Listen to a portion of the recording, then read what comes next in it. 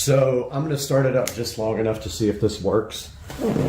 This bike is still not 100% together, but just want to try it, see what happens.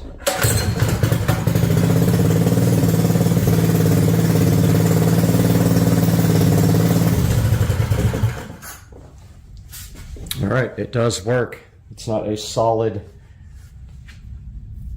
light, but it probably gets brighter when you move, so that is totally fine with me. I don't care. It's going to be better than the stock one.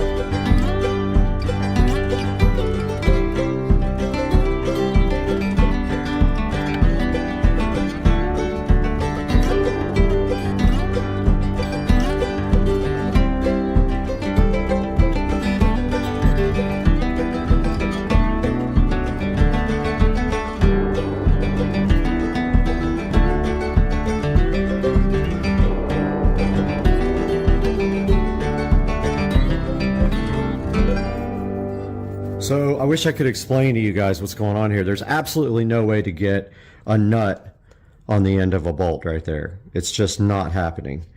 So zip tie is happening, and that's going to keep the light together because there's absolutely no other freaking way to do this. That's the only bolt that came with this thing.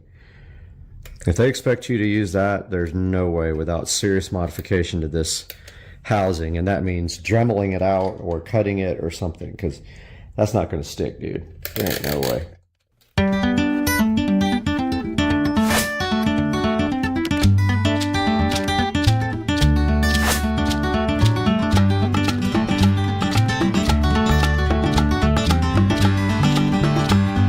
All right, time to try to install this headlight for the first time. I've not looked at if it's possible or not. Just kind of going for it.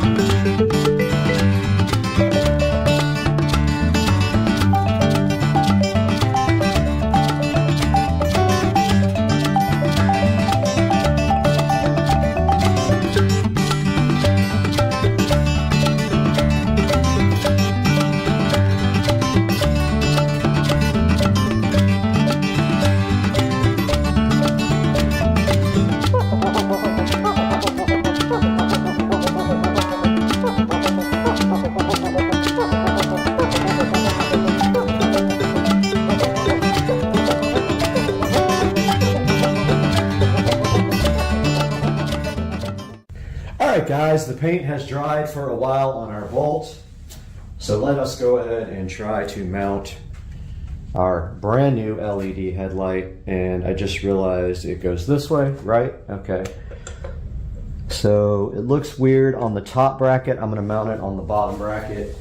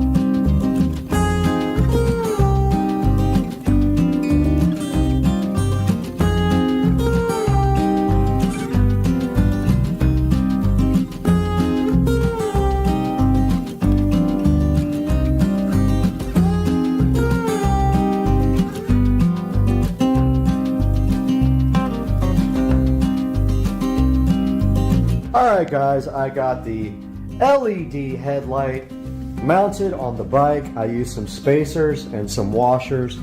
It's going to be difficult to see, but basically I spaced out the bracket so that it would work. There's a good shot of it. I used spacers and washers and it came out absolutely perfect. Now I am going to run some tubing for the wiring and secure that up here really nice. So you guys are going to see that next.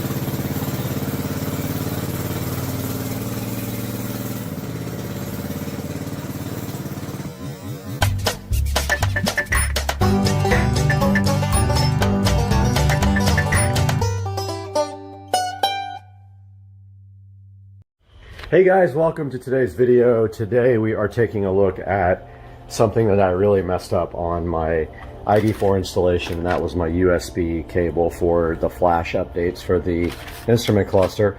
Today we're going to be showing you how to install a flush mount USB the correct way, because let me show you what happened with this one. Yes, that's right. It was directly in the trash can because I did this. And actually the paint came out terrible, so I would have had to sand this down anyway. So I did this thing, it didn't come out that great. It's got like issues and all that. Turn it around, you notice here, see this? There's absolutely no way you can push this back in. This thing blocks the panel completely. It sticks out like, you know, yay high. There's no way this is going in. So I ruined this trim piece. I ordered a new one off eBay. I got it. I painted it. It looks sick. It looks so good. And I already installed that right here. So there's the new piece. Now today we are going to be installing this USB extension cable here. And I decided this time to just go with round because it's stupid to do square, because then you have to use like a Dremel. With round, all you have to do is use, like, you know, the correct size bit or use one of these stepping bits. So I ordered this Comoware bit off of Amazon and this USB cable off of Amazon. So the first thing I'm going to do now is get my trusty drill, and I am going to, I think I'm going to put the USB extension here If it'll fit, I need to open that up and see if there's any space. If not, I'm gonna do it in the actual dash piece, which I know sucks. But I'm gonna pull this vent piece off underneath the steering wheel now and see how much space is back there, and then I'll figure it out after that, and I'll update you guys. All right, so I couldn't get to the USB extension cable from there, but I did successfully manage to finally break every single tab off of this vent, so don't do what I did. I broke both of these tabs off right here. So now I'm going to use some like epoxy to get those two back in. No big deal, it's whatever. However, there's my light. So I decided I'm going to put this thing actually on this vent cover down here. There's plenty of room right here underneath this sound deadening. So I think I'm gonna go ahead and put it right there. But to do that, I need to push the panel back up there and then drill from the bottom. So I'm gonna do that now and let you guys know. But first, actually I'm gonna test my USB extension cable. I have a firmware update for the ID4 that addresses an issue that I actually found, and that is it's draining my battery when it's off. So I'm going to do that now and test this USB extension. Got the USB extension cable plugged in, and I am going to try to update the firmware on my cluster here. Let me turn off all the stuff in the car. It's going to drain the battery. Everything's off. I'm going to go ahead and plug this into my, pardon me for a moment. I got the USB plugged into the extension cable. Let's see if it works. Software update, okay. So it's going to take a few minutes. While it does that, I'm going to chill out and wait for this to finish. All right, so I determined the best location for this. The only place that there's clearance is right over here in this corner. So it's going right there underneath the steering wheel, right in this corner there. Everything else, there's no way to do that, and I don't want to drill through my dash up here. Now, while this is updating, I'm going to go ahead and connect my battery tender. And if you guys don't have one of these, they're freaking awesome. Here's my battery tender junior. Right here. And of course on BMW, you can hook it to front. Otherwise, you know, BMW batteries in the trunk. So always hook up the battery part first before you plug in the actual battery tender. So lights on there is going to be red because the battery is going to be slightly drained. Yep. So it's going to be red for a while, then flash green, then go full green when the battery is charged, which usually takes 4 or 5 hours. So I'm still waiting for the software to update on this thing, and then I'll run the cable down to where it's going to be permanently and start drilling the hole. Software update just finished and the cluster rebooted. Got my variable step drill bit on here to drill for the USB mount. This comes also with it, but this is so ghetto, there's no way I'm using this for under the dash. Now the only issue now is I don't have a tightening tool for the drill. So hopefully I can get this tight enough where I can actually do this. I'm going to try that now. Just started drilling my hole right here. It's going to go right there. If focus would ever work. It's not big enough yet. I already tested the USB cable by feeding it through the hole. So I am going to drill that out just a little bit more and try that. All right, guys, got my hole drilled. It came out so good. Check that out. That's my new USB mount for the instrument cluster upgrades. Fed the wire down through the dash, got it right here. It's going to be connecting to this female here. I'm going to get that connected, tape it up with some electrical tape, put the vent back on, and then update you guys after that. All right, got the panel all put back on. There's my new USB extension interface for the instrument cluster. I'm gonna go ahead and epoxy this vent back together that I broke. Put a few little, either epoxy or silicone sealer, it really doesn't matter. It's not a big deal. I'll probably epoxy it. It's just never coming off again. So gotta make sure that's what we want to do forever. I'll go ahead and do that now. All right guys, I got my epoxy quick weld just on those two little tabs that I broke, no big deal. Got the inside wrapped up. I'm gonna go ahead and give this thing a good vacuum now while this quick weld dries. In 6 minutes, the stuff is ready to be put back on. All right guys, just got done cleaning up all the tools, and this is what we did today. We now have a USB extension for the center console that doesn't break the trim anymore. So I will put a link to this in the description. Again, this can go anywhere. Probably would have been cool to put it in the center console, but honestly, this thing's gonna get used like once every 3 months, so I'm not super concerned about the location. Going to disconnect the battery tender and then see if my console gives a high battery drain again, because they did introduce a firmware update just for me to test whether I get high battery drain now. So I'm gonna disconnect this, get this video all edited up, and I'll see you guys again really soon. We are right here in the Supercar Street Racing closet today to go ahead and fill up the first row of these watches, because right here, a company named AYCY, and I can't even pronounce it, was gracious enough to send me another Android smartwatch. Now, I am going to be taking this Android smartwatch today and opening it up, looking at some of the menus with you guys, and then we're just going to go ahead and put it right in this watch holder to add to this nice watch collection right here. So hang out and let's have some fun.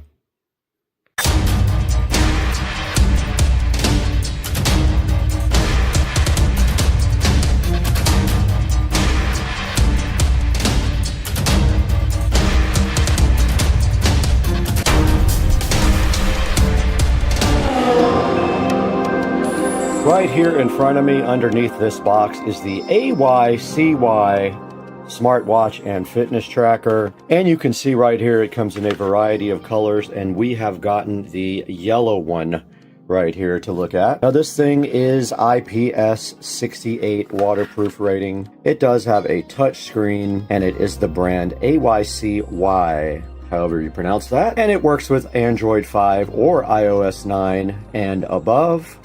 And inside they did give me a charging cable, but I have so many of those, I just put it in with all my other extra cables. And here is the AYCY smartwatch, looking so fly.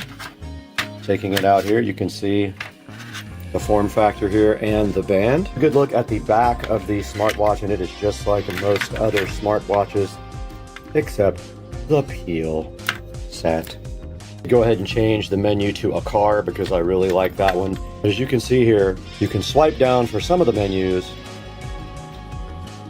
You can swipe up for text and delete text with that same menu. And there are some more of your settings available by swiping down.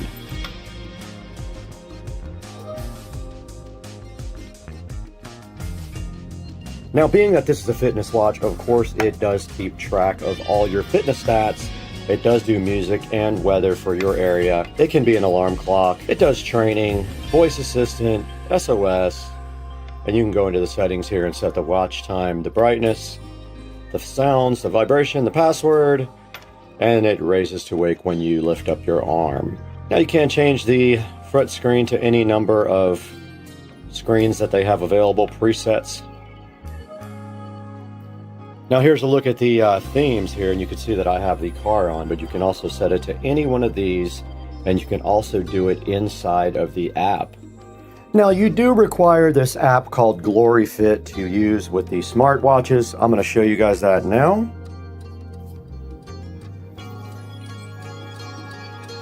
And there it is right here, Glory Fit.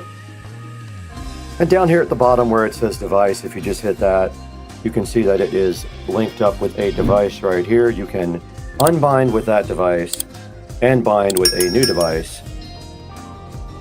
And if you click watch faces here and custom dial, you can see that that device only offers one custom And there is the dial center. You can add any of these to the front of the watch, and you can see where I have added the car dial to my watch. And right here you can see me changing it to this purple moon sun looking thing. When I did it last time, it just said transferring or something like that, and it came right up on the phone. There it goes. It says sync on the phone now. You guys can't see that, but it looks like it is downloading the new screen for the phone. Now going back into the GloryFit app here, it says that the call's Bluetooth connection is down, and if you want to use this with a Bluetooth phone, you have to turn that on. But all of these are your options for monitoring your heart rate, your SMS messages, and things like that. And then on this front page is where you would actually get your heart rate recording and your steps that are recorded for your fitness part of the watch. And right here you can do running, cycling, jumping rope, or swimming, and it will record that data as well. And then right here is my account, and you can set up things like a training plan, some goals, and other things like that, and your just default system settings. And it shows you your firmware right here. Everything is up to date.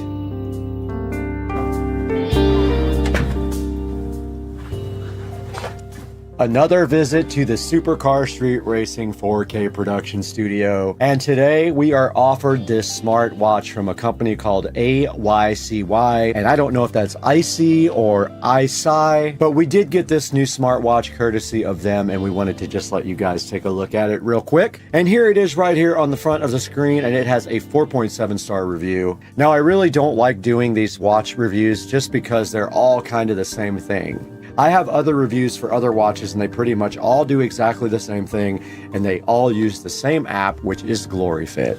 Now this watch will show you SMS messages on your wrist. It can make phone calls, it can control your Bluetooth music, and it will track your fitness all day long and tell you how many steps you've done. Now taking a look at this thing online, it does have 4.7 stars. Most of them are 5-star reviews, and there's 15% 3-star reviews. Now looking at the picture, there is only one picture of the watch available. You can see right here, it says it has long battery life and a versatile assistant. And if we scroll right on down past that, we can see that there are so many other choices for smartwatches that they are all basically the same, and they all cost about the same amount of money. You really can't go wrong with any one of these, but I wanted to get this one out in front of you guys now to show you what I actually have and go ahead and add it to the Supercar Street Racing electronic watch collection.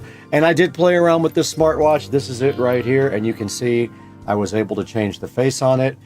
And if you click into it, you can actually go into the settings and change a lot of other things. But you guys saw in the app on the phone, it's called GloryFit, and that is where most everything is controlled for the watch, and it makes it a lot easier. Now, if you do get this watch, bear in mind that these have different looking bands on them. This is one of my least favorite bands, but yeah, that's what just came with this one. But checking out some other watches down here, they all have pretty good reviews, so you can't really go wrong with any of these that you pick. Now, I just wanted to briefly thank you guys for the channel support and joining us today on Supercar Street Racing. Like I said, I don't enjoy the watch reviews that much, but I wanted to get something out there for you in case you like the yellow band on this watch. It gives you a choice for that particular style. And it means so much to us when you click through our links and order products through our links. It gives us a little bit of cash, and it doesn't matter if you order the exact product, order anything you want through any of my links. It'll help the Supercar Street Racing channel out greatly. And the channel is growing, and we've noticed a big uptick in traffic here in the last month or so, and that's all because of your support. So guys, go ahead and like and subscribe to this video. But I gotta get out of here right now. I gotta go buy 10,000 new smartwatches, every color on earth.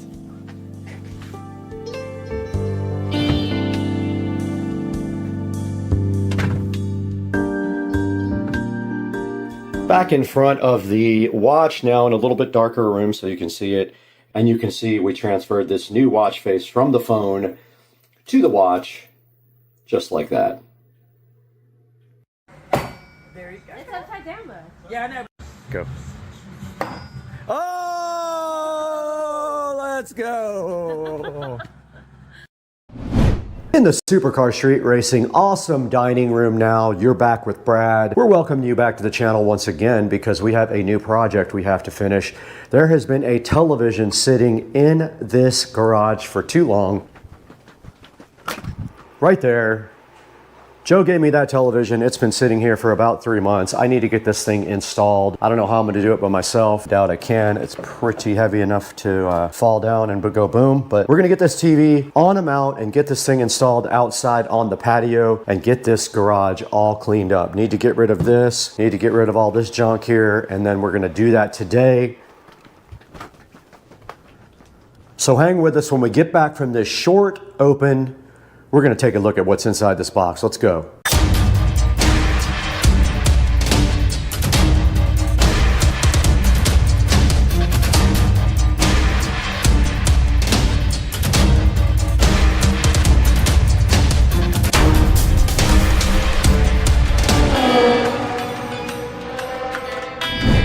Back in full effect at Supercar Street Racing inside of the lovely dining room next to this 12-string guitar. And inside of this box is something we need for outside on the patio. This is the USX mount XML008-1K-01. Not that that matters, but in case you buy one. This is a 60 kilogram, 132 pound television mount, 47 to 84 inch, has standard VESA and can go 61 to 419 millimeters outside of the wall, can tilt and swivel. And it is heavy enough that I almost broke the table. That would have been a good blooper reel, huh? We don't need this where we're going. These nuts. Or this, get out of there. Anyway, we have it right in front of us. Let's get our Supercar Street Racing scissors out. Since we lost our SCSR knife, get our SCSR scissors out because they are branded for the channel. And go ahead and open this and see what is inside of it. Now, these new mounts all come in 3 different pieces usually, so that's why the box is not very big. I know the box doesn't look wide enough to have a mount inside of it, but they are all being delivered like that now, and they tricked us with a 3rd piece of tape. Okay, oh, they really did trick me. It opens up from the side. And greeting us inside of this lovely box is a card telling you to get customer service, email, Instagram, scan, do everything you can before you return the product is basically what they're saying. Troubleshooting manual there. We have an instruction manual here, and it says if your studs are greater than what the product claimed, which meaning greater than what the product can accommodate, to get a replacement, or you have to add a 24-inch extension plate. Or not desired, you got to add an extension plate. That means you have to buy it, or you have to apply plywood. Now, we are going on stucco. None of that will apply to us. Now, here is a lovely cord organizer they give you. They give you a level also, those 2 whatever things they are. And then we have some cardboard here with the VESA mounting arms inside. We have a bunch of screws and some washers in case the screws do not actually fit. You can add washers to space them out. We have more mounting hardware here, a nice set of Allen's key, and then inside the box we do have the actual mount. We got another. Put a big dent in my floor. That's lovely. These are the extension arms that go out of the side. And then below that, they give you a template and some more mounting instructions. And you can see right here, this guy is the main part of the mount, and it does pull out like this. Right? And then what you do from there is you put your arms through here. So these arms just fit right through these spaces right here, and then they screw together. So it just goes like this. Am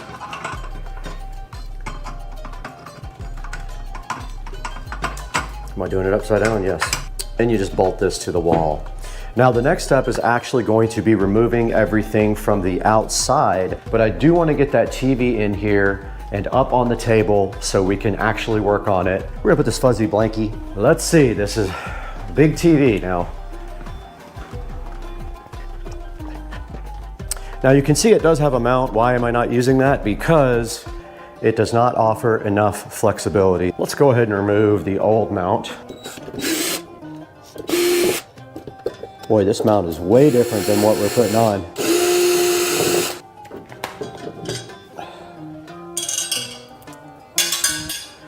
Gotta check my work.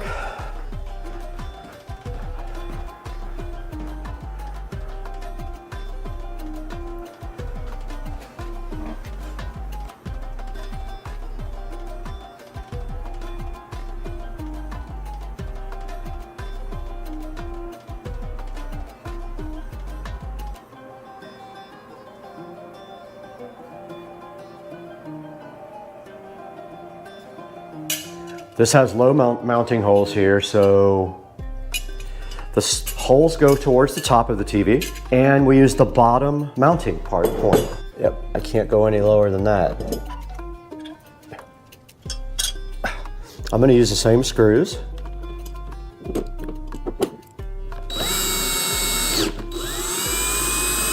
Let's hope this doesn't hit the ceiling.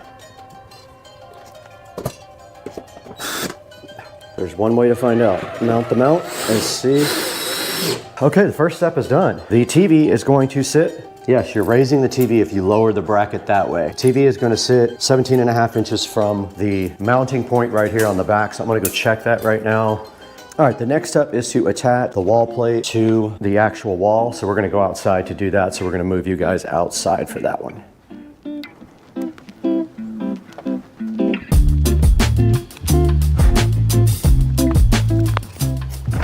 All right, we are out in front of the TV now, and we have to disassemble this whole entire thing and take off all these old zip ties and everything. I'm gonna get my gloves on. This is nastiness.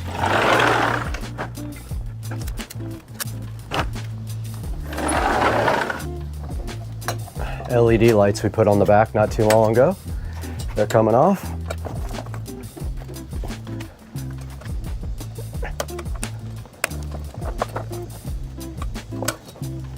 These are just wrapped around, no biggie. And this plug is not removable.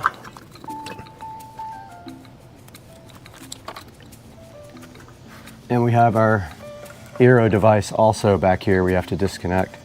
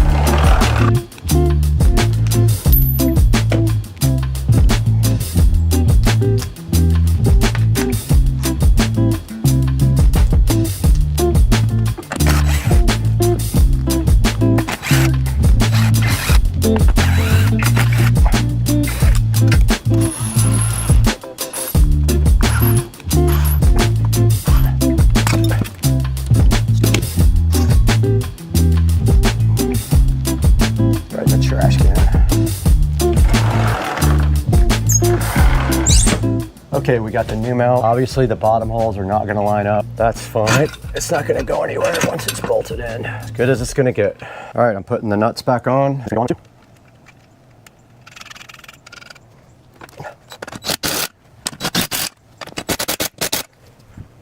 Guys, I did get the new mount installed. I only used 2 of the 4 bolts because the other 2 don't line up. But you can see right there, that's gonna be good enough to hold anything. That's in the concrete. And when it pushes down, it pushes on the concrete here. So this is no problem whatsoever. All we have to do now is get this assembled with the TV mount arms and get the TV hung up on here. So let's do that now. All right, here are the 4 arms. And I believe the rest of the hardware is in this. Okay, the next thing you do is take 4 and 5, which are the arms right there. 5, 4, and then it says 4 and 4. Okay, I think it goes like this.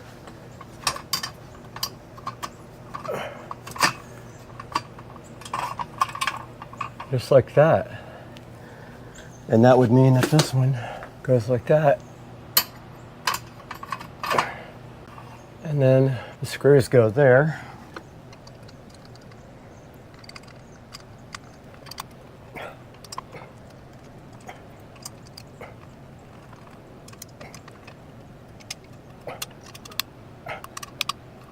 So I'm gonna pull this all the way out like that, aim it this way a little bit, push this guy back, try to get this TV hung. Let's see what happens. Hopefully it breaks. Wait.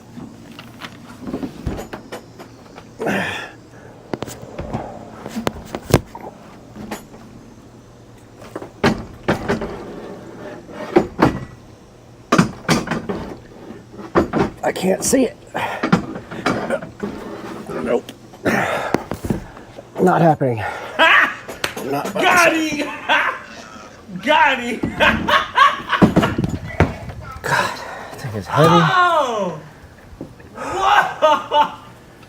I need help.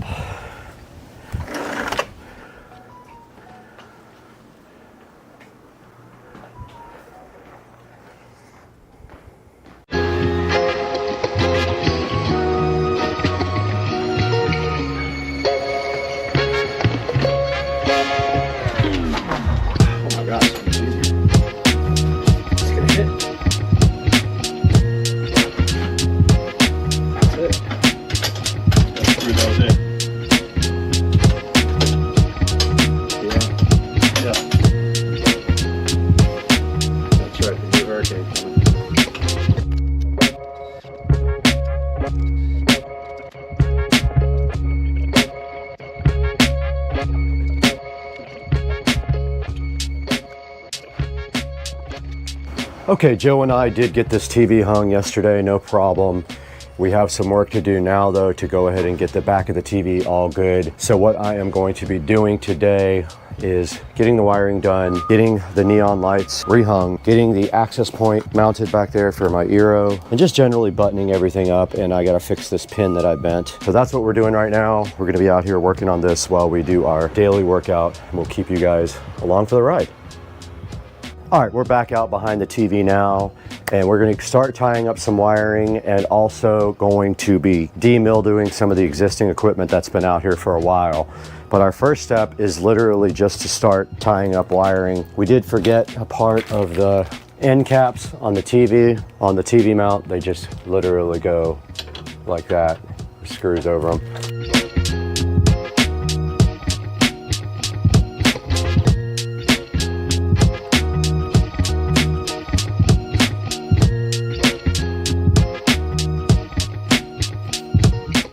I also brought some cleaning stuff because Florida.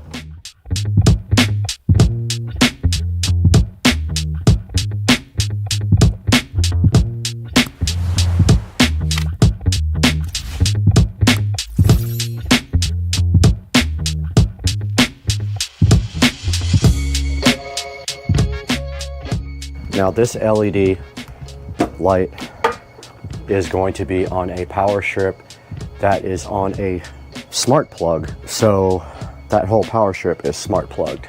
And you can see here that the light comes out of the bottom. So we're gonna wrap it like that. With the bottom, we'll make turns like that.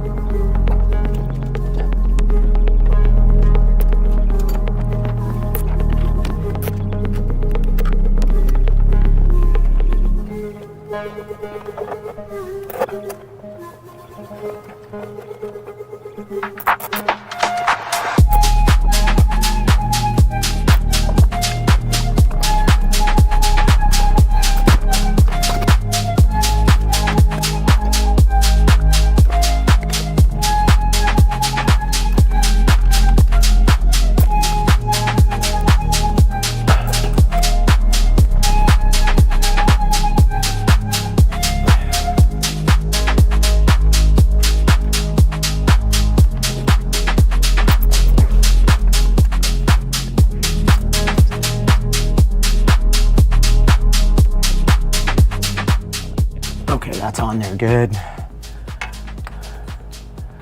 We can get this tied up nice out of the way like that. So now I'm gonna go finish tying up the power strip and the lighting controller.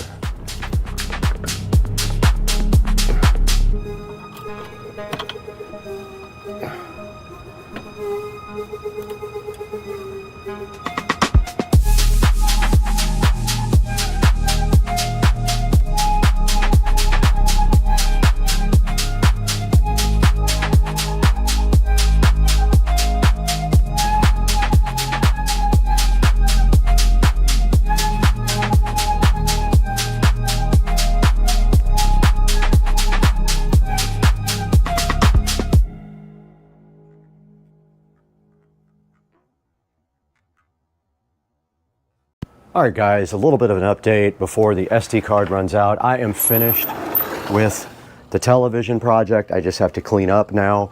But as you can see, the television goes all the way to the back. It can actually push in a little bit more if I wanted to. Don't think I will need to, but if I wanted to, I could push it that far back. And at that point, it is hitting really nothing. Probably good right there. This side can actually, that's as far back as it will go. So this project is done. And now I will show you guys what I did behind here. This is what I ended up doing. You can see I tied the TV up nice here, the LED light strip and everything. And then this power strip up here is switched by this smart switch.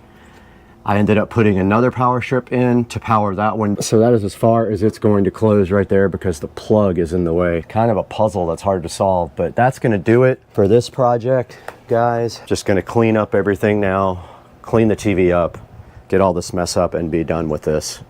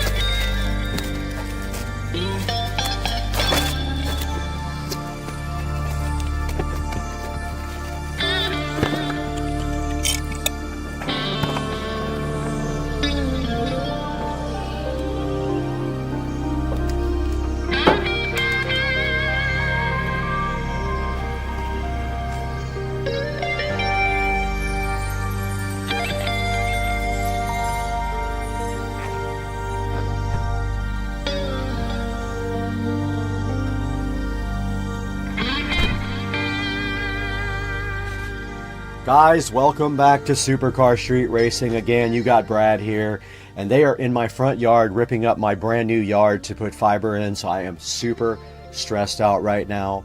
But I'm really happy you guys could join us today.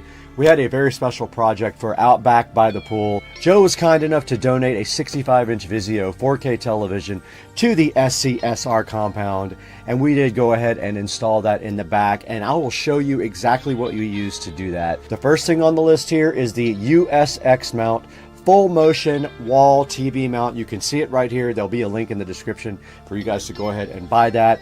But it will fit a 47 to 84 inch flat screen LED TV or whatever. LEDs basically are very light, so they don't need a whole lot of support. But you can see this one does everything. It does swivel, it does tilt, and it does articulate every single way, and it is perfect for out back by the pool. You saw us install that with the Vizio television. Now also out back, we did have an LED rope light installed behind the TV, and we did go ahead and zip tie it all the way around the TV, and we went ahead and tied our wires up really nice, and also had our Eero 6 Pro hotspot mounted right behind the television. We also used smart lighting back there. We used a smart plug. I'll put a link in the description to one of those. That actually turns on the lights up above the patio, and the LED rope light that is connected right to the television. So right in front of you here, the USX mount full motion TV wall mount can be yours. There is a lightning deal going on for $43.98 it looks like right now, but you will not be able to get that because this video will not be out on time, but it is still cheap. There is a 5% coupon you can go ahead and apply to your order. Please check the link in the description and buy everything through us, and we just get a little bit of money to keep the channel going. Now right in front of me, you can see a Vizio 65-inch 4K TV, Smart TV, V-Gaming engine, AMD FreeSync, AirPlay, Chromecast. This thing does everything. And you can see it is $548, and they also have payment plans. I don't know if you knew that. Sometimes you can buy through them and there's no interest, or you can buy through one of the other companies and they will let you pay in payment plans through your credit card. Now this TV does have a 3.5 star review, so not that great of ratings. You could always shop around and maybe get an Amazon Smart TV. I will link one of those in the description as well. And this TV we have out here does not have Bluetooth, and I have been having issues with Amazon Home Theater with Alexa. They have disabled one of the features that allowed me to watch my television through a Echo Dot, which went up into the ceiling and did all the speakers inside and outside. So I am trying to figure that out right now. But please go ahead and buy everything through the links in the description. It does help out Supercar Street Racing so much, because we lose money on the channel, and your support, your likes, your subscribes are so very important to us that we cannot survive without that. So buy everything through the links in the description, and we appreciate you guys so much. Thank you for tuning in, and we'll see you guys next time. We got to get out of here. We got to go see how bad our grass was ripped up.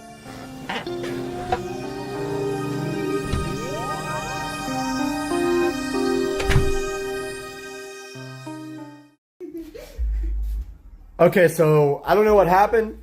These two came over and then this happened. Oh my god. What? What did you do? I don't know. What is all this? What? Crazy.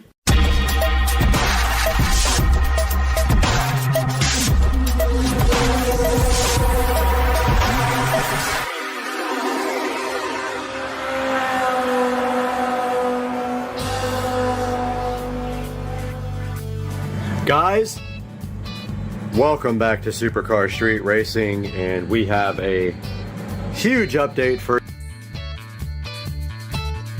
Street Racing Studio, which we are currently in. And today was a day of pain, frustration, hard work. And now this is where we are. We are still live streaming. We've been live streaming since this morning. And let me tell you what we got done today. All right, where do we start? What a day, man. 14-hour, 16-hour day, something like that. But check out the studio, guys. So hype train. Today I got this whole wall finished with acoustic tile. That entire wall finished with acoustic tile. Got it cut in all around the AC and the plugs. You can see it turned out so good. So hyped. I got the Govee 6-inch recessed lighting done. Look at it, guys. It's going to sync to the TV lighting too. Check it out. We got 6 of them, and they are programmed and doing an awesome job. Those are also Govee. This one's turned off, but the actual bulbs are Govee there as well. And we got all the speakers mounted, guys. There's the center channel. There's the side surround, side surround. All we have now to put up are the Harbinger that are going to be flying. Oh, also got the hooks and the chains up for the Harbingers. They're going to hang off of these. These guys right here are flying. Guys, the studio is coming along so good. And I am sleeping in here tonight, so I got all my stuff out. And the AC is set to 68.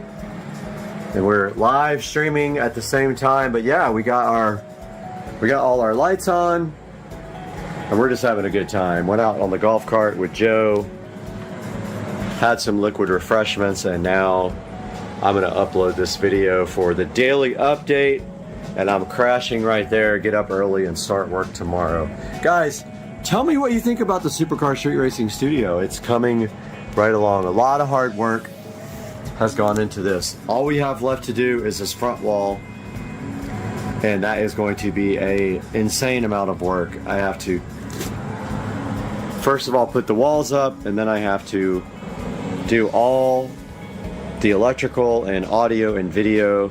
We got 1, 2, 3, 4 electrical boxes to put in. All the HDMI, all the network, everything's got to go. The switch has got to go up there. The Harbinger's got to go up. It's another week's worth of work, easy. And then, after all that's done, I still have to tile the ceiling with the acoustic tiles. That is a good probably 5 hours worth of work because I have to cut in around all the speakers and the lights. So some of it will go fast, some of it won't. So yeah, guys, so hyped for this new studio.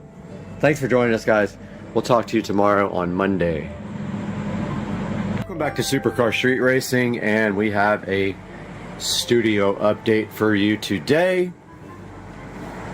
And I have been working hard in here, but also had some other things going on outside of this. So I took most of the day yesterday to go buy a beater car, which I will put on the channel soon. But what I have done in here is I have continued the acoustic foam tile work, and I have the acoustic foam tiles laid in on the ceiling all the way as close as I could get to here. But Joe and I are going to go tonight and get the foam board so I can finish the front wall. But I got the acoustic foam tile done literally to past halfway through the room, and then I ran out, so I ordered some now. I need about, I think, 80 more to do the rest of this. And what else did we get? That's pretty much it. I've been working on foam tile for days. It's very time consuming to put these in, and I have to cut around these lights as well, so I've been doing that, and cut around the in-ceiling speakers. And I ordered the amplifier. I ordered the receiver for the front, for not the front, for the whole room. It is a Marantz 7.2 Slimline TX, no, NR1711, I think, just NR1711. It'll be here tomorrow, so we'll be able to test out this surround sound here. So that is a little update. The studio is looking awesome. AC is kicking, and the tiles are going in, and all that is really left to do is this front wall, which is going to take me a while. I have a lot of electrical and wiring to do in this front wall.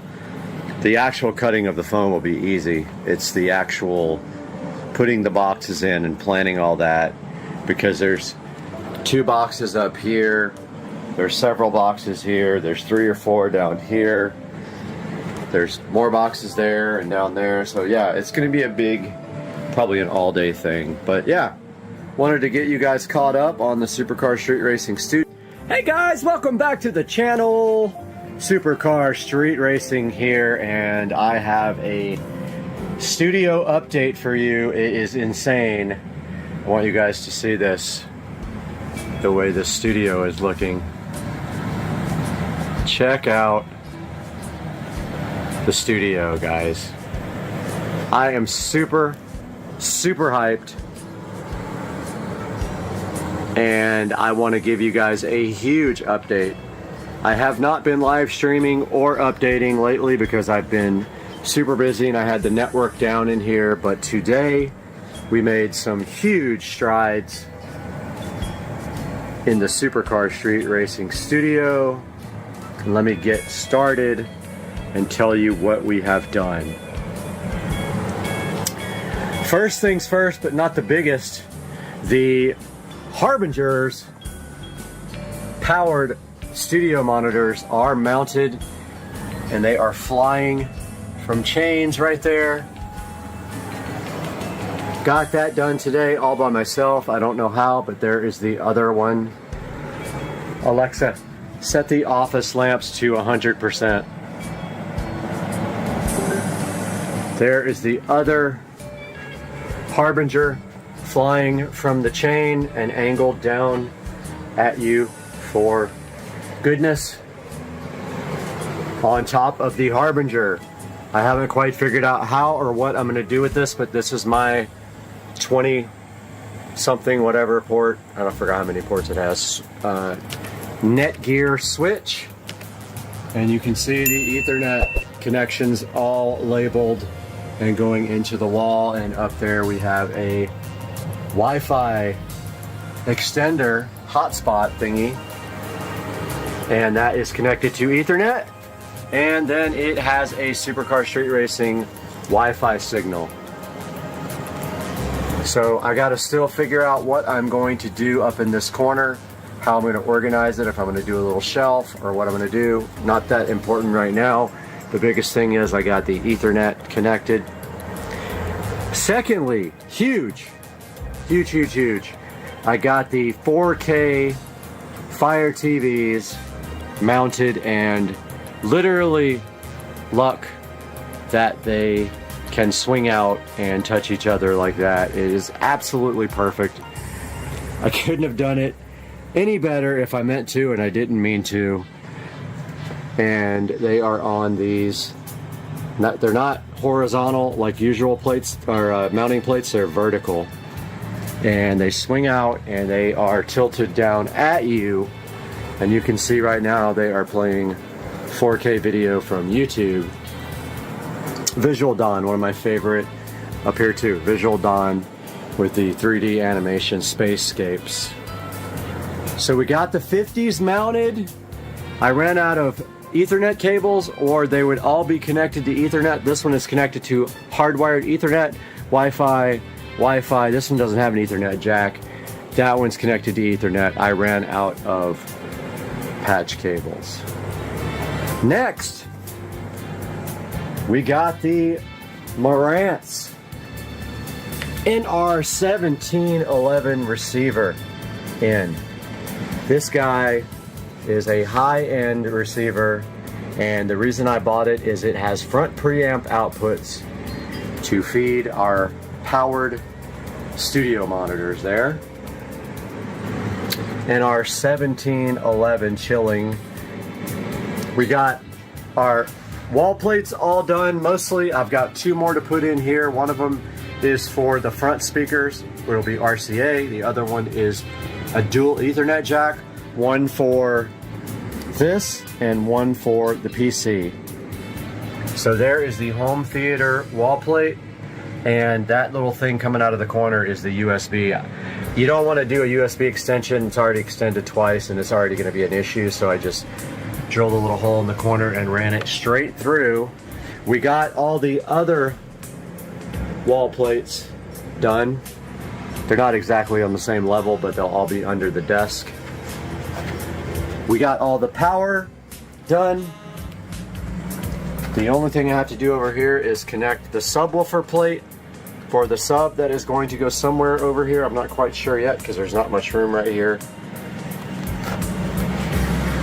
And we got all of the wall plates done behind the Fire TVs. This HDMI wall plate here feeds down here. So if you want to connect a laptop or a tablet or anything else to that guy here, you can do it right there. I have not connected the HDMI here to the TV yet, but that will be next.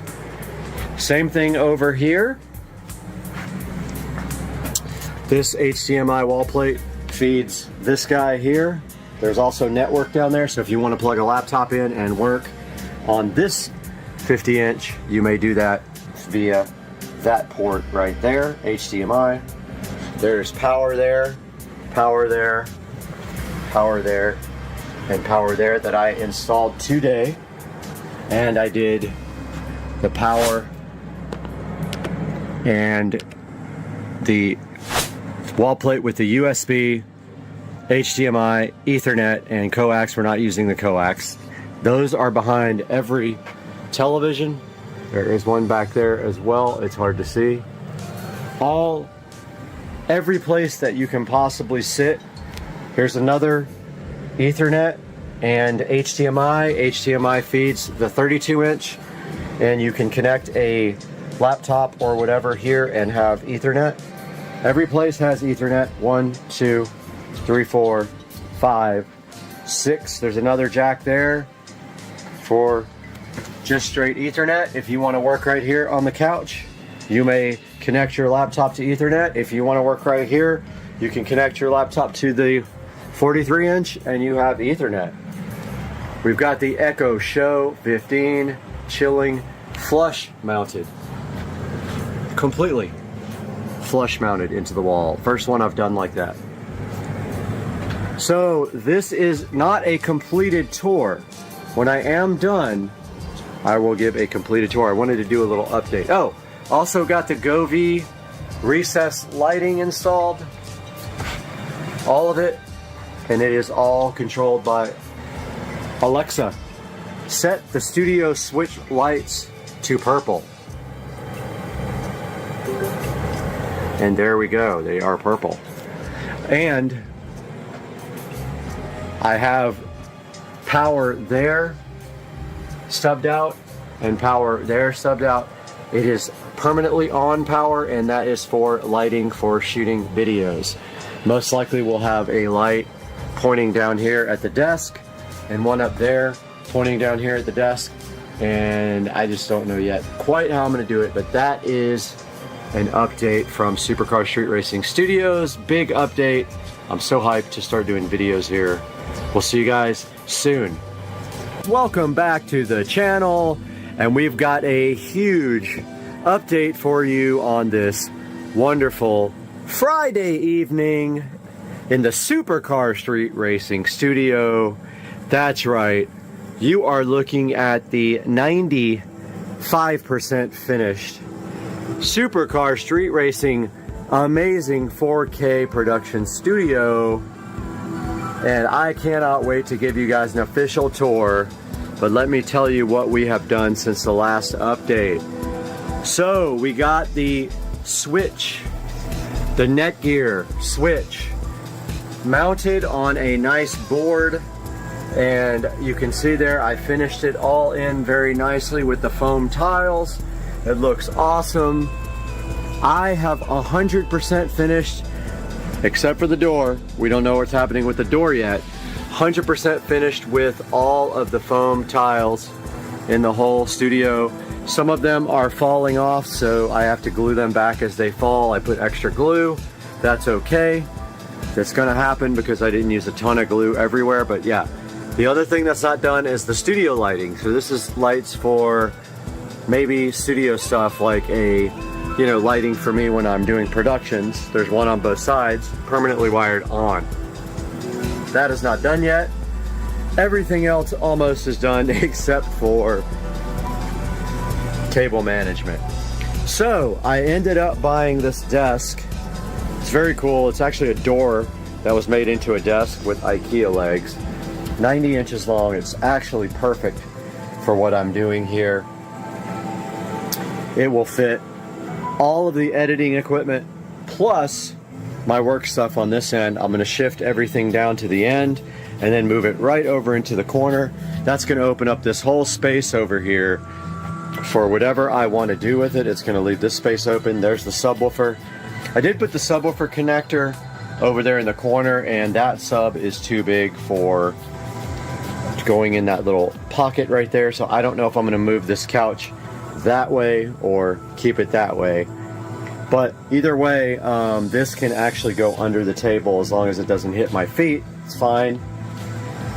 We've got the editing rig down there hooked up to the 4K 50-inch TVs.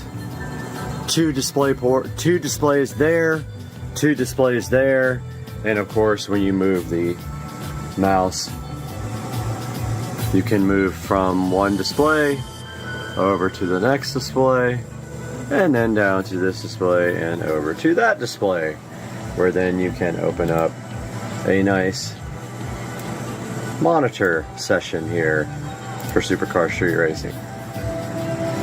So that is all done. There is the Marantz NR1711, which is actually output from the PC is feeding it. So we're listening to Purple Planet, no copyright music, playing through the Marantz in... Oh, and another thing I finished the wiring 95% for the 7.2 surround sound. That goes down to the wall plate there. It all goes right there. And all I have to do now, right here, right now, tomorrow, because I'm burned out, is on the receiver end, I'm going to put banana plugs. So I'm going to shorten the wires once I get the table closer to the wall. You can see right now it's about 2 feet off the wall. When I get it closer to the wall, I'll shorten the cables, put banana plugs, clean that up, And then I've got tubing to run straight down because there's no wire management on this desk. What else did I get done? I got all the wall plates installed, all the foam tile done, all the speakers are on and running, and they have been set up with Odyssey, so they have been calibrated. That is probably not my final subwoofer. It might be, I'm not sure yet. I'm still looking for one. People think I'm a scammer on Facebook because I don't have a picture. Well, that's fine. I won't buy your stuff. Yeah, so we got Supercar Street Racing going on this monitor, some Visual Dawn up here, some 4K scapage, and that is going to wrap up this update until we do the full tour when I am finished. But guys, it's looking fabulous in the Supercar Street Racing studio. I hope you guys love it, and we will see you tomorrow with another update.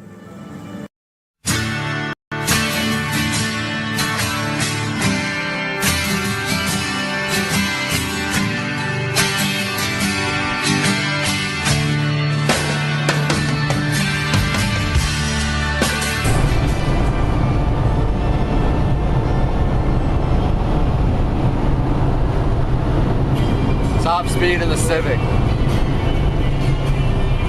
With a very sick driver. Speedometer. Oh, we hit the speed limiter. We hit the top. Look at this guy. We hit the top speed limiter at 120 in the Civic. Nice.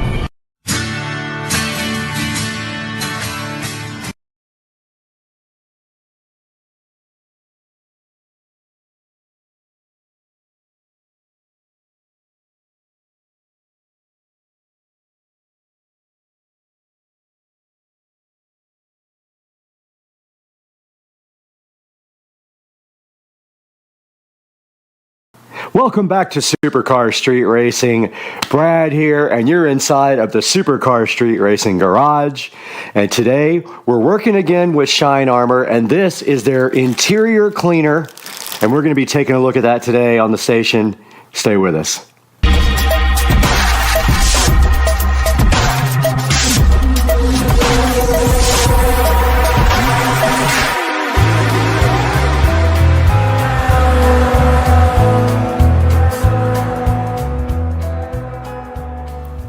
You're back on Supercar Street Racing, and we are so happy to be working again with the company Shine Armor.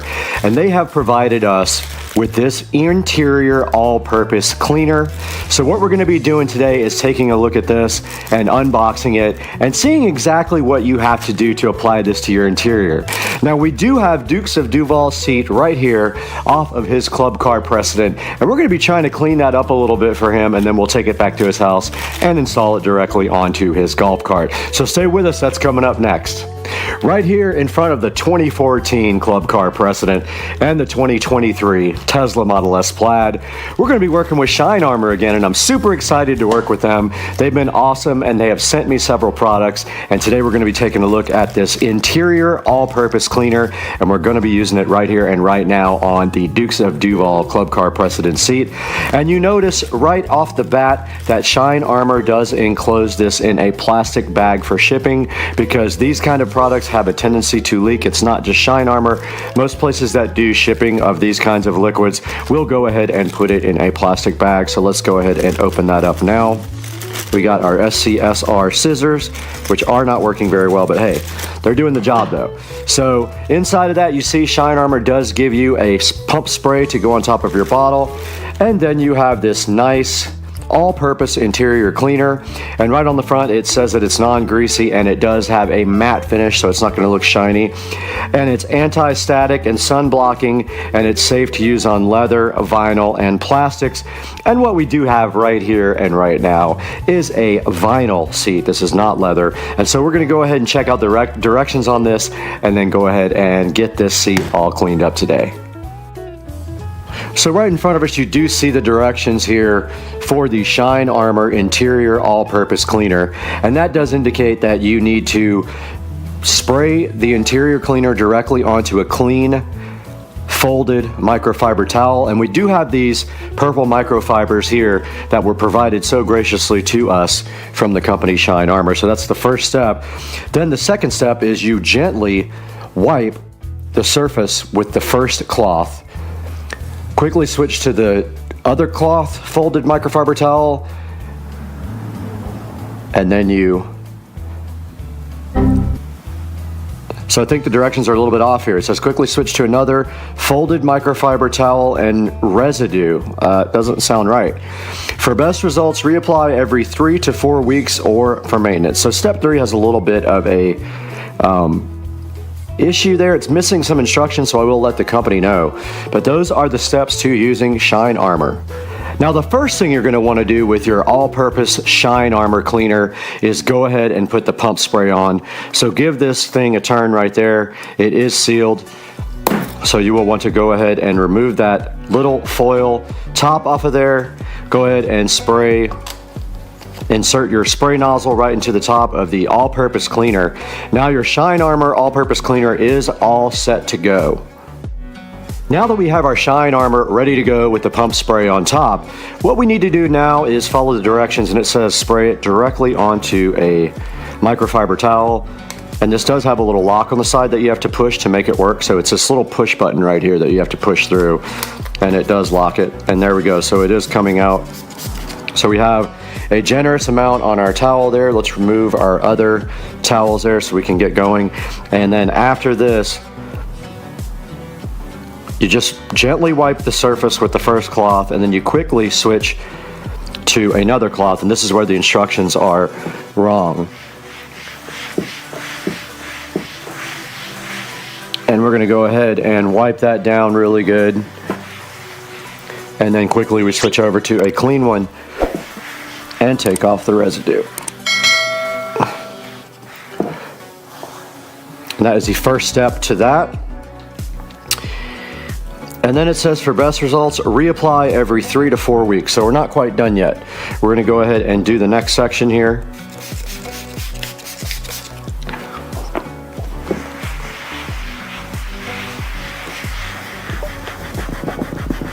It does have some pretty tough stains in there that may be part of the vinyl at this point and unable to be cleaned. So we're just doing our best with what we have to work with here. But we get our dry cloth and go ahead and buff that out. And once again, let's fold this towel over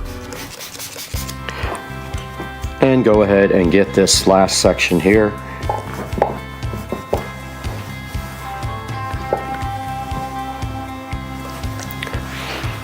I'm going to go ahead and go over the whole thing again, and then go ahead with our dry cloth, flip that over, and wipe off all of the cleaner there. And I am slowly spilling it all over the floor because the top came off. Alright, so a little bit of extra spilled out. But that is basically how you use the Shine Armor interior cleaner. Alright, we're going to go one step further here. These seats are incredibly stained, so we're going to try something else. We got a magic eraser here.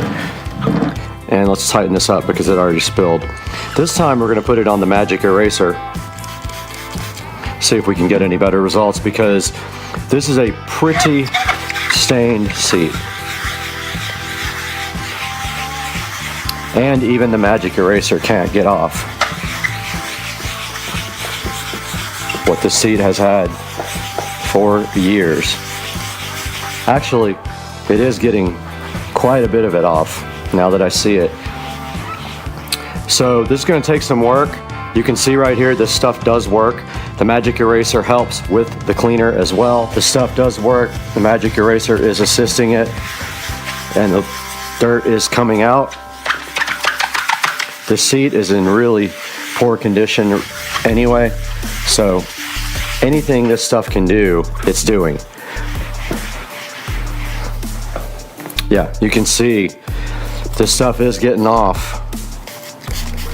It just really can't get everything because the vinyl is stained, like internally. So Dukes of Duval probably needs a new seat, but before that, he can use this one, and it can be nice and clean for him thanks to the Shine Armor interior all-purpose cleaner.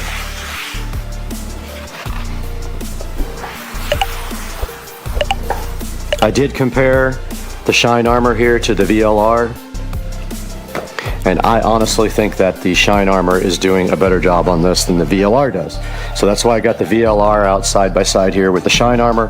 I gave that a shot, and it did not do as well at getting the grime off with the Magic Eraser. So guys, that's the extent of what we can do here with this seat because it is in pretty poor shape.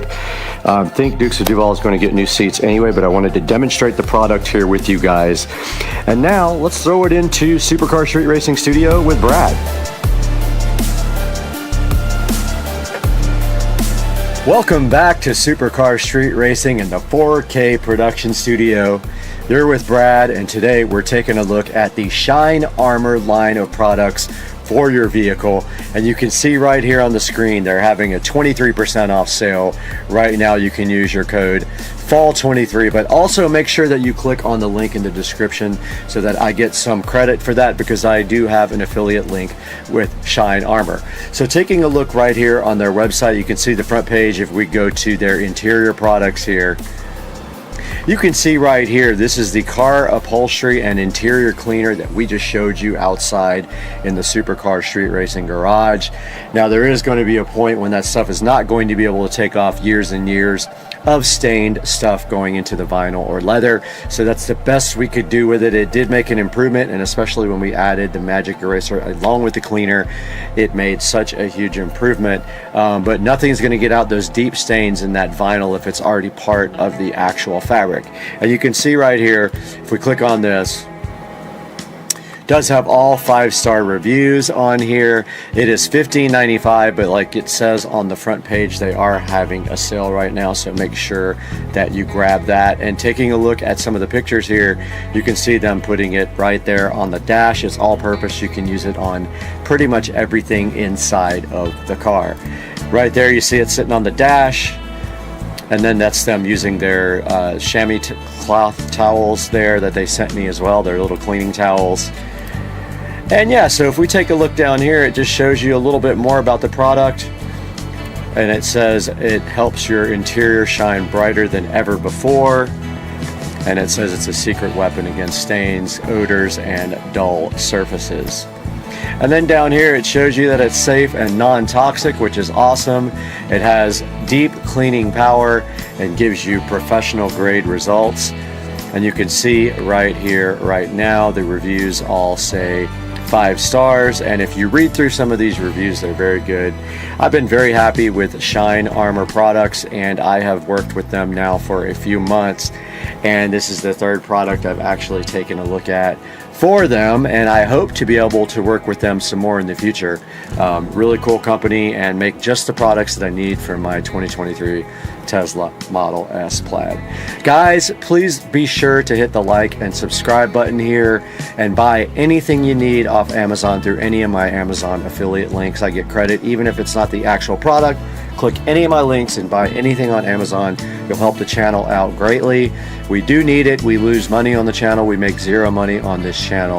It's a loss for us.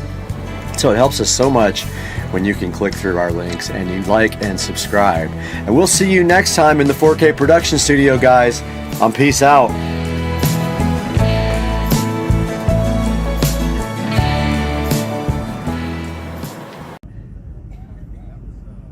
Ah, look how pretty.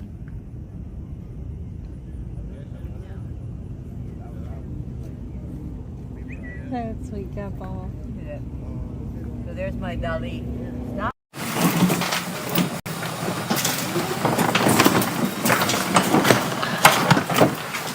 I need a toe strap. Do I have one? Yeah, oh yeah.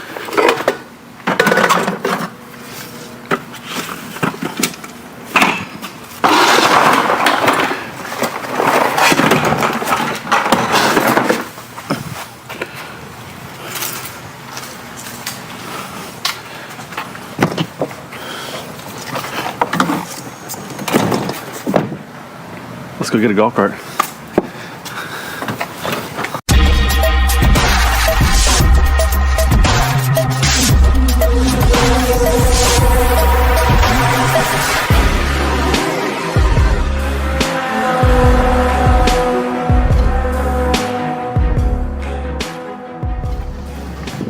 All right, everybody, welcome back. We're with Dukes of Duval Yeah, man. again, and so we're going to pick up a golf cart.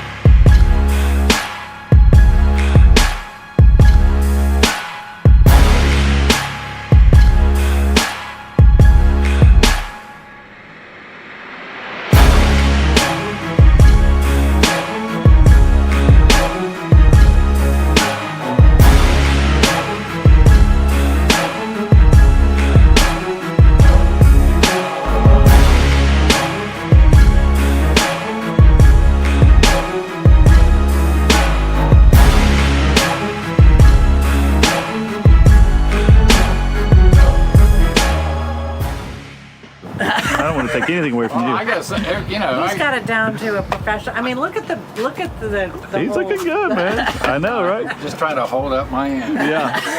Are you guys gonna get another golf cart when you're up there? Or you don't know yet? We're not allowed. No, What? no. Yeah. Can you We're believe not that? They allowed. got Carl. They got rules. You gonna be okay up there? Yeah.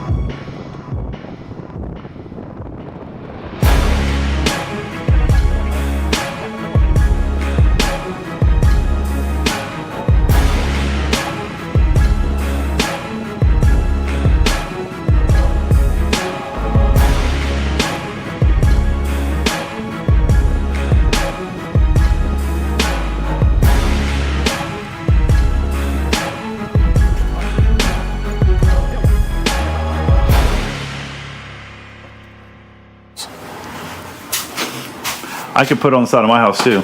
I think it'll go through the. Through the gate? Yeah, I think it'll go through that gate. Yeah, it'll go through that gate. Up to you, man. Whatever you want.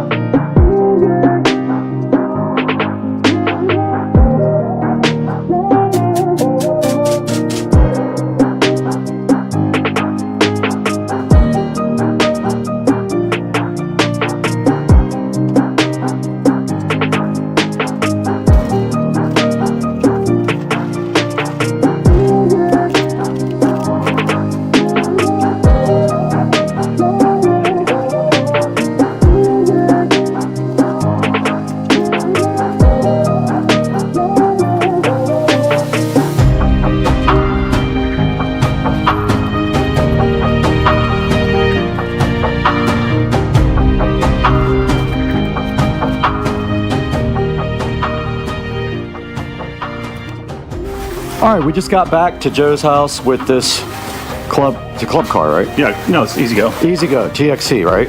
I don't know what year it is. Oh, there's something on the side here. It's a serial number and stuff. We'll have to look it up.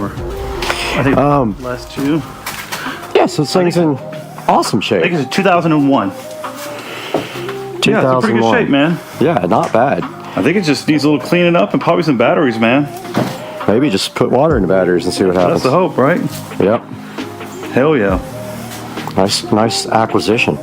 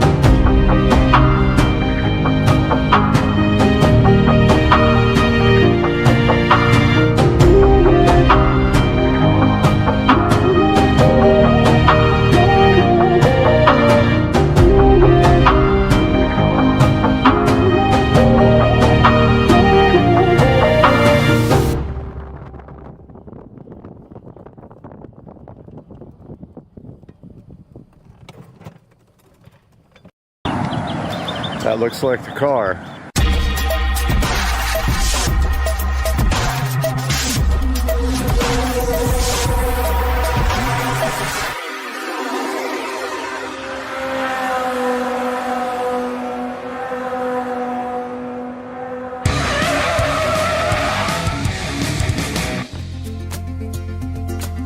It's 4 a.m. as you guys can see.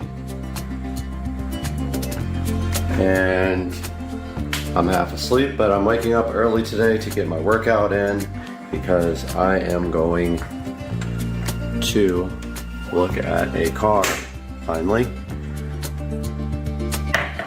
And you guys are gonna figure that out today. All right, I'm a little bit more awake this time, and now Rich has come to my rescue and offered to drive me to the train station. And we're at Speedway getting gas, but yeah, we are started on our trip already, and the train is 45 minutes late already, so I don't know what that means for our trip. Ultimately, we're supposed to leave at 7:26, but the train is not even getting to the station until 45 minutes late, so we'll see what that means for the trip. I have no idea at this point. All right, we are out here at the Amtrak station. but they said that the bus will wait in Tampa. So we are headed to Tampa as soon as the train gets here. Good. Right. Well, I hear the train coming.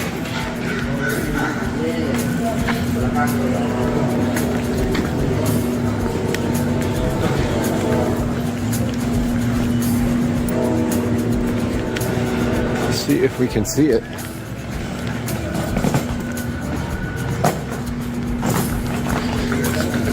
Here's something.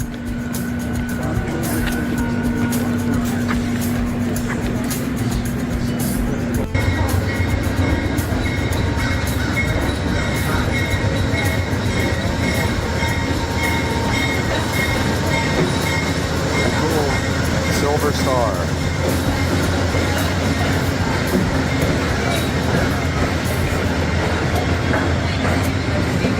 I see people on it. I'm assuming a lot of people are getting off.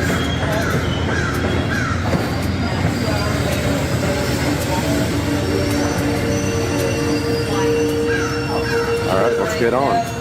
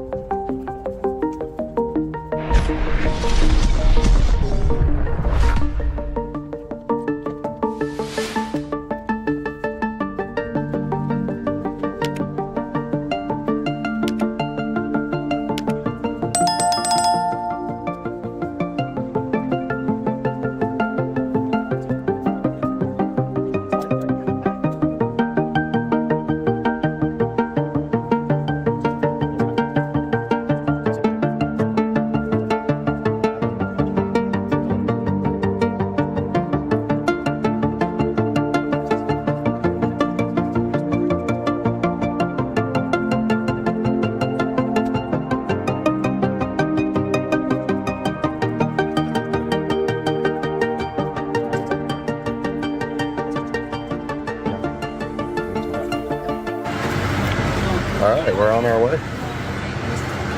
We got a bunch of wilderness out here.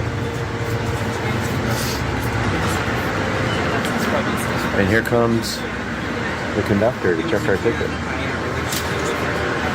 We already had to clean all the junk out from the last person and then check for bed bugs.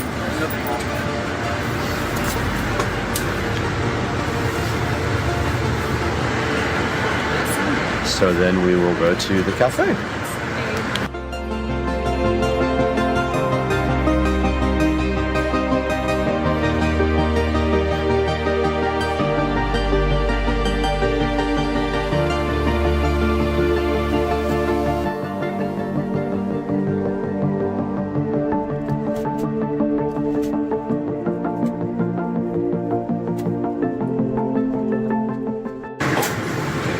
Alright, we are in the dining car now with our breakfast here of Champions with this Tito's. And it's actually glass, pretty cool.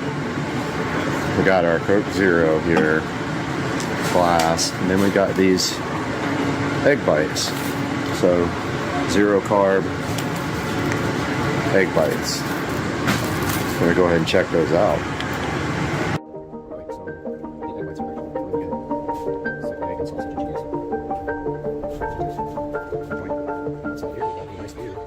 Forest. All right, so I think we are on Phillips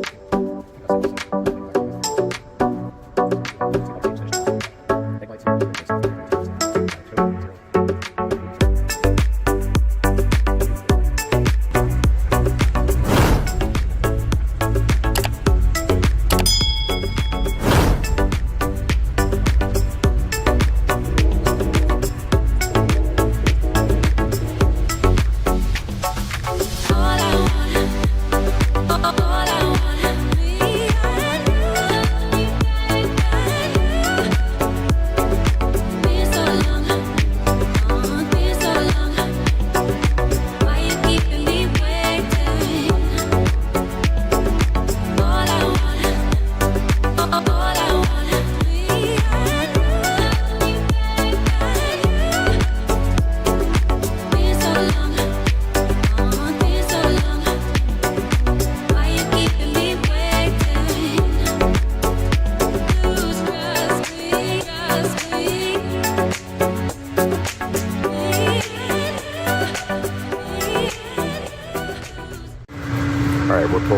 Orlando now. There is Orlando Station. About 45 minutes late to an hour late, I think, right now.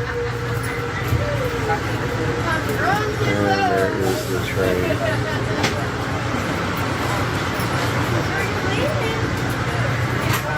We're gonna see what happens. All right, we got our lunch here. Cheeseburger, Diet Coke, and we are going to do this low carb style. So that's next.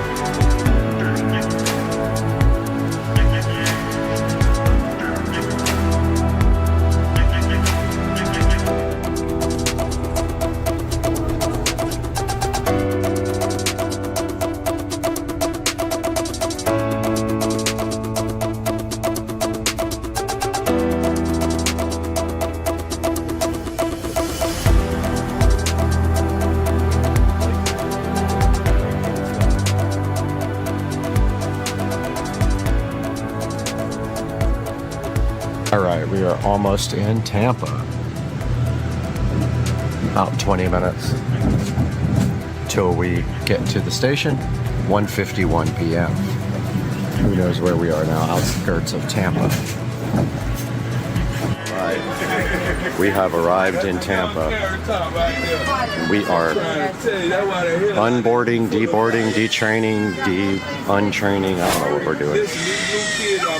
But I gotta find the bus to Bradenton now. Once I get off this train. All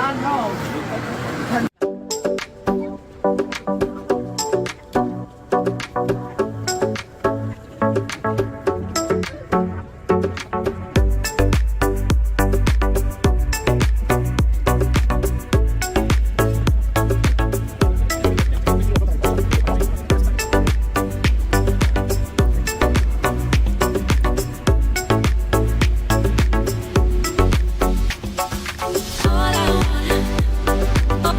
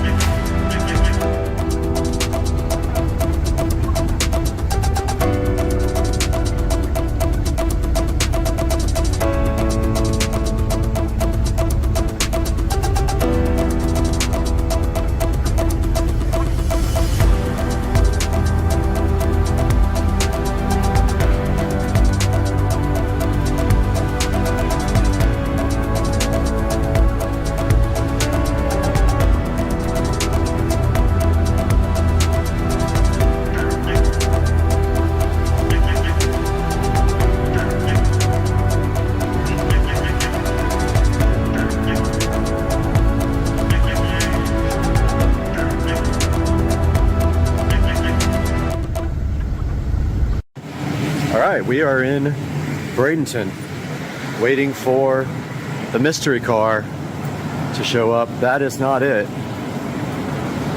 And we're gonna go in here and use the restroom real quick and wait on Travis. All right, we are out here with our non-sponsored C4 Starburst strawberry drink, waiting for Travis to come.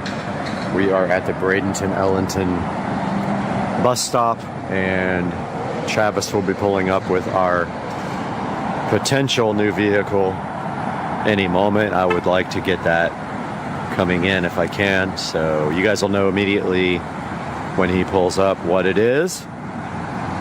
So we will see him shortly. That's it, I think.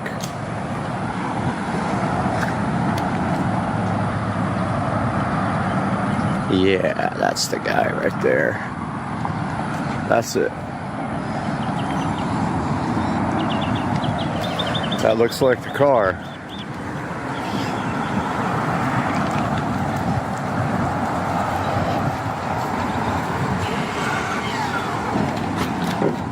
Travis, what's up, man? How you doing? Good, man.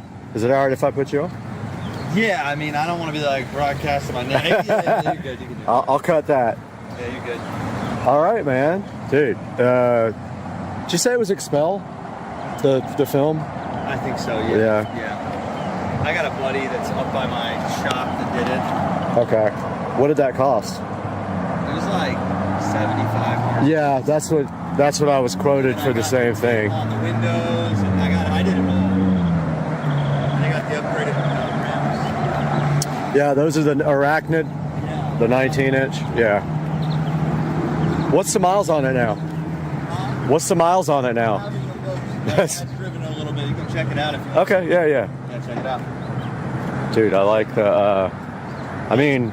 Let's go with the mat, doesn't it? Oh, yeah. That's the key to the whole car to me, you know, is the Expel stuff. I mean, that's kind of the reason I'm here, to see if the car excites me or not. Yeah. If it does... It's like the only car I've never wanted to actually sell. Yeah. No, dude, the car is immaculate. I had a Trackhawk before this, the Jeep Trackhawk. Uh-huh. And I loved it, and then I sold it and got this. And 707 horsepower Trackhawk? Yeah, I had that before. And So you went from using all the fuel to none of the fuel. Uh-huh. So this is the 2021 Plaid, and it has full self-driving option. Yeah. So if we go to software there, Yeah, so there's everything. I don't even use it that much. yep. So I don't know a lot about that, as far as like that you have to follow certain rules, and they can give you strikes, and they Yeah. can take it away and all this stuff, even if you pay for it. But I have no idea. I'll be honest. Like, I just use it sometimes on the interstate, double click it, and it keeps me in the lanes. Right, and a lot's autopilot too. Maybe you're just using autopilot. So it's got 18,000. So it's got more, yeah. Yeah. I didn't even look. All right. Okay. Yeah, so there's actually an update available. See, it always does this too. Like, when it goes to the warehouse, you plug it in, it'll update itself automatically. So are these the original tires too? No, they're brand new. Okay. You haven't ever had to do brakes or anything, right? No.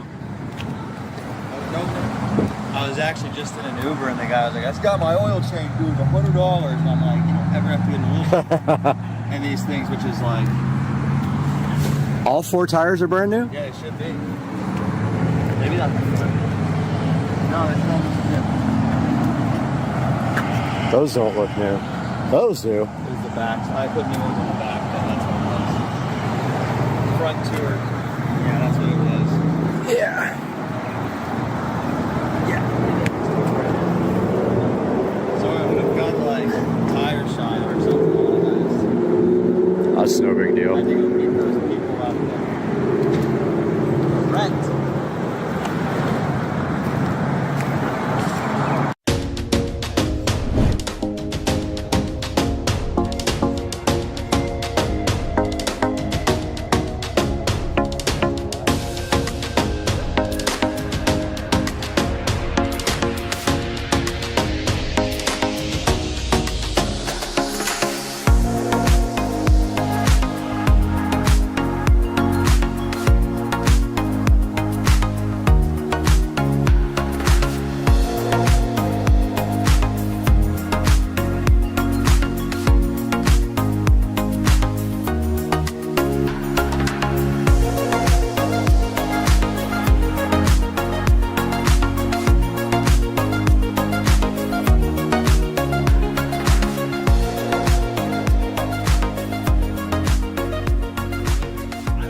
It's Monday morning. Had some time to sleep and think about the Tesla. Does have way more miles on it than I thought, and it needs 2 front tires and a rear taillight replaced. This is my Airbnb, and it literally is a loft. It sleeps 4 people. Pretty cool loft up there. There's a lion up there as well for you if you like pets. And this is the other side. And it has a little fridge, AC, and it was about $100, and this is all I needed for the night. It has an outdoor shower and bathroom, so kind of interesting. Take a shower in the cold with hot water. That does work. It just takes a while to get hot, but that is the good look at the Airbnb, and we're about to be heading to the bus station to get on the bus. Our first step of the trip back to Jacksonville is the bus from Bradenton to Orlando. This time we're riding the bus all the way to Orlando, then hopping on the train to Jacksonville. So we'll see you guys on the bus.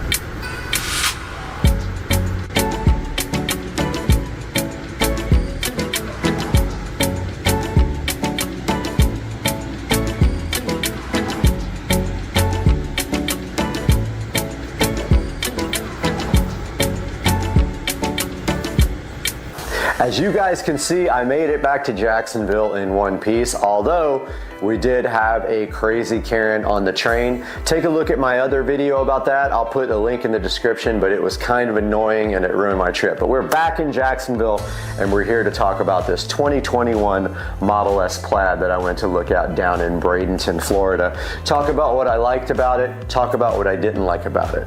So the first thing that I loved about this 2021 Model S Plaid was the PPF film. It has full paint protection film all over the car, and as you can see here, it is a beautiful satin paint protection film, and that is about $7,000 or more worth of paint protection film on the Model S Plaid. Now, the second thing I liked about the Model S Plaid that you see here, it had full self-driving. That is a $15,000 option from Tesla, and it can be transferred, or you can subscribe. It's like $200 a month, so the $15,000 option is awesome. This car has the $15,000 self-driving option. Now, what did I not like about this Tesla Plaid? So the first thing I didn't like about it was it had more miles than he actually said it did. He told me it had 9,000 miles back in December. About 2 weeks ago, he told me it had 13,000 miles. It actually has 18,000 miles, and he said his dad's been driving it. So that's more miles than I want. There are some out there that have about half that miles for just slightly over or the same price, but they're not the colors that I want. I want black on black, and I do love the PPF in satin. The other thing I didn't like about this car, the front tires are worn out, and they are the low noise tires right from Tesla. There are no, in this size, there are no tires available in the, the Pilot Sport 4S on Tire Rack. So I don't know what's going on with that particular size, but they are 21-inch Arachnid wheels right from, I think they're Arachnid, right from Tesla. They're either Arachnid or I forgot the other model, but I'll look that up for you and put it on the screen. So I'm not sure about the 21s. It takes off the range, but it does look a lot better. So I'll let you know down here on the bottom of the screen what wheels those actually are. And what else did I not like about it? Well, it had a kind of a cracked taillight with a weird issue. Like the cracks were all around the taillight, and I don't know what that was caused from, but he said he was going to get that replaced. So those are the things I really didn't like about the car.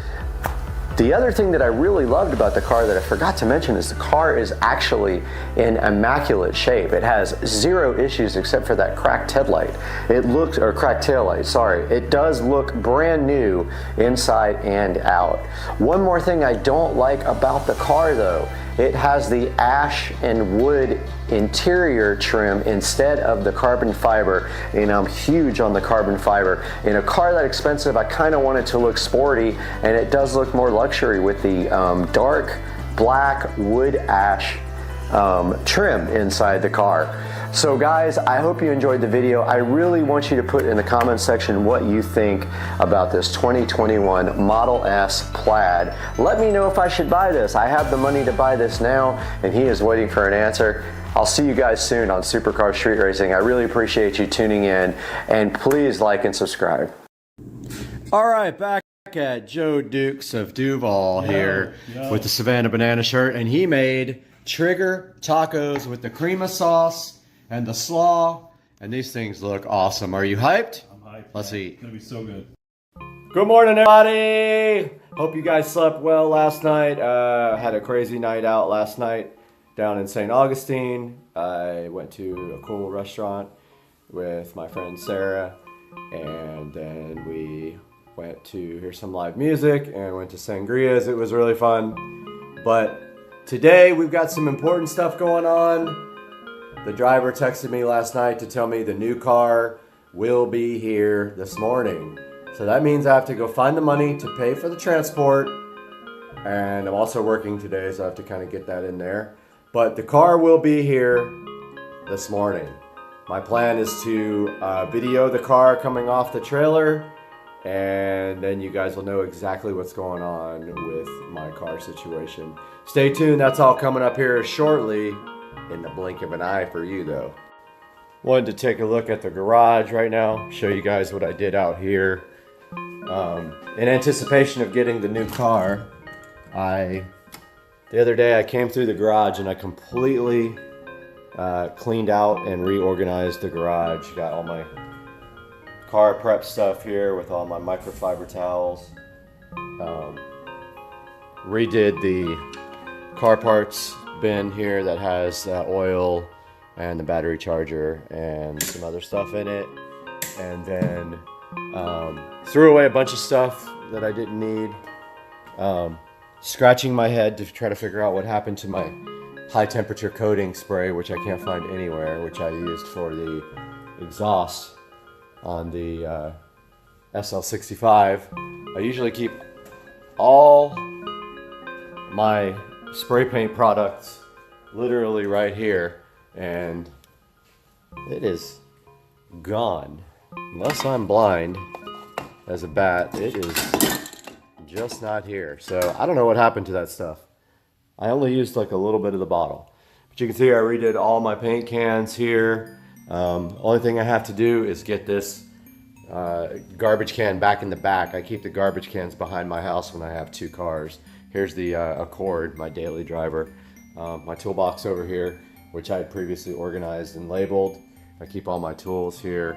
And here is my workbench and my power tools down here for woodwork and such, and my oil changing. I do have ramps, jack stands. I will be doing a lot of work on the car myself. So I have all that, and I do have an actual hydraulic jack right there. So this is kind of an idea of what the garage looks like now after a nice cleaning, and hopefully this will be enough space for the car. Right here is where it's going. What's up, everybody? Just got a text from the truck, and they are about 2 hours away from me right now. So the ETA is looking like 10:30-ish. Still have to Uber or Lyft over to the place where they're dropping it off. I'm gonna get it dropped off pretty close by at a parking lot. So we'll see you then when I get an update. Headed to the ATM right now. Got to get out $550, unfortunately, to pay for this car to be shipped. So I'm headed up to Bank of America right now. Gonna get out some cash, and then the trucker's 2 hours away, probably about an hour and 45 minutes away now.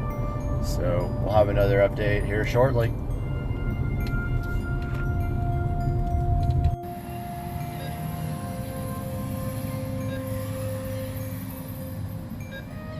Let's see what happens.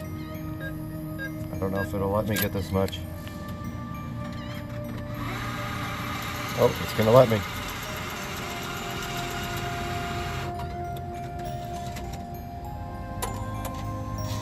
Yep. Out here waiting for the Lyft driver to come around that corner. Just checking out the yard. And grass is doing really good this year so far. It's a lot of work though. That dude should be coming around the corner like any second now. He's gonna drive me up to Winn-Dixie. I figured that would be the easiest spot to unload the car. Nice big parking lot, and I didn't want to take a chance on unloading it on the street here with all the traffic coming, and plus that would give me a minute to drive it to get used to it. And dude should be coming. There he is right there. Out here at Winn-Dixie parking lot waiting for the driver to get here, and just kind of walking towards the road. Figured he would probably pull in right here. This is a really good place to unload. Maybe right along this wall right here, kind of, or the curb. When we do our drives from Mandarin to here for the drift shop, we always line up right here and wait for everybody to kind of regroup.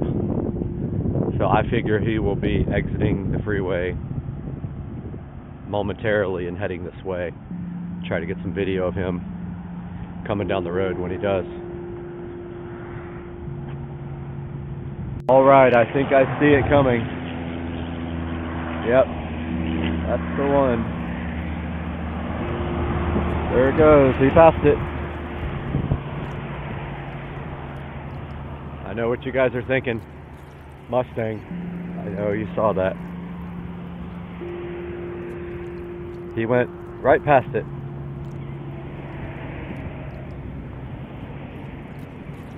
Let's see if he decides to turn in.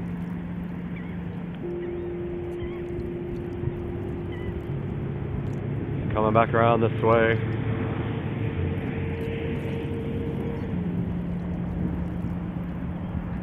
Looks like he's about to turn in. I don't know if you guys can even tell yet what was on that car trailer. There is a orange car on the back. Could that be mine? It's turning in.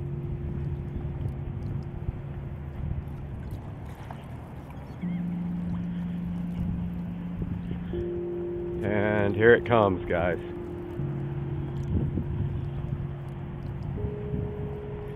There it is. You guys can probably clearly see it now.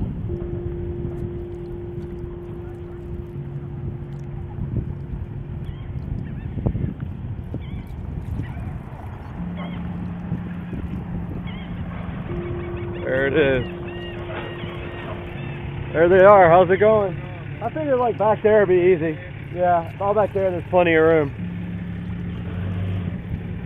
There's the car. It's not that one. Wow. Really does have great paint. So here goes the, somebody else is getting a Mustang, not me. Pretty nice Mustang.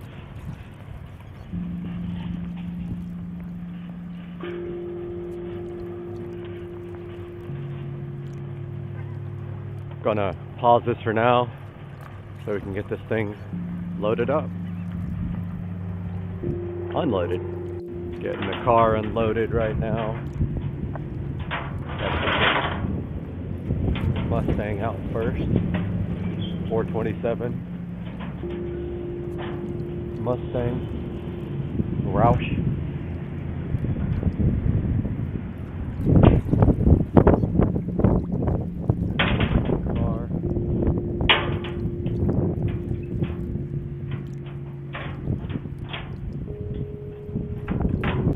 Getting the Roush Mustang off the trailer here. This is the easy one to drive.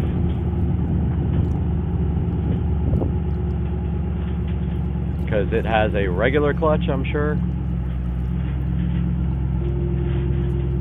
But the IS has a twin disc.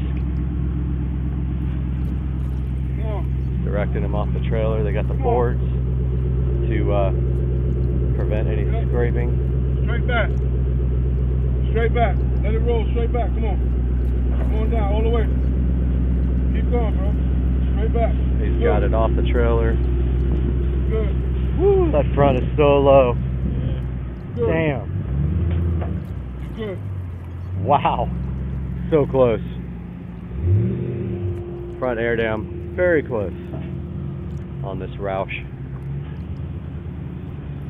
So we're gonna see if you can drive a twin disc clutch. I think you should come up and try. You want me to do it? Yeah. All right, I'll come. I kind of wanted to get video of it coming off though. I'll video you. Okay. All right. All right. Take It's your already time, on. walk up. Yep. There he goes. Alright. New owner of his new toy. Yep. Gonna see if I can even drive it. Awesome. Yep. Really pretty inside. Look at that. Yep. Short boy.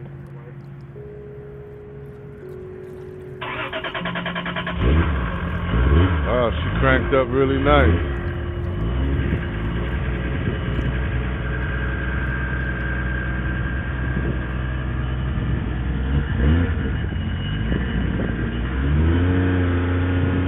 Warm up over there. Gotta watch it. You got it?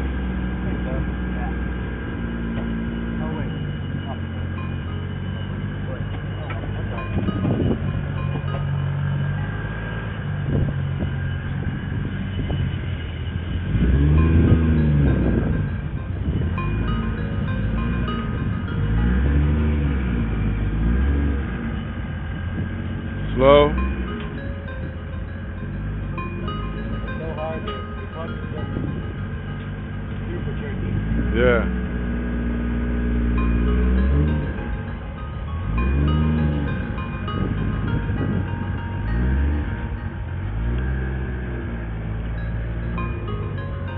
So Take your time. Gonna have a little dip. Come on. Come on. Yes, sir.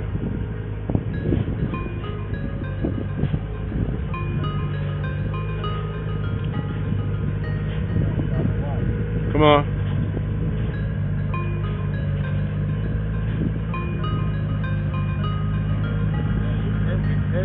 Come on, keep it coming.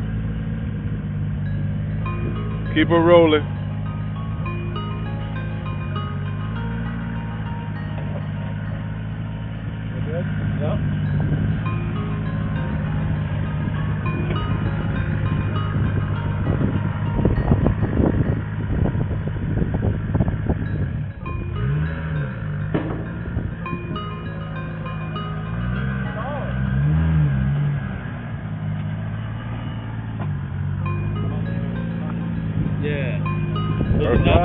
Does it take brake fuel or? It will take E85. You know about the E85 stuff?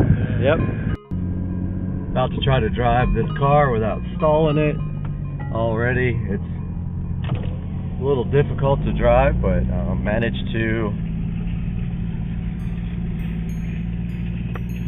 get away without stalling so far. It's really off on though, as you can see right there. I'm still getting used to it. Wow, this guy just pulled right in front of me. Girl. So another thing, 6th gear is really close to the emergency brake. You can really, it's hard to tell when it's in gear. This is going to take some getting used to.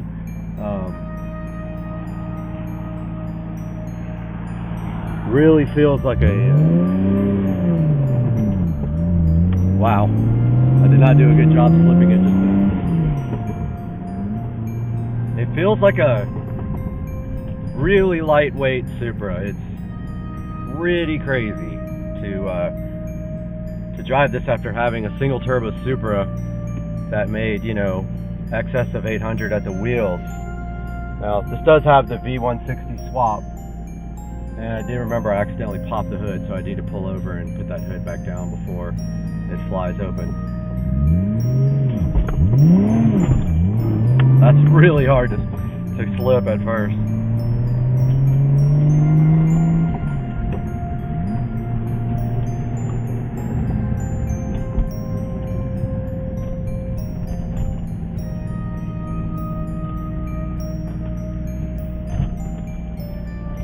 Pull over here and fix the hood because I accidentally popped it a little while ago.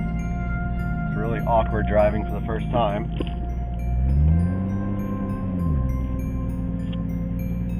Got the car back home sitting in the driveway.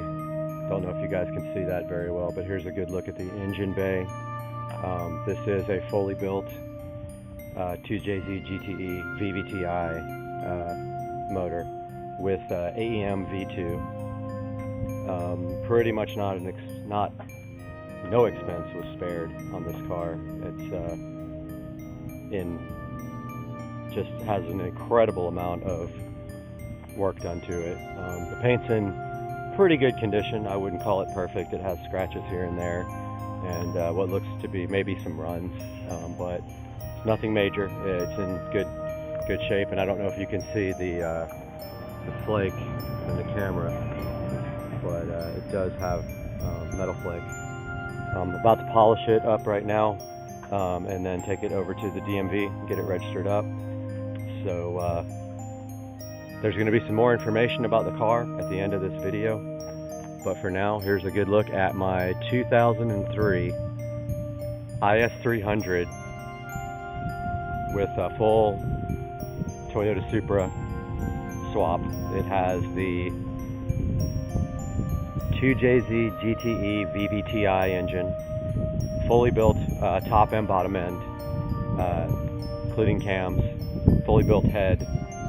It's running a Precision 6266 turbo, and it makes approximately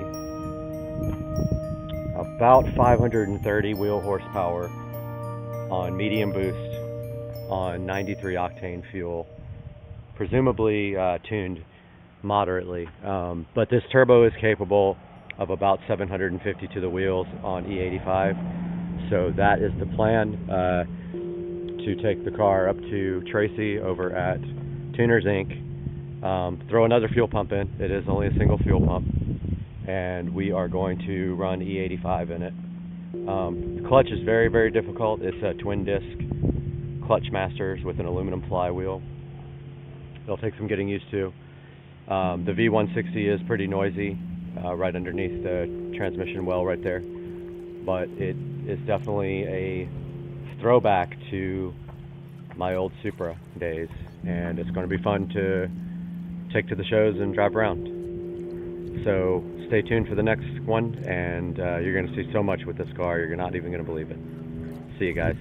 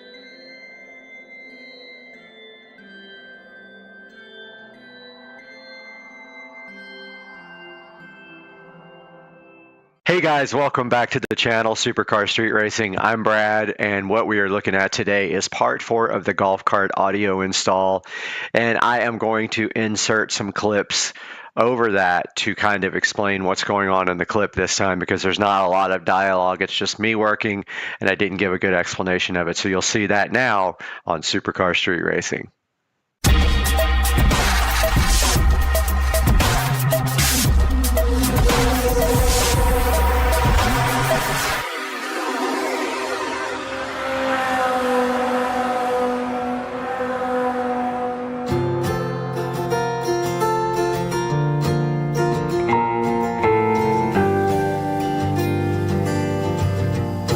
Hey Hey guys, welcome back to the channel, and today, as you can see here, we're going to be working on the golf cart audio system again, and we are doing some electrical wiring. Now this clip you're seeing here is me working in the battery tray, and there are lead acid batteries in that tray that provide 48 volts to the golf cart systems. In order to run the amplifier and everything for the car audio, we want to bring that down to 12 volts. We do have a 12 volt voltage reducer, and this master switch that I am installing is going to drop that 12 volts down to, sorry, that 48 volts down to the 12 volts that we need to run the audio system. I hope you guys enjoy it.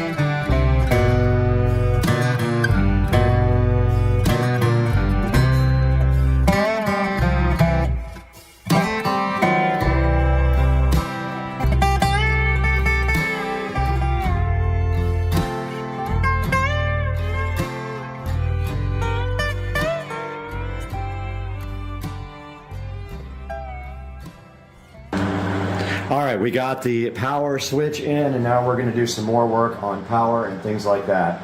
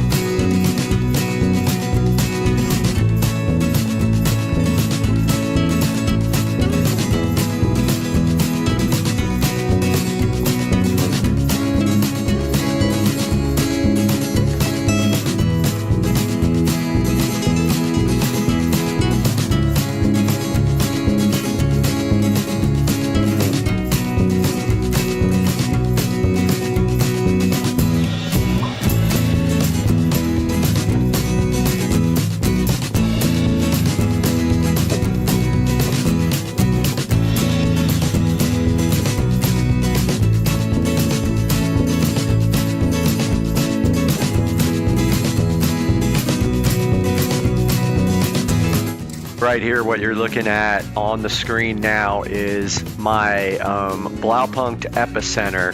Comes with a remote control for the base knob, and it has a little LED on it. Well, I was going to put this in the dash, but I decided to put it in the back because you really don't adjust it that much. I mean, it would look cool in the dash and all that, but I decided to put it right behind me. I could reach back and adjust it if I ever need to.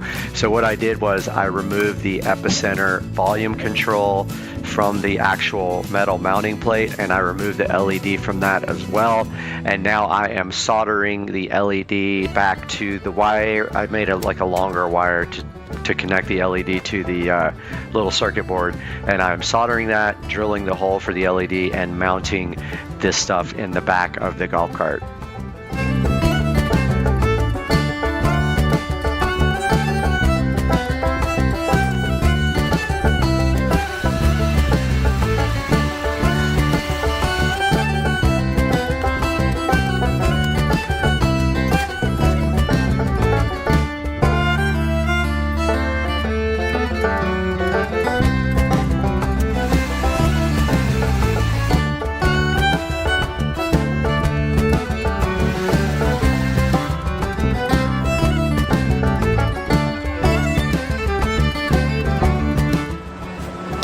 Alright, I'm going to install these bus bars now up front. One for positive, one for negative, so we have a place to actually run wiring.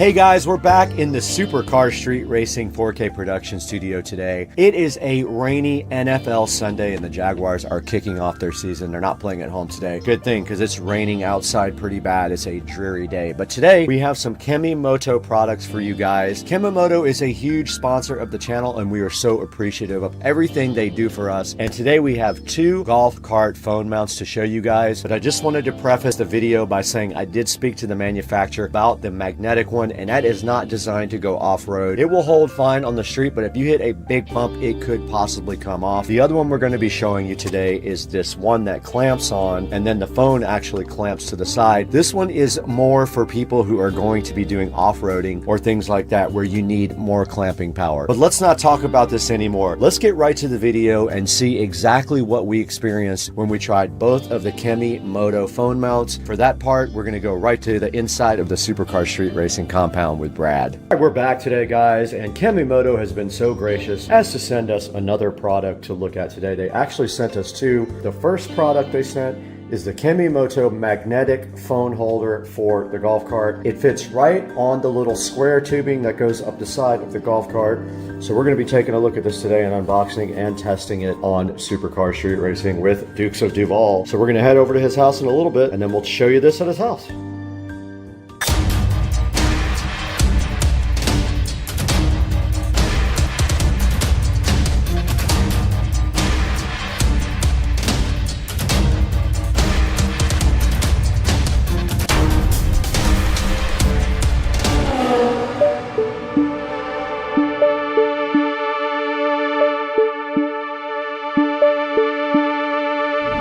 All right, we were over at Dukes of Duval's house now on Supercar Street Racing, and here is his club car precedent. I don't know what year it is. It desperately needs a detail though, so we're probably going to get into that at some point. But like I said, here's a club car precedent, and then we're going to show you now the Kemimoto mount, which is sitting right here. Now notice we did permanently mount this because he is not going to be removing it at all. Once you get this mounted on the golf cart, you see the magnets just stick right to the side there. Just like that. And then you just take your phone and you adjust this lever to the size of the actual phone. So you just screw this out like that until it's your phone size, and then your phone just does fit right between these 2 things right there, and you tighten this down. Now, a couple of things that I would improve about this. I would have these magnets be adjustable so that they could clamp down. They cannot be moved right now. They are just static. That's what I would do. I would make that more permanent because some people don't need to remove it. So generously to review this, and I have a second mount coming for my golf cart. Will be here any day now. So we'll let you guys know when we see that one, and we'll put that in this video as well. Here in front of the Kemimoto mount for the golf cart, and installation is so easy. It's got a magnet here. It's got a magnet here, and you just simply squeeze it right onto the metal part of the golf cart, this angle iron on the golf cart. It's that easy to get this thing mounted. So here we have right in front of me the Kemimoto phone mount for the golf cart. And inside of the package here, you can see that part. So it comes with the clamp part. And then this other part is actually the clamp that goes around your T-bar thing on your windshield right here. So you just basically take it and you clamp it right to any spot that you love right there. And the way this goes together is this part here comes off. So you just basically push this top part into the bottom part. It snaps right in there. And then you tighten this up to wherever you want your phone kind of be facing. Once you tighten this up, it will stop moving completely. See how it got tight there?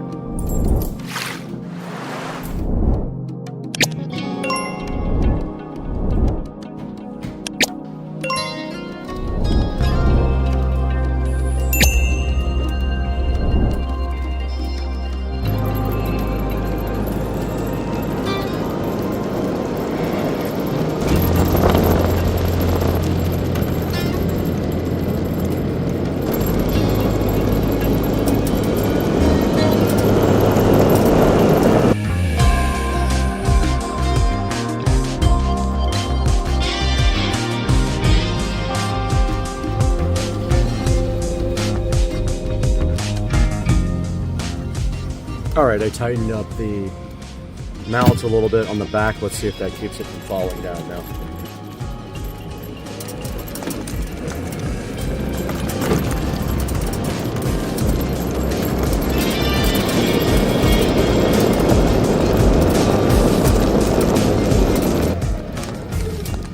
try tightening it down a little bit more. It keeps falling down. Pretty tight. I didn't have it all the way tight.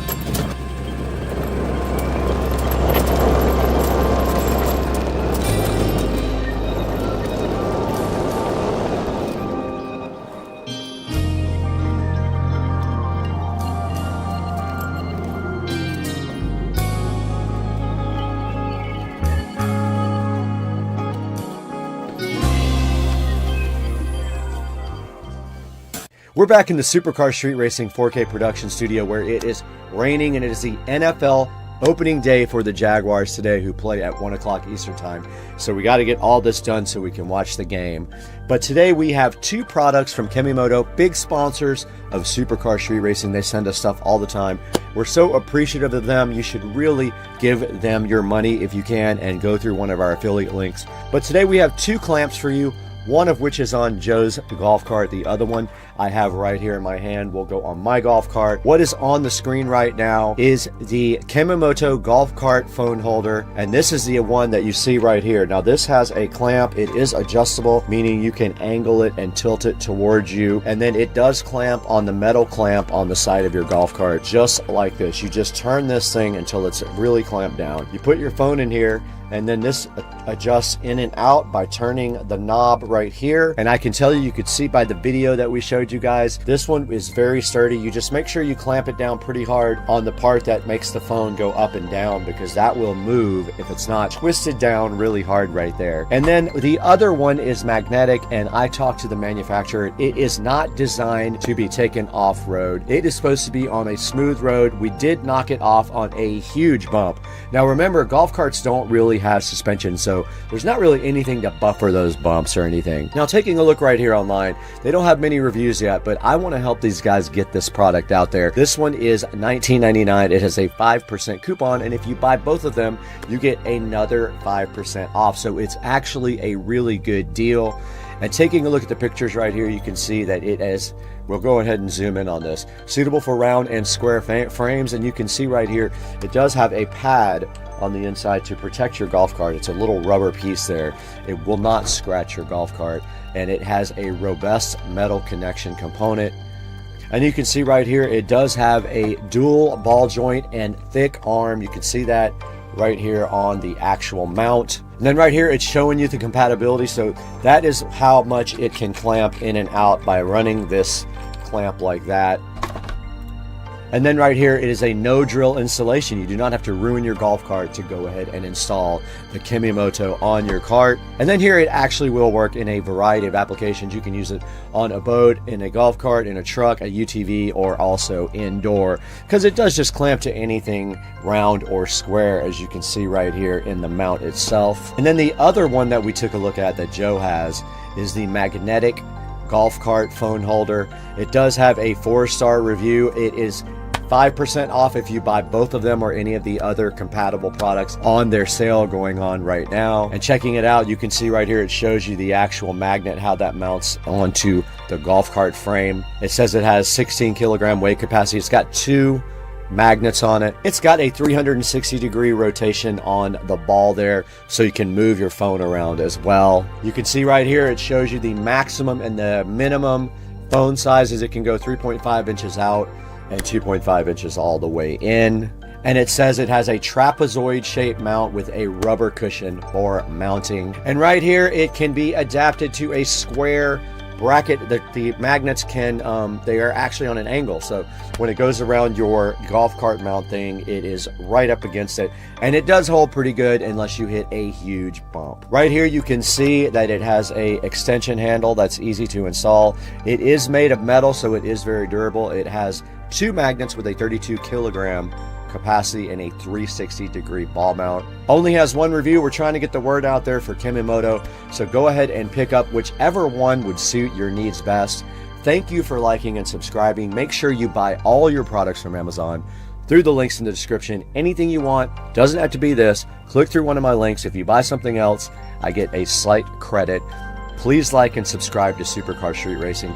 Check out the Supercar Street Racing live video jukebox running 24 hours a day, shuffling all the Supercar Street Racing videos. And we got to get out of here. Today's NFL opening day for the Jaguars. We got to go check them out. Let's support our team. Go Jags. I'm out of here.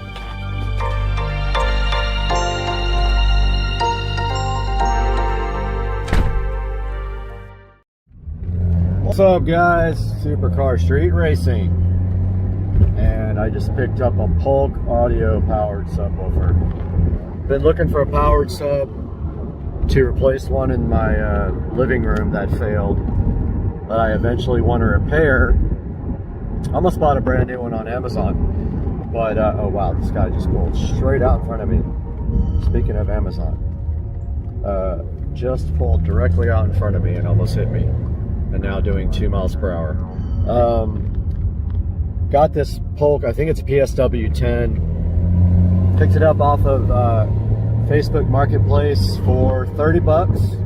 They sell for 150. It needs to be cleaned up and refurbished. So I'm gonna take you guys through that, but I don't know if you can see it there because it's the front camera. But I'm gonna show you guys how I'm gonna clean this up, get it ready to go, and then how I'm going to deploy it in my house.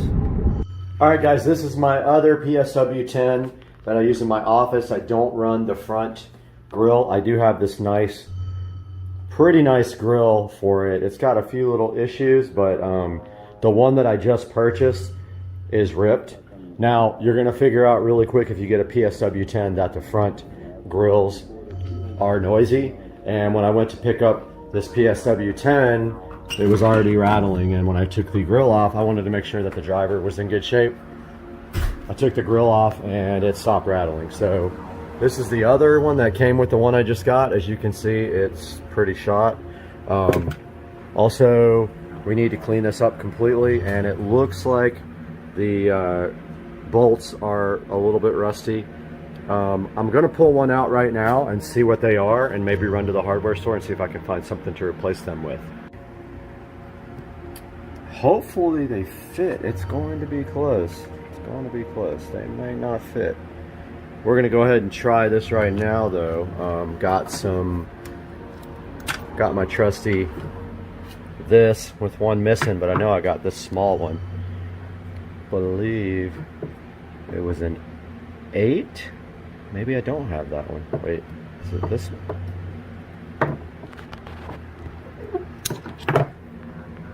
Oh, that's too big. Way too big. Might be this guy. Let's see.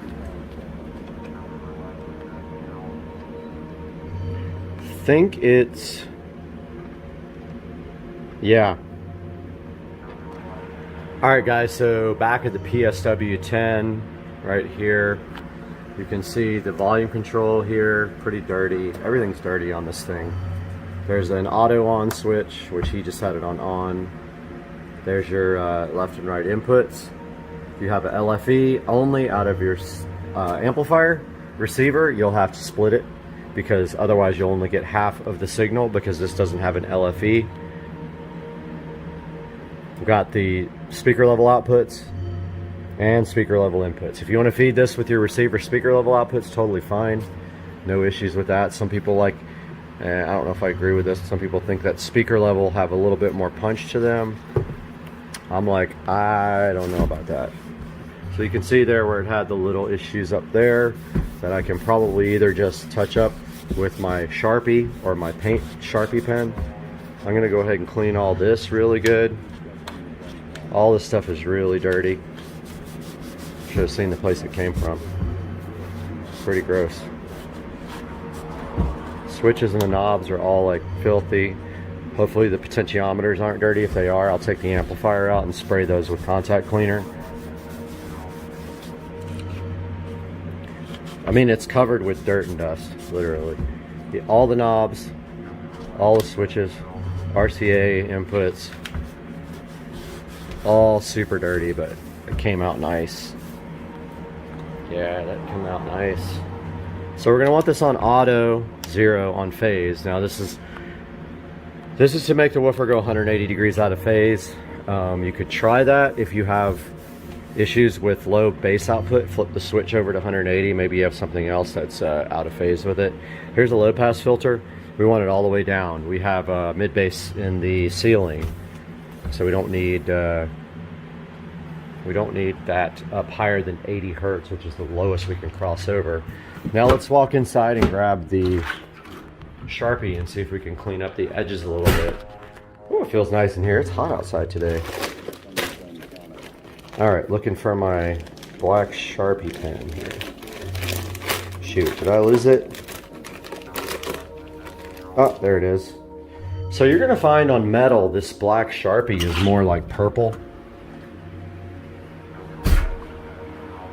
But we're going outside to try to touch up this speaker a little bit.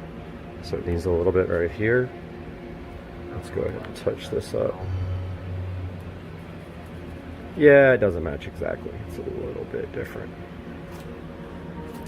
So maybe if it bothers me too much, I paint the whole top.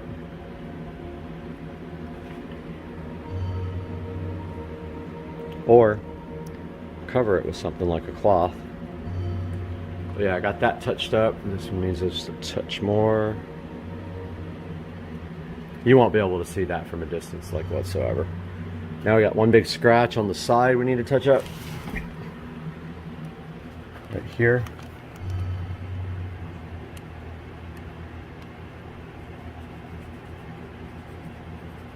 Oh, that's perfect. Can't even see it now.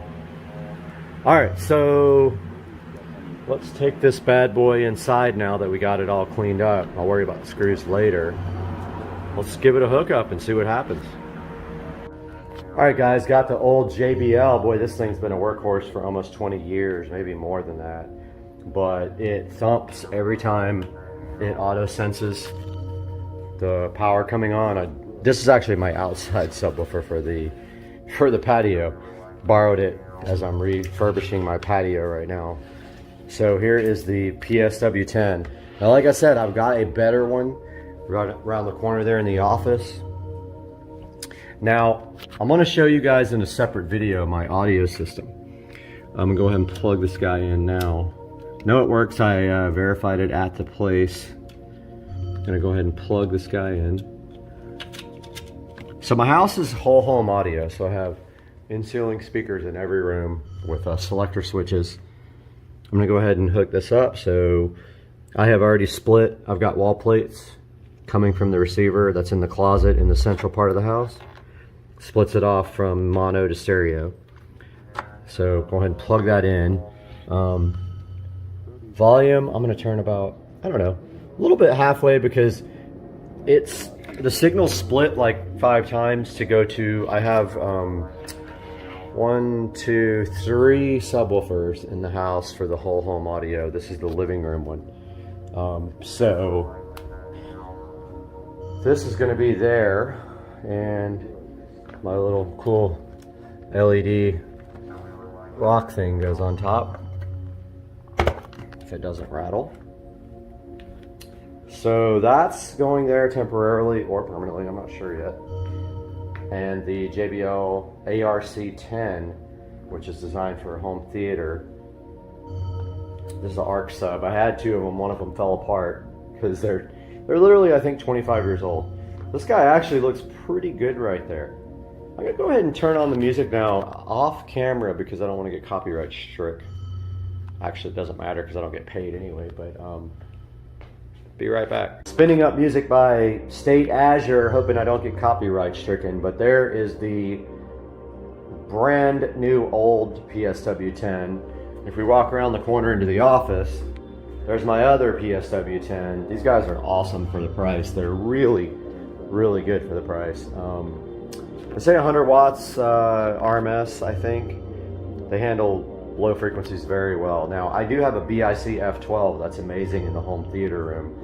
And then I have that one. And then I also have a JBL sub that's going into the bedroom once I get my bedroom 5.1 set up. This song has absolutely no bass. I'm gonna find something that does. All right, got the royalty-free music playing so I don't get copyright stricken because you know you can't do anything now because you're, oh, wow.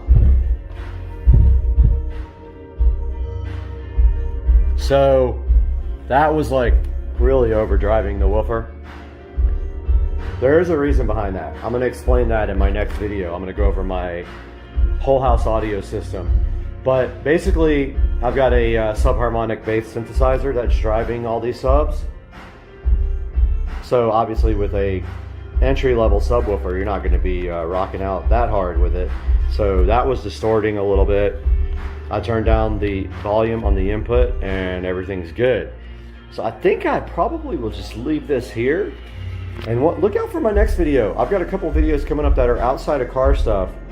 One's gonna be my whole house audio system, and the other one's going to be my smart home. So I have kind of a crazy smart home setup as well. So I'm gonna call this a success for $30. I mean, that was gonna cost $150. This thing looks great, sounds good. You can't see any of the scratches. It's not blown. And I mean, I wish you could hear how low this hits, but I've got 4 subwoofers in the house, and I'll show you all of those on the next video. Guys, Supercar Street Racing here. Thank you for watching. Please like and subscribe.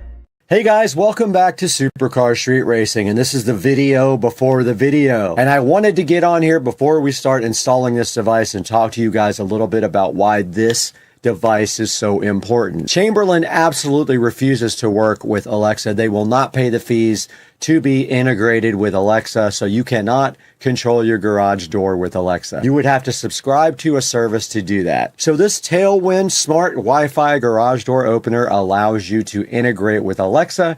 All you have to do is put it on your garage door and your opener, and then you can integrate for free, just the cost of the actual device. So Chamberlain, shame on you, but guess what? We're gonna get to work today and show you guys how you can do this on your garage door. So let's get to work.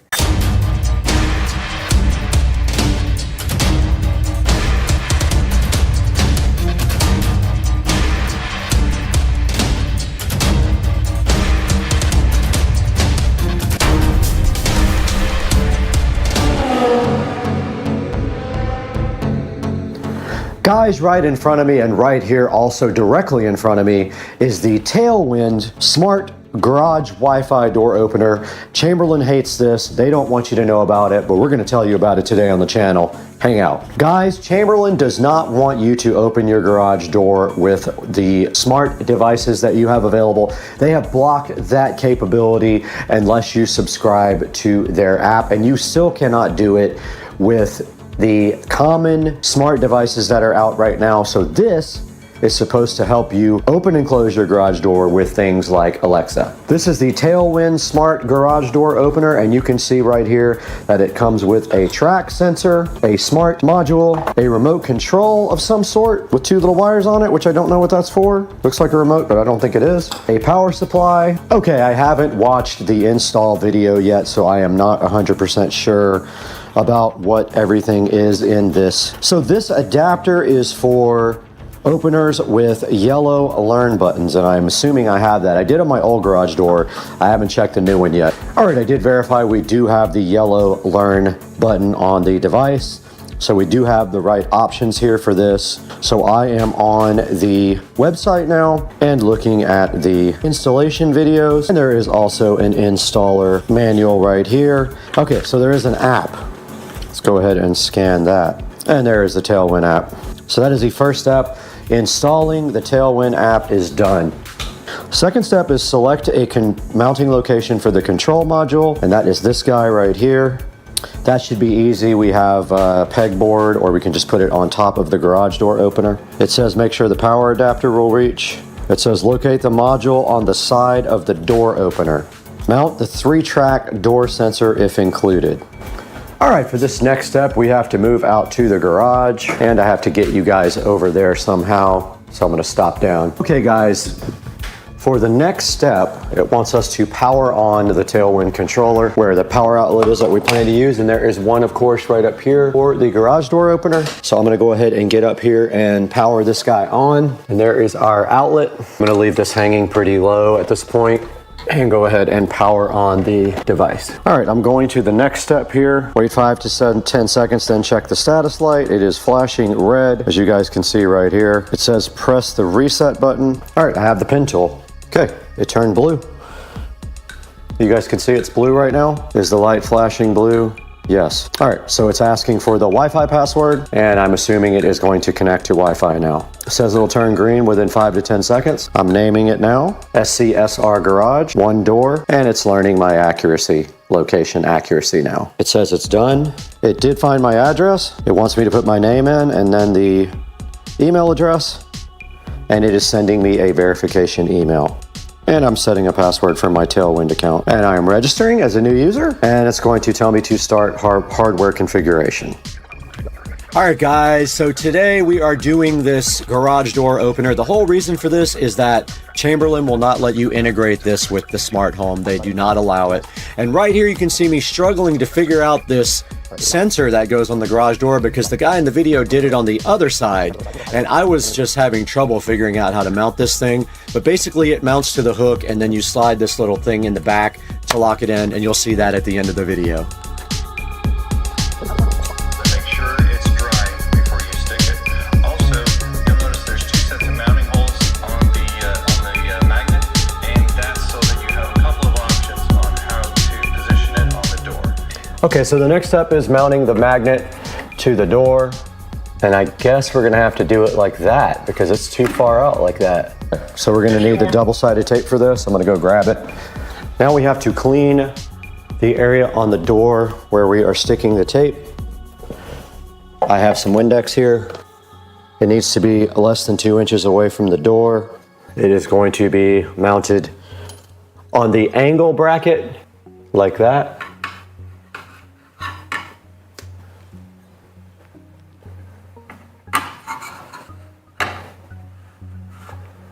Just like that.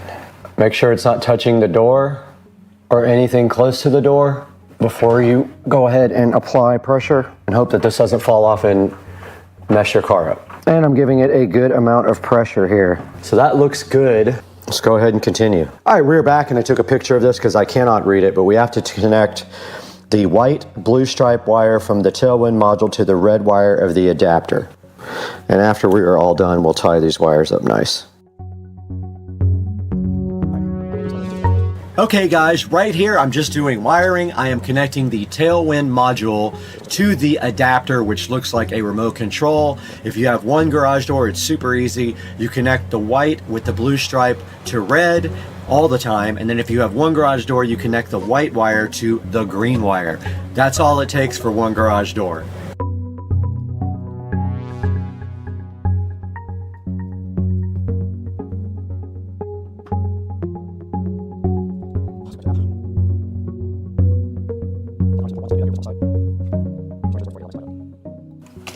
Okay, so I guess I don't connect to the opener. I think we're already there pretty much. Now, I don't think anything hooks to our opener because the remote control does everything. This remote does it. Okay, let's see if it works. It wants me to update the firmware now. I'm gonna go ahead and do that. It says my garage is green, so it says it's updating the firmware. And it looks like it has started the firmware update process. Okay, it is back. All right, guys, all you see me doing right here in this clip is tying up the wiring really nice to the side of the garage door. And also I have heat shrink tubing over the joints, and I use soldered connectors that use the heat gun to go ahead and make them stick. So I'm doing that all right now in this clip. And that is that. Should be done with this project besides getting this thing linked up to Alexa. Okay, so the final part of this project just involves you linking your Tailwind account to Alexa. And I know I'm gonna wake up every device, never mind. And so what you do here is in your Alexa app, you go to Skills, you search for Tailwind. It will find 2, it's the one that says Smart Home. Then you click Launch and you link it to your Tailwind account using whatever account you signed up for with Tailwind. It will then locate your opener and call it a lock. And if you look here, here is the garage door right here, and I have not tested it yet. I'm going to right now. Let's see if it actually opens with this. And it does.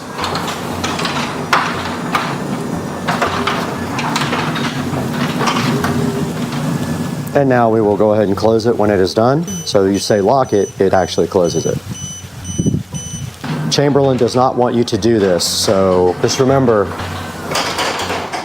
Chamberlain will do everything in its power to not let you control this with Alexa. Okay guys, I just wanted to give you a good close-up view of this, the way this actually installs. So you take this tailwind sensor here, it hooks around the J track right here, and then this little plate pushes through to kind of jam it up against the track. And then you tighten down this screw here to get it completely tight. Hopefully you guys can see that right there. So this just hooks around the back and this little plate slides through there. The magnet that it has to sense mounts right on the garage door right here.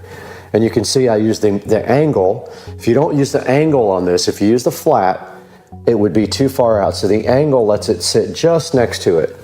And we went ahead and installed the actual smart box and the adapter on the very top of the garage door opener right up there. And the power goes up to the ceiling right there. We went ahead and tied up all the wiring and did heat shrink tubing. Even on the stuff that they gave us that had wiring nuts, we did heat shrink tubing and we did the solder shrink wrap connectors. And that is how the system came out. Let's go into the Supercar Street Racing Studios with Brad and see how you can get yourself a tailwind for your Chamberlain garage door.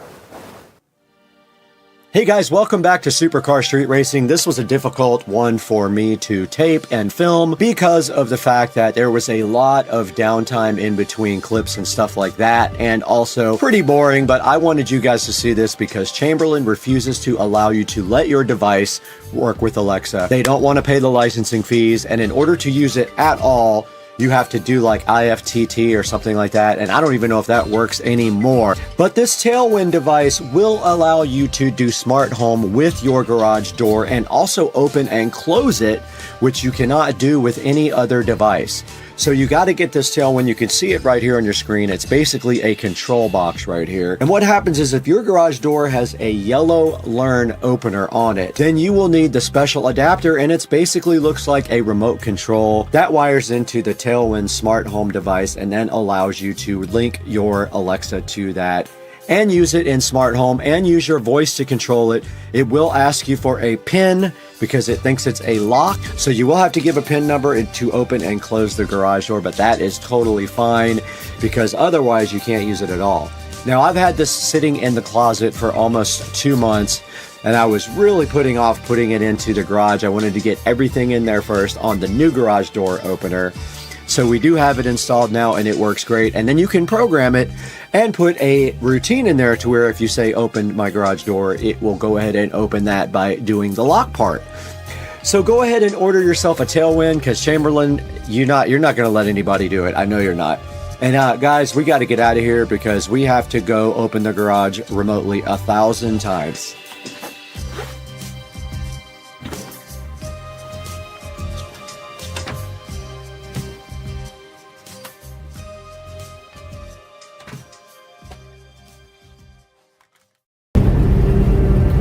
The weather is just absolutely ridiculous. It's so gnarly out here, guys. Hey, Supercar Street Racing. Hope you guys are having a great weekend. Want to check in with you guys. And I really want to check out Buc-ee's. And I keep seeing signs for that it's like 20 miles away. I want to check it out with you guys. So I don't have my tripod, so I'm going to be like holding the phone, but I'm gonna give you guys the Buc-ee's experience when I can find it. But like there's been signs popping up like every few miles about Buc-ee's, and I know if you guys don't know what Buc-ee's is, it is like a huge like gas station, I guess you could call it, with everything in the world, and a lot of people do videos from there and stuff. So I just want to check it out. I got time, not in a hurry today, and I'm just happy to be down in the area. So I'm gonna look for another sign when it pops up and show you guys. Well, I missed that one, but it said potty, like P-O-T-T-Y, like a rock star. It was the other side of the freeway though, which is interesting. But it's supposed to be 25 miles. And there's also the B, which is another big one, the busy B. But I'm looking for a Buc-ee's sign because it's like, I think it's like right off the freeway. So I'm gonna pop off when I see one. Just passing by St. Augustine. I don't know if you guys have been there. It's beautiful. Really cool. Old town. I believe the oldest town in America. Really nice place to walk around. Great winery, San Sebastian, to chill. Lots of good live music. Reminds me a lot of New Orleans. Nice downtown area with good restaurants and bars. You should check it out if you've never been. So it looks like they are building a Best Bet right here between St. Augustine and Jacksonville, right off to my right here, which has become pretty huge down here where you can go gamble and eat. They got decent food too. Yeah, that's going to be a Best Bet right there. So I'm just thinking about, I've never been to this Buc-ee's, never been to any Buc-ee's before. Just thinking that this must be like on the St. John's, whatever the road is, I forgot the road number, but it's like the St. John's something.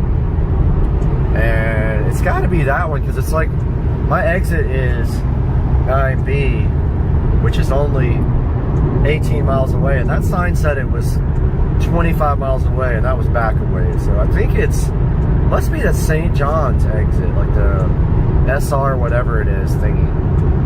Well, we're gonna find out here real quick because we're getting there pretty fast. Only doing 77, but you know, I generally do not speed that much. Like I'll keep it 7 or 8 miles an hour over the speed limit, but I never do more than that because I've got a driving record to worry about. All right, guys, I looked it up, and definitely we are headed in the right direction here. It is in St. Augustine, and we are still headed that way. So looks like it's coming up here pretty soon. We'll see. All right, guys, so we're just passing through St. Augustine still. Got some pretty cool stuff here. You've got the Caddy Shack up here somewhere, owned by the Murray brothers. You got a pretty nice Harley Davidson shop also. But right now there's just a lot of, that's the outlet mall right there in St. Augustine. So a lot of outlet stores. I don't know how many of them are still open because of, you know what, not allowed to say it on YouTube, or your videos get deleted because Big Brother. But it looks like we're about 5 miles away from the exit for Buc-ee's, so I'll keep you guys updated. Just saw next exit sign for Buc-ee's, and I missed it again. I can't ever get these signs for you guys. Irritating. But yeah, it says my exit's 3.4 miles away. And again, we are in the middle of nowhere. Cruising 78 miles an hour with the with Waze on over here. That's to get home. This is the other directions are on the phone here, so I'm watching that. But we are 2.9 miles away from Buc-ee's, guys, and I'm excited about this. I'm stoked. I don't know what to get. One of the signs said brisket, because brisket, or something like something about their brisket, because I love brisket, or because it's brisket but I love the brisket. It's all about the brisket, not the biscuit. I don't know. Something weird. Maybe this is one. Nope. It's not. Alright, I'm gonna try to find a sign for you guys. Promise. Not Buc-ee's, but Florida Citrus Center, live baby gators. I got those in my backyard. I don't need to stop at some orange factory to look at gators. Wait. Nope. They are always pulling this crap. Is that it? No, Bojangles. Oh, here we go. I found one. Buc-ee's next exit, dude. So stoked. So hype. The hype train. Air horns. All right, so this is the exit for the World Golf Hall of Fame, actually. This is World Golf Parkway. I have some friends who live in World Golf Village. It's a neighborhood here. So this is the exit for International Golf. Take exit 323, then keep left. So it's telling us to go down International Golf Parkway, and then big old dog pet paradise there. So we got to go off this exit and then keep left, it says. I'm just going to take you guys on Keep left, then turn left onto 9 Mile Road. and hilarious. It's called 9 Mile Road, and I want to know if it's exactly 9 miles. I'm not going to test it, but yeah. So we're exiting. Turn left onto 9 Mile Road, International Golf Parkway. Let's see how far it is after that. So this is International In Golf half a Park. mile, turn left onto World Commerce Parkway. All right, I'm gonna pause you guys because it's a long way to it, or another few minutes. Okay, I had to put this back on because OMG. Can you see this? It's not, it is it's a freaking huge place, man. Oh my, I wasn't expecting Turn this. left onto World Commerce Parkway. Okay, let's turn this off. This is ridiculous. Like, guys, look at Buc-ee's. There's World Golf Village over here, part of it. This is a neighborhood. It's like a nice upscale neighborhood, but check this out. This is all Buc-ee's, guys. Can you believe this? I can't wait. I'm gonna eat just because, even though I shouldn't eat again. I had a massive eating day yesterday, but just waiting for light turn green, air horn. Boom, boom, boom, boom. Buc-ee's, here we come. Okay. Man, these people are going slow. I run actually. In 600 feet, turn left. Well, the stupid navigation turned my camera off, but this is Buc-ee's, everybody. Holy crap balls. Look at this place. Look at the gas pumps. Now, you know, I use the 85, so I am gonna park here, but I ain't getting no gas, dude. I'm gonna park here so I don't get wet. Yeah, they don't have E85. I almost hit the pole. They don't have E85, but we're going into Buc-ee's, guys. Right into the front door here. Maybe I should park closer. Yeah, I'm gonna park closer as soon as I can get a place to. There seems like there's probably spots up there. Let's do that. Let's park right up here at Buc-ee's. But check it out, guys. We got a bunch of people that don't understand how to drive here. They don't want to drive any faster than that, and we're taking the first spot we see. We're right here. Even though we're not getting gas, we're parking the fuck right here. I mean, freak. All right, guys, we're going in Buc-ee's. Get my wallet. Let's check it out. Should I bring my hat? I don't even have a hat in here. Yes, it is wet. Checking out Buc-ee's. Might not say a lot because people will think you're weird when you go in here. This is Buc-ee's, guys. And got barbecue grills, charcoal. You can pretty much buy anything here you want. This is it. It's huge. Excuse me. Pretty cool. So check the store out, guys. Massive, massive, massive store. Which is everything you can think of. Check out the food. So they're supposed to have like some of the best food. And they've got like a place where you can order. And these are all like the brisket, which is supposed to be really good.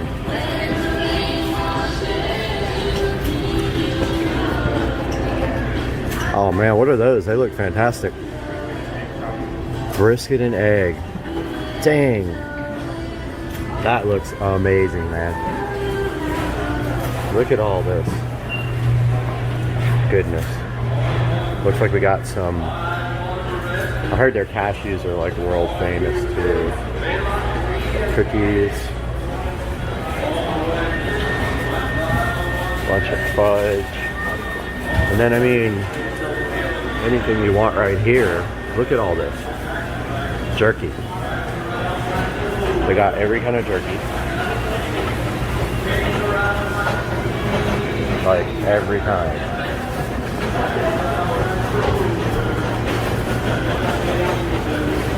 And I guess that's the kitchen there. And any kind of sweets that you can imagine.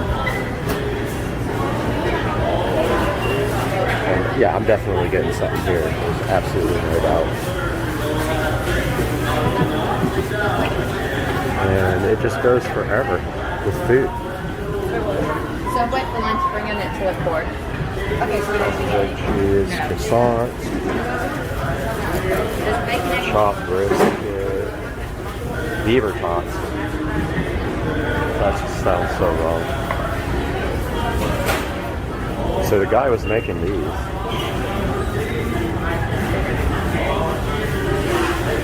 Rhino taco, sausage, beans, eggs, potatoes.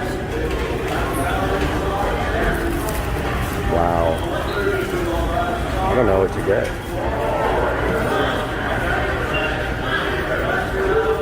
And then of course you've got the store. Everything you can imagine in this place. I mean, dude, if you like chickens, you're in luck here. Look at this chicken stuff. Wish I had my tripod. I'm so upset. Look at the cast iron. They got every kind of cast iron you can think of. Like, all of them. It's about 45 bucks, not bad for a cast iron. But this is amazing. So they got the cast iron wok for $49.90. And then they got the cast iron pots. And then just all kinds of random stuff.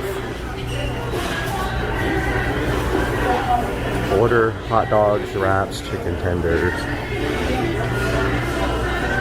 Let's keep looking at the merchandise first. Yeah.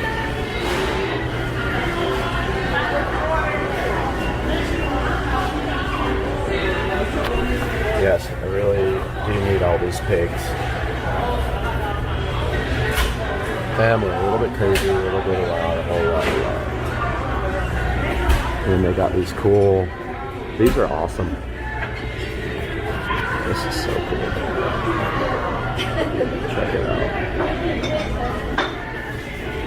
So Buc-ee's, St. Augustine, wow, what a place.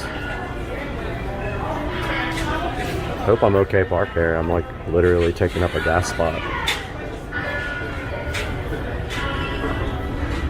Oh, breakfast is definitely happening. Don't you worry about that. I'm not coming here and not getting some food. Look at all this stuff. So yeah, this is all the retail part. It's just a massive retail store with all kinds of goodies. This place must do, you know, a lot of business. There's some baby clothes here. Hats. I mean, I could video for hours in here, literally. Kind of cool. Conductor of the Hot Mess Express.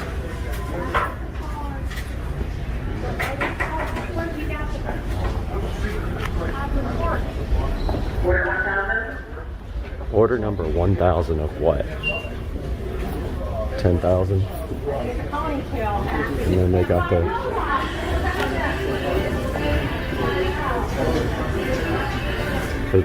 swimsuits over here. Party light. Heat is on. Hope we don't get copyright infringement, because they're playing music in the background and that sucks. I might have to like mix in some other music to keep us from getting copyrighted on this guy. Of course, the only video that probably anybody will watch will get. Look at a fish washer. Yeah, they're playing music. That's gonna get me in trouble. Wow, look at all the.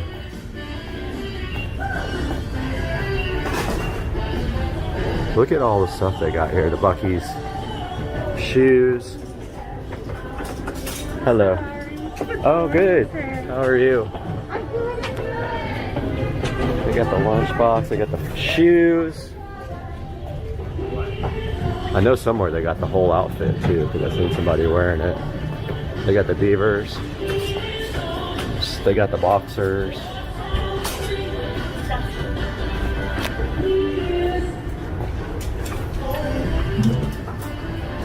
Pretty cool.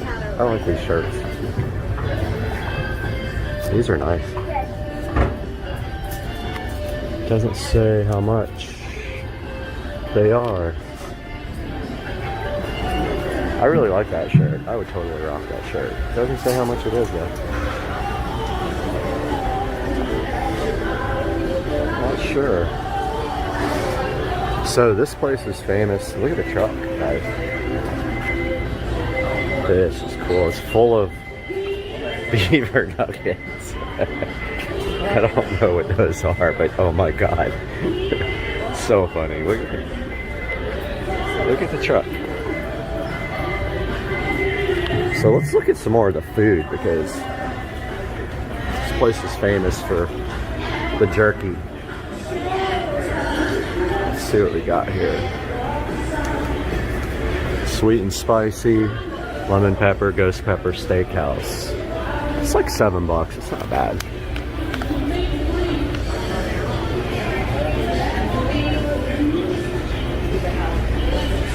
Mesquite. And then of course you go over here and they've got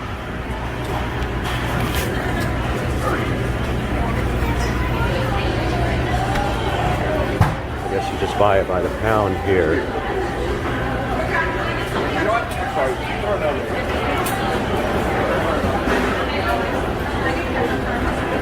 Look at all the jerky. I guess we can order like food here.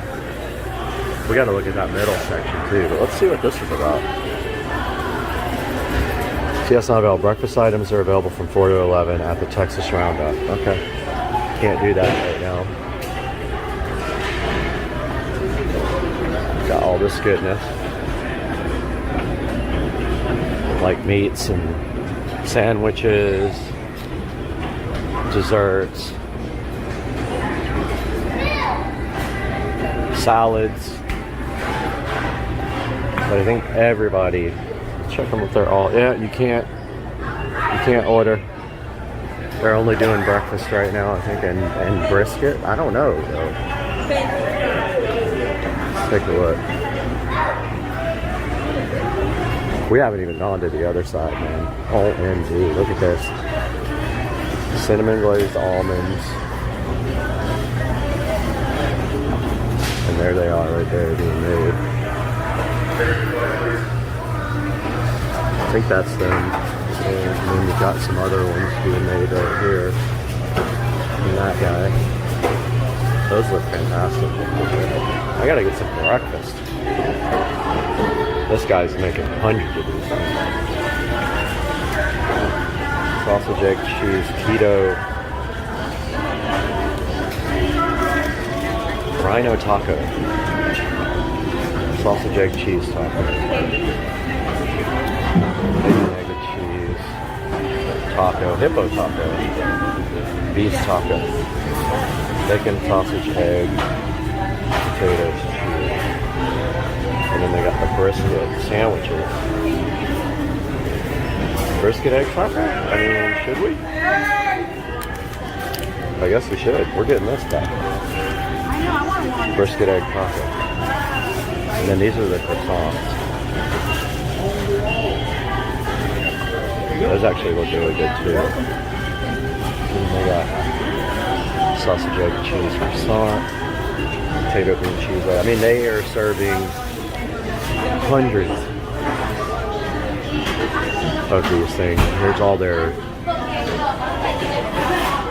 breads. Got the drink machines here with like any, I mean, look at all the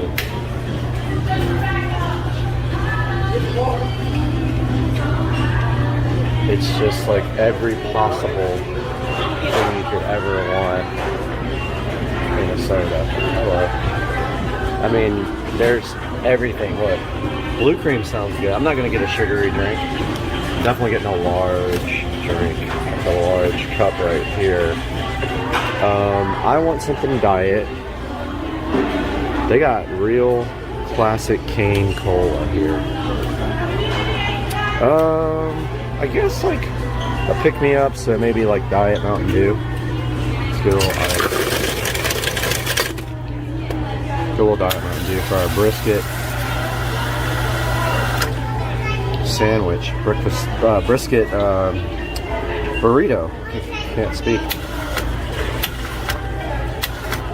Alright, got the large drink here.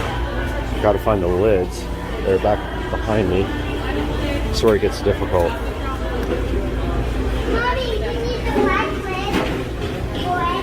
Large lid. Get the straw.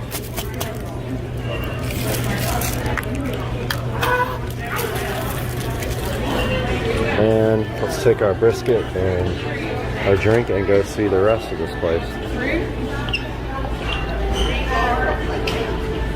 Got the drink section over here with all the coffees.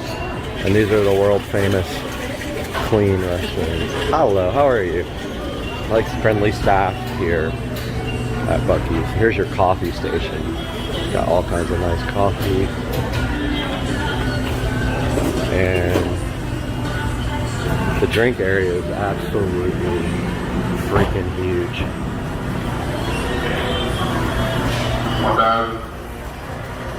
Can't get these, they're not available. Here's the candy section. Here's all the dairy stuff and the drinks.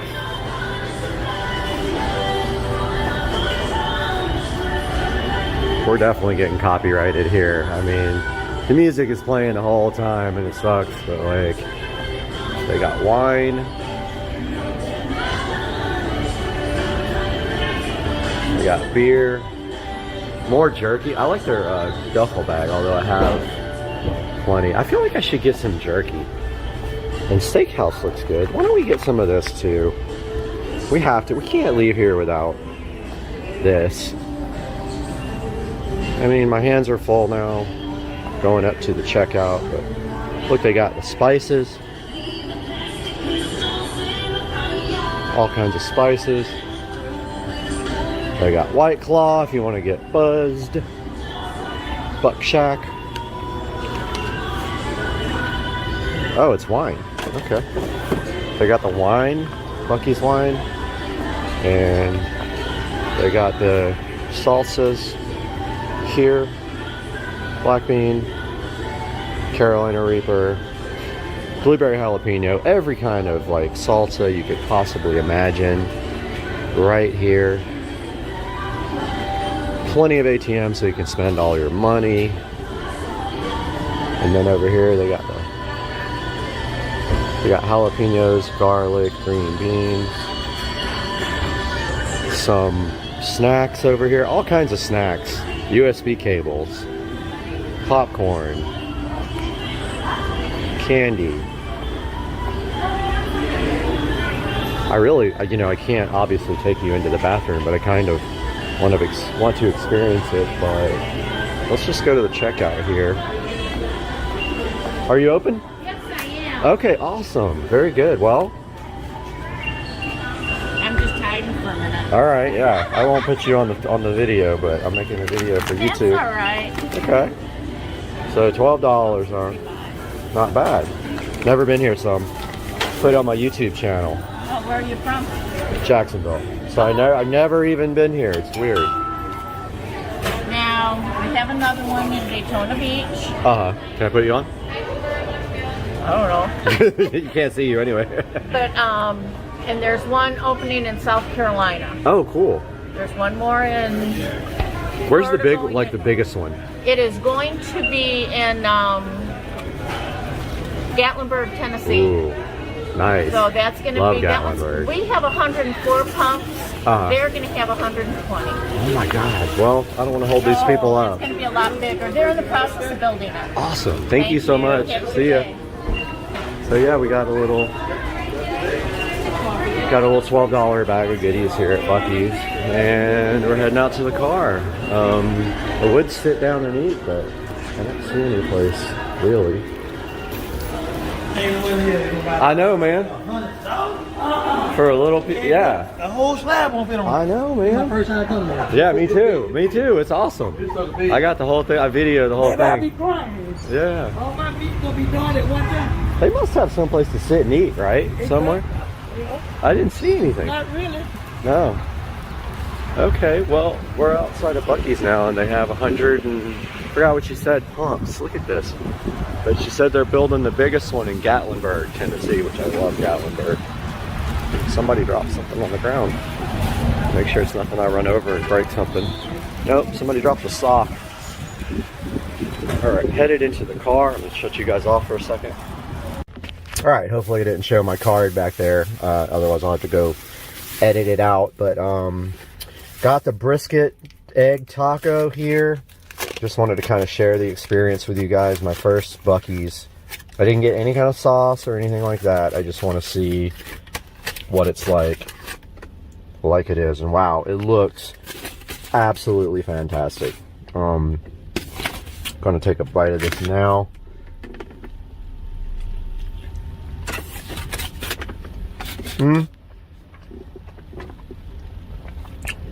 Really good. Oh, that would taste good with like some kind of sauce on it. The brisket just has so much flavor, and it's so like, it's not dried out. It's really flavorful. Wish it had a little bit more cheese in it, but there's a good look at the brisket right there. Delicious.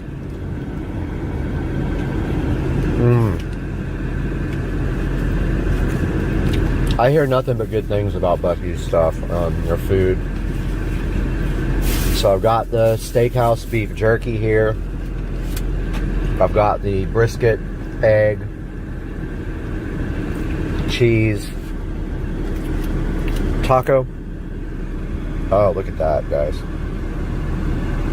I mean, come on. So good.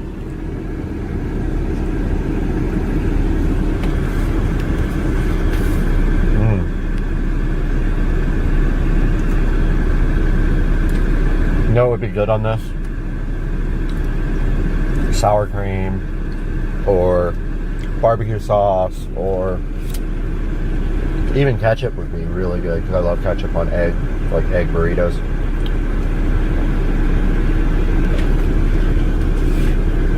Alright guys, we'll catch you here pretty shortly. I'm gonna finish this delicious taco or burrito or whatever it is. I obviously missed like a whole nother building. I mean, or there are more gas pumps, okay.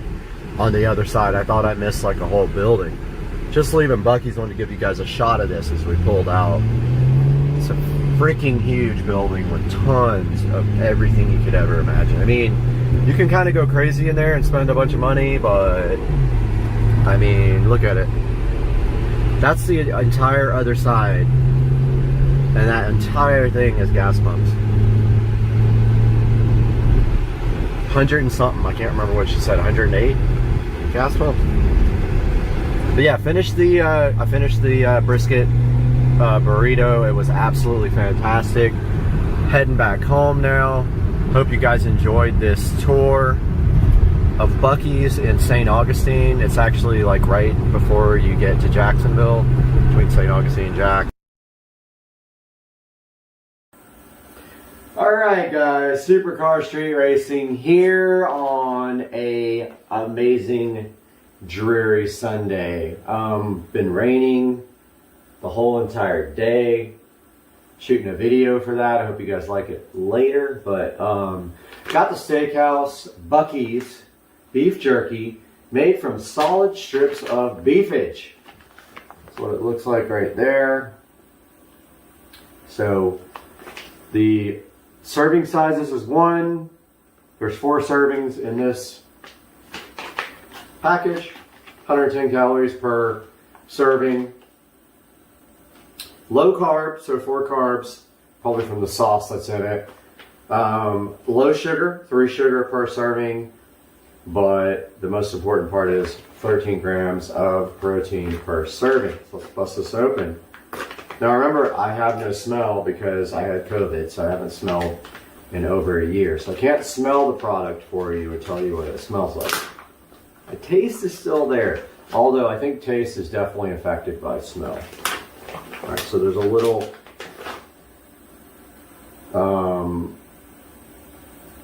oxygen absorber container in here, package thingy. Yep, I got nothing. I can't smell it for you, but let's see. So a lot of the jerky that I've gotten at stores is like so hard to eat. You can't even like chew it because it's so. So let's see. All right. Steakhouse. Bucky's Steakhouse beef jerky. Okay. A little tough.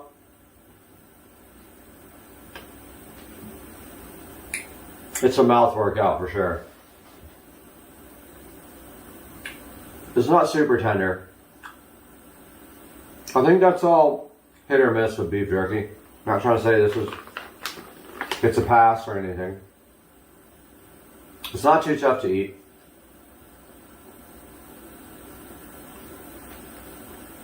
Some of it's a little harder too. That piece. Alright. Honest review. That piece was hard to chew. It's chewable, and it's typical. Haven't had a lot of beef jerky that was actually tender. 25% maybe of anything I ever buy.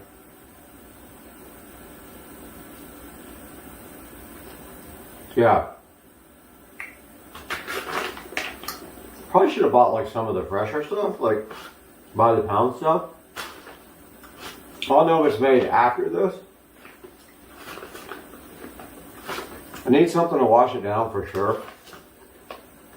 It was good though. Let's talk about the flavor of this though. Yeah, it's beef jerky. It's dried beef. It's going to be difficult to chew most of the time. I've had some tender stuff. Probably was a little bit newer. This doesn't say when it was packaged. And it wants you to refrigerate it. So if you get this, make sure you refrigerate it. But the flavor is really good. Like, I'm a big fan of steak. Actually, I had steak last night. Ribeye. Flavor is good. It's like a smoky, rich, just a like steak on the grill kind of flavor. This is my lunch, by the way. Really good. Zero complaints about the flavor. Definitely recommend that. You really can't give a bad review based on the tenderness of the beef.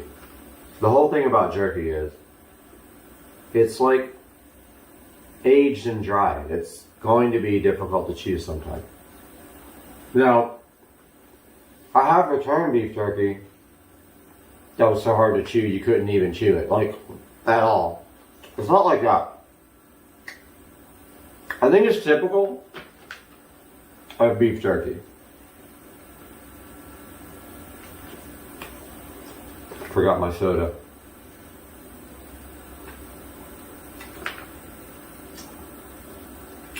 So this says it's alright.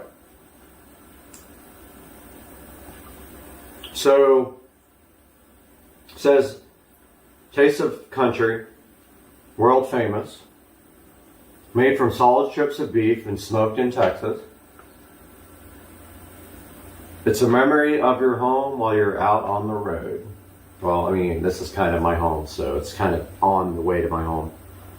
Our wall of flavors means we have something for everyone. So try one, or try them all. We think you'll be mighty glad you did. I'm definitely not upset that I bought this, because this is my lunch. Not bad. Pretty good. Usually buy Jack Links. Now this has got to go in the fridge. That's enough lunch for me. I had a big breakfast. Yesterday I had like plenty of food. Guys, thank you for watching. Sorry for the open mouth.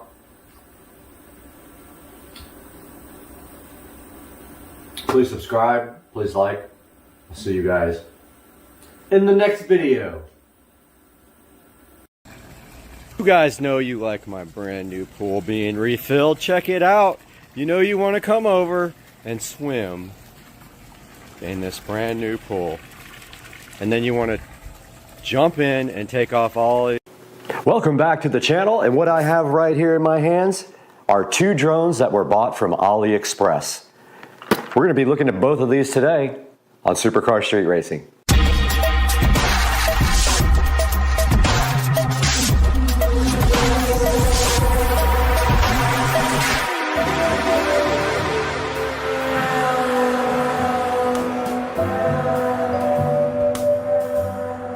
Guys, sitting right here on top of the Supercar Street Racing mini bike, we have the S116 drone and the E99 Pro drone, and these were both bought off of AliExpress for under $70.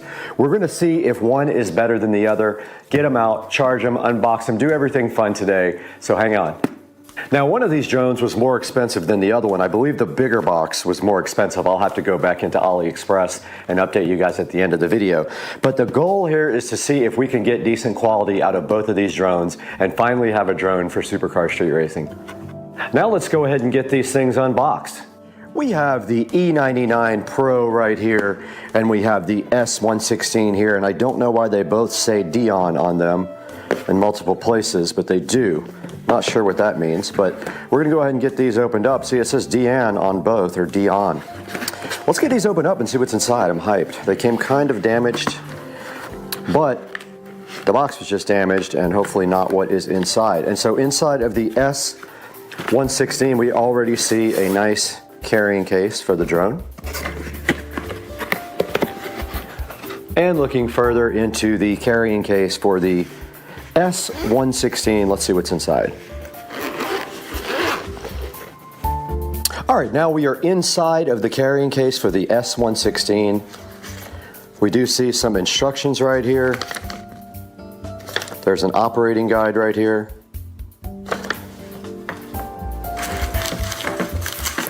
Then we have another user guide here, so I don't know what the difference is between these two guys. But there's this one and this one. Look inside, that side is in Chinese, I think. And then here are the actual operating instructions for this guy. Let's put that aside. Looks like they gave us some spare rotor blades just in case. Four spare rotor blades, a USB cable, and a small screwdriver included. And then here is the actual drone. Good look at the top and the bottom. There's the camera. And I don't see any plastic peel on the camera, so no peel satisfaction for you. But I do see this.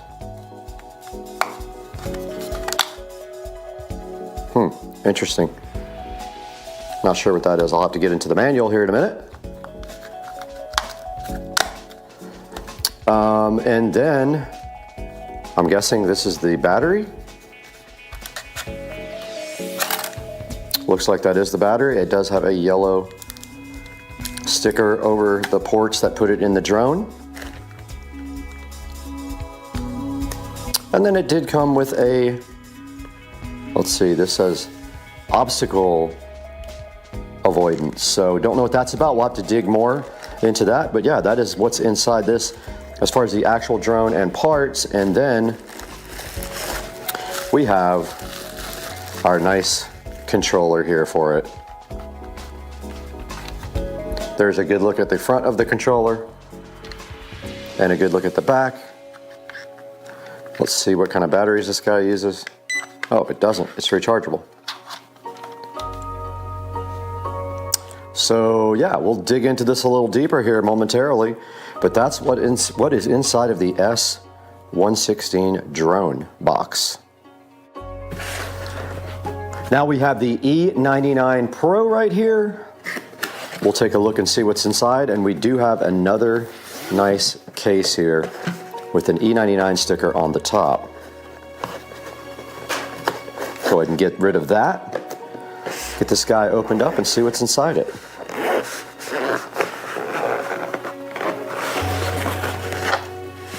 All right, so we have another controller here. There's a good look at the actual controller with the two antennas. Feels really cheap though, really light, really cheap. Not sure if this has batteries or what, or if it's rechargeable. I don't see a charging port. I see a back door on it. Here is the actual tiny little drone. And that is going to get some peel satisfaction. And my thought is it unfolds like that. It says Drone Pro on it right there. And there is the camera. Now this one looks significantly cheaper than the other drone already and feels cheaper. And at this point, I don't know where you put the batteries or charge the battery. Ah, there's the battery right there. So again, these are just flip-in rechargeable batteries. There's a little antenna. And then inside of this bag, we have what appears to be, actually I don't know what these are. I'm not sure what those are for. They did come with some one spare blade, three spare blades, four, a little USB charger. And then here is the user manual. And it also has a supplemental thing to download and install the RC EFP app. And I'm not sure if that one uses the same app or not. But then here are the instructions, and they are in both Chinese and English for you. And then that is it. That is all that is in the box here. So let's figure out getting these guys charged. Now that we've gotten a good look at what's inside both of these boxes, we're gonna go ahead and get these guys charged up. Let's do it. All right, we've got both of our drones here. Let's go ahead and take the battery out, which I already did on this one. And here is the actual battery. And then on this one, the battery is right here. And then we just need two little USB power adapters. Any USB power adapter will work. Or if any device you have has a USB type A, you can go ahead and use that. Now I do have some brand new USB power adapters here in my hands. There's one and two because I started running out of these. So I bought some for LED lights. So there's a second one. And then we have our little cable here that it came with somewhere.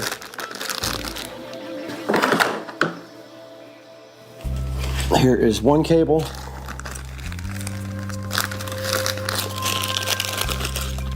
I'm gonna go ahead and put this back over there. Get this out.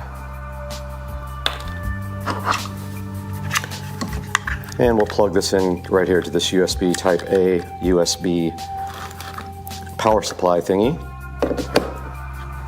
And that would be the one, I guess it doesn't matter which one. It does have the old school style of adapter though, the old school USB, not the new one. It doesn't have USB type C. And it is plugged in and there is a red light on that one. Let's get this other guy plugged in and charging.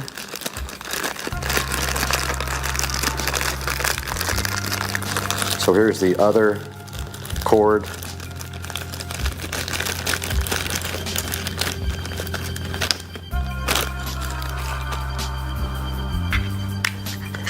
and our other USB-A adapter to whatever type of USB that is, I forgot. And we will plug that right into where? Oh, there it is. Blind. And it goes right in here. And we do have a red light on the back indicating that these are charging.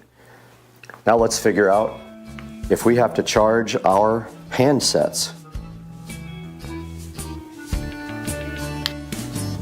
All right, guys, so we have the controller here for the bigger drone. For the S116, I had to go get another cable to charge this one. And I have another USB adapter here. Go ahead and plug that in. And we have one of these multi-cables. So the other end goes on the side of the drone right here. Just like that. And we do have a red light on indicating, I believe, we are charging it. And now this guy, I cannot locate where you charge this. Maybe this is not rechargeable. Let's look at the instructions. So I'll go ahead and open this up.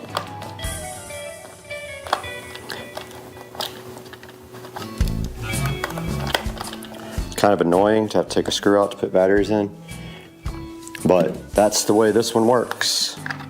3 AA batteries, which we will now insert into the drone. I called it a drone, it's actually the controller. It takes 3 AA batteries. No rechargeable controller on this one, is 1 definite minus. And then the cover just goes right back on like this.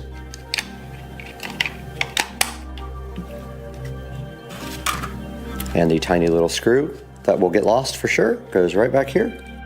I decided the screw isn't that important because it clips back in without it, so we're just going to go without a screw there. All right, a little update of frustration, and you can see that these drones are once again packed up in the box, and there is a good reason for that. They don't work. So the first drone here, the E99 Pro, uses a certain app, and basically how these work is you connect to a Wi-Fi network on the drone, and that is how you get pictures and videos and everything and control them. This guy generates a Wi-Fi network that says something like 8K something or another, and the app, no matter what I did, I tried on 2 different devices, no matter what I did, this would not say it was connected. It would open the app and it would say disconnected from Wi-Fi. That one did not work. Now I did start this one up and outside and watch it. Sorry. Yes, I started this one up outside and watched it just to spin up a little bit, but that's it. This one has a completely different app and better instructions. And as you can see right here, the instructions are pretty clear on what to do. The Wi-Fi name was wrong. I figured that out. It said to connect to a Wi-Fi called Wi-Fi something, and there was no Wi-Fi like that. There was a different name. So I got connected to this drone.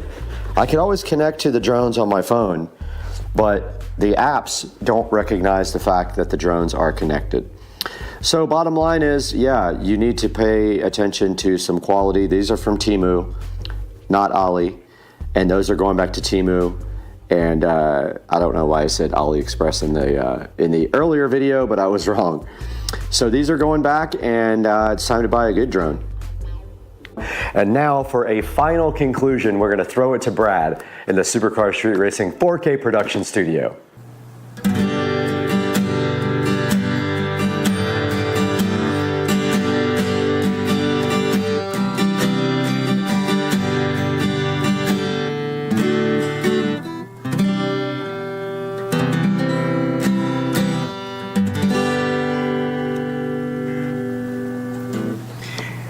Hey guys, just getting a little guitar practice in. Welcome back to the channel. And you just saw we had these Temu drones and they were absolute garbage.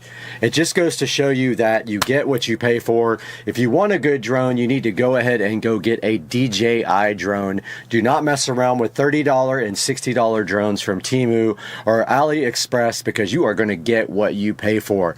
Both of my drones that I bought from Temu did not work.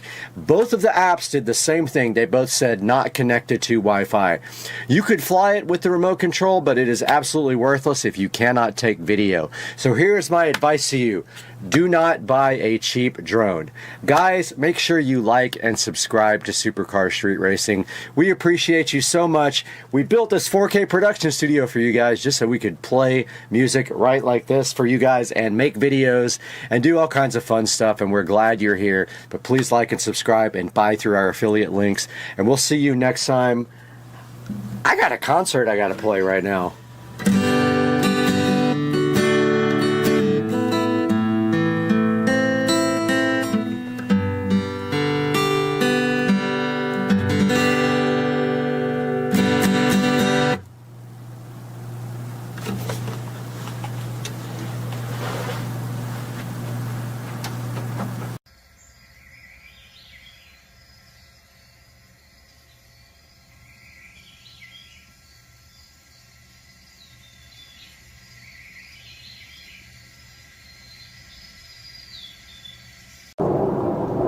This is Supercar Street Racing, and this is the 2018 Mercedes GLA 250. And we're going to review it. Take a look at the front of the GLA 250. Check out this stylish silver grille that Mercedes added. Down here, it has fog lights. This is almost like the grills on the SL65 AMG. The front has a pretty aggressive stance, as you can see here.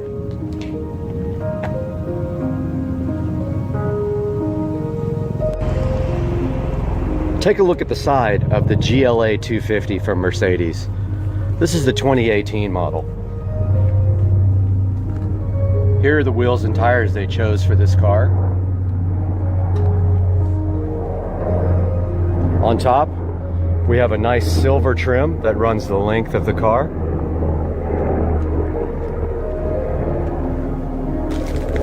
And here's how it looks like from the other angle.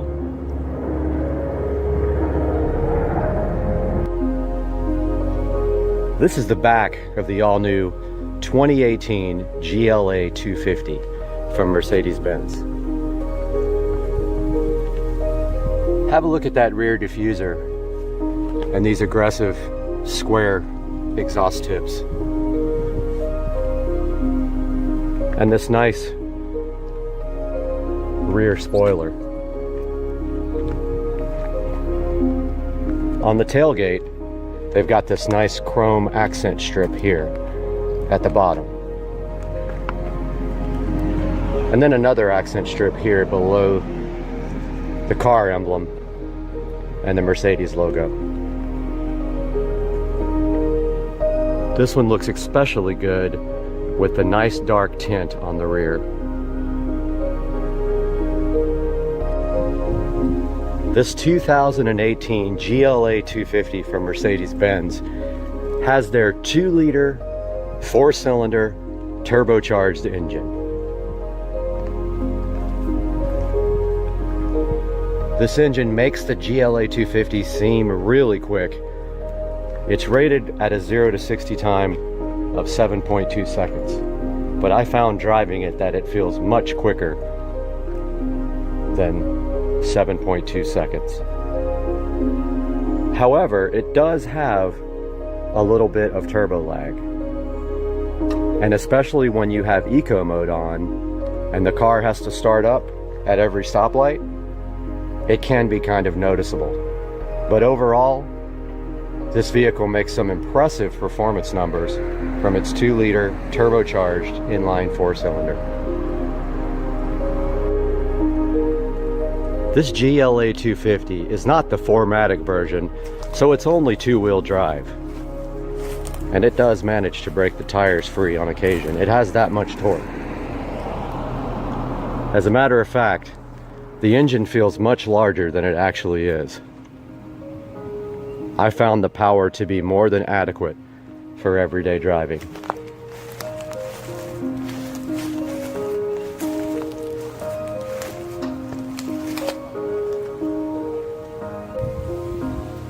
Moving to the inside of the GLA 250, on the door panels, we have the typical door controls. Here's the lock and unlock feature.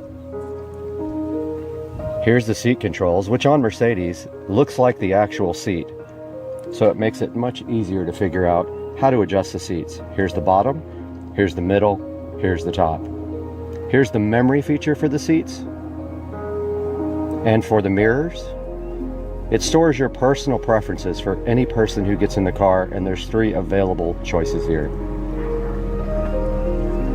Here's the window controls and the mirror controls and the rear hatch opening control. Here's a good look at the seats on the GLA 250 from Mercedes-Benz. This leather reminds me a lot of the leather in BMWs.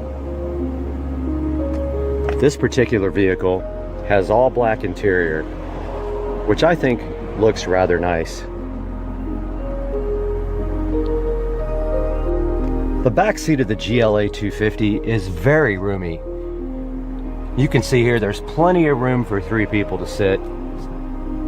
And on this base model, there's not many controls back here. But right here, we do have a 12-volt outlet for your passengers in the back.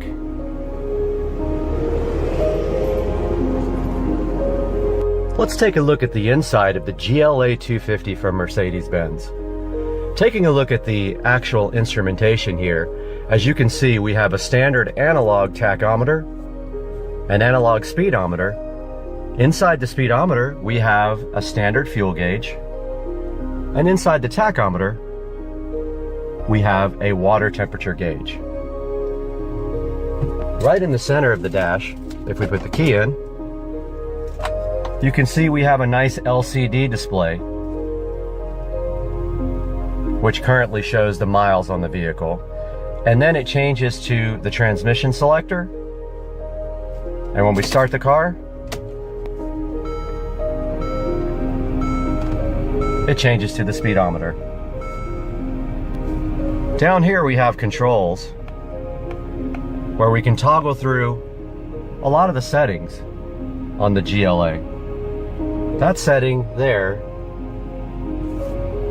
is for your fuel range. Here's your eco display, a trip computer, and back to the speedometer. On the steering wheel, these are the controls for the center display. And here's your controls for your telephone and your audio system. On the side here, we've got controls for your windshield wipers. Here's your cruise control. And down here, we've got fog light controls, headlight controls, and your parking brake release. Over here to the right, here's the ignition switch. And this car has no button to start, just an ignition switch. Let's take a look at the infotainment display on this 2018 Mercedes GLA 250. One thing I don't like about this display is it looks like it's just tacked on. It really doesn't look like it was well thought out. It almost looks like somebody took an iPad or an Android pad and just literally tacked it to the dash. Starting here on this display, here's the vehicle settings. Here we can change the locator lighting, the interior lighting delay, the exterior lighting delay, the ambient light inside the vehicle, and our locator lighting. If we back up one, here's where we can change the dynamics on the car. Here we can adjust the drive dynamics, the climate control dynamics, Eco start and stop, which makes the car stop when you go to a stoplight or a stop sign, and the steering dynamics. I personally felt like sport mode was the best for all-around driving. And if we back out again, and one more time, we have settings for the telephone, the media, the radio, and the navigation. Now the navigation on this vehicle is on an SD card, which is right here. This vehicle does not have the SD card inserted, so when you select navigation, you'll see a slight pause, and then it's going to say there's no memory card inserted with the navigation software. If we back out again, we can take a look at the radio. So there's the radio. There's the volume control. And there's our selector.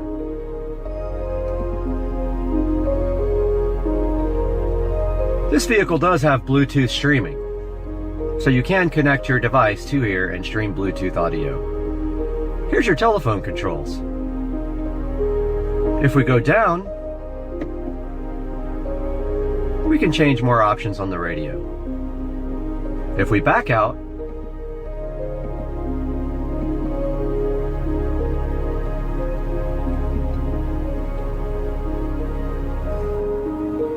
pressing the star button on the control gives us this menu. It has icons for everything you can select.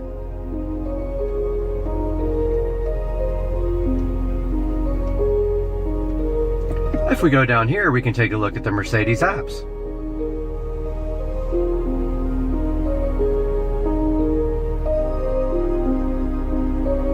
I've enabled the Mercedes apps function.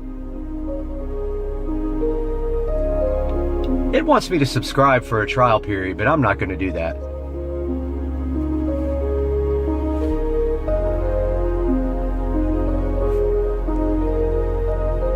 If we hit the back out again, and the star button, we're back at the icon menu.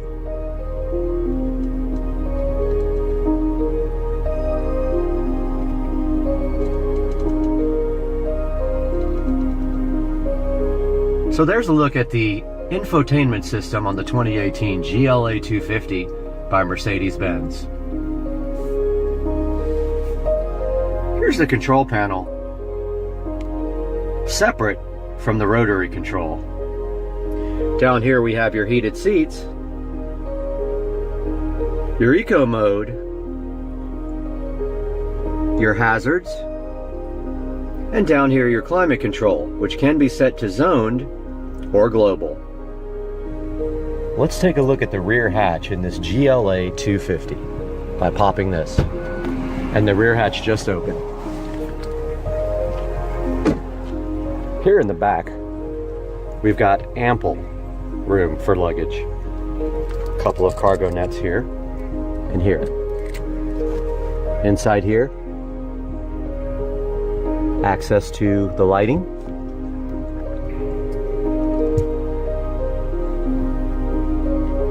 Plenty of room for all your luggage in the back of this GLA 250. If we push this button, it closes itself.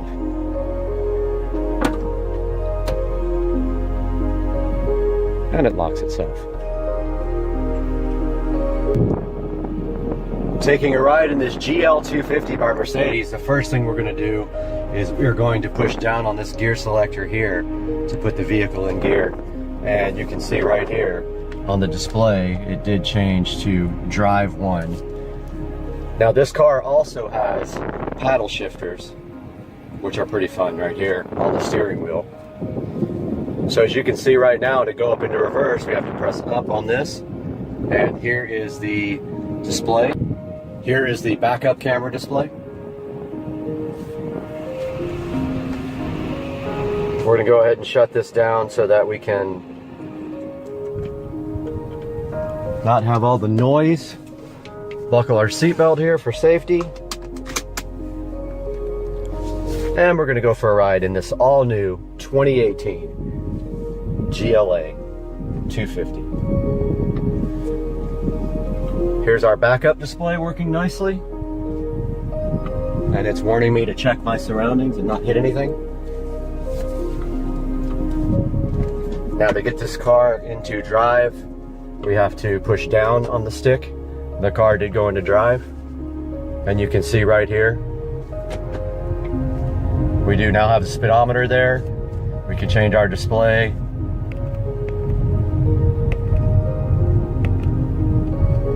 To the Eco display if we want to. There's our range. Now the first thing you're going to notice here is that this vehicle is set to all sport. I actually prefer that setting better. To me, the vehicle just rides and performs great in the sport mode.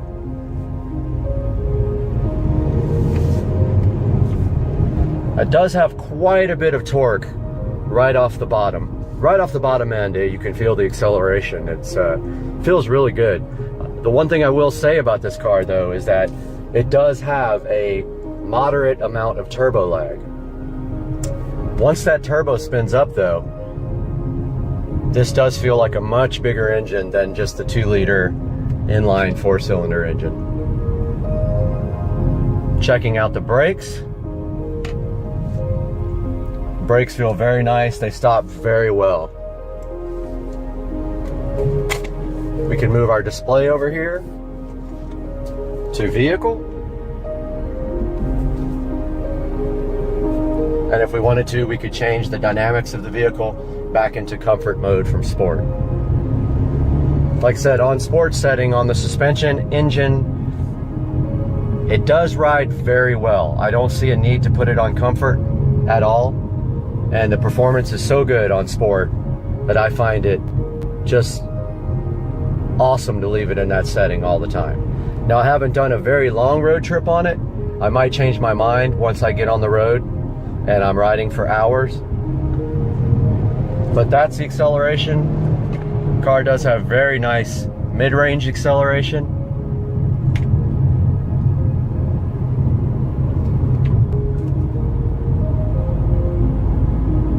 Very nice car to drive so far.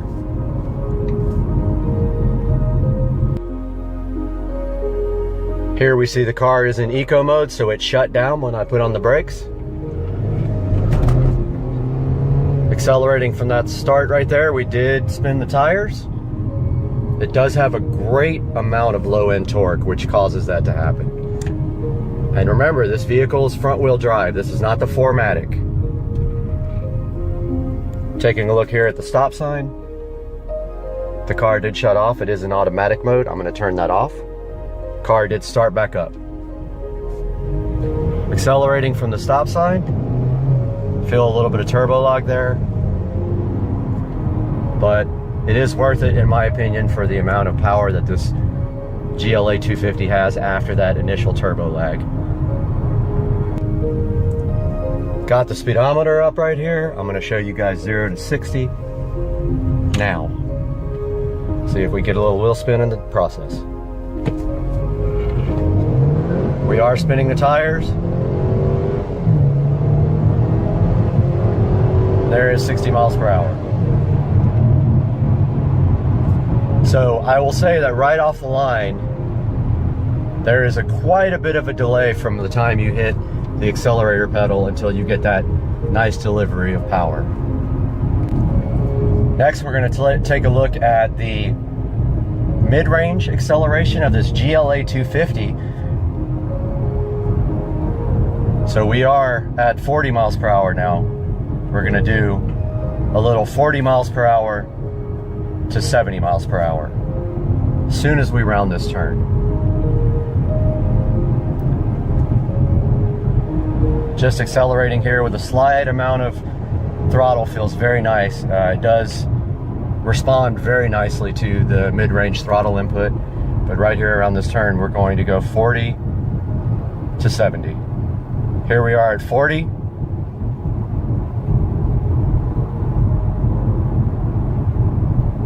And we're going to put it to the floor there. There's a little bit of delay.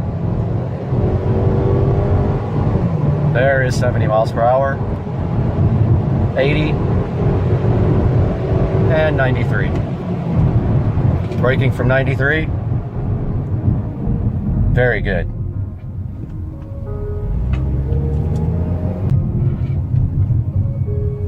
There is a moderate amount of traffic here. We are going to turn around now. And I'm going to show you another acceleration run. Turning around. Start from 0. A slight roll, and there's, you see the delay there, and then the wheel spin. There's 30, 40, 50, 60, 70.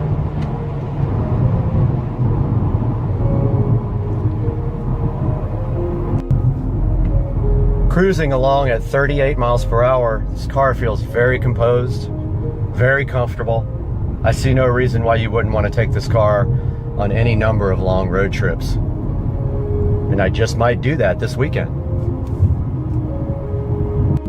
So as long as you keep this GLA 250 by Mercedes-Benz in the power band, it performs very well, and there's very little turbo lag. However, if you let that turbo spin down, you will be waiting for it. Pulling back up in the driveway here. From a nice drive in this GLA 250.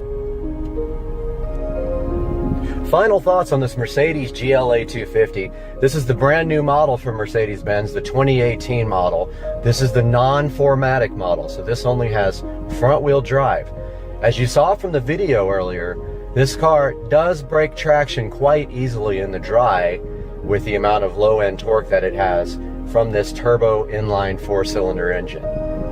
My review of this car, I'm going to give it a 7 stars out of 10 rating. The reason it doesn't get higher, a couple of things. The turbocharged 4-cylinder engine has quite a bit of turbo lag. There's almost a 3-second delay from a dead stop if you hit the throttle full. If you let this vehicle get out of the turbo range, it is kind of laggy. So I give it that rating. Thanks for watching, everybody. We'll see you next time with more reviews. We are back in the Supercar Street Racing Compound Kitchen, which are now appropriately sized for my appetite. And we have another package here from Walmart.com. We're going to open it right now and let you guys see what's inside.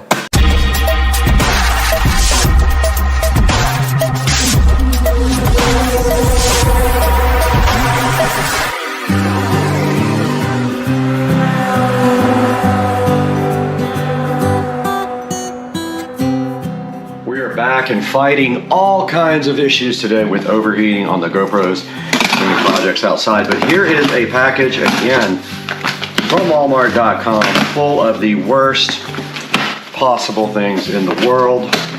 And we have more mainstays, LED globe lights to install. And I tell you, I looked everywhere for replacements, but my plan is when they fail to return them. So I'm keeping the boxes. They will fail within a few weeks or a month, and I will return them and get new ones. I used to buy protection plans on these, and now, right here, right now, you can't get this with a protection plan because they don't trust their products enough anymore to offer it because they know how bad these are. So I ordered 4 to replace the patio lighting underneath the patio that goes around to the side of the house. I don't know if that's enough, but we're going to go from there and see if we have to order more of these. I would like to go all the way to the other side of the house, if possible. So that's our mission today, guys. We're going to do this today. Let's go. Here are the mainstays, 35 count LED Edison string lights in their glory from Walmart.com. About, I don't remember how much they were. At one point they were about $6. They went up. I think they might be $11 now. I will put a link in the description. But I'm going to warn you right now, these have terrible reviews.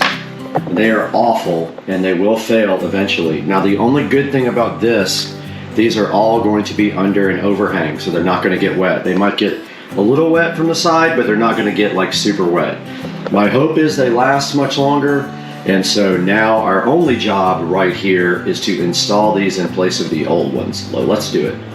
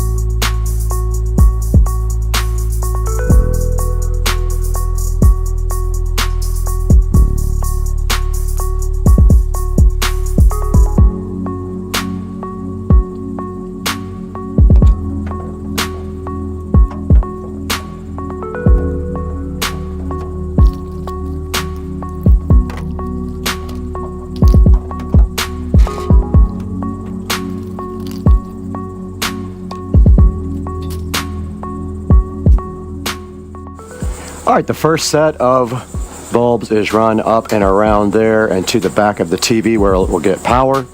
It comes down this gutter and the pole here, and it connects to this lamp that has Gobi smart bulbs. Our next job is to replace this set here that runs all the way around the house. So we're going to be doing that next. Let's get to work.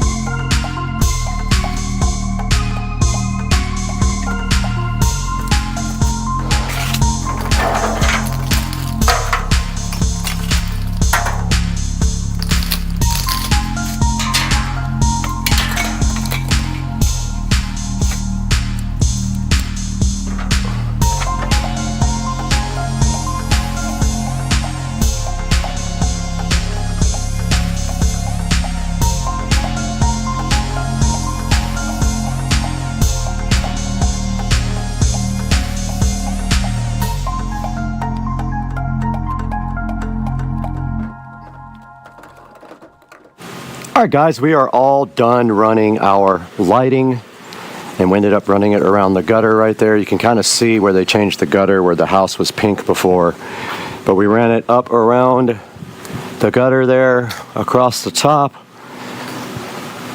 through there, where it probably could have been a little bit closer to the house. I think I'm going to end up fixing that. I just don't know how. Actually, I do know how. I got a zip tie over there. I'll grab a zip tie and I'll pull it over and put it on the zip tie. All right, as I was saying, we ran this right across the bottom of the sunroom there, around the top here, to the television back there, and then over on this side, we ran it across, down this pole, and then it connects to this lamp. So when all of the smart lighting comes on, all this will turn on, and we were gonna show you that tonight when it gets dark. We'll be right back. Echo, turn on the patio.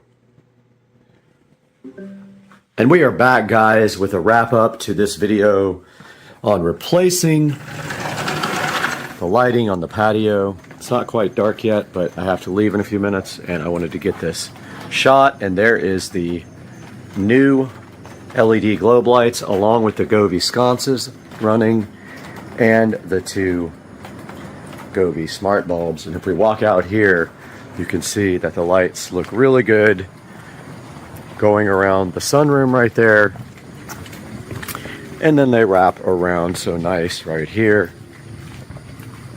And that is how this turned out. They come down the side of that gutter.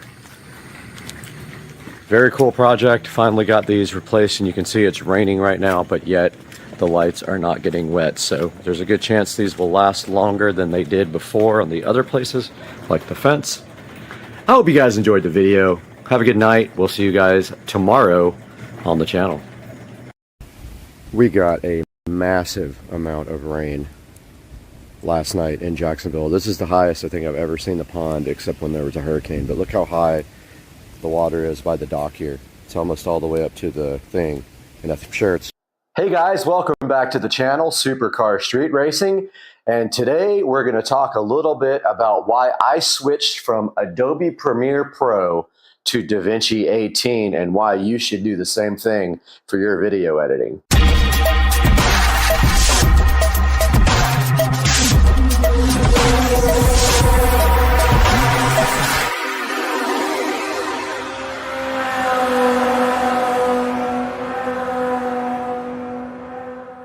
Welcome back to the channel, Supercar Street Racing, and I hope you guys are having a wonderful day today, and I'm glad to see you back on the channel. Go ahead and do me a favor and hit that like and subscribe button, and let's help grow the channel so that we can enjoy looking at some of our favorite things here.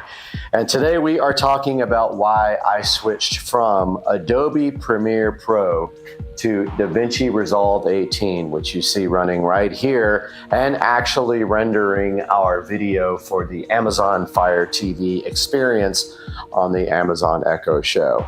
So backing up a little bit, I started using Premiere Pro several years ago, probably about, I don't know, it must have been at least 10 years ago. I've used it since the very beginning. However, most recently, when I started growing the channel, I was able to get a much better editing system. As you see here, I have an RTX 3080 TUF, and I was finally able to do some good editing on this channel and try to bring the channel up to a standard that will get more views and actually generate some interest. To make a long story short, I have a brand new computer here with a 12-core AMD processor. I've got the RTX TUF 3080, and I've got two monitors here that aren't even 4K. That will be the next upgrade to the channel, some 4K monitors that I can edit on. For right now, these only do 1080p, but you can see back here in the background, DaVinci Resolve running amazing, doing our rendering for our new video for the Fire TV on the Echo Show. So what's the first reason I switched over? So honestly, I had a lot of issues, first related to my old computer system because I was running an older video card and I had not made the investment yet to a nice modern RTX series graphics card. So I was having a lot of issues with that, renders crashing and things like that. I did eventually figure out that I needed a new video card, of course, because I was also taking hours to render my videos, and I needed to speed up that render time and try to figure out what all those bugs were for. Ended up buying this whole editing rig. I've got the RTX 3080, as I talked about before, and I attempted to use Premiere Pro.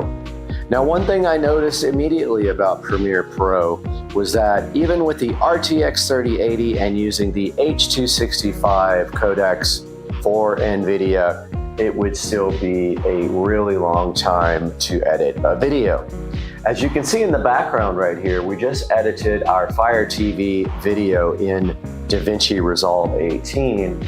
We did render that in 4K, and it took it about 13 minutes and 20 seconds to render a 4K video, 4K 60 frames per second in DaVinci Resolve, and the video is actually over 17 minutes long. So it's actually rendering it, you know, less than a minute per minute of video. This same video in Adobe Premiere probably would have taken a little over an hour to render, even with the RTX 3080. And one thing I would also notice with Adobe Premiere Pro is that when I had the Task Manager open, it would be using way more CPU than GPU power, which doesn't really make sense. Now, some things don't use GPU to render, but a lot of things do. And so now I notice with the DaVinci Resolve software, almost everything uses the GPU if you look at the Task Manager or you look at GPU-Z. So talking about the ability to learn in DaVinci Resolve, if you're used to Premiere Pro, you're thinking about making that jump over to DaVinci Resolve. I'll tell you from experience that I learned pretty quickly on DaVinci Resolve how to do the basic things to get a video up and going. It is a little bit different from Adobe Premiere Pro in that you have tabs for your different things in editing. You have a colors tab here at the front. Here, that's the colors. Then you have your effects, your edit, and they actually have different names here. You have your, what is this called? Fusion tab. You have your color. This actual first one is called media, not color. You have media, you have cut, where you add transitions and effects and everything. You have your edit, where you have your actual timeline. And then you have your color tab, your fusion tab, your Fairlight tab, and your deliver tab. So deliver, basically, if we go over to that tab, is where you do all your exporting, which would be like Adobe Media Encoder, except it is way more intuitive and way easier to use. Fairlight is where you do all your audio work in DaVinci Resolve, and you can add all your audio effects. Color is where you actually work with the color. Pretty self-explanatory there. Fusion I have not used, so I'm not sure about what this is for. I will have to do some research on that and get back to you, but so far I have not had to use Fusion for anything. Of course, you got your timeline here, which is, if you're familiar with Adobe Premiere Pro, the timeline here on DaVinci Resolve is similar to Adobe Premiere Pro, but a lot of your shortcuts and everything are going to be different. The one thing I haven't figured out in DaVinci Resolve is how to free transform an object. Let's say you're going to layer an object on top of another one. In Adobe Premiere, if you double click that object on the timeline, you can actually drag it with the mouse to move it around the screen and place it. I have not figured out if there's a way to do that yet on DaVinci Resolve. I'm still working on that. There's also a couple of other differences that I haven't figured out, like cutting and pasting transitions is not available as it is on Adobe Premiere Pro, but you do have the copy and paste attributes, which I use frequently to copy things like audio volume, audio effects, and placement of objects on the screen. That is all done here in the timeline. You just have to get used to a little bit of a difference in using selecting things to work with them. They're all up here in the right-hand corner under the inspector. You can, let's say you added an effect on the screen next to this in the cut screen, then you would click the actual clip and go up to effects in the inspector, where you can actually adjust all the different attributes on that effect. Or you can do video transforms up there, audio, you can actually adjust the audio levels and audio attributes in the clip from the audio tab up here, things like volume, pan, pitch, things like that. And then your transition, you can actually adjust the transition up here in the transition of the inspector. And then over here on the right side, which you may or may not see in the frame, we have our clip bin here that shows all our clips. We have all of our edit timeline. We have our audio mixer over here as well, and our toolbox and clip details and metadata. So far, so good. Also, let's go over to the cut scene. The cut area shows your clips more like blobs on the timeline, and you are actually able to add transitions, titles, and effects. I do not use titles inside of DaVinci Resolve because I use a 3D font generator online. That's really good. But here you can add effects both to your, you can add video effects, you can add audio effects, which you can also do over in Fairlight. Like I said, you can add titles, which is actually adding fonts to your videos. And you have your media pool here, which shows you all the videos that you imported in for this project. So yeah, I'm just gonna go into the conclusion that DaVinci Resolve is way better than Adobe Premiere Pro. Not only because there's a fixed price for it, Adobe Premiere Pro charges you for a subscription, but the ease of use, the stability has been on point. I've only ever had one crash while while rendering, and that actually happened during the video that I was editing here, and all I did was close out DaVinci Resolve and reopen it, and it got through the rendering process. I had a lot of issues with Premiere Pro not being able to get through rendering processes, and it would fail for no reason. Also, Premiere Pro did have a bug to this day they have not resolved on some video cards, and that is the software will start using video, or it's not video memory, but memory, actual memory, and it will eat up and eat up and eat up video memory until the computer crashes because there's actually no memory left to run the operating system. I have 64 gigabytes of RAM on this computer. It is awesome for editing, but on Premiere Pro, it would use all 64 gigabytes of RAM and then just crash. I've not had any issues like that with DaVinci Resolve 18. So guys, I hope that you can use DaVinci Resolve 18 too. If you have any questions about it, how to use it, or want to see specific videos about DaVinci Resolve 18, throw it down in the comments section. Please like and subscribe, and we'll see you on the next video at Supercar Street Racing. So you guys are familiar with OpenAI ChatGPT, right? Well, today I asked OpenAI to write his own version of Little Red Riding Hood, and then I let him both edit it and voice over it. Let's see what happened. Tell me about Little Red Riding Hood in your own words.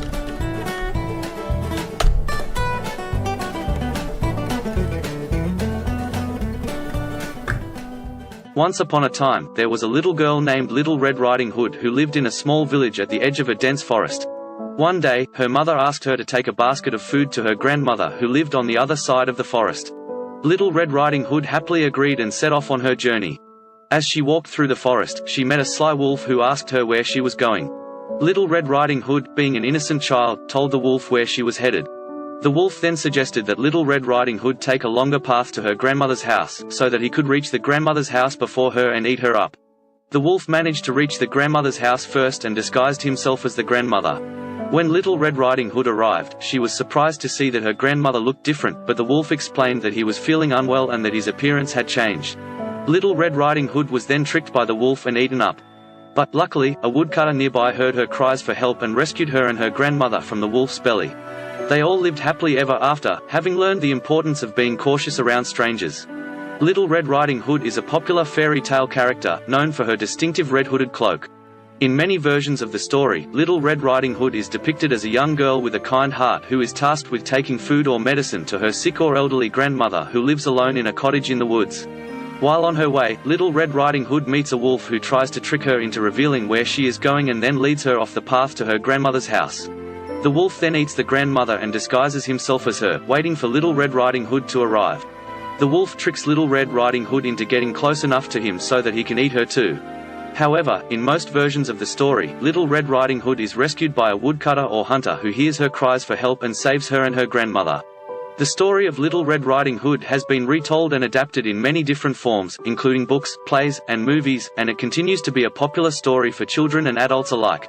Some versions of the story have altered the ending or added more characters, such as a father or a romantic interest for Little Red Riding Hood, but the central theme of caution around strangers remains an important message for readers of all ages.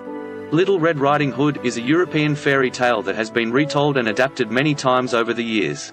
The story typically involves a young girl, known as Little Red Riding Hood, who is sent by her mother to deliver food to her grandmother, who lives in the woods. On her way, she meets a wolf who convinces her to take a longer path so that he can reach her grandmother's house first and eat her. In some versions of the story, the wolf eats both Little Red Riding Hood and her grandmother, while in others, a hunter or woodsman saves them by cutting open the wolf's stomach. The tale is often seen as a cautionary tale about the dangers of talking to strangers and wandering into the woods alone. The origins of the story are unclear, but it is thought to have been passed down through oral tradition for many generations before being recorded in written form. The earliest known printed version of the tale was published in 1697 by French author Charles Perrault, who added some of the most famous elements to the story, such as the Red Hood and the moral at the end. Since then, the story has been adapted into countless forms, including plays, films, and books.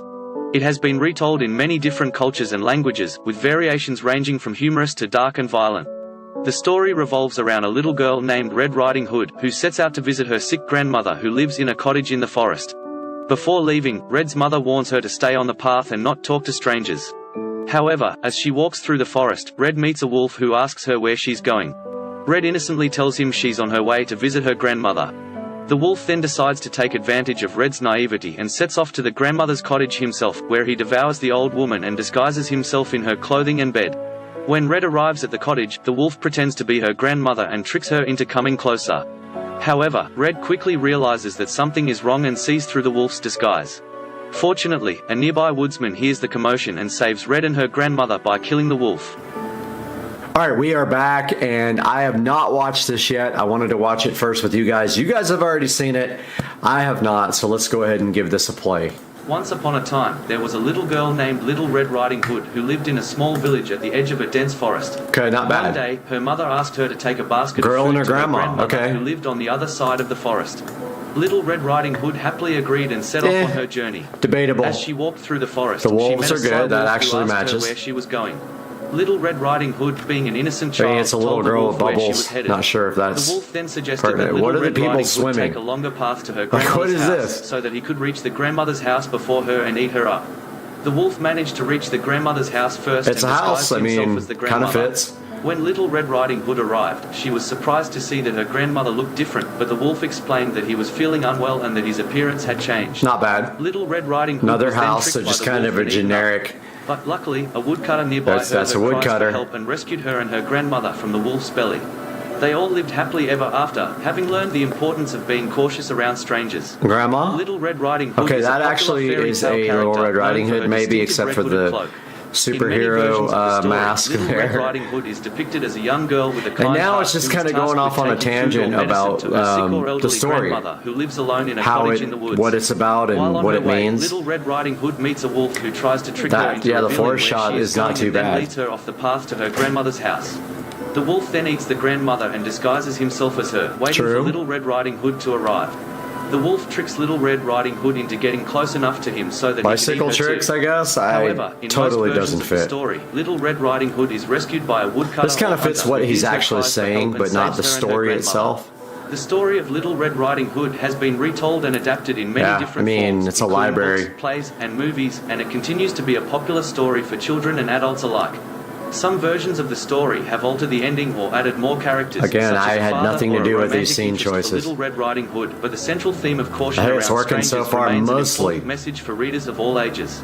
Little Red Riding Hood is a European fairy tale that has been retold Unicorn? and adapted many times over the years. Blade Runner? The story typically involves Hey, a young there's a girl unicorn. known as Little Red Riding Hood, who is sent by her mother to That has deliver literally food to her nothing to do with grandmother, it. who lives in the woods. On her way, she meets a wolf Or who this convinces is her like to a guy take along running the through path the so that he streets can of a reach city. her grandmother's house first and eat her. In some versions of the story, the wolf eats both Little Red Riding Hood and her grandmother. You while could in make others, this a fit. hunter or You can't woodsman see her saves them back. by Maybe cutting she's got open a the red wolf's hood stomach. on. Who The knows? tale is often seen as a cautionary tale about the dangers This of kind talking of to fits strangers what and wandering the into the AI woods is alone. saying, but not the origins story, of and the that's story are unclear, but it some is sort thought of to have been instrument. passed I down don't through know oral what tradition that for many generations has to before do being with recorded anything. in written form. The earliest known printed version of the tale was published in Maybe 1697 you could call by this French author okay. Charles Perrault, who added some of the most famous elements to the story, such as the red hood and the moral at the end. Since then, the story has been adapted into countless forms, Okay, I think including it plays, took the word films, film and on books. this one, and It has been retold in many I don't different know what cultures and welcome languages, with variations languages. ranging Okay, it from put humorous to welcome in dark and every violent. language. The story revolves around a little girl named And now Red it's sort Riding of going Hood, off who on a sets out to tangent visit about her the sick story grandmother, again. Same who lives thing. in a cottage in the forest. Before leaving, Red's mother warns her to stay on the path Red. and not talk to strangers. It keyed in on the word However, as red. she walks through the forest, Now this girl's Red got a meets red wolf who shirt asks her on. where He's she's walking, going. so I think it Red sort of innocently got tells him that she's on her wrong. way to visit her grandmother. The wolf then decides to take advantage of Red's naivety and I mean, sets this off to could the work. grandmother's Like, I cottage mean, you himself, could throw where it he in there, devours the nobody old would woman really and ever disguises notice. himself in her clothing and bed. When Red arrives at the cottage, the wolf pretends to No be her driving at grandmother all in and the tricks her into story. I coming don't closer. know what that's about. However, Red quickly realizes that something Looks is like wrong the and sees Humpty through the dance. wolf's disguise. Humpty Hump. Fortunately, a nearby woodsman hears the commotion and saves Red and her grandmother by killing the wolf. Just like that has nothing to do with it. Okay, so that's it. That's the OpenAI and artificial intelligence version of Little Red Riding Hood. I thought it would be funny to just let it do everything and then see the reaction afterwards, and that was pretty funny. Guys, thanks for joining me today. We'll see you next time.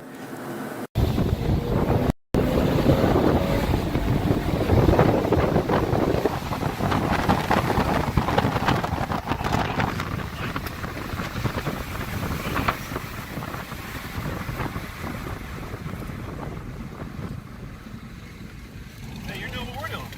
Yeah.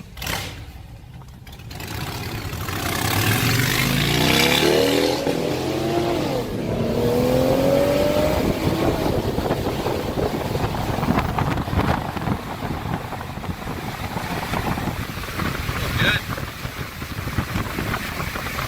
Nice. Didn't smoke that time. Yeah, I just cleared it out. Probably. Nice. I love it. So pop it over in sport now and let it shift itself. And then see how you like that. Let's get video guys out here.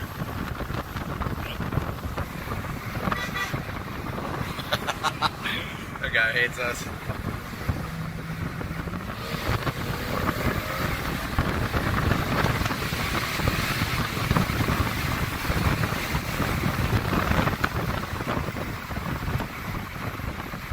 Listen, what do you think the horsepower is?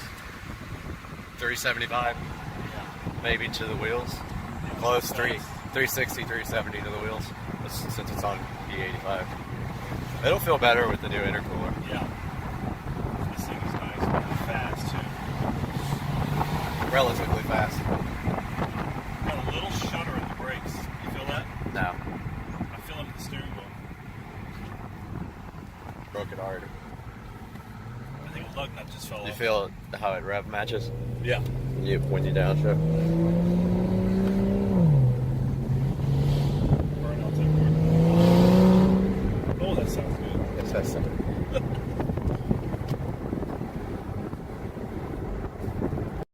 Here's that new watch peel satisfaction with a red candle and a blue pill. The peel sat on the new watch with the pill and the candle. That peel sat.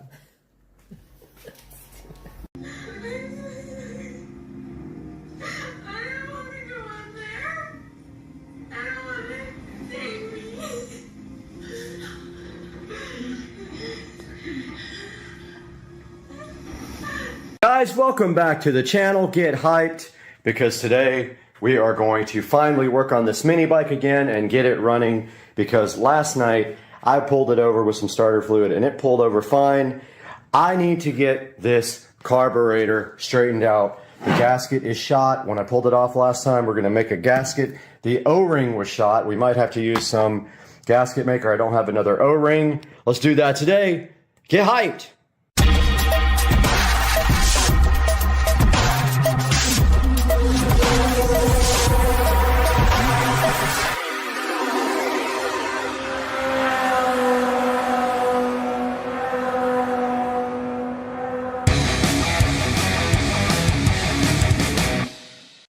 Alright guys, we are back and I have my work clothes on, which means one thing: I'm ready to work. And today, the first thing we have to do is make a shorter Allen wrench, because the carburetor has the stupidest design, and these are Allen head with no hex, and so this will not fit between the carburetor and the nut without it rubbing. So we're going to shrink this.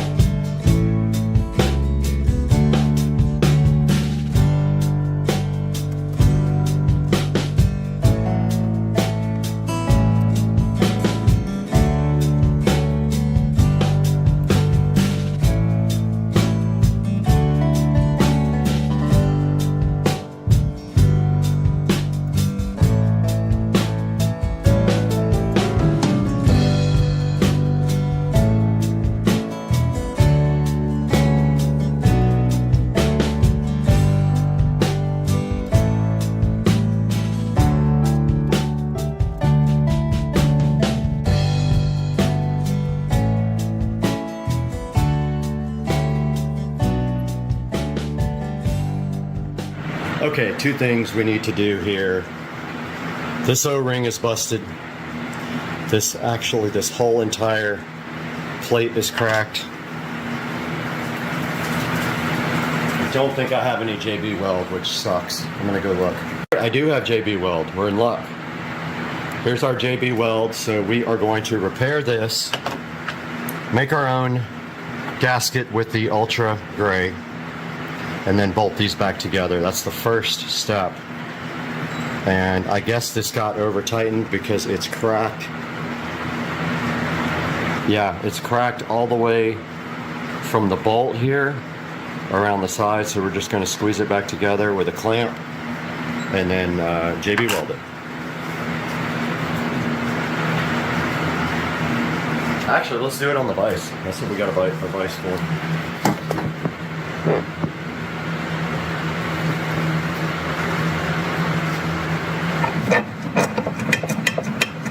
So we'll just squeeze this together. Just enough, like that.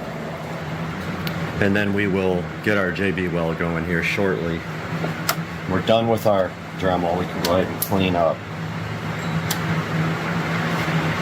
So I thought about this a little, and I wonder if it makes sense to let the crack open up a tiny bit so that the stuff can actually get in there. I think that's the ticket.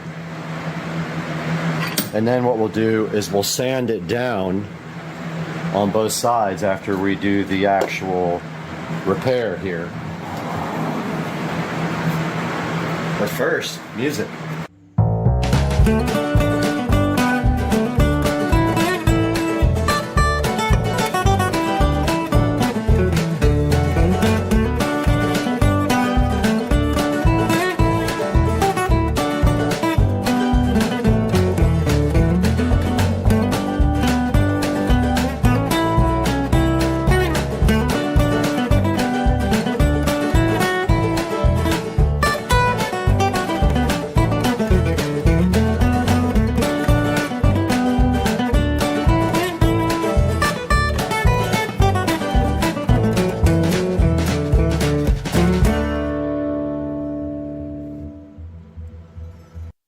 This is JB welded together.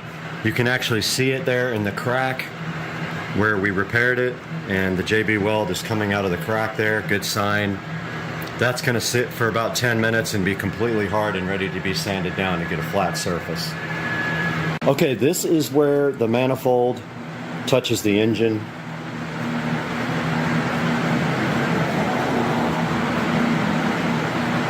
And this is what is left of the garbage cheap gasket that came with it. So we have Felpro, and we are going to make our own gasket.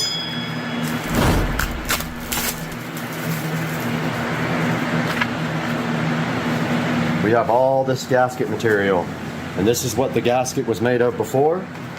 So all we have to do is trace this on the outside, cut it, trace it on the inside, cut it, done.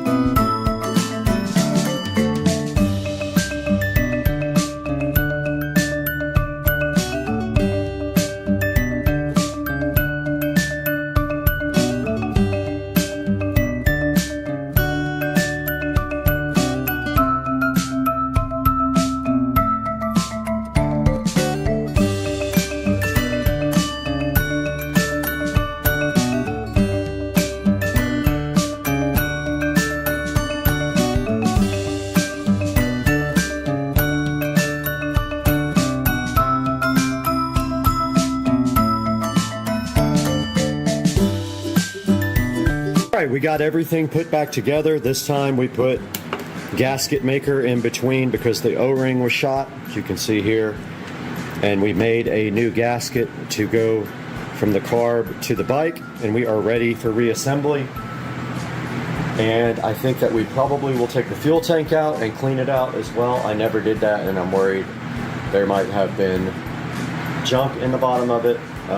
Not sure, but I already emptied it, so it doesn't hurt to rinse it out real quick with gasoline.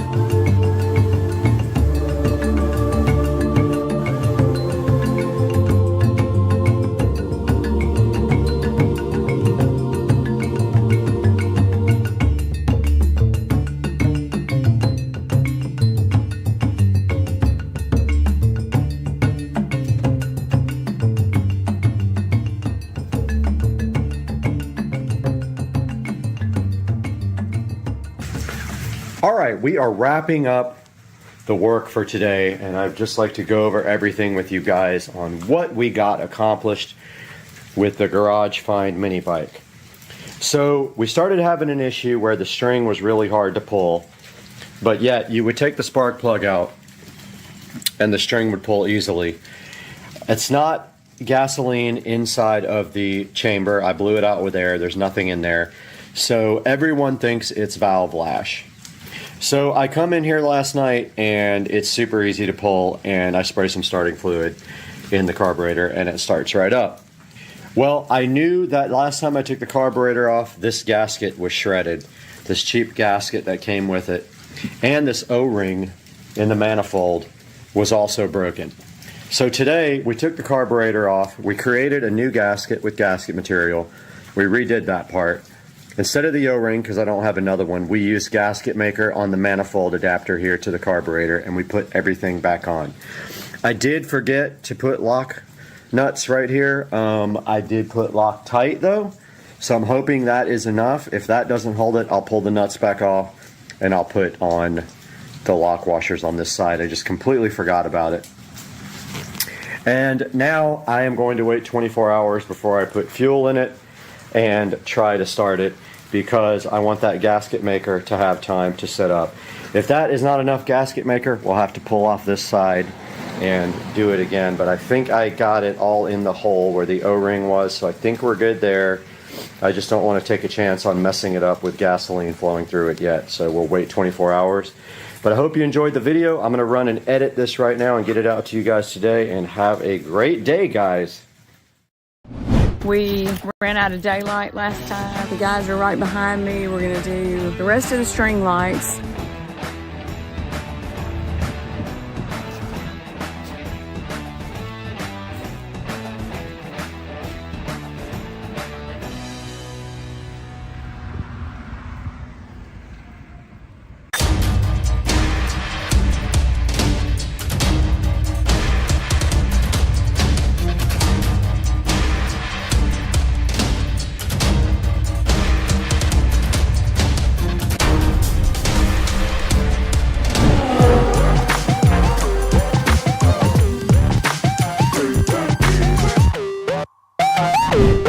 Hey there, we are starting the project again to do the rest of it. We ran out of daylight last time, and everything that we have done has turned out great. Looks amazing. So right now we're starting part 2, and we're going to be getting set up here in just a minute. And tonight I will come back out and show you how it all looks, how great it is. It was really a fun project, not hard at all, especially with the great guys I had helping me. This is the part that we're going to be working on right above me there. That's where we let off last time. So anyway, it's been fun. Here we are again getting started with the project. The guys are right behind me. We're going to do the rest of the string lights. These things are amazing. There's even a do-it-yourself. You can change each individual light if you want to. That's what's so cool about it. But anyway, here we go. The guys are getting started over there, and we're going to get the rest of this top part of the house done.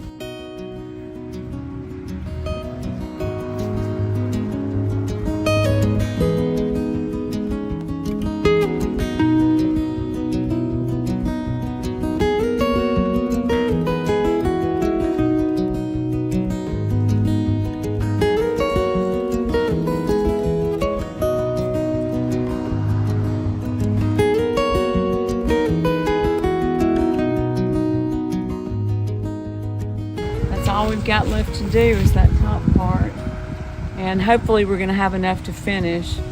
Not quite sure about that.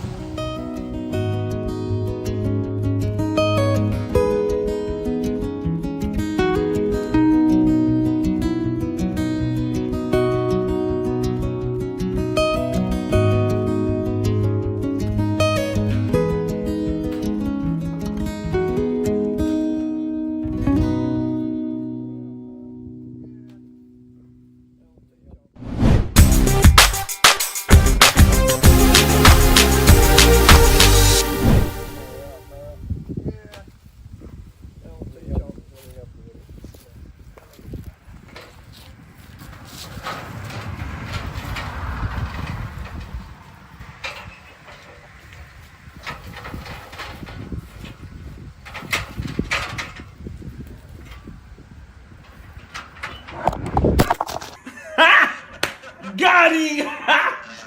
Got him! Camera's on the ground. Sorry about that, the camera fell.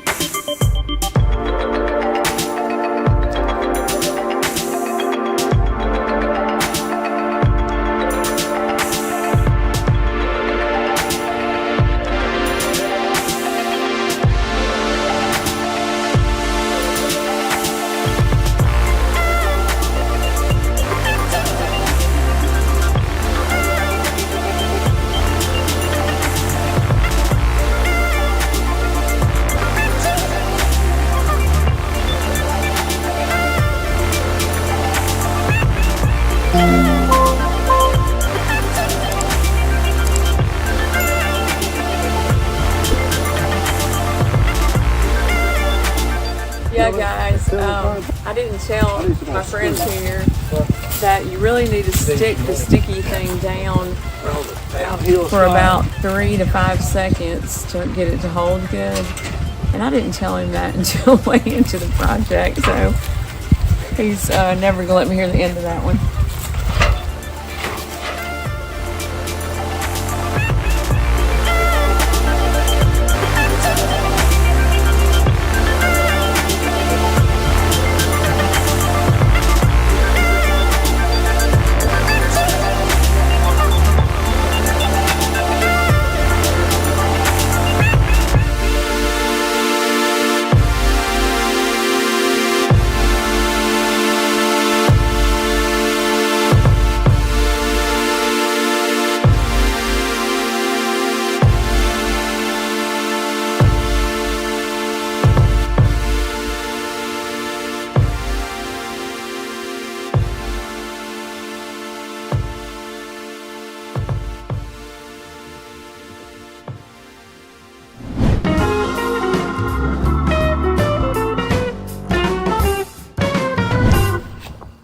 I just realized that the camera went off before we finished, so I'm going to show you what all he did.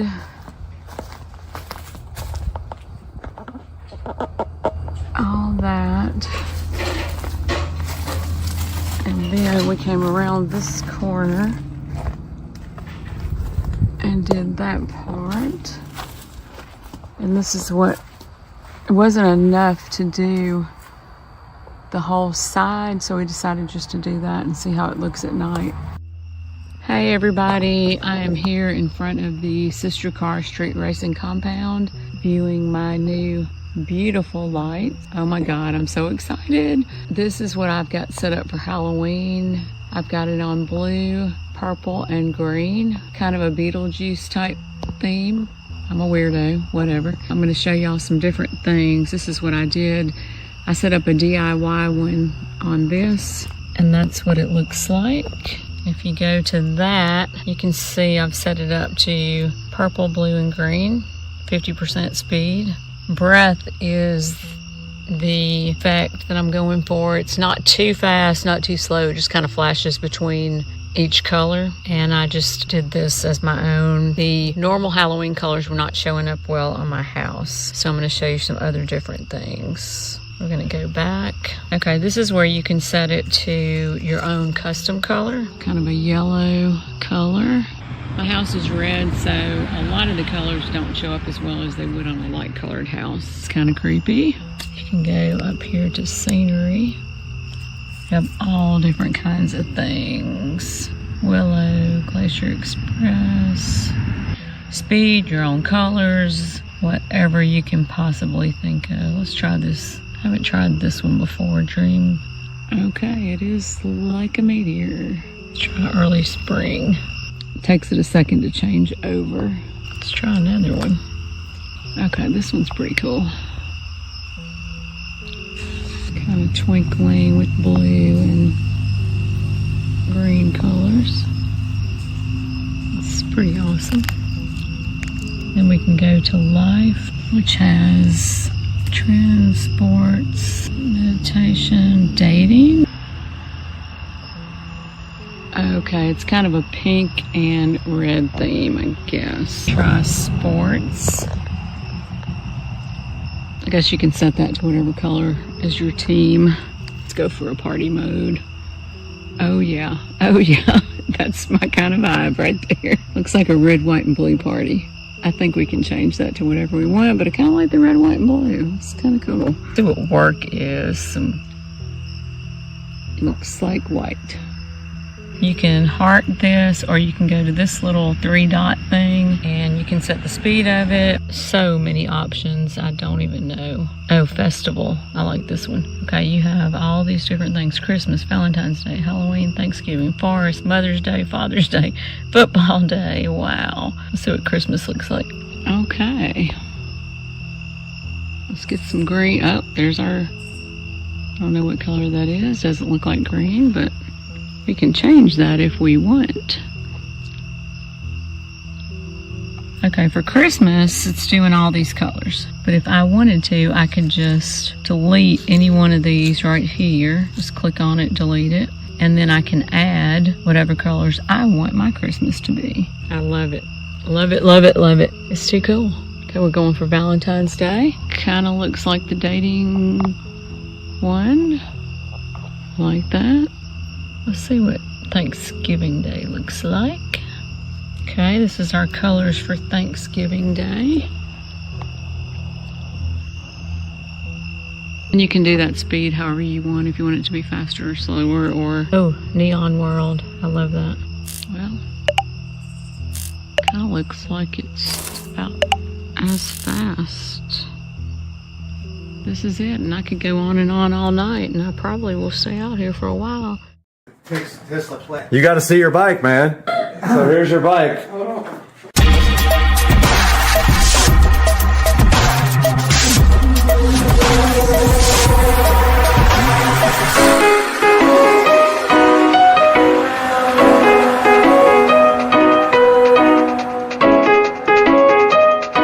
Hey everybody, welcome back to Supercar Street Racing. I hope you guys had a wonderful Thanksgiving.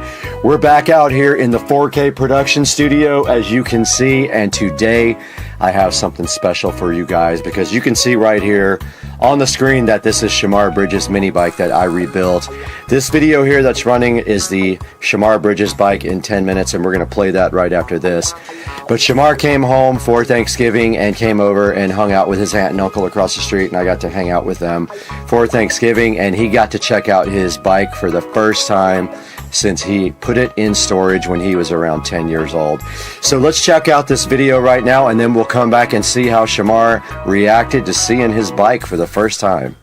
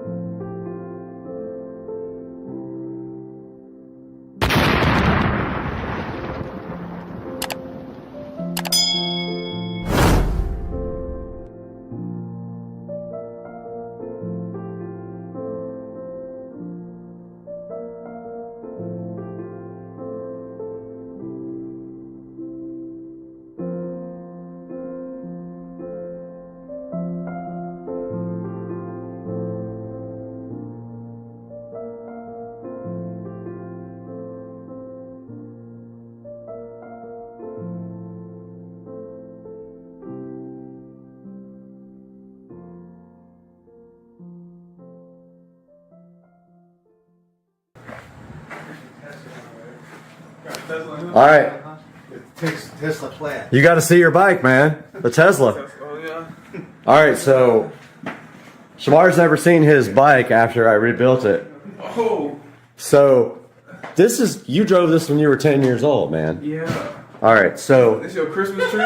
this is my Christmas tree. All right, so here's your bike. Oh, no. That's crazy. Dang. Like, rebuilt. Yeah. Tyler, did you do like a little like re-overpaint?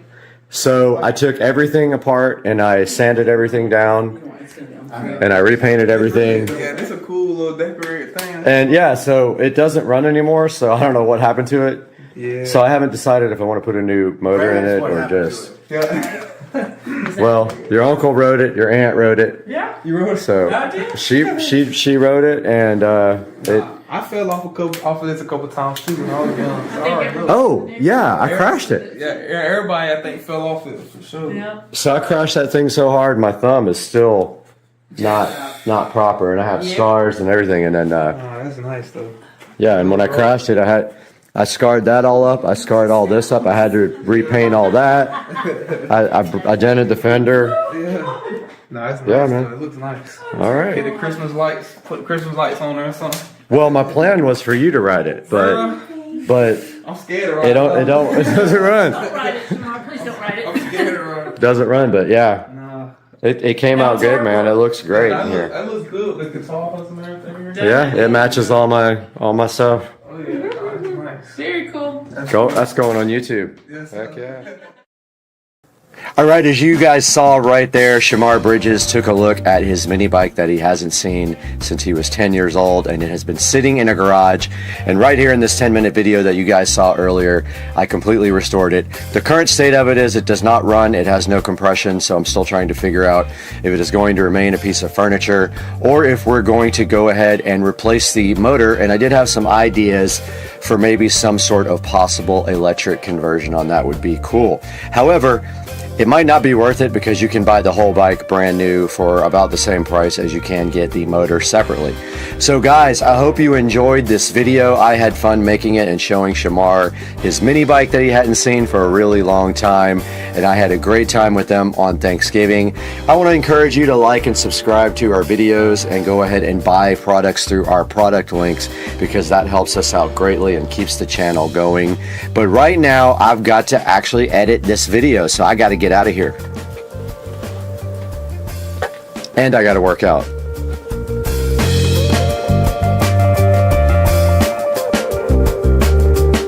We are in the Supercar Street Racing living room, and I'm Brad, and welcome to Supercar Street Racing. If you're new here, we're so happy to have you with us. If you're not new, welcome back to the channel. And today we have a partnership with Wow Lights, and right behind me here sitting on the table, we're going to get these Wow Lights 100-foot outdoor permanent lights unboxed, see what's inside, and figure out a plan on where we are going to install these.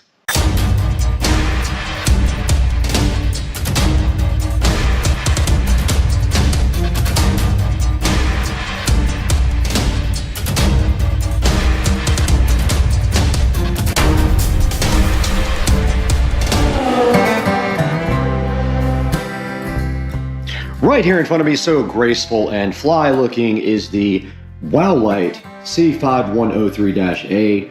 This is a 100-foot permanent outdoor light kit similar to the other one that we had. And we're gonna get this opened right now and see what's inside.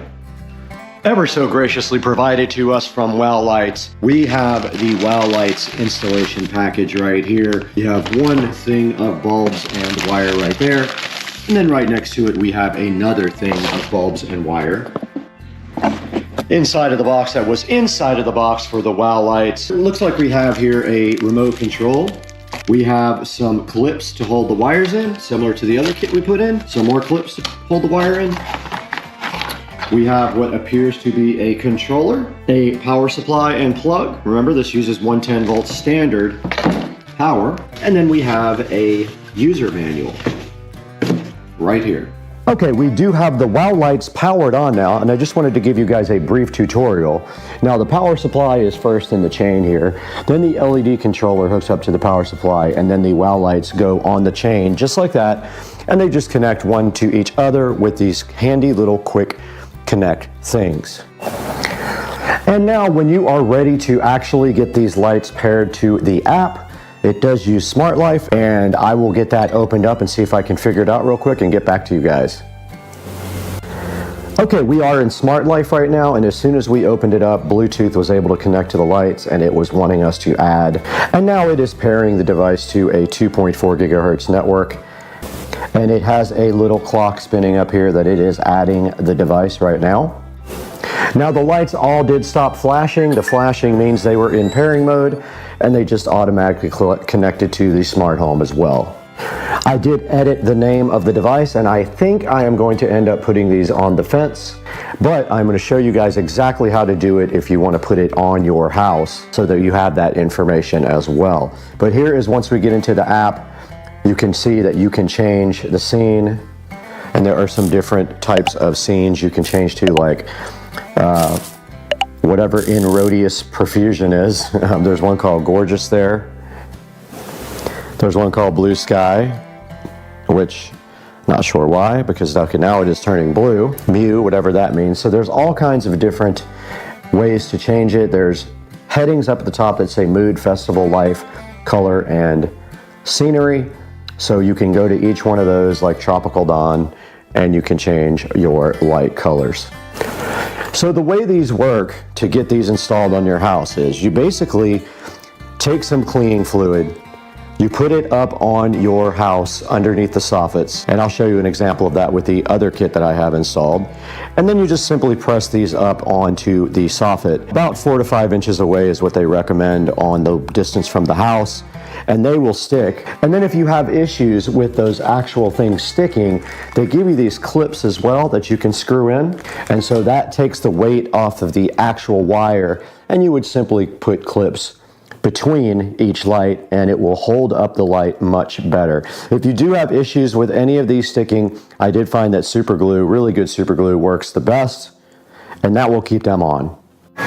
So right up here we have a different brand, the brand I'm not going to speak about right at this moment, but you can see that they are just spaced out a certain amount, and then I put the clips right between each one to go ahead and hold up the lights. Now I did have one fall there, which I went ahead and super glued back up, and have had no problems, and I've only ever had one light ever fall off. But this is kind of the spacing and the distance from the house that you want, 4 or 5 inches away to do these lights. Okay, I'm doing a little experiment out here on whether I can actually mount these to the fence, and my idea is pretty simple. I think I could just zip tie these on and they will continue to point down. The problem being there's nothing to stick them to on the fence. So once they're pointed down, I'm going to try to see if they will stay. If they won't, this will not work. But I have them draped over the regular lights, and they honestly don't look that great with 2 light strands here, so this may not work either. Just because of that reason, it would be cool if it did look good. So let's try the experiment.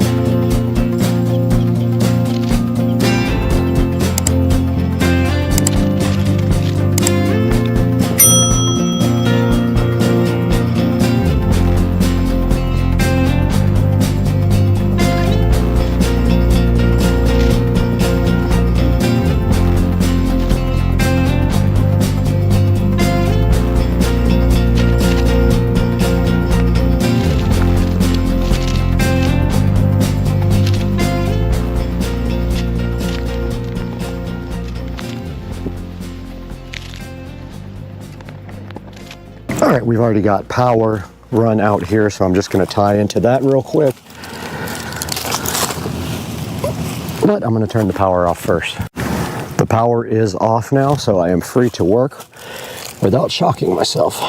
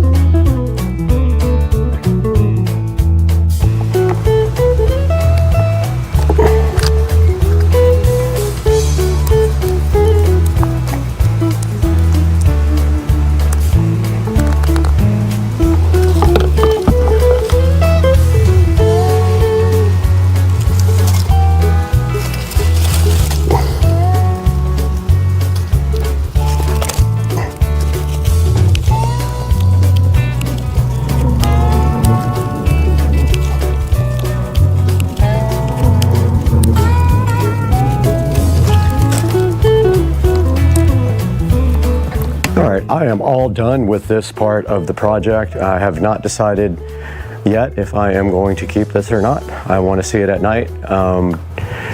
It needs all the zip ties cut off and just to be kind of adjusted here and there, but I think it's going to look cool at night. I just want to see if it looks weird, and I probably need to put more zip ties on it so that there's not loose wires in different places. But for now, that's all we're going to be doing until it gets dark. All right, we are now recording on the phone to go check out the wow lights for the first time at night, but we will have to pause down to turn on the lights. But let's get out here and check it out. And here is a view of the wow lights installed on the fence, and they are absolutely cool. Didn't know if I was gonna like them, but I actually absolutely do love them. Check this out. Yeah, they look crazy good. So yeah, I think I'm gonna keep that and go ahead and add the second set over here. So just down this fence here and go all the way to the water right there. But I mean, this is crazy looking cool. And of course we can change the colors and the scenes and all that. Let's try that and we'll come back. Ah, here it is. So here are the different effects.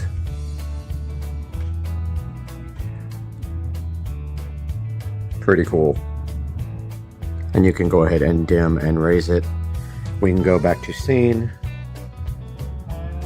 Here is one called Mew and one called Mediterranean. As far as I know, when you go back to dimmer, it's just a straight color. Here's Sunflower.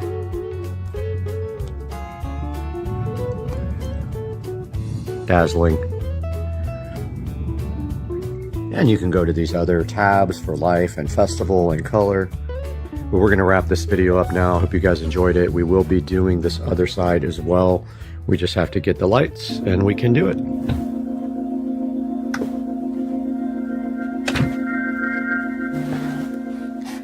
We are out here in the 4K production studio once again, taking a look at Wow Light. Now, the company Wow Light was gracious enough to send us these outdoor lights. It is a 100-foot set of outdoor lights similar to other brands. However, this one actually uses Smart Life for its app, unlike some of the other devices that use their own custom-made app. And you can see right here on the screen, we have the 50-foot version right there and the 100-foot version right here. The 100-foot version is $263 with a $60 coupon added to it to get yourself a little discount. And I can tell you this, the way these work. So the way that you put them up, and we just went over that in the video, is they have 3M tape on the back. You just take that and you peel it off and you stick it right up to your soffits.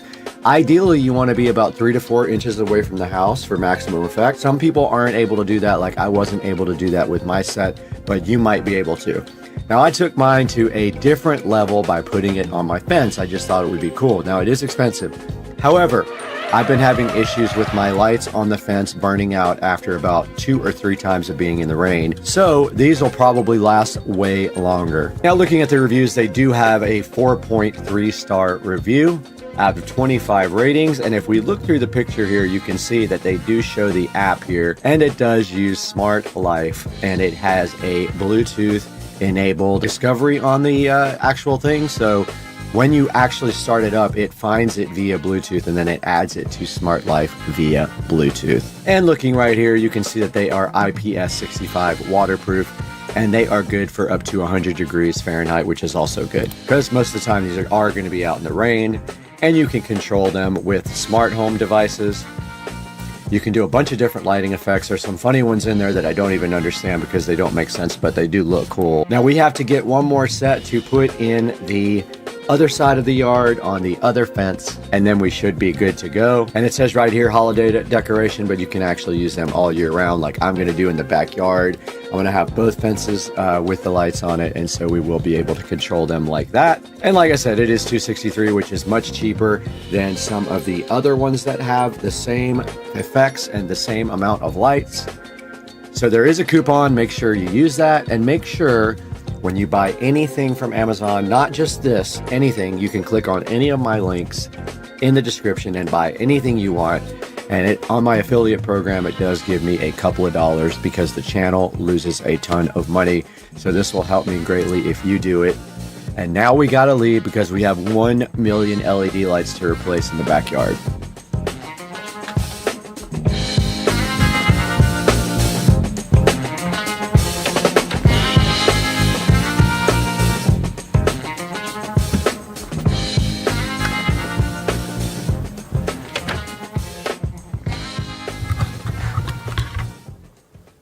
All right, we're out here with my neighbor who broke the car like 5 times already today. He lost the... Blame that on me. All your fault today. He lost the hood pins twice, 3 times. You definitely did. He's struggling with the clutch though. We're trying to beat this rain cloud. Lost my hat. Last time he drove the car, the coupler flew off. Sprained my chest muscle trying to put it back on.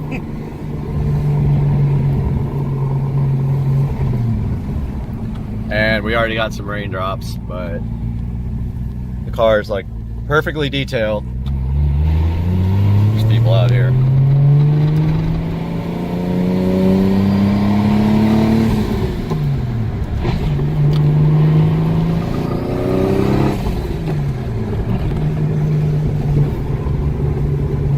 Raindrops. You getting a hang of the clutch? A little bit. Let's see. That's better. Now you can wind it out.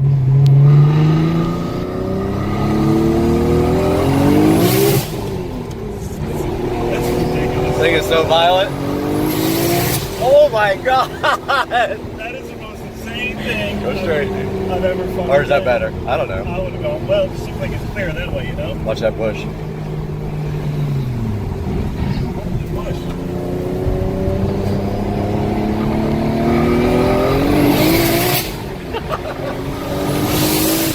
$25.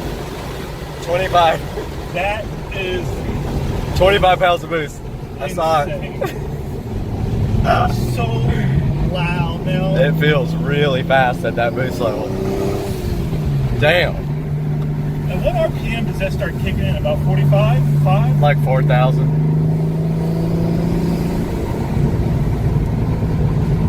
Shit was violent. It just hits. I'm gonna turn around and go down Monument. Alright. I think it makes more sense. Dude, it hits. The thing is it does spool a little later, like 4,000. But when it does spool, fuck you. What's his problem? I don't know. When it does spool, it fucking spools immediately.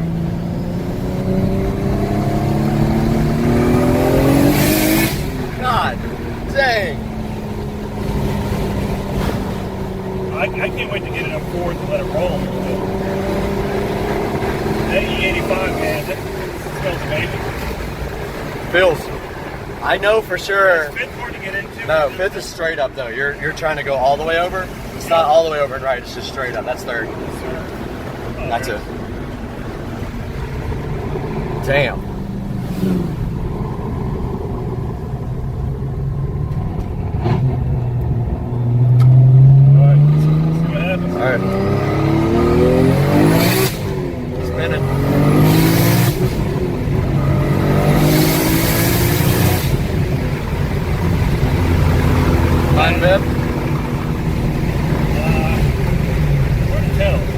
That's it. That is ridiculous. It rips.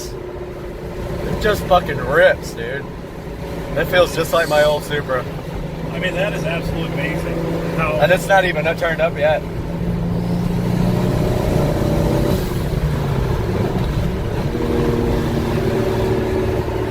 what will it tack up to? Thing fucking rips.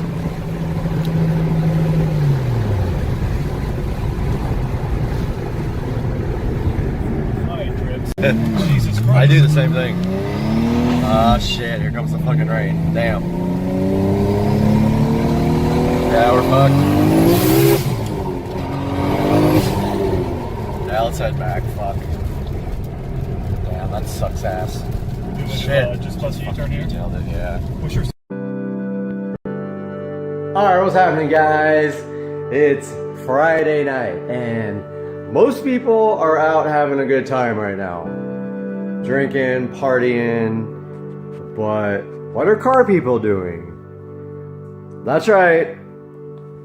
We're in our garage thinking about the car show tomorrow. So tomorrow is Saturday morning, and it is the Automotive Addicts Cars and Coffee here in Jacksonville, Florida, and it's huge. There will probably be about 1,000 cars there.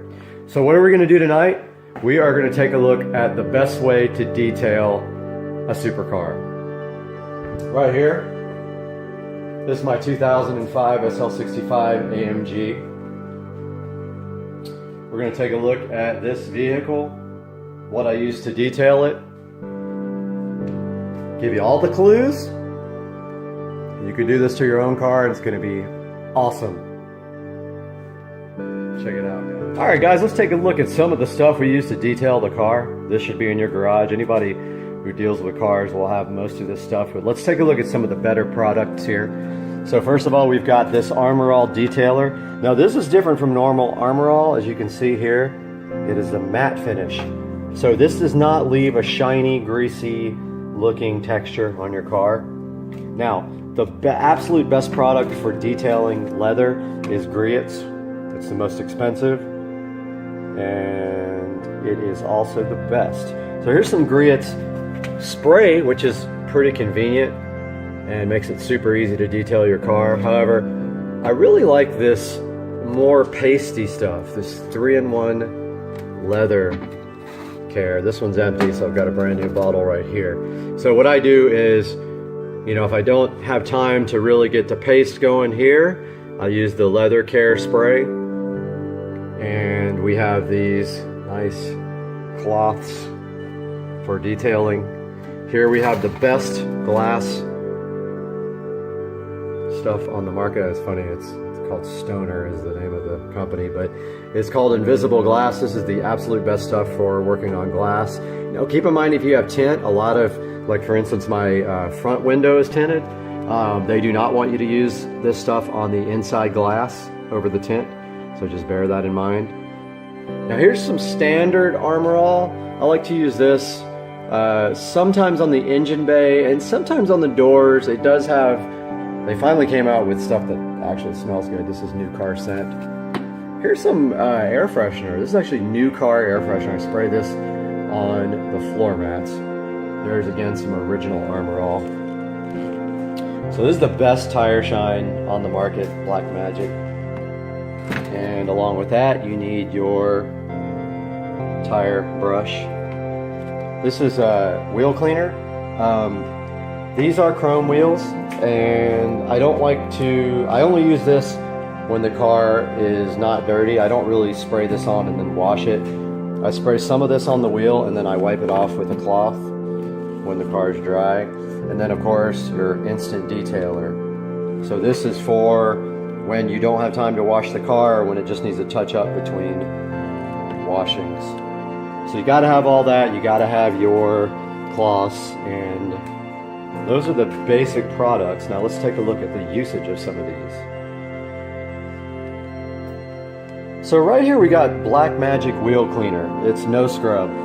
Of course they all say no scrub, but you know for a fact that the best ones are going to need you to wipe them off. So this is designed to work with a hose. However, what we're going to do right now is, so these are chrome wheels. I'm going to spray this on the chrome.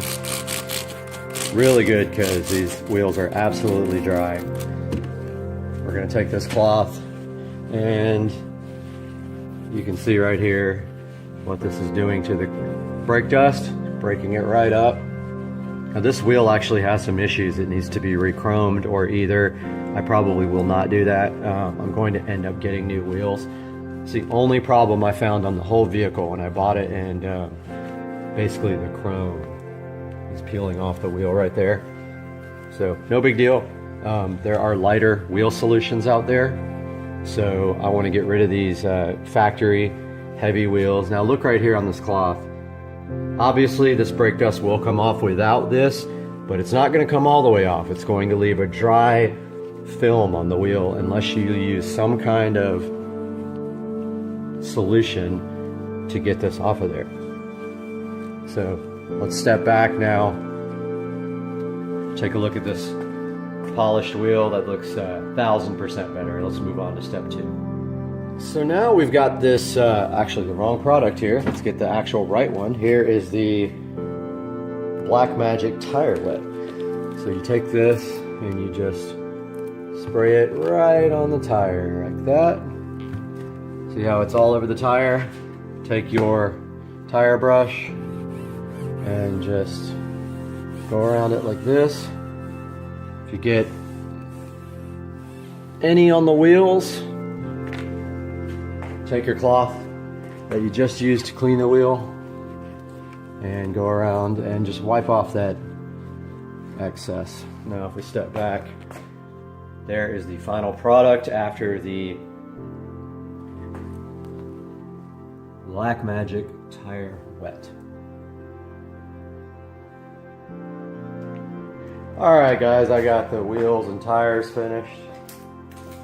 Now we're going to take a look at the outside glass here.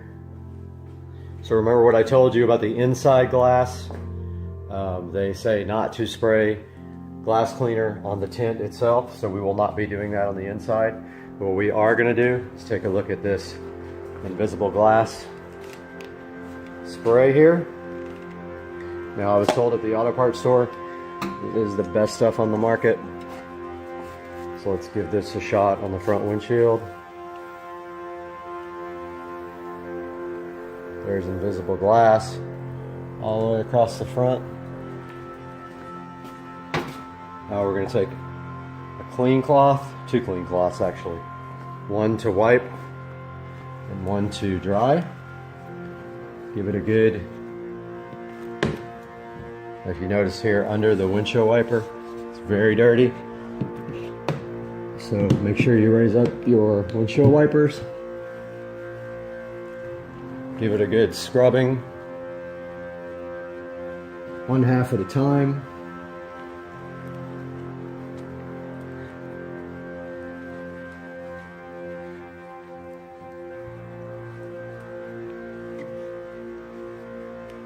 So there's that one. That's the dirty one. Grab a dry one.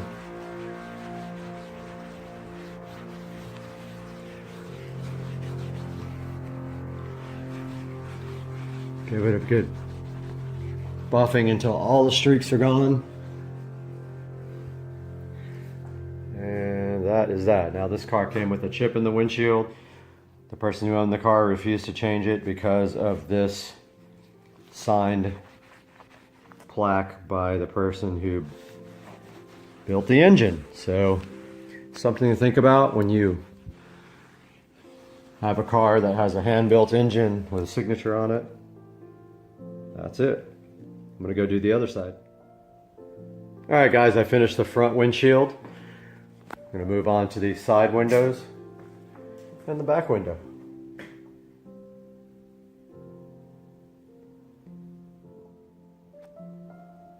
All right guys, I just got done with all the glass here, and you can see there's absolutely no streaks on this glass at all. It looks pretty dang good. These are the towels that I use. Now, you need to have a lot of these cloths And when you're done with them, straight into the washing machine, wash them by themselves. You don't want to get brake dust on your other laundry. And so the next thing we want to take a look at is the interior of the car. Now in the SL65, a majority of the interior is leather. The seats are leather, most of the door is leather, most of the dash is leather. There's some plastic pieces like these, I think they're called door sills or whatever, these little plastic parts right there. So, two different products for two different types of material. For the leather material, we're going to use the Griot leather 3-in-1 right here. And for the non-leather, we're going to use a combination of the matte finish Armor All and the standard finish Armor All. So let's take a look at the standard finish Armor All here. Now this is going to leave a more of a greasy, shiny on your car than the other one will. So let's take a look at this on the door sills. This also smells really good. It's got the new car. So I sprayed that pretty good right there. And now we want to get, and always keep a separate cloth for your different products. So here is the standard Armor All. Now notice some of it got on the seat right there, but that's fine because that's plastic as well. So now let's take a look at how that looks after we get the Armor All coating on it. So before and then after, it's got a nice shine now. So I'm gonna go ahead and give that whole door sill a nice wipe down. And notice some of it. So I went ahead and moved the seat forward so we could get to some of these other plastic parts. I'm spraying some of this Armor All right there on the plastics. Trying not to get it on the leather part of the seat. The back of the seat is kind of a leather material, so I'm going to go ahead and use the other leather conditioner for that.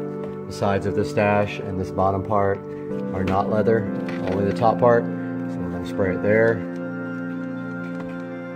And go ahead and wipe that down with the same cloth. Now if you have a really dirty interior, you might want to use another cloth for that. Part of this dash over here is actually leather, so I'm going to go over that again with the leather conditioner. Part of this door here is plastic, speaker part. And in here, the rest of this is all leather, or pseudo leather. And the bottom part of the doors, I'm just going to wipe down with this.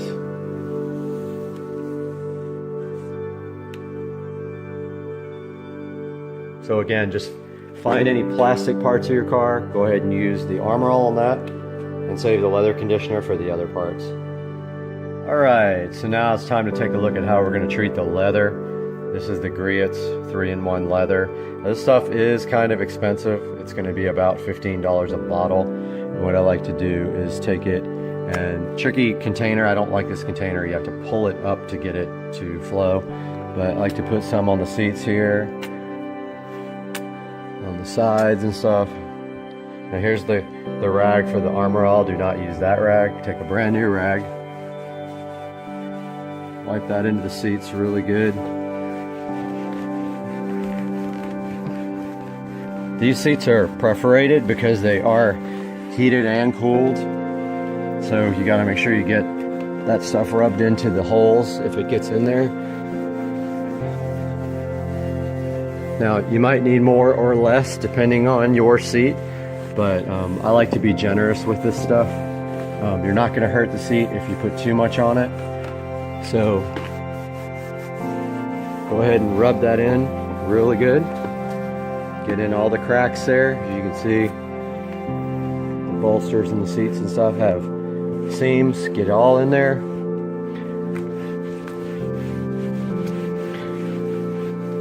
Make sure you get on the sides of the bolsters where you can't see. On the backs of the bolsters here. And there you have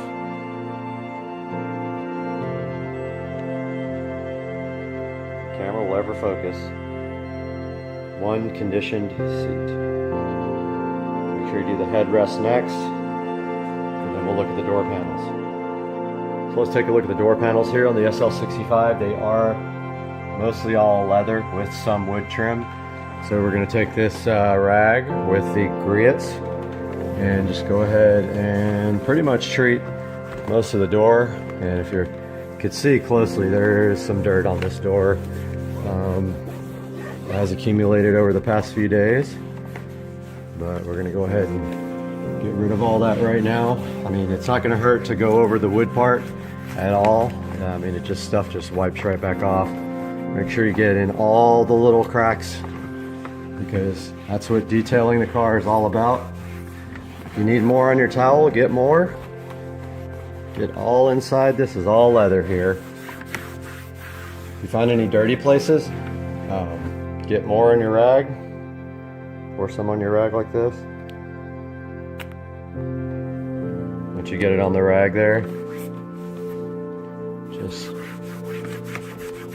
rub it in really good to the surface. Stuff soaks in really fast, treats the leather, keeps it like new. When you're doing the glass up top here, make sure that you don't get any on the glass. It will leave a streak and you'll have to clean your glass all over again. And same with the dash here. So take some on your towel here. If you need a new towel, if your towel is dirty, go ahead and grab a new one. This dash is all leather. So let's go ahead, and you can already see this dash soaking up this leather conditioner, which is a good sign here that you're getting the leather nice and treated. Now let's go ahead and close all this stuff up. All this is leather here. All this. That's all going to get treated. If you don't have enough on your towel, get more. Don't worry if there's shiny spots. Stuff will dry eventually. Get all this stuff really good. See how that left some streaks on there? That will dry. Get it all, and don't forget though, up here, when you go to get this top part, if you get it on your windshield, you will have to re-clean your windshield.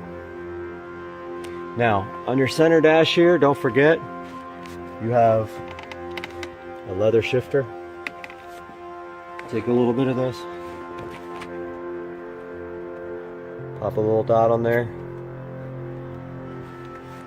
It's going to be kind of hard to do this one. It's hard to get to. Get in there. Detail this really nice. Alright, so I ran out of space there in the middle of recording, so I had to delete some stuff and upload some stuff. But I am done detailing the interior of the car. I've got the leather conditioner on all the seats and on the dash, and armor all when necessary. Next, we're going to take a look at the engine bay detailing. So, to start off with a dirty engine bay, you're going to have to do some degreasing first. This engine bay is already spotless, so what we're going to do now is take the armor all here. Now this stuff here is the standard finish, which is what I like for the engine bay. We're going to pretty much spray it on the entire engine bay here. Then we're just going to take some clean cloths like this and wipe the whole entire thing down. Everything. It's going to take you a few minutes. Go ahead and do that. And while you're doing that, I'll do mine and we will check back with you here momentarily. Alright guys, I just got finished detailing the engine bay, which was already in pretty good condition. Just want to remind you guys about some things that people forget. Do the top of the hood, or sorry, the underside of the hood as well. This one was pretty dirty. Coat your rag with Armor All and get that pretty clean. Also, don't forget the cracks, the hydraulic system for the hood, anything in here that you can get to, try to get to it. that's going to do it for the detail of this car. This thing is ready for the show tomorrow, and we will have some video footage of that coming your way. Don't forget to like and subscribe. Welcome back to the channel. We're here in front of the thrift store rebuilt Mac today to explore the XTU Wi-Fi trail camera supplied to us so graciously by the manufacturer to give to you guys to test. And today we're also experimenting with shooting with the phone instead of the GoPro. And you can see the XTU trail camera sitting right here so fresh in front of you and ready to be reviewed. And the thrift store Mac doing its work behind it. Let's start looking at this right now.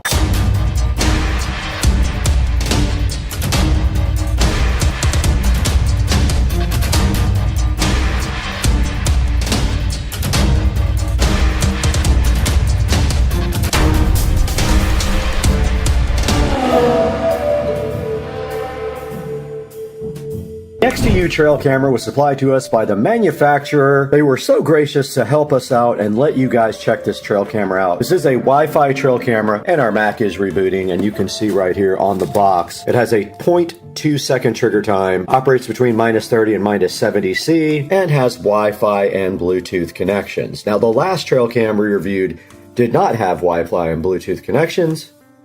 And so this is definitely an upgrade from that. Now you can see here the model number is the SV-32YW. It has a 5 megapixel lens. Again, the trigger speed, the sensor angle is 120 degrees. And it does 2.7K, 1080p, or 720p. Photos it does, up to 48 megapixels. Bluetooth wireless up to 66 feet, and it is IP66 waterproof. And on the front here, it's showing you Bambi ready to get hunted down. And it's showing you some other details down here about the HD video quality and the night vision, and there's a picture of it on the box, looking so fresh. Included with the XTU Wi-Fi trail camera, we see they give you a strap to strap it to a tree or other device. Keep in mind, this is not USB Type-C. They have not moved to that connector yet on this device, so it is the old school where the top is wider than the bottom. They give you an Allen wrench right here, assuming that is for this mount, because it looks like there's an Allen mount right there. And then you have the trail cam sitting in its glory, and it does run on AA batteries. Or underneath it, it does have a power mount right there. It can run on power full time, but you'll need a battery bank or a power adapter for it.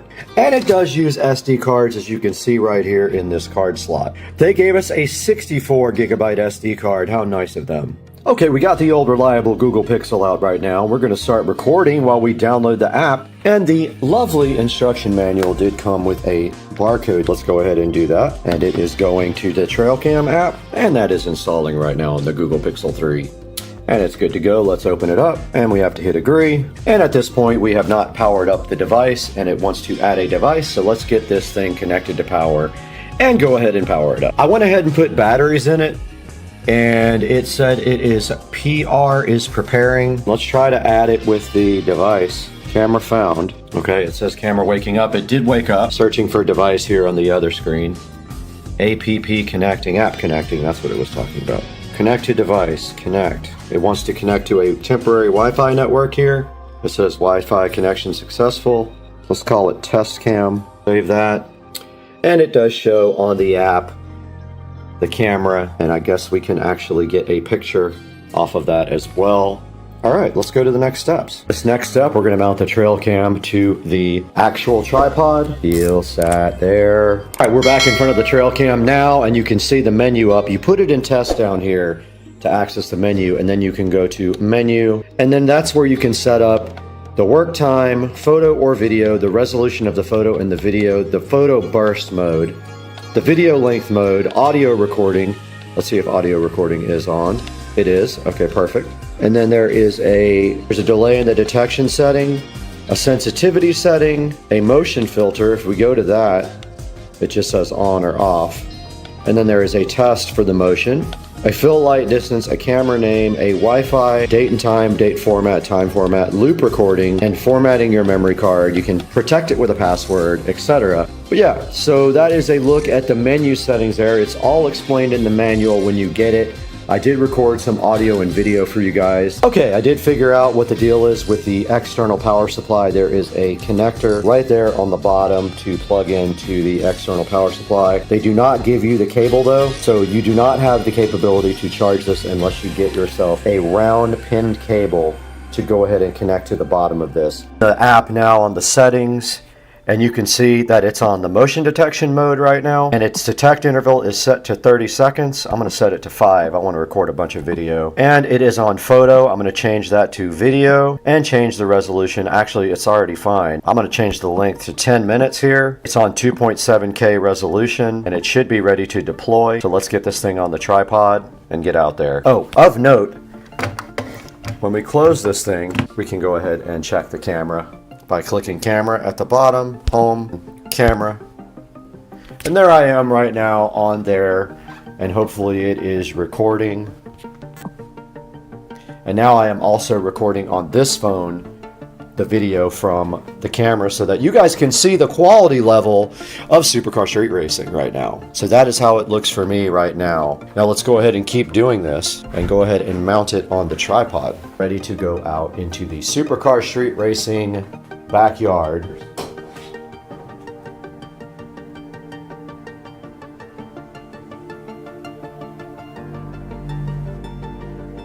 If we can get the alligators to come over.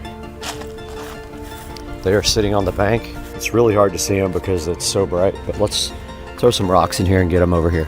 And there he is, swimming straight up, and the other alligator is sitting on the bank over there. All right, I'm gonna leave that recording for a while for you guys and try to find some fish food so we can get all of the wildlife there.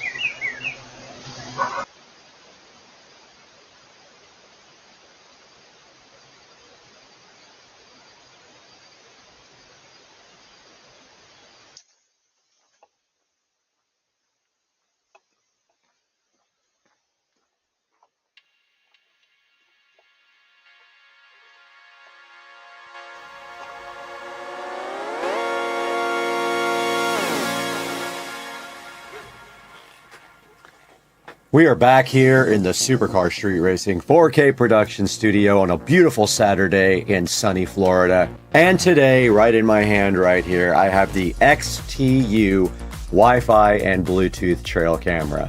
Now this Wi-Fi and Bluetooth trail camera does run on either AA batteries, and it does take 8, or you can connect it to the AC power underneath here. I recommend if you're gonna have this thing out in the field that you just take a power bank and go ahead and get the cable to connect it from this to the power bank. And you can see right here it does have a color LCD screen as well. And down here are the menus, and when we flip this thing to test mode here, it will fire up and you can see the menu say welcome right now. And then you can go into the menu settings and change all the settings for the video, the audio, the sensitivity, and things like that. Now, we did test this trail cam for a good 24 hours straight. We did not get a lot of clips. We did get a bunch of fish, you could see, and we got the alligators out there as well. And the video quality is pretty good. So what I'm gonna do is, after I get done editing this video, I'm gonna go ahead and put all of the video from the SD card on one timeline. Go ahead and render that out, and I'm gonna put a link to that in the description of this video. That way you guys can go see the video itself raw, unedited.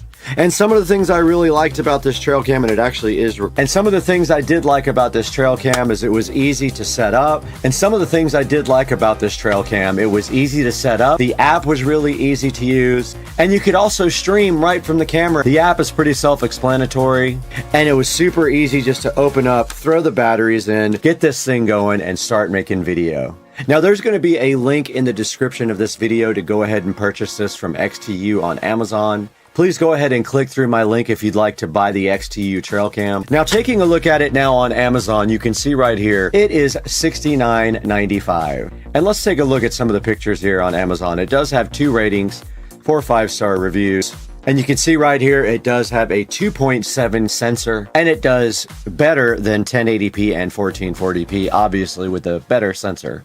And it has Wi-Fi and Bluetooth. You can actually view this remotely if it is connected to Wi-Fi. It says it's got a 20-meter range when you do use the Wi-Fi connection. And it says right here it has a 0.2 of a second trigger speed. And it has 3 PIR sensors, and it says the detection range reaches 120 degrees of field of view. The detection distance is 25 meters. It says it has great night vision. You could actually see the minnows swimming in the pond when we had the trigger last night in the middle of the night. And there was probably motion going on the whole entire night because of the fish. And right here you can see it's IP66 waterproof, and the temperature range is -30°C to -70°C, usable in any weather. And when you see the trail cam right here, you can see why. It does clamp together like this, and right there, now it is completely waterproof. They do give you a strap on the back as well to put through here to mount it to something like a tree. And you can see that right here in the picture. And it did come with a 64 gigabyte micro SD card already inserted into the slot. And it's showing you different ways you can actually use the camera here. You can use it for home security, for hunting, for a farm, or for wildlife monitoring. And taking a look at the screen here, you can see right here, it says no memory card, but if we go ahead and slip it to the test mode, you can see the picture right there is nice quality color picture. Now, taking a look, it only has 2 reviews, but they are 5-star reviews. So let's see exactly what people said about this.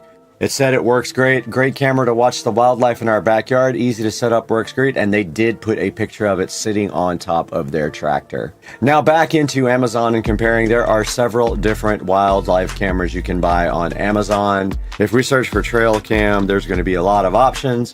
But this one is tried and true. This one is $199, but it has 4G LTE. Here's one for $79, 60 megapixels, IP66, only 4-star reviews. Here's another one for $35, one for $39, one for $49. And then there's some other ones down here for you to choose from. This one even says it is 4K. I would be wary of the ones that say 4K that are this low in price, though. I doubt that they're that great. Now we are back on the Supercar Street Racing page here. And this is where we take the opportunity to ask you guys to please support the channel. Please buy all your Amazon products through any of my product links. You don't have to buy the actual product in the video description. You can buy anything you want by clicking on any of my links. And it does help the channel out greatly. It gives us a few dollars to keep going and purchasing products like this, although this was provided by the manufacturer for us to show to you. Please like and subscribe to all our videos. The videos are starting to take off, and it's great for the channel. I put in a lot of work on this stuff every day. And make sure you have the bell icon clicked so that when we do publish a video, you'll see it right away. And we usually do a video per day. Guys, we gotta go. We gotta go buy a bow and arrow and go hunting. So we'll see you guys later. Peace out.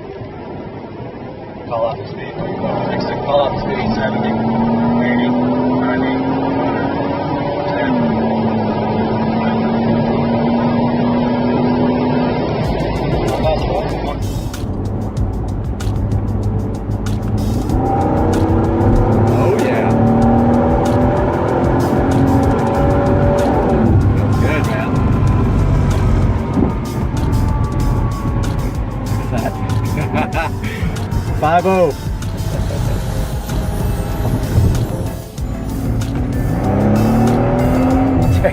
Damn, wheel spin. Call out the speed while you're going. Call out the speed. 70, 80, 90, 100, 10, 20. How fast, bro? 140. That's definitely the fastest you've got. 100.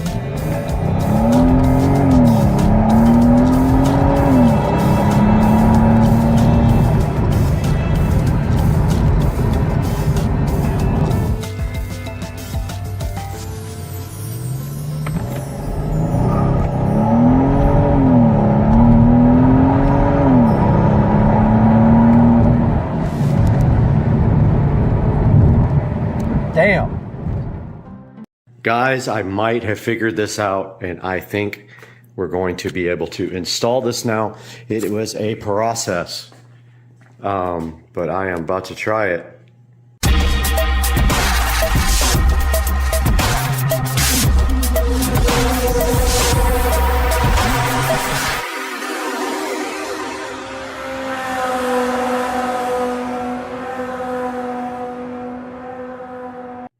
Hey guys, welcome back to the channel, and today we're going to show you how to install Kodi on a show device. That's right.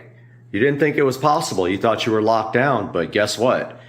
If you got one of these, you can put it on there.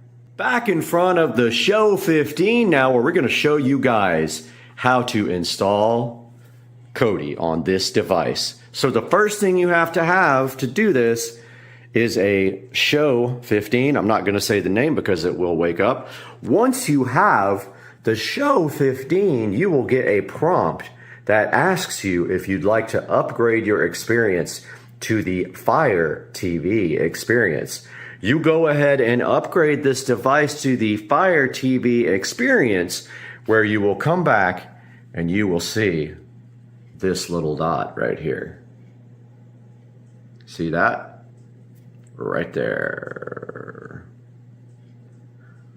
Once you have that, then you're well on your way to getting Kodi. All right, let's quickly go over what you have to do to install Kodi on your Echo Show 15. First, you go into the Fire TV. You go ahead and go to Find, and you search for the developer menu. Developer tools menu there. Here it is. Go ahead and open that. It pops up this little window. You can just hit the back button on your remote or either on the display remote. You're going to have Totalist installed as well. So go ahead and do that, and you're going to have File Explorer installed as well. When you press on them, you should be able to install them. Now let's go get Kodi TV. So we can hit back button here or back on the remote. So we will need the downloader for that. So back to the home screen. Go to Find.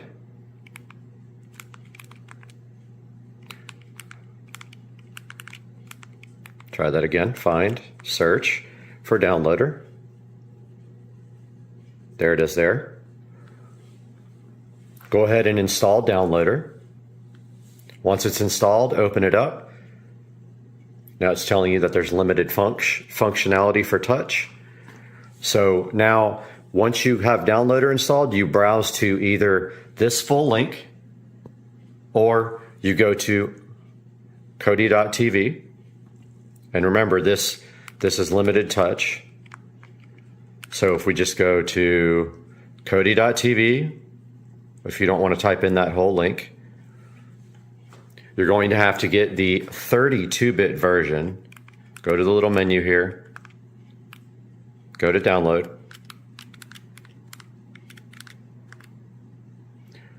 Go to Android, the little Android robot.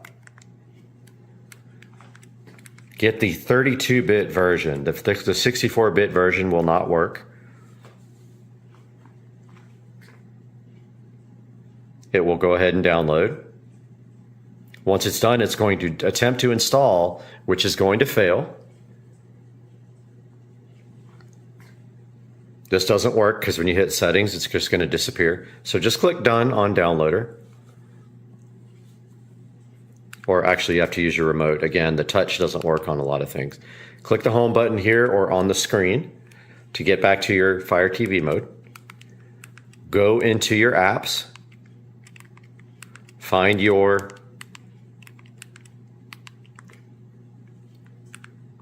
developer tools menu, open that.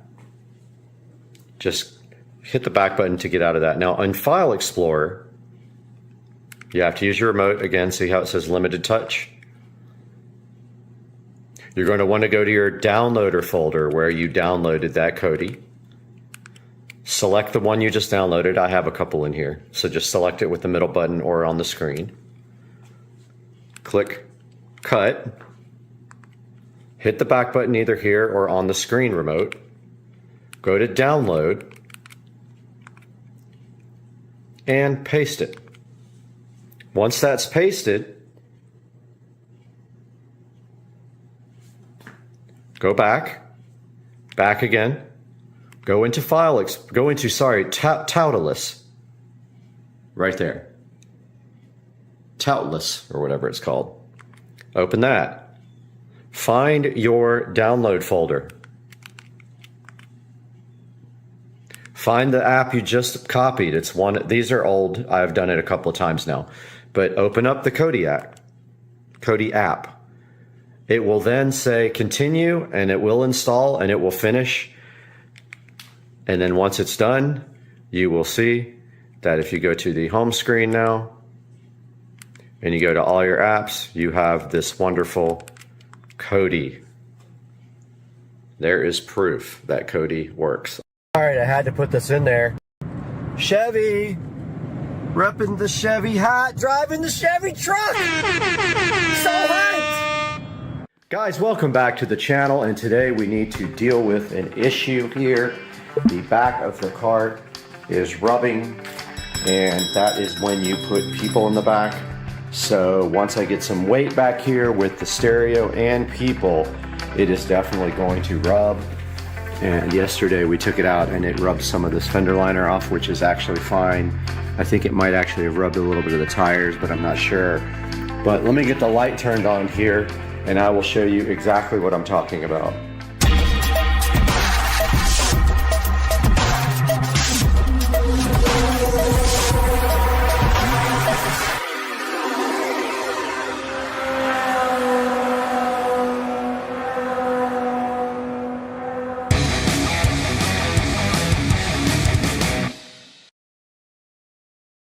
All right, checking out the back of the cart here where the leaf spring hooks, we have a couple of shackles there on each side with bushings in the center. And what we are going to do today with Joe is buy a piece of stock that is going to allow us to raise this. We are going to create our own plates on the end and make them longer. And then we just jack the cart up and reconnect the plates and they will be lowered. So next step is heading on over to Joe's house and we will take out one of these plates and go to Home Depot and grab some stock that we can create our own. Alright guys, we are headed over to Joe's house. And what we are going to do is take one of these rear shackles off and run down to Home Depot and get new shackles, stock, so that we can make our own. And we will raise the rear of this cart up about an inch probably. I noticed these seat rails don't stay on. I might have to glue them. Very foggy today in Florida. Very unusual, but not cold, 63 degrees. Which is not bad.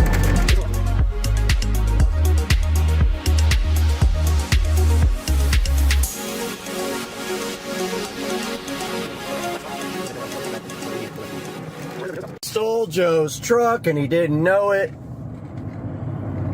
And we're going to Home Depot. We got the bolt out, one of the shackle bolts out, and we are headed to get some flat stock at Home Depot. And what we will do is also get a nice drill bit because we both have crappy drill bits. So maybe I'll buy a drill bit set while I'm there. I know they're kind of expensive, but I really need one. Just to clarify, you see the bolt there. There are 4 plates on the back of the cart that connect to the leaf spring. And what we are basically doing is we are making longer ones. So we're going to do a 1-inch lift on the back. So we're going to make longer plates and drill those out, and then we will put those back on, at which time the cart will be lifted about 1 inch in the back. And if you look at the cart, it is already higher in the front. The weight on the back actually pulls it down a little bit more. So yeah, we're headed to get some stock and some drill bits.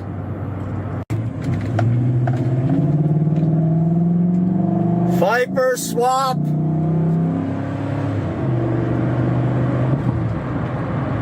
Headed into Home Depot now. Try to figure out getting drill bits and some WD-40.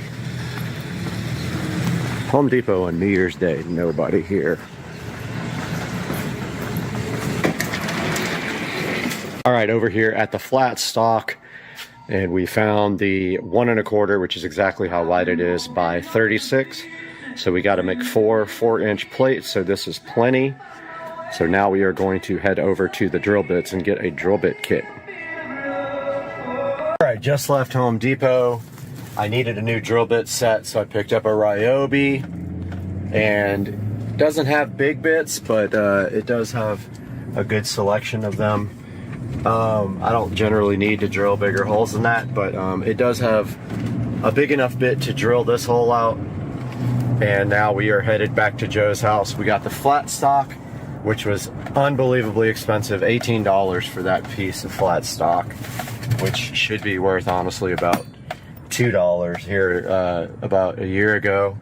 But yeah, we are headed back to Joe's house now, where we will start building this lift kit for the golf cart. Yeah, I don't have a metal disc for my big saw either. You know, the miter saw? Yep. All right, so the first thing we're doing, we got to cut 4-inch plates out, 4 of them. So we're going to try it with the ripper down there.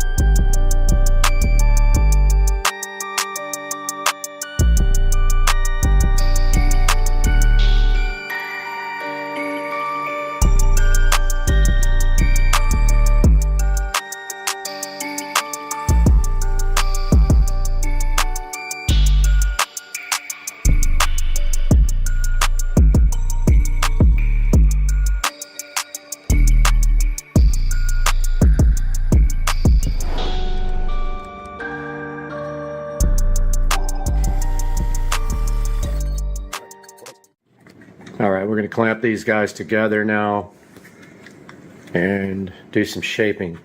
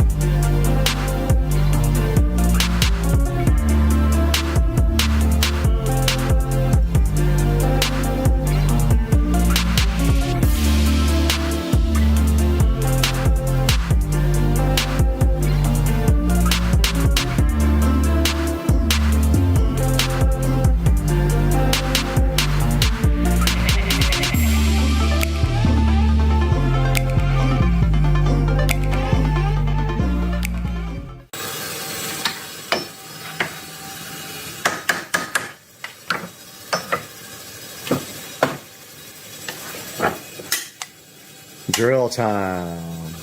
We're gonna do all at once? Yep. Nice. They're all the same. Let's see how those Ryobi drill bits perform.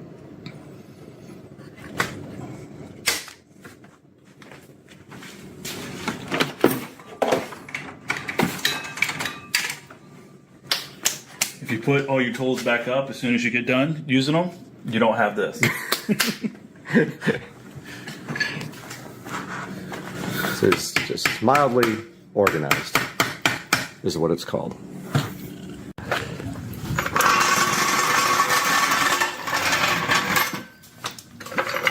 Jack the diff up? You could jack it right up in the middle so we can do both at the same time. The diff? Yeah, I'll put it on the diff. That's fine. Or on the axle. Okay, I think that might be in my knee right there.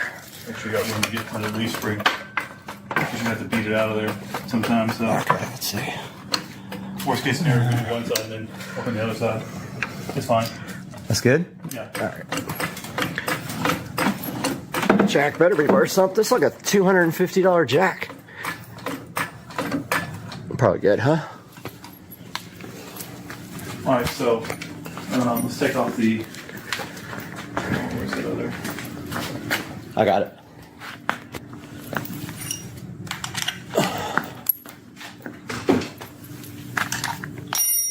Don't you? Yeah. Yeah.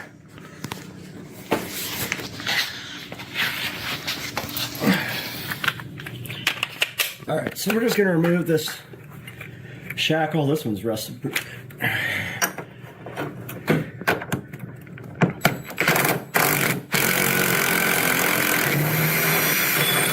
Nothing a pack can't handle. There it be. All right. There it be. So 1/2 inch on each end for the holes. Just want to make sure that. I mean, that's right at 1/2 inch right there.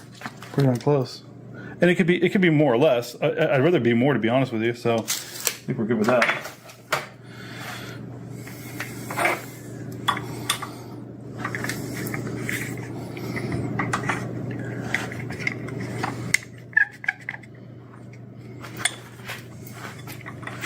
Well, is our sock slightly bigger? Yep, sock is slightly bigger. So the only way to do that would be to open up the bit, open up the vise, and clamp it next to it. Clamp it. Yep, that's what we're gonna do. And I just got them all lined up too. Yeah.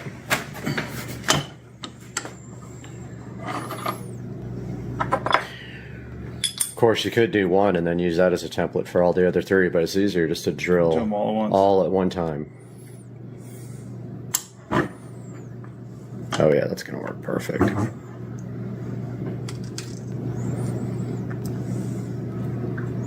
Yeah, and we'll just do the same on the other side. So just this way, it's pretty much flush on there. Yep, close. Uh-oh. Yo, what's up? What's happening? Got some gangsters in the neighborhood.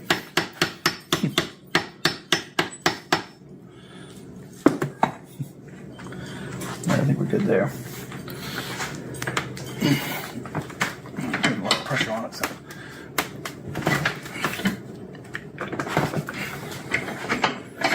All right, you don't need this anymore. Always put your tools back up. Yeah. You're not looking for them.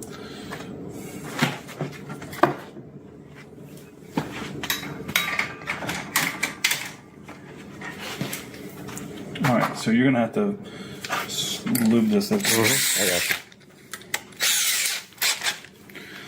Start with some. Hold on 1 second.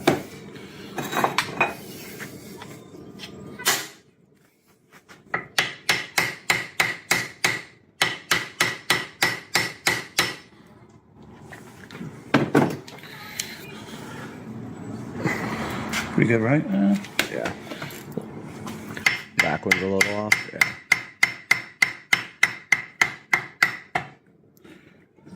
It's gonna be all right.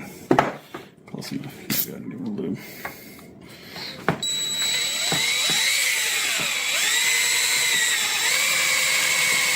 Lube.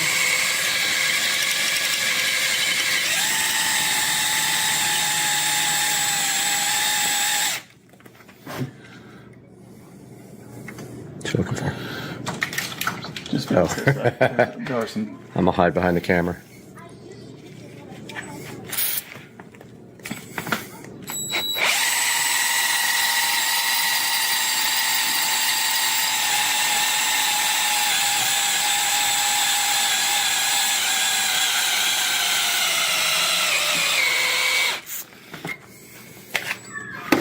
Dead battery. Man, we might have to break out the wire drill. Yeah. I got that too. If we don't burn up the bit first.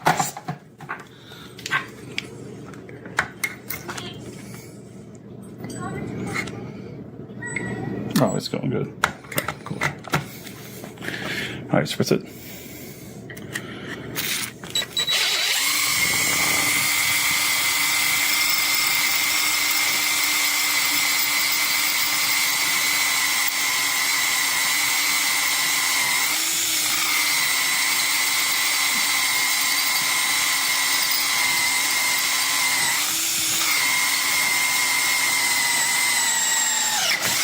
Boom. Damn, we gotta do that 3 more times.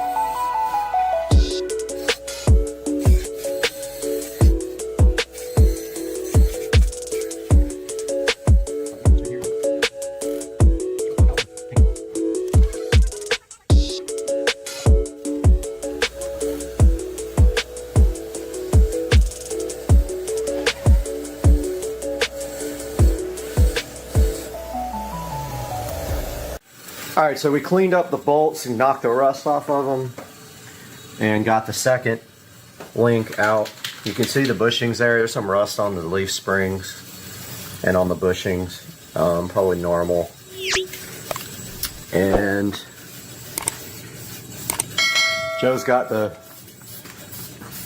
raising links over here already painted nice with black paint. We're just gonna wait for those to dry. Well, there's the brand right there, Challenger HD, whatever that is. Whatever the heck that is. That's a good one. Tell your fan base, that's a good. Challenger HD, not sponsored. There you go. All right, so it took a 10-foot 2x4, pry bars and everything, but yeah, we got this back on. We had to literally manhandle it back together. Then when it was just barely threaded, we took the impact gun, and now you can see there, when we let the pressure off the cart, dude, they make some cool fender flares for this too. That 3-inch, and then you could just cut the fender and let them. But yeah, this is gonna be good. All right, we're gonna do the other side. All right, we just got done with the lower raising links, and now look at the, so before the fender was sitting on the tire. Now if you look here, you record this while I sit on the back. So before, with me on the back and 2 passengers, this rubbed fenders. That's me. It didn't even move. Didn't move. Okay, so once we put another person and then 100 pounds of stereo equipment, that should be good to go. And if we look underneath here, Pounds? It'd probably be like 25 pounds. I think the woofer itself is like 20, the amp is like another 10. But But there's the raising links. I'm gonna hit them with some spray paint real quick. And then wrap it up. All right, I hit those with some paint and looks factory fresh. Now, cleanup effort begins. Guys, welcome back to the channel. And everything we need today to finish the dock lights project from Lumery should be sitting on the table right now. We do have a DeWin Wills Wi-Fi low voltage transformer to try to power just those lights. We have a power stake. We already have power out there, so we're going to be adding this. And that is it. We have some low voltage landscaping wire. So what we have to do is untie all the dock lights from the existing wire that we did last time. Really wasted the whole day on that. And then tie everything into this new low voltage transformer with this new wire and mount this stake and mount this out on the dock somehow. So we're gonna be doing that today. Let's get busy.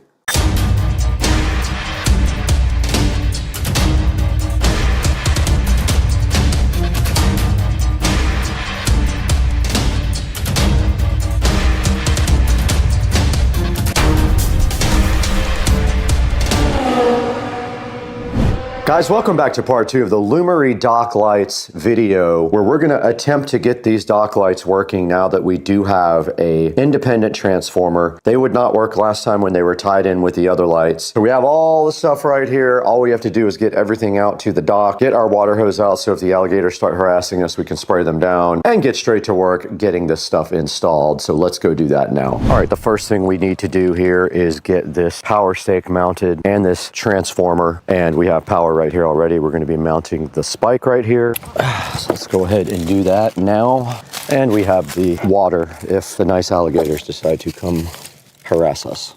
They're not coming near me. They're getting sprayed if they do. So we're just going to mount the stake right here next to the fence. And we already have power. I'll tape that up later. But you can see right here, we do have power on our meter already. And this is a timer, or it just is off or on. So we're just going to be leaving it on. There's concrete down here somewhere. So that's going to get powered. And then this guy is going to sit on the dock itself, but I'm just going to mount it. I'm not mounting it to the fence. I'll mount it right here and power it. I'm going to power this like that and then just screw it onto the dock like that. Now I might try to see if I just tie into the first light, if they all start working. They might, not sure. There's an alligator right there.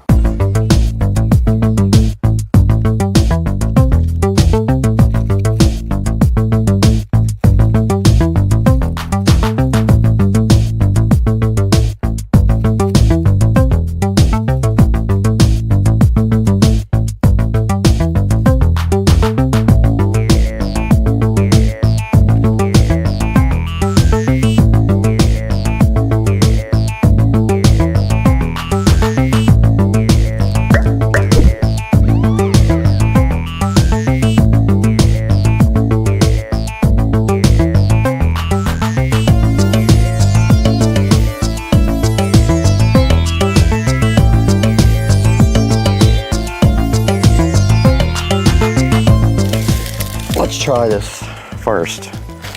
Let's try tying into the existing to see if that works. I don't see why it would, because it didn't work last time.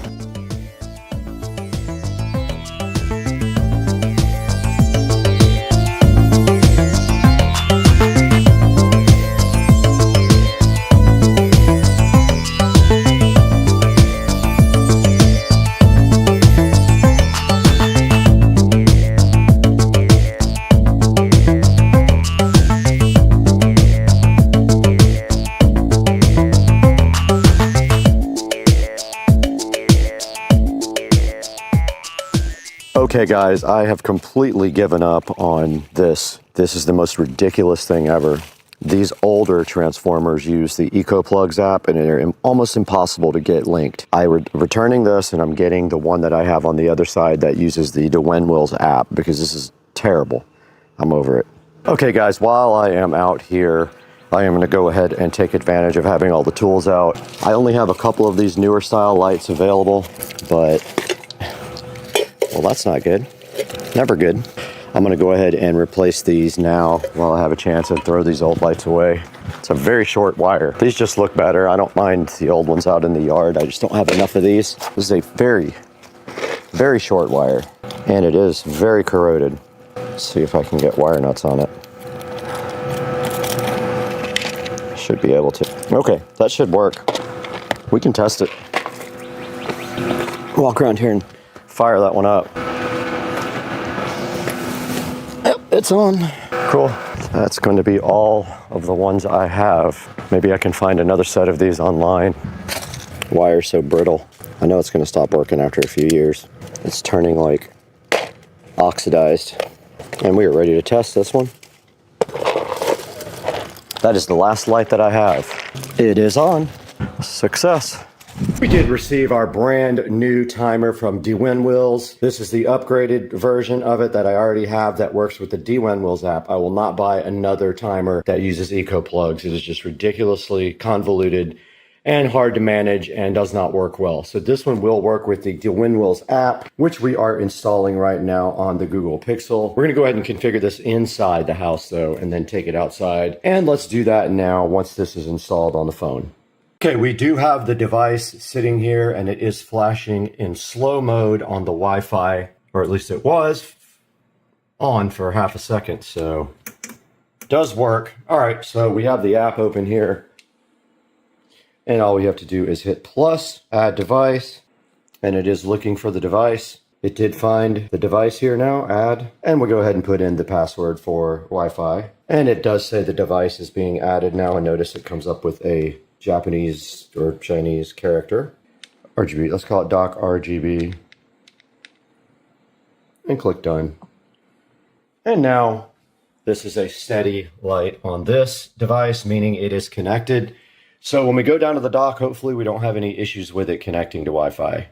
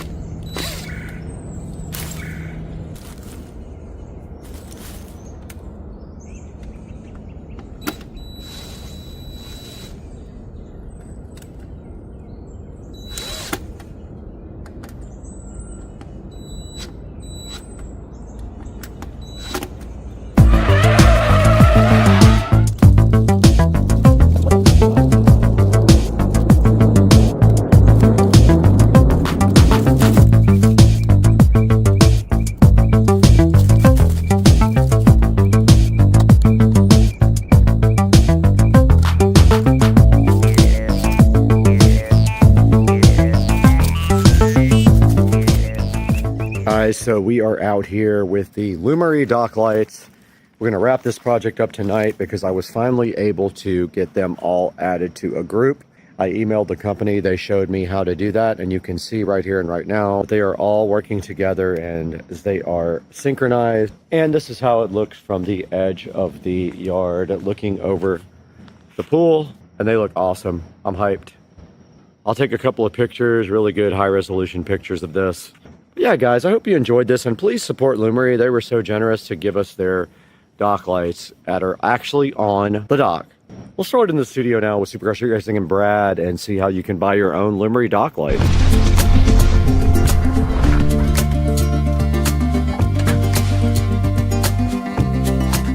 Welcome back to the channel, guys. I am Brad, if you don't know me already, and I'm so happy to have you at the Supercar Street Racing 4K production studio today.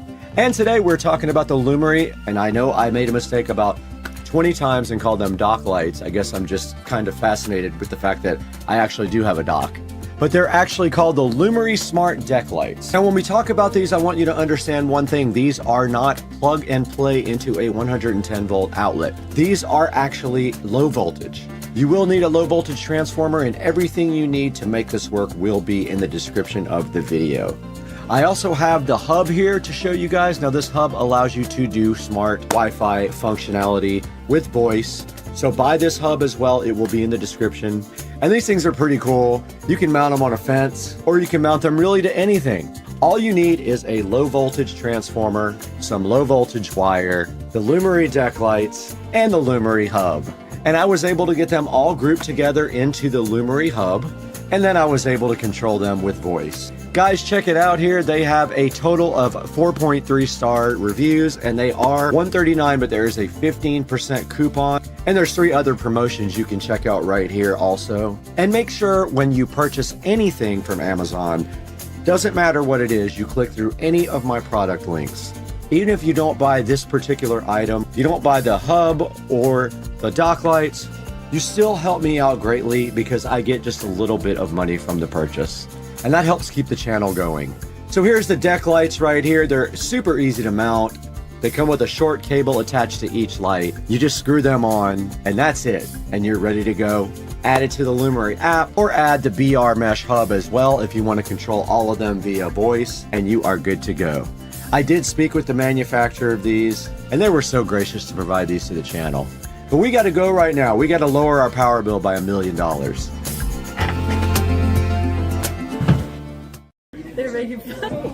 All right, we're at Hidden Hills right now with Marie and Joe, and Marie made this amazing, what is it called? I don't know. What do you want to call it? The Marie Special. The Marie This is special. the Marie Special. Yeah. Joe, just drink it and love it. I love Guys, welcome back, and you are here once again in the SCSR beautiful bathroom that was remodeled not too long ago. And right in front of us here today, we are taking another look, yet another look at some different types of On shoes. And today we have the Cloud Go Wide in size 9 male on Supercar Street Racing.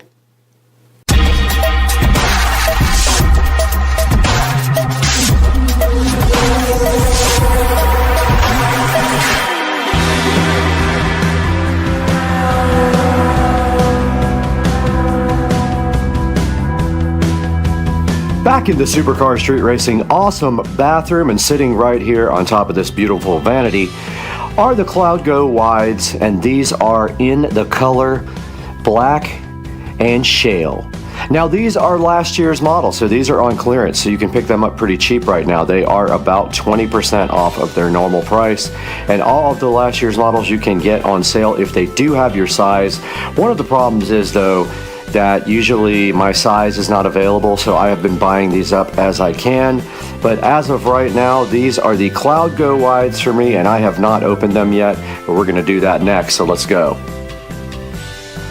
Right on top of here is the On logo, which I call the chicken because to me it looks like a chicken with a beak up in the air. But it is an On, not a chicken, and inside of this box there better not be any chickens because today we are going to be unboxing the On Cloud Go Wide in size 9 male. And I do need wide shoes. I haven't had issues with any On shoes yet not being wide enough. These are going to be extra wide, which is what I usually buy in my Asics for doing actual exercise. My On shoes are not for exercise. These are only for fashion. And let's turn this box around and see what the box looks like on the other side. And there we have the chicken logo again. And a reminder, these boxes are all environmental friendly. They are all made of recycle. The Cloud Go Wide's looking so fresh inside this box, I would almost guarantee it. So let's go ahead and open this guy. And inside we always find the On promise here about the 100% recycled cardboard right there. And only water-based inks, no oil-based inks as well, which is better for the environment. And then we have some recycled paper right here with the On chicken logo all around it. And then we just go and open it just like this. And there is the On, looking so fresh. The Cloud Go Wides, and that is in color black and shale. There weren't many left, and I thought this might be cool, so I went ahead and ordered black and shale Cloud Go Wides. The Cloud Go Wides looking so good in front of you guys today, and that's a little bit what they look like. Now let's get them out of the box here, and then inside of them they do come with a protective shoe condom that keeps them from losing their shape in the box, keeps them fresh in shipping. We'll go ahead and pull that out of the left shoe and go ahead and unbox the right shoe for you and pull off the protective shoe interior shoe condom for you guys, which it is very stuck. Very stuck. All right, yeah, got it. Now we see a good look at the Cloud Go Wides. And you can see on the side right here the Cloud Tech logo. And that is the first look at these, and next we take an in-depth look all the way around the Cloud Go. Starting at the front of the Cloud Go, we can see the On logo in a silverish white, right on top of the black, and this is kind of a rubberish black right here. And then on the front they have the On logo again right there in black, which connects to the bottom of the rubber on the soles. And then right here they've got the Cloud Go logo on the top that runs right underneath the laces. And this is kind of cool. It has another lace up front here. So the front lace is way further up than these laces. And then here's the black breathable material on the sides. Good look at the side. You do see these holes in the bottom of the sole and the On logo again in like a silverish. It might even match the color. It's a little bit more white than the actual shale color. And then moving towards the back, we've got these fashionable stripes that run both right here and right here. And then they go all the way and continue around the back here and repeat the same pattern on the other side. And on the back there is just a slice up the middle right there from the bottom of the sole that heads up to the top of the shoe. And a good look right there at the top.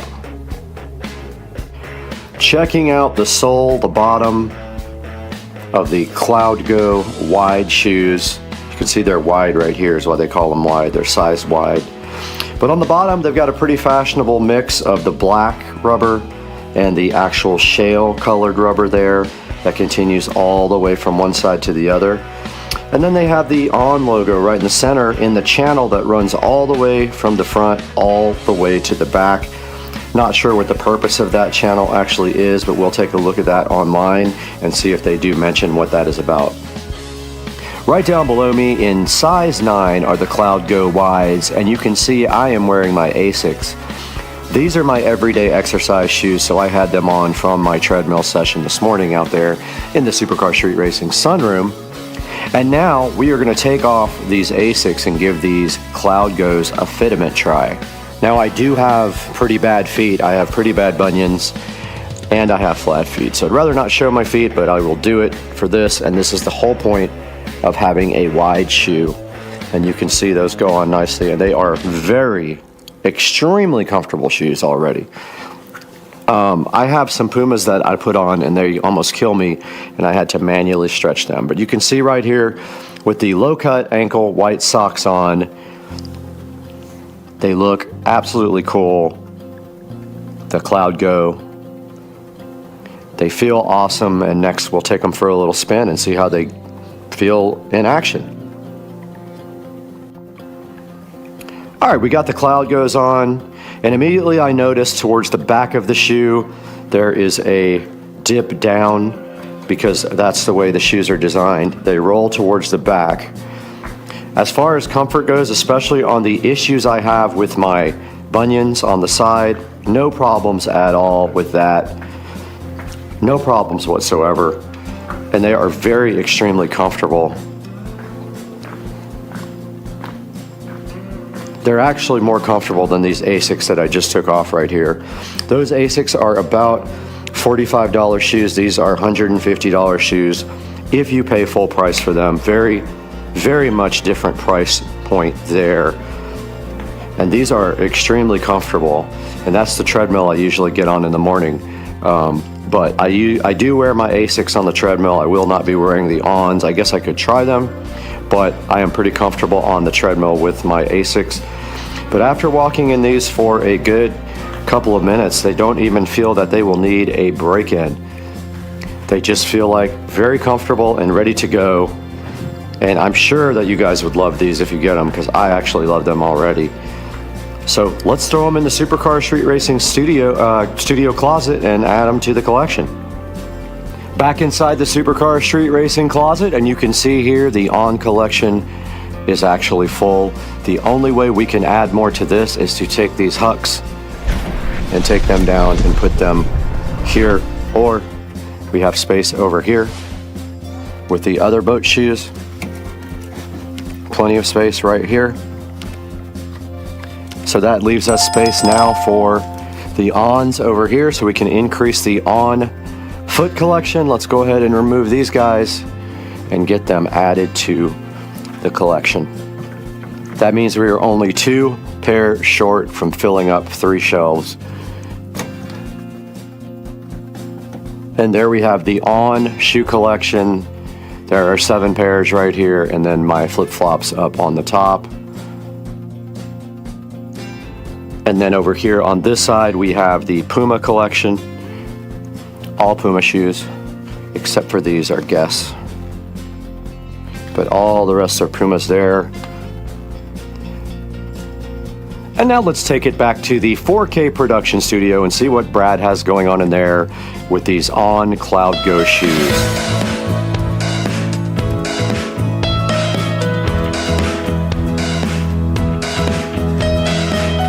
Hey guys, welcome back to Supercar Street Racing once again. It's going to be a little noisy today. I've got roofers up on the roof right now. So bear with me as we hear some sounds from outside, but we're taking a look at the On Cloud Go wide shoes you just saw there in the Supercar Street Racing closet, and I have them up here on the screen right now, and those guys are actually $149.99. I got them on clearance for much cheaper, but those are $149.99. There will be a link in the description. I love these shoes so much. Just On shoes in general, I like a lot. So these are pretty cool looking, and I did get to walk around in them for quite a long time, and they are super comfortable. Now, when you go onto the On website, I'm gonna show you guys how to do this, and there will be a link in the description, of course, to buy these. But when you go onto men's here, and you go on last season, we can just click on shoes.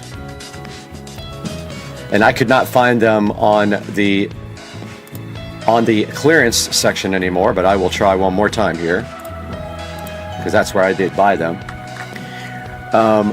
Here are all the ones that are on sale right now, and when you go into these, make sure that you check if they have your size. If they don't, it won't allow you to even check the actual shoe.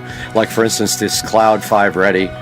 If I go in here, these are reduced by 20%, but if I hit my size, they do have my size in that. So that's what you have to make sure of when you buy their last season shoes, that your size is available. And taking a look on Amazon, Cloud 5. I'm just gonna put it in Cloud shoes here. And there are all of the On Cloud shoes right there on Amazon, and I will put a link in the description for these guys. And please buy through our affiliate links and like and subscribe to the channel. It helps us out greatly when you do that, and you don't even have to buy what is in the description. You can buy anything you want if you click on that link, and it gives us just a little bit of money. Get your On shoes, they're awesome. I have about 10 pairs now, and I love them. And we'll see you guys later, because peace out.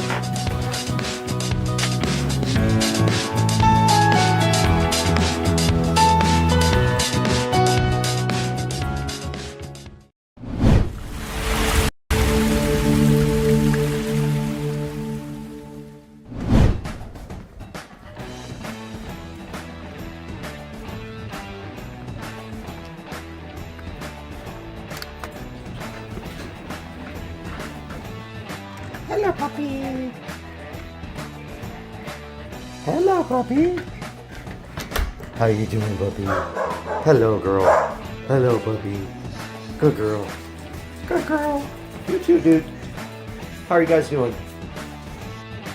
Hey guys, welcome back to the channel. Today we are across the street over at Rich and Trisha's house, and we got Cooper right there, we got Miley right there, and we got Bubba right there. And today we're looking at updating Rich's security system. We have almost everything we need right here on the table to do that. We've got brand new Wise cams. They need power, and there's already Ethernet out there. So we have this 8-port PoE switch as well. Some PoE adapters, but we're waiting on a couple of more, and a wireless end repeater if we actually did need that. So today, hang out with us while we get this unboxed and test this PoE adapter and this switch on Supercar Street Racing.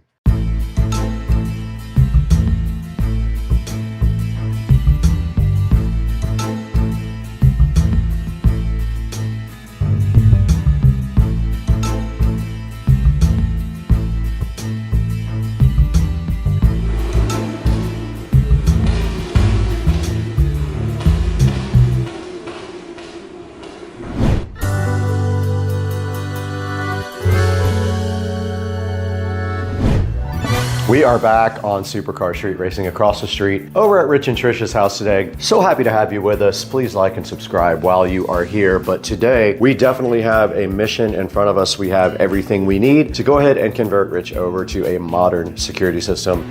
And in the process, we're going to be removing the old DVR that sits here.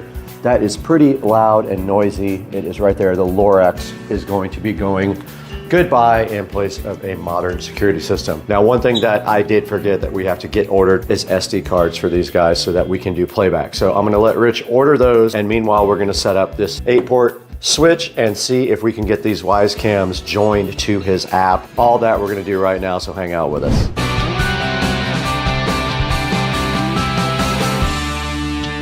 All right, we're back here in front of everything with Rich is hanging out watching this stuff.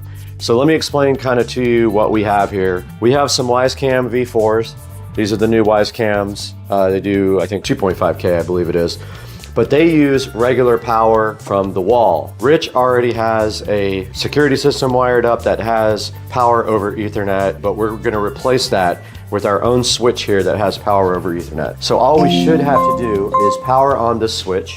So I just applied power to this new PoE switch, and I do see a red power light glowing in the front. And now we have our PoE adapters here. These take regular Ethernet with PoE on it, and they convert it to USB for the Wisecam. So the Wisecam has a certain type of USB connection. It's not USB Type-C. I forgot the name of the connection. But this adapter here, there'll be a link in the description, will adapt that. It in turn plugs into Ethernet here. I brought a cable, and that Ethernet will run to our new PoE switch, which will sit where the old security system sits, the Lorex, or we move it anywhere we want. We just need to be able to plug in all the Ethernet cables to it, and it'll eliminate the DVR because we will be recording onto the actual cameras with SD cards, and that has been ordered. So we don't have SD cards yet, but we have the cameras. Now, the first step to testing this was powering up the PoE switch. It is on.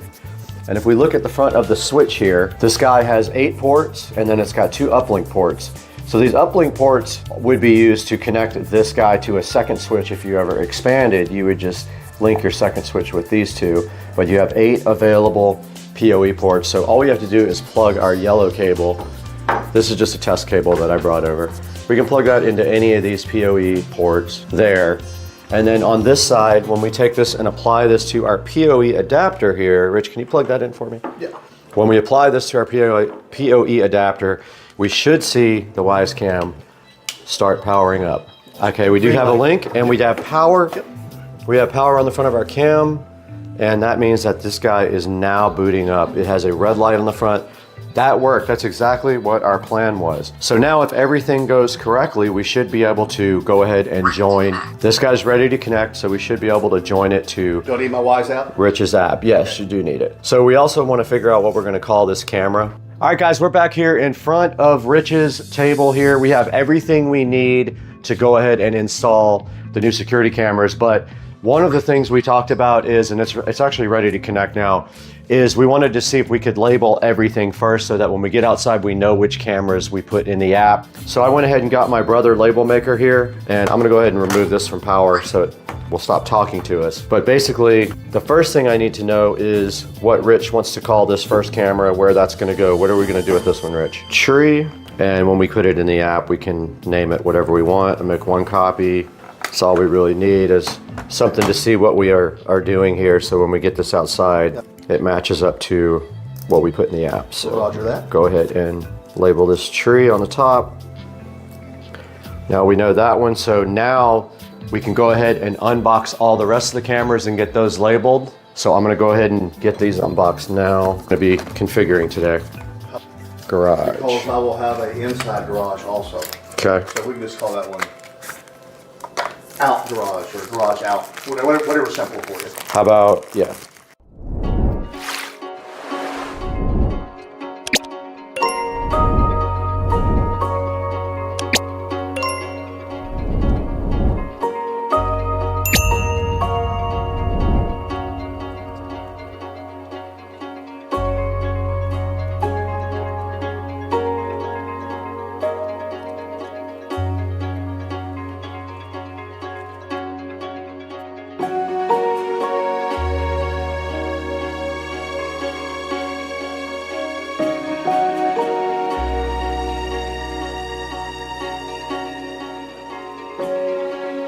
Okay, we're right in front of the Wise app now, and the first thing we have to do is apply power again to this guy. Rich, can you go ahead and power up our camera again? I unplugged it because it was chirping about being ready to set up.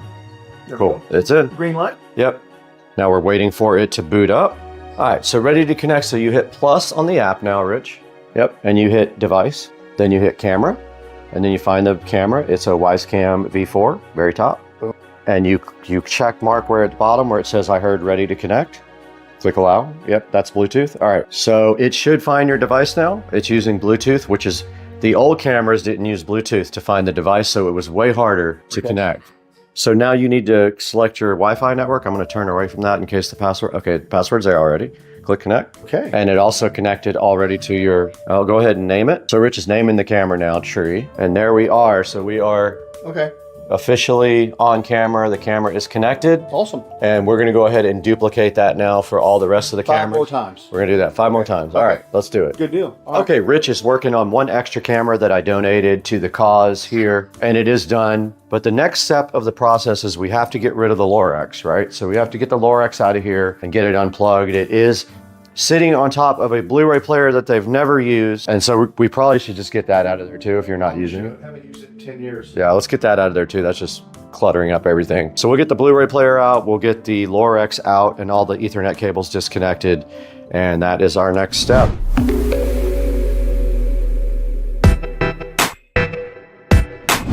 Okay, so we did decide, since Blu-ray was invented in the Stone Age, we would get rid of that. Sorry if you guys actually still have Blu-rays out there, but we got the Comcast box disconnected as well because we're gonna clean in here.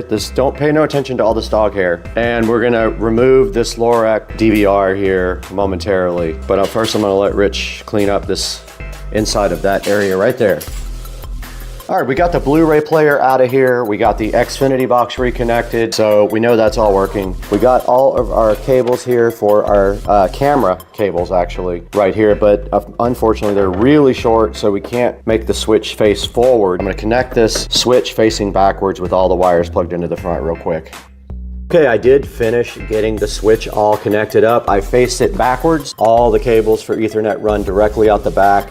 And then back here in the back, all we have to do is just press down on these cables and tie them up to get them dressed up. But we got rid of that Lorex DVR, which was so noisy and loud, and we replaced it with a newer, more efficient system. All we have to do next is go ahead and get one of these cameras tested out. Let's go ahead and get this camera up here plugged in and make sure that it works.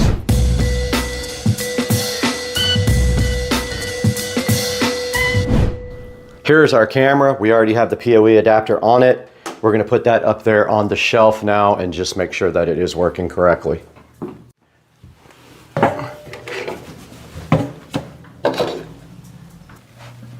Tilt it toward the kitchen just a smidget. So pan it that way? Yeah. What do you think?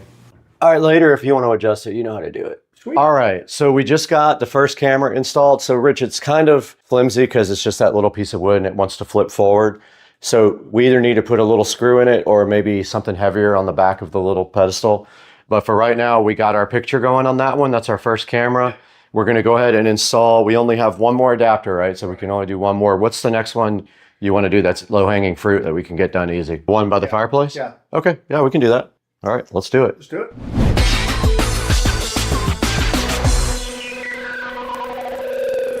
This is a perfect opportunity to talk to you guys about our sponsor for today. Our sponsor is BN Link. They were so kind to reach out to Supercar Street Racing to see if we'd be interested in showing you guys their new 6-outlet surge protected power strip. I do have 3 of these. I will be giving 2 of these away and giving one to my neighbor for his project that we were doing across the street that you guys just saw. He needs a power strip behind the TV. So these BN Link power strips are surge protected. They are 6 outlets.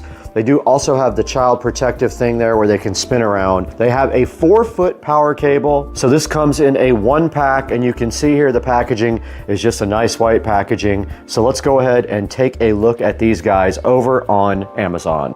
And right here on Amazon, you guys can see the BN Link 6-outlet power strip. And it is a surge protector also, and it can handle 600 joules. And it is right now 23% off. It might change by the time this video is published, but you get 6 outlets for $9.99, or if you want this 2-outlet with USB A and C, it will cost you a mere $13.99. As you can see here, it has a 4-foot power cord, and it has 600 joules of surge protection, and it does have a wall mount design. If you look on the back, and you can see right there that it is wall mountable. It's got a space saving design, and when you do plug this guy into a regular outlet, you see how it goes back on a 90-degree angle. That is pretty cool. There's a good look at the back, and you can see the type of screw mounts there, so you can put this on a table or on the wall or whatever you need. So there will be a link down in the description to the BN Link 6-outlet power strip. Go ahead and click that link and get one for yourself. And we want to thank you guys for supporting Supercar Street Racing by buying through our affiliate links and buying from our official sponsors. Now let's get back to the video.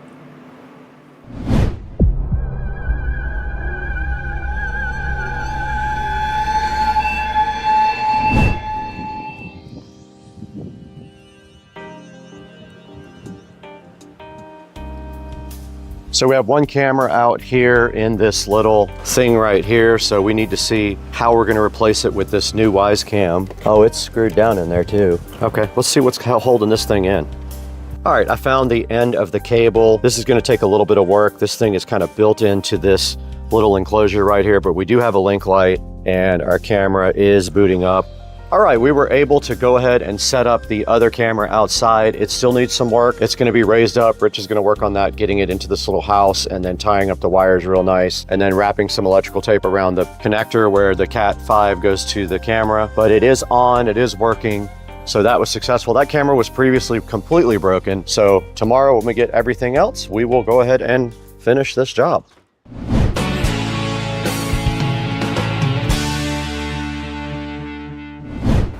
All right, guys, we just got back from across the street helping Rich out, and we are currently editing this video, but I wanted to give you guys a little outro here. Thank you so much for supporting the channel. We're doing so great now. We have a lot of subscribers, I think 62,000 at last count, but we're gonna get this video knocked out and we're gonna go help Rich with the rest tomorrow, but all that is left is actually mounting the cameras on the house. No big deal. We take off the old camera, we screw the new camera in and plug it in. Super simple, and then that whole project will be done. But I wanna encourage you guys to check the link in the description. There will be a link to the PoE switch that powers all these Wise Cam, a link to the PoE adapter if you already have Ethernet cable run, and also a link to the sponsor, BN Link. Thank you again, BN Link, for all the wonderful things you sent us. And guys, thank you for your support. We could not do this on Supercar Street Racing if it wasn't for you guys and liking and subscribing and buying products through our official product links. So go into the product links, buy anything you want from any of our links. It doesn't have to be the actual product, and we still get just a little bit of money money to help out the channel. Guys, that's got to do it for today. We are going to happy hour, me and Rich. So I got to get out of here, guys. I can't stay here anymore.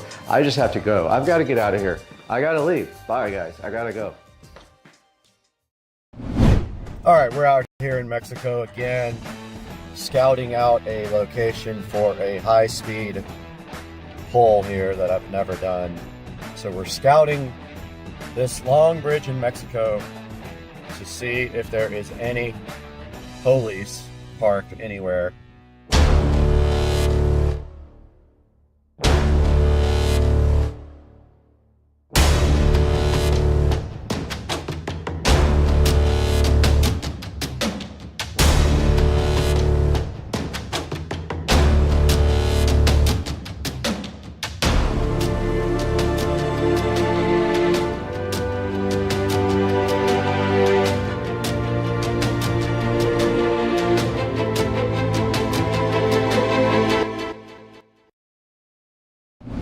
So we're scouting this long bridge in Mexico to see if there is any police parked anywhere before we come back down. And there is a dude riding some kind of weird something on the other side. But so far, this Mexico bridge is pretty good for a short pull in Mexico. We'll see what happens once we get to the other side, but I'm looking for Mexican police officers parked on the side of the road here, and does not appear that there are any parked here, so we'll try it in Mexico. All right, we're coming over the top of the bridge now, and there should not be any reason why right here on this stretch right there we can't open it up a little bit and maybe get out by ourselves. There's a nice, probably quarter long, maybe a little bit longer than a quarter strip over here where it goes uphill a little bit, but this car doesn't take long to hit top speed, so we'll see. I've never done it, and this is a abandoned road in Mexico that it's really easy to get up to speed on, so let's see what happens.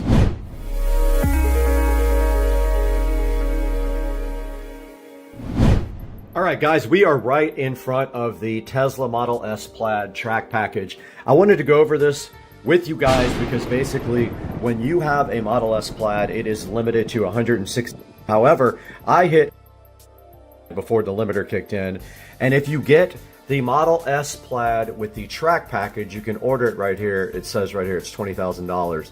Or you can just get the carbon ceramic brake kit, and it is unclear in the writing here if you can get it with just the carbon ceramic brakes, because it says top speed 200 achievable with carbon ceramic brake kit and proper wheels and tires for those speeds.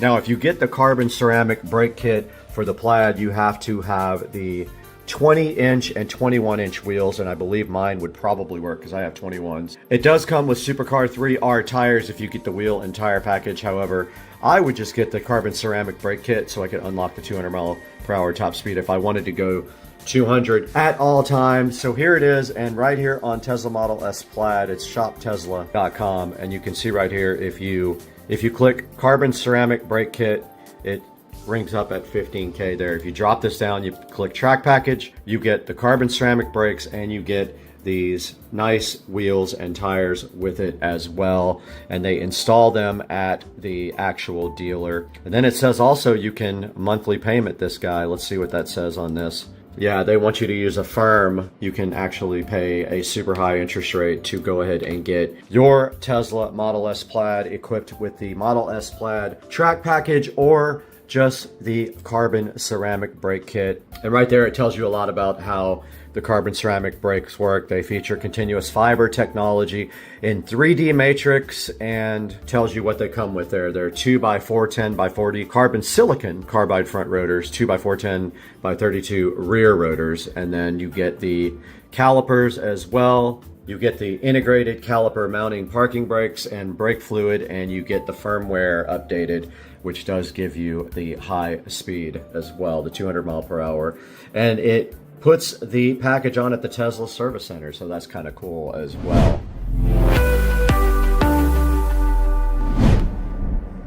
All right, we're not going to want any traffic anywhere near us when we do this, so we're going to let this go by and then flip a U-turn at this light here. Okay, we have let traffic kind of go for a minute.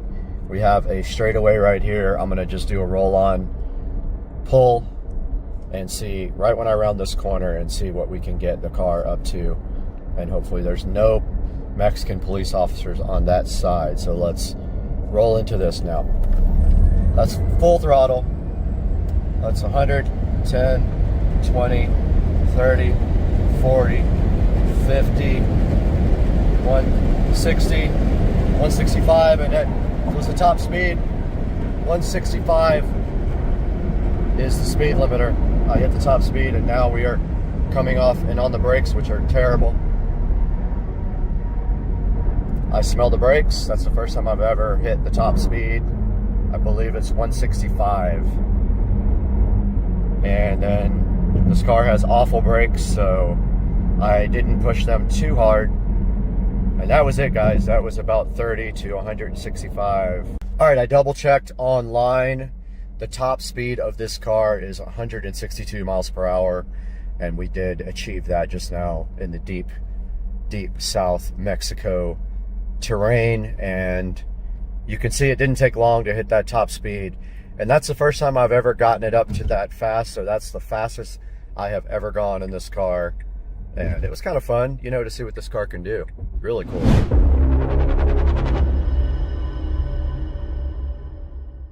Now let me show you guys another option for carbon ceramic brakes, but you do not get the unlock firmware. So that's the one thing you won't get.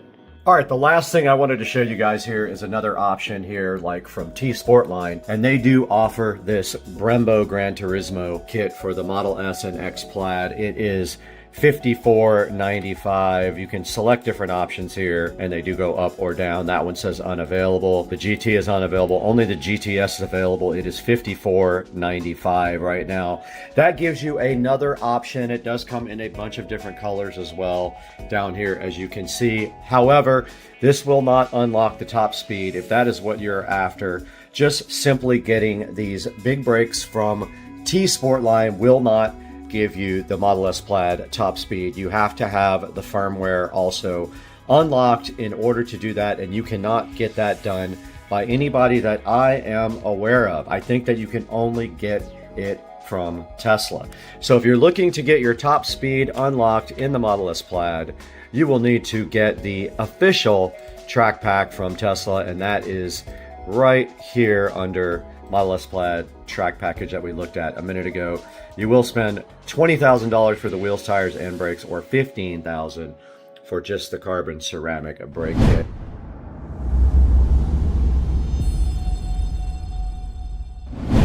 We have another option right here for you, and that is the Unplugged Performance Model S Plaid Superlight Carbon Ceramic Front Big Brake Kit. You can see this runs up to $9,000, and this is just for the front. They do have other kits available, but that one is the performance brakes for the Model S Plaid. When you click on it right there, there are some other options. You can get larger rotors for just the front and the rear, or you can go ahead and get the full carbon brake kit, which is right here. $91.95 for this. Your options here are big brake kit or replacement brake pads. If you choose big brake kit right here, you can choose your caliper color, red or black, and then you can choose your brake pads if you want racing or street. And it looks like right here, right now, that is going to be around $8,400 is your total if you would like to go ahead and get the Unplugged Performance Big Brake Kit. Racing Brakes also makes a big brake kit for the Model S Plaid. We are on racingbrake.com showing you their options here.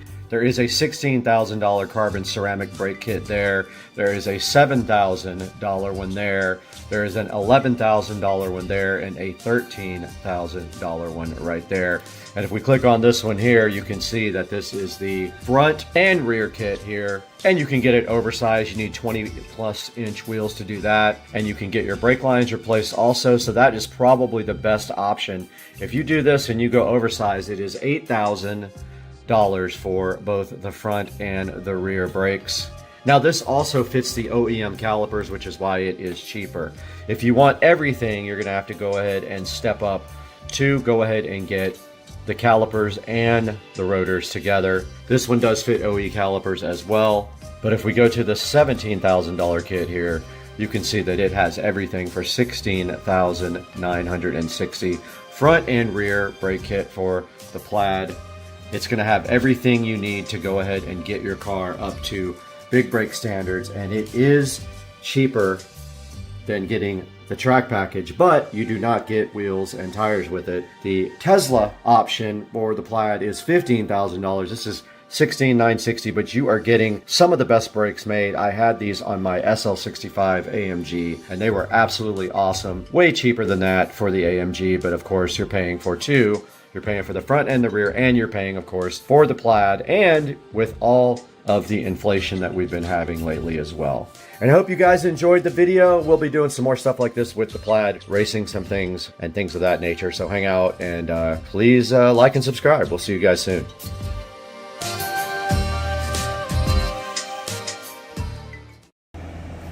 That truck right there just came and brought $18,000 worth of travertine. Look at that. You guys are so stoked. You can't wait to come swim in my brand new pool. And then you're going to try to take all your clothes off and do weird things, but no, I'm not going to. I want to redo this ground so that it runs up that way instead of somewhere down in here with some extra. So to kind of run through this real fast, obviously you got the main battery. You know, it's kind of a shame that we couldn't figure out some way to just connect. To make that work? Does this come off? When we take this off, does this dash with the cup holders come off? Probably use your hole saw kit just to make the first initial hole.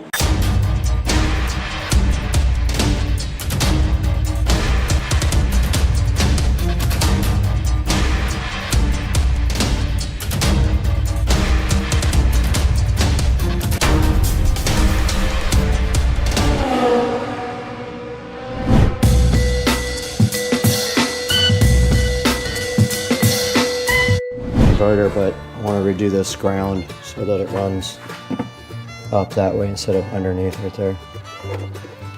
Up and over? Well, it's got room behind it. It's got a... Well, now I was thinking this side up. It's a lot cooler in here now with that fan blowing. Yeah, I'm about to crank it up on high. Oh, I'll do it. Can you make us a ground with two of the big yellow loops to go from the fuse box to the battery? Cut off just enough so that I can tie it up with a clamp so that I can come around. Okay, I just got done connecting the inverter. You can see right here, I ran it right up the side of the inverter and then directly over to the fuse box. Right now, Joe is making our ground cable to go from the battery to the voltage reducer, and then we'll go from the voltage reducer to the fuse box for ground to give that a ground. So we're going to work on that right now real quick. All right, so we're coming off the positive here. That guy's going to come off the negative, run the side of the battery along the top of here to right here. So leave me enough to just clamp it with this red guy to right here so that I can put a good clamp. And if you can... Hold on, so we're going from right here to here. And then... This is going to go here. Just like that to the bottom of this terminal so it'll sit like right there. So you go right here? Yeah, just leave a tiny bit extra and we'll make that work. Okay. Now, do you want to come directly off the battery for your amplifier ground, or do you want to come off of the voltage reducer? I'm okay with coming off the voltage reducer. So then make a ground also that comes down, feeds down to here for your amplifier. Yep.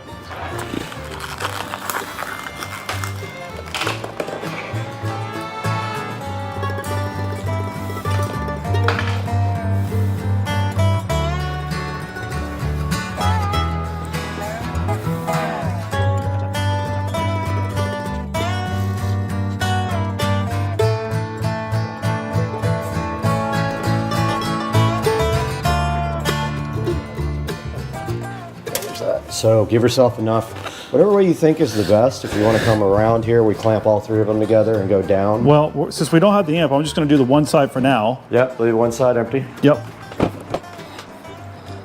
Then we got to figure out pulling red wire all the way to the front. So we might have enough. And we got to clean all this up down at the bottom too. Yeah, our amp wire. Oh, we're on the wrong one, by the way. That's supposed to be ground. Oh, we're ready anyway, so.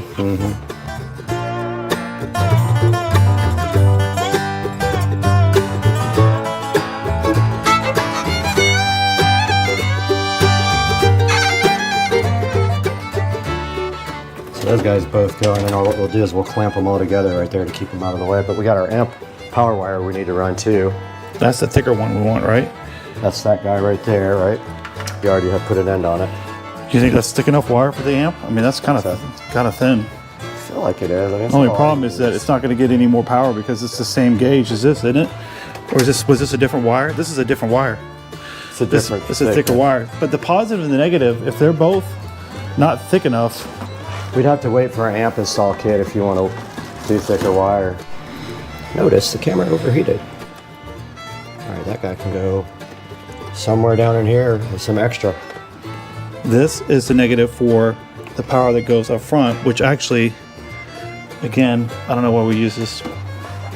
Wait, what is this one going to? Is this, oh, this is the amp. Mm-hmm. All right, so this needs to go on here. Mm-hmm. Actually, let's put that one on first.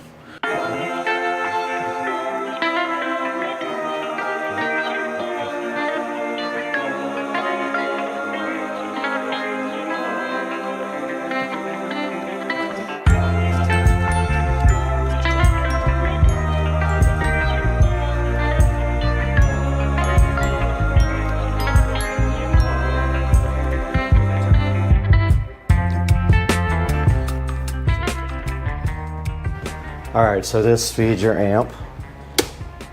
That's got to go down. Do you want to go beside it that way? Yeah, we could do that too. I mean, I don't know, they're running it underneath the amp. Gives you more room for sure.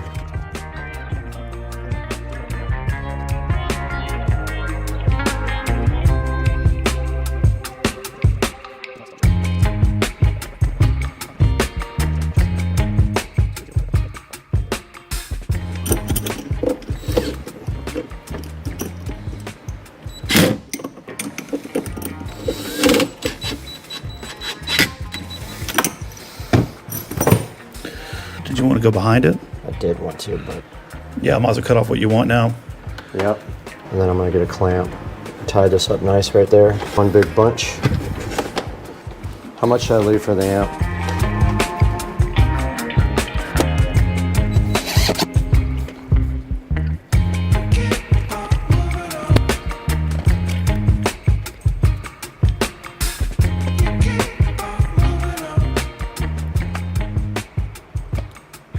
All right, just a little update here. I am working on cleaning up the wiring inside the bay now. We have almost everything hooked up that we need to hook up, but now we got to make room in this bay. And so part of that entails untangling a lot of this mess.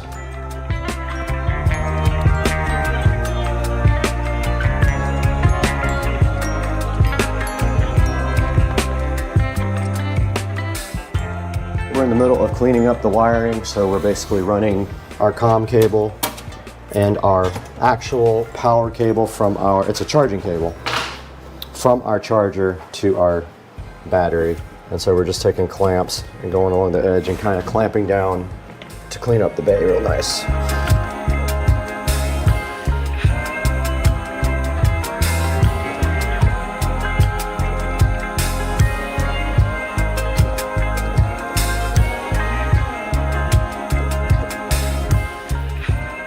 So it has to switch over to the positive. What does? This blue wire.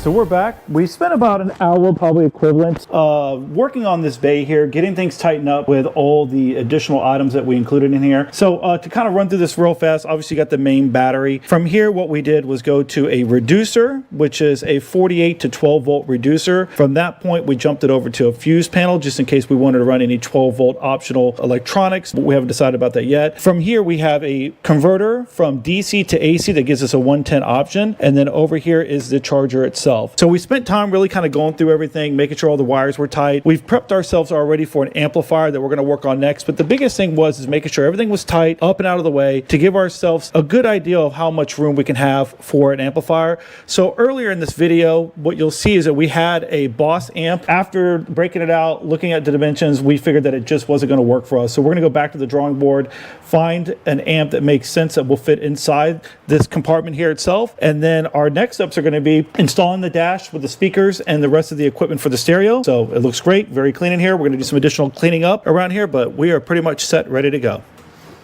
We're going to rip the dash apart. we could connect your front speakers and run the wires to the back. All right, so next we would need to pull the steering wheel off to install the dash, but we kind of get all the wiring done first. We do all that because I have to drive this thing around. That's what I'm saying. We can't just leave it in a state where it won't. We got to figure out the remote wire. We'll just jump from the positive lead on the amp to the actual power positive on the back of the amp to the remote, just a little jumper wire.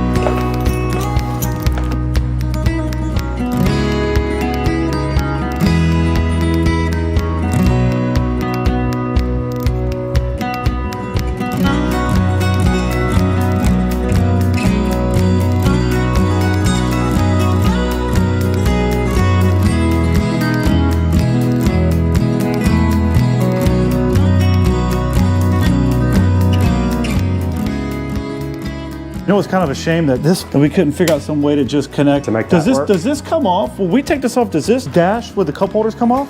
Yes. It does, doesn't it? All that comes up. So it just, all the wiring just floats back there? It does, doesn't it? Yeah. Yep, it just sits back there. Everything that you don't reuse. You know, it's pretty clean install. Yeah, it looks good so far. I think we'll get it. It's going to look way better with an amp in there. Yeah. And all that stuff's covered.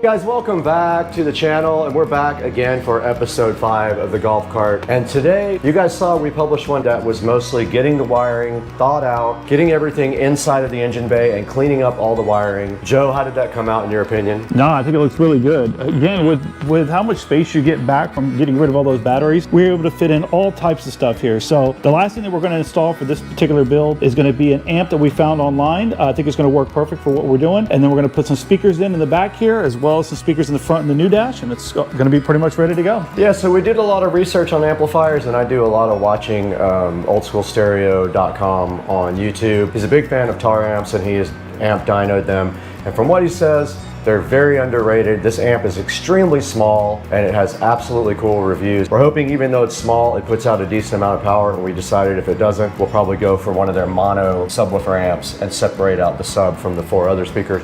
It'll be easy once we have our wiring already established right there. So what's our first step here? What are we gonna do right now? Yeah, so to start chipping away at this, the first thing we're gonna do is come back here. The plan is to put 5 total speakers in. So we're gonna have 4 6.5 speakers that are waterproof, marine grade. 2 are gonna go back here in this particular section, and then 2 will be in the dash with the subwoofer in the rear. So the first thing we're gonna do is knock out, get in the holes for these to be put in, get them wired up, and get those wires ran up here to the amp. Okay, do we have to take your back seat off to do that? Yeah, so it'll make life a lot easier. I think we're gonna have to get in there with a jigsaw to make the cut. So we're gonna take this back seat off just to make our life a little bit easier. 4 bolts, I think, total, so it won't take about a few minutes to get this off, and it'll make our lives a lot easier to put these speakers in. Gotcha, okay, cool. So we're gonna need our wrenches and also our jigsaw to go ahead and do that. So absolutely. Let's go ahead and get all that stuff gathered up because we don't have the tools we need right now. Yep, let's do it. Much like myself, the eagle is injured, and he just lost another toe, and the time has come for the channel mascot to be hung.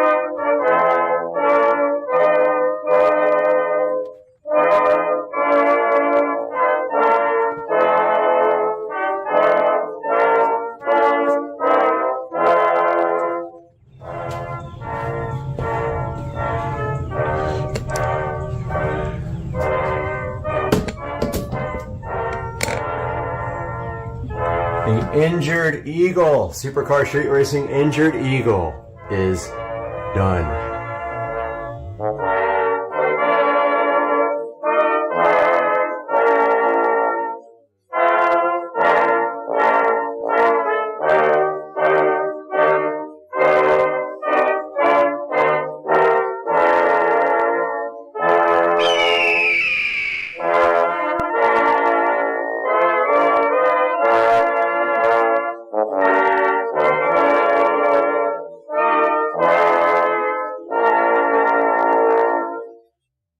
The correct time is 4:15 a.m. Had a little bit of drinkage last night with Joe Dukes of Duval County, and therefore did not sleep very well. Never sleep well when I have alcohol. But I'm up and I'm ready to work and then get on the treadmill. And today we have a box of goodies here and some goodness here that we've got to get into for the mini bike.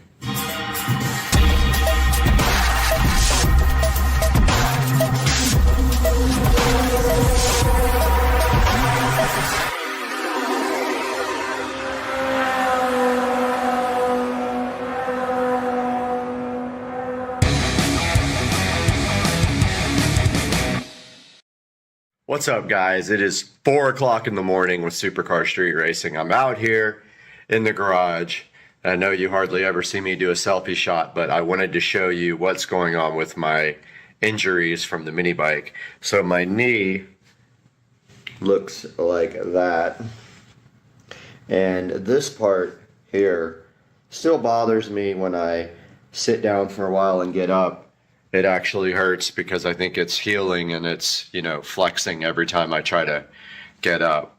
My thumb is still pretty jacked up from the accident. I jammed it pretty hard and it's multiple colors and yeah. And then that part of my hand right there lost a bunch of skin in the accident as well. I got some bumps and bruises also, but those are healing up pretty nicely. So I just wanted to give you guys a little update before we start. Yep, we still got our tires here, and I think this week is the week for pulling the wheels off the bike and going to get the tires mounted. And then after that, I am actually just going to paint the wheels matte black. I ordered wheels, but they were taking forever and I canceled the order. So I'm just going to paint the wheels. There's no need to order black wheels. But in the box, we have a replacement for the accident. Here's a new brake cable. Not brake cable. A new brake handle. Can't talk this morning. It's too early.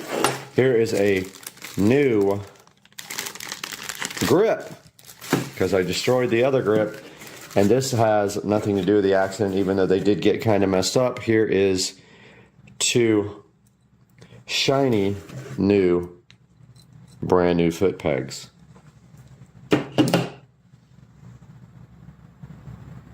Absolutely nothing to do with the accident. This is my nightmare. This fuel cap is brand new and it leaks. Brand new. Look at it. It's shiny. It's got a new gasket. It leaks. So today we are going to take care of that with this cork gasket. In the gasket kit that I bought to make for the carburetor, there was this lovely cork gasket inside. It is going to be perfect for making a new gasket for the top that hopefully never leaks again. Fuel goes everywhere.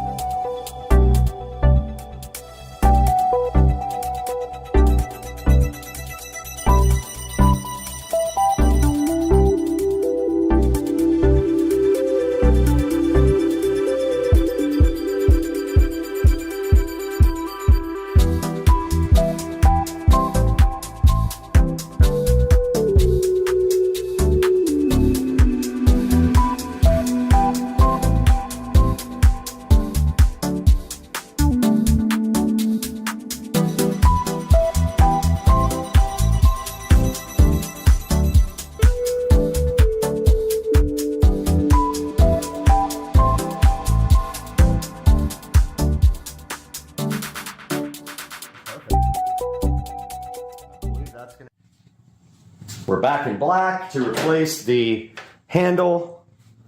And what you do, it got pretty jacked up. So we have to get this brake cable out.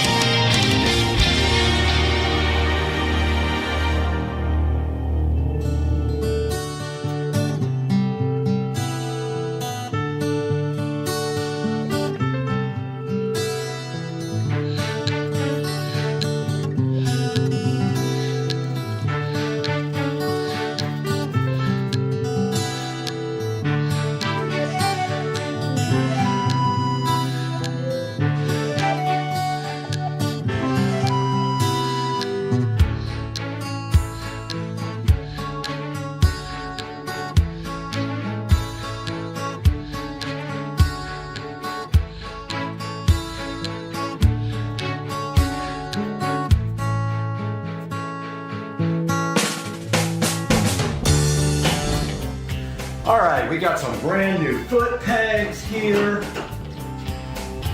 Hopefully they fit.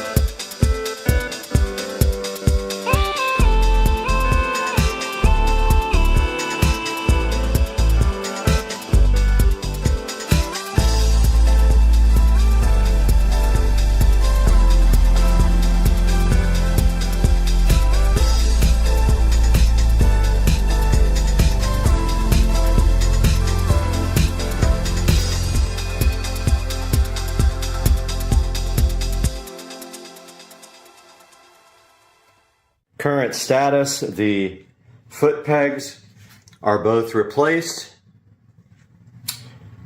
The brake is connected, however, I painted the handlebar because it got messed up right there from pulling the brakes on and off, and it'll probably get messed up again, but I want to get it a good chance to dry here, a couple of hours to dry before I finish this. So it's time to get on the treadmill and get some freaking exercising done.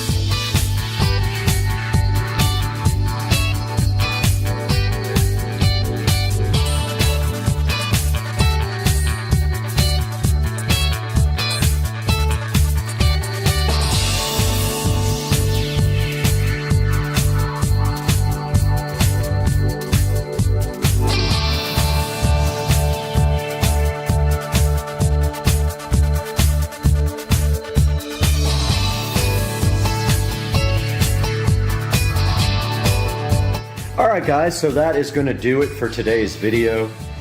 We got the awesome new brake handle installed after my crash.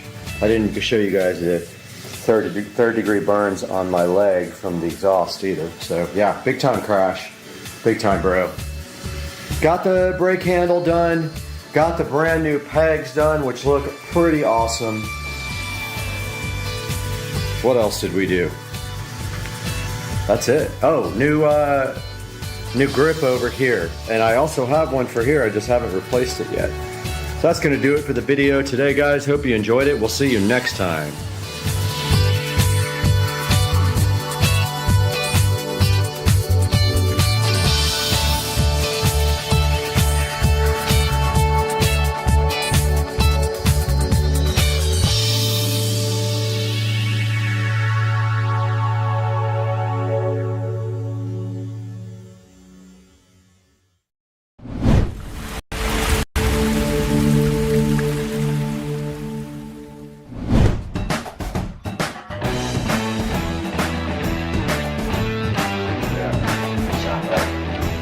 Shot back. Oh, it's got two little wheels, big horse.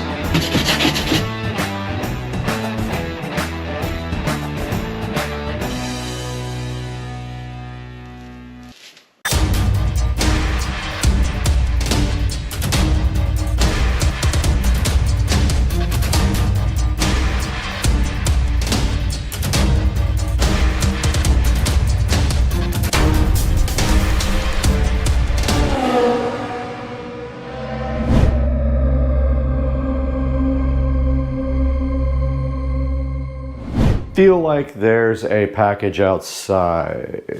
There is. Kind of an important package. We really don't know if this is gonna work, but we're about to find out. Sorry, I just woke up.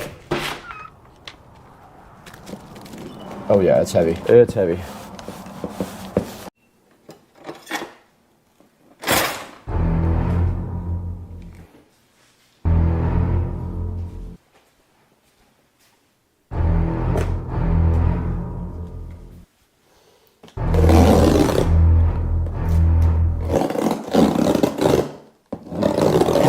Dude, I can't even hit the fucking...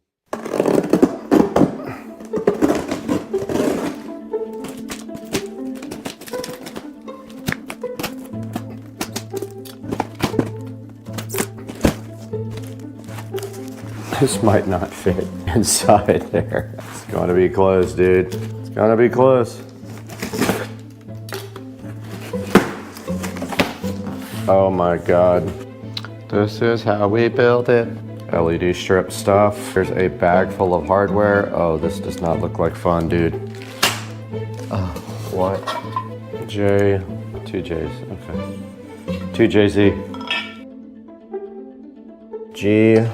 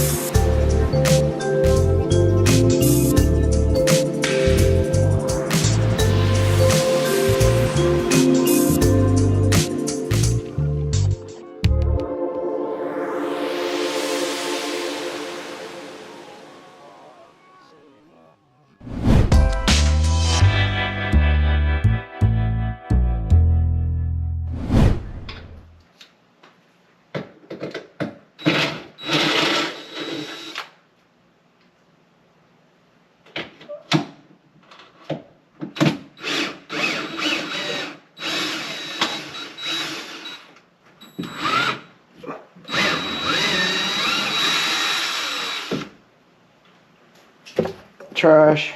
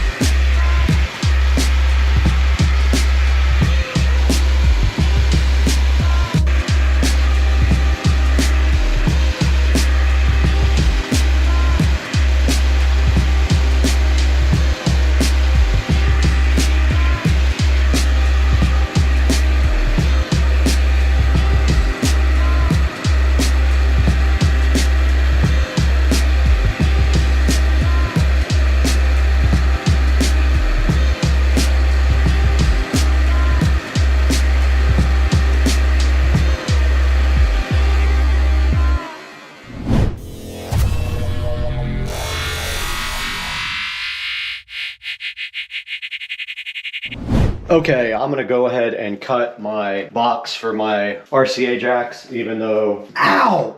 Ugh! These nuts. Got him! Motherfucker, shit, that hurt.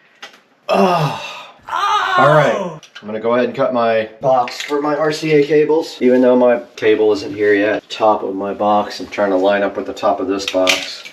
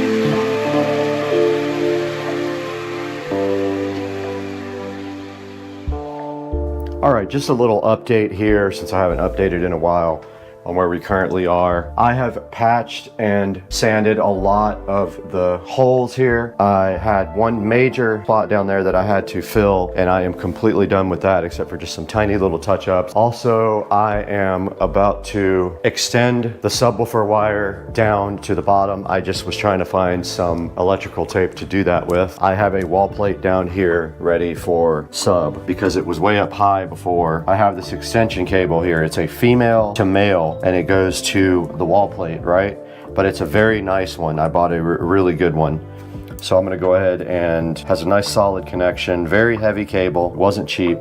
This time I bought all premium cables and they cost probably 3 times as much as your normal cables. Now what I'm gonna do is wrap electrical tape around each fitting, and then I'm just going to tape them up so that they can't come out inside the wall for any reason. If I accidentally get pulled on, they also can't ground out on anything. And I found my SCSR knife that's been missing for a long time in the toolbox. One end is done. There's the other one. I heard a hum come out of the sub. That is overkill. Okay, now this simply does just drop down into the wall. and hopefully we can grab it down here. Okay, our sub is officially extended.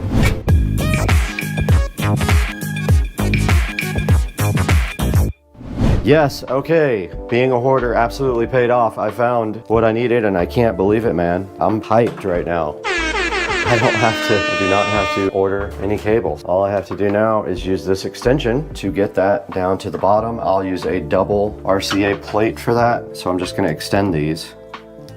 I would have used super good cable, but this is not that important of a connection. I'm gonna go ahead and tape these up like I did the other ones. These type of connectors, man, I always save them because you're gonna need them. It's just a female to female RCA coupler.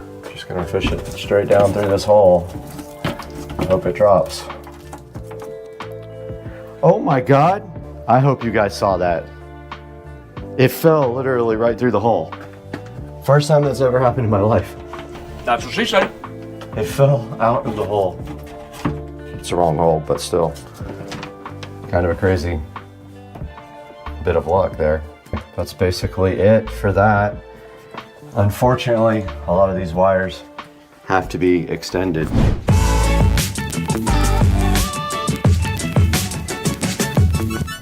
All right, I made labels for our RCA cables that go up through the wall. One south sub, one is from the theater room. This theater room is valuable because it will allow us to play either way, either from here to the theater room system or vice versa.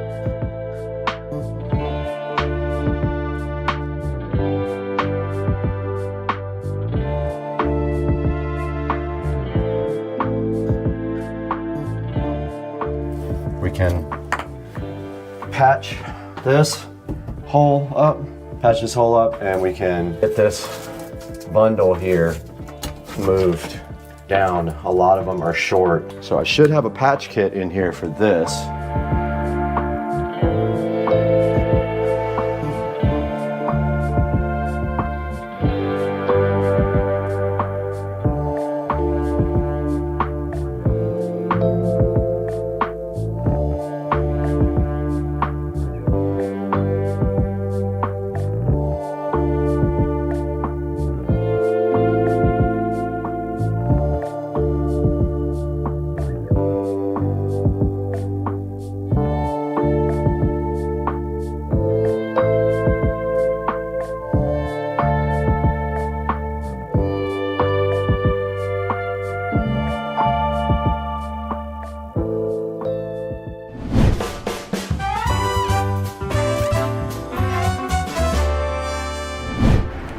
All right, guys, we got our wall boxes put in. They're not perfectly straight, but they're as good as I could get them. They're pretty good.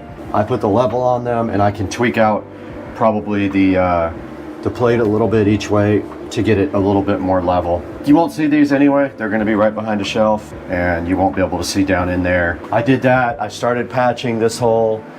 The next thing I have to do is I have to sand this other patch. When it dries, it's still pink, so it's still wet. This is also still pink. This will probably take another hour at least to dry. It takes forever to dry. I am about to sand this. It looks like it's mostly dry. Maybe give it another 5 minutes. Put a coat on that, but I went and got the speaker wire for this stuff. I want to take these labels off and then pull the wire. Actually, you know what? I think I'm gonna cut about right here because I know I need to add maybe 2 feet.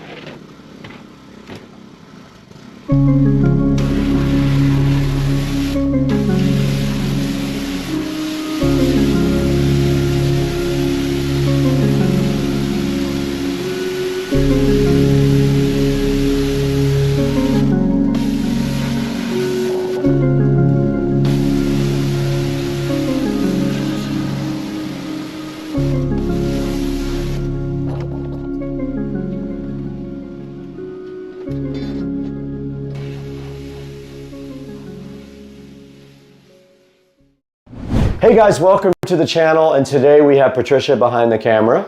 Hello. And we have this special box right from China that I've been waiting for about a month. It's a special delivery. It's gonna look so good on the house. I can't wait to unbox this amazing crate with you guys today. Let's get going. Let's get this unboxed.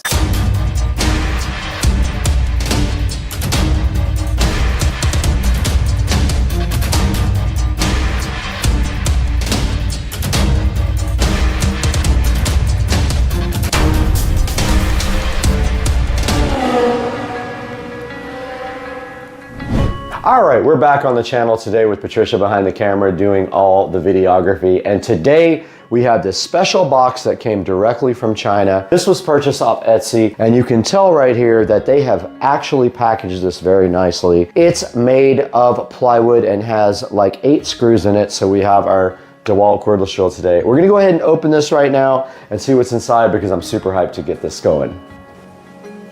All right, we got the DeWalt cordless drill here.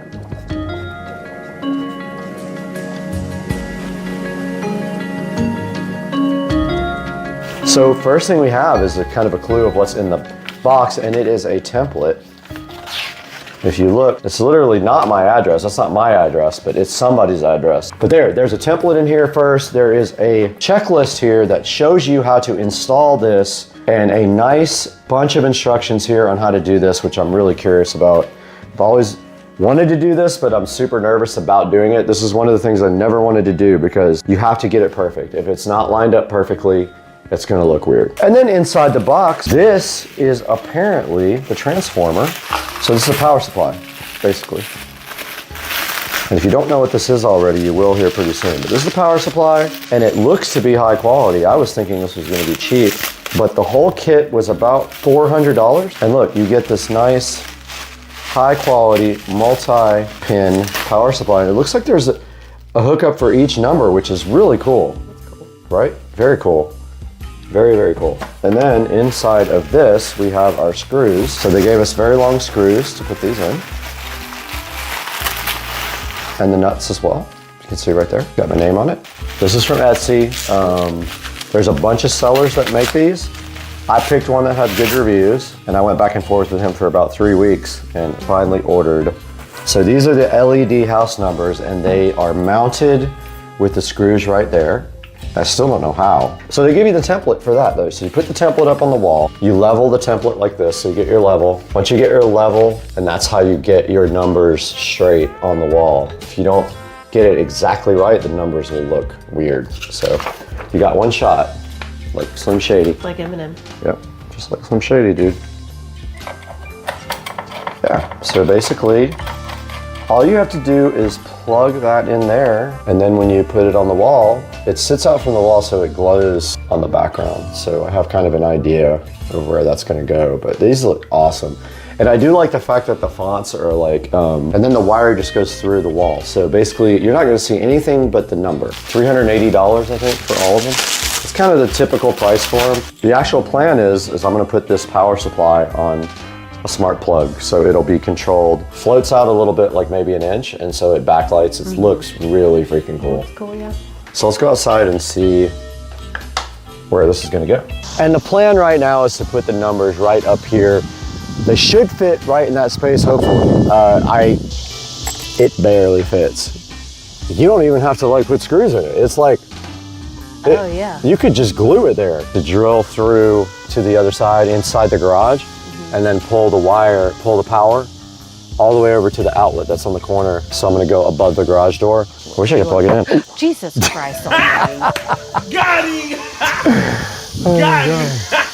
Inside in the garage now, and I wanted to show you guys where this is gonna go. So Patricia, come check this out. So basically, above here to have to come through this side. The transformer will mount up here, and the power goes all the way over here to up there where I gotta still tie the wires up to the access point by our garage door opener, but that's gonna power it. It's gonna have a smart plug on it to turn it off and on with sunrise and sunset. So that's the current plan. How are we supposed to get this through the wall? You have to drill a big enough hole. You do. So here's the deal. See back here? You gotta drill. You have to drill 5 of these. It's gonna be hidden by the back of this. So when you put this up against the wall, that barely fits. These are like probably a ½ an inch too big. And then you drill through, and then on the other side, we'll have the transformer up at the top, tied up nicely with all 5 of these going to it. We'll run an extension cord over. Okay, we're back in the garage now. It's very hot in here, but want to show you guys what the plan is in here without dying. But up here, these numbers are gonna be right on this side of the wall, so we're gonna have to drill through this entire, for a couple of the numbers, we gotta go through this whole plate. But my plan is, come through here, mount the transformer right up here, just right here, up to the wall. We'll have all of our wires going there, and then we'll run a power wire up all the way over to our power right there, and then we will have a smart plug probably right here on the end of the power wire. That will be connected to Alexa and it will come on at dusk. Come on at dusk and off at dawn, like the soffits and our new LED sconces. All right, we're back in the kitchen. Patricia has all of our house numbers connected, and here's a good look with all of the numbers. 5 connections to the power supply here, and all you do now is just take your lights. Patricia, show them how this would be laid out. So basically, that's what they're gonna look like at night from the road. They're very bright. I mean, you're gonna see these for sure. The contrast, the black with the white light, it's gonna look good. And also, the soffits are blue, it'll look just like that. And so that's what it looks like. And they sit out about that much so they backlight the house. Now, the next big job is getting the holes drilled and getting these things. I've already made a decision that they're gonna have to be wedged in because there's just no room. They barely fit anyway. And I think if I wedge them in and get a tube of clear silicone sealer and just go right behind them on the bottom and right behind them on the top here and just put like a dab there, they're never gonna move because they're wedged.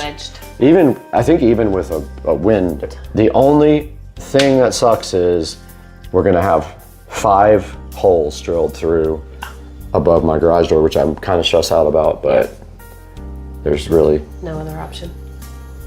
There's no other option. In front of our nice house numbers again, and you can see here are the mounting studs, and basically what you do is run them into the back of this. They screw in all the way, and then you simply drill a hole in the wall and these go right through it.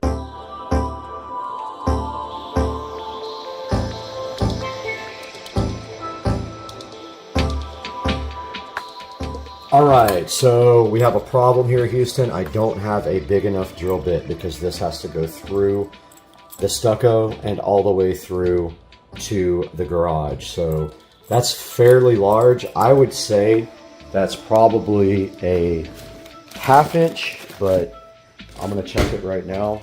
Let me go ahead and look at this and see what this is.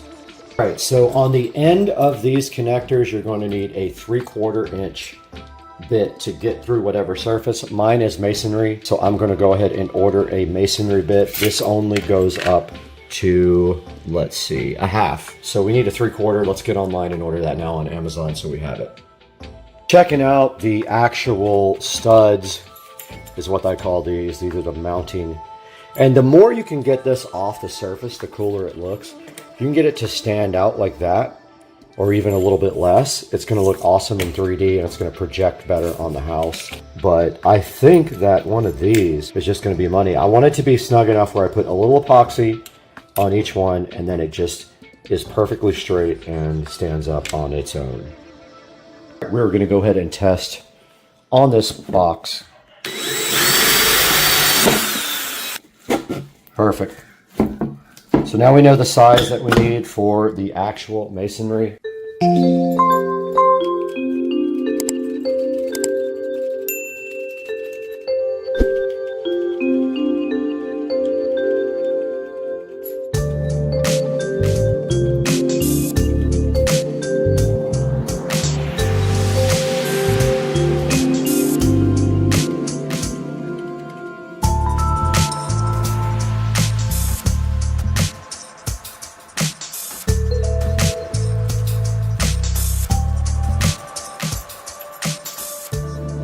We do have our template right here, and so basically we got our big bit in for going through the stucco. So this bit here will be how we get in the power supply wire, and we may have to wallow it out a little bit to get it through, but this right here hopefully is big enough to get this wire through all the way. Once we get through the stucco, we will have to drill through wood. So what we're going to do first is go ahead and put the template up, make sure that it's level, and go ahead and drill out all of our holes. So we have to drill out our small holes with our tile and masonry bit here. We have to drill our big power holes out, which are the red ones here. These are for the standard bolts. These are for the red ones. So we're going to drill all that out after we get the template up and leveled. That's also going to be tough because there is almost no room for this. And there might not even be enough room for this. I might have to cut the bottom of this template off to get it to flush mount up on the side of the house. Let's get out there and see what happens.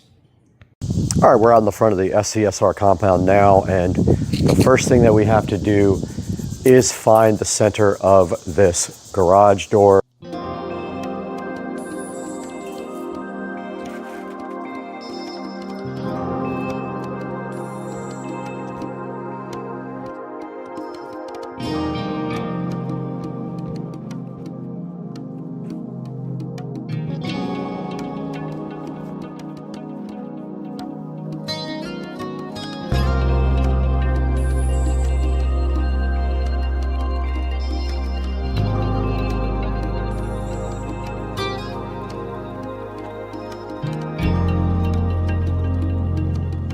Okay, so I had to move the template down. There was absolutely no way to get the letters into the wall unless they were down. So I moved them down about 1/4 of an inch. I'm hoping this is level. I'm gonna grab my level and find out right now.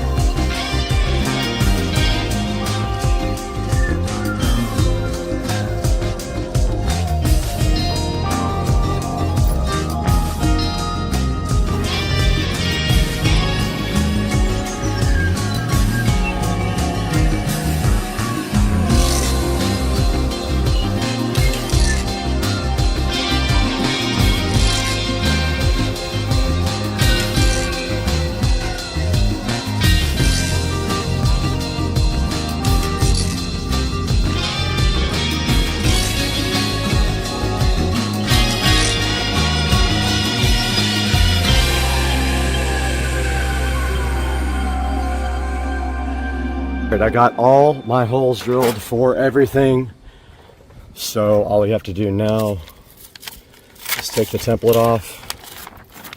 Look at all of that destruction, and get my broom out, just clean this off, and then I'll have to blow off the driveway afterwards. But we have all our pilot holes run. Now we have to just hope and pray that we can get our numbers in there straight. Top holes were very difficult because the drill was on an angle. So I don't know how far I'm going to be able to get that in. We're going to find out right now.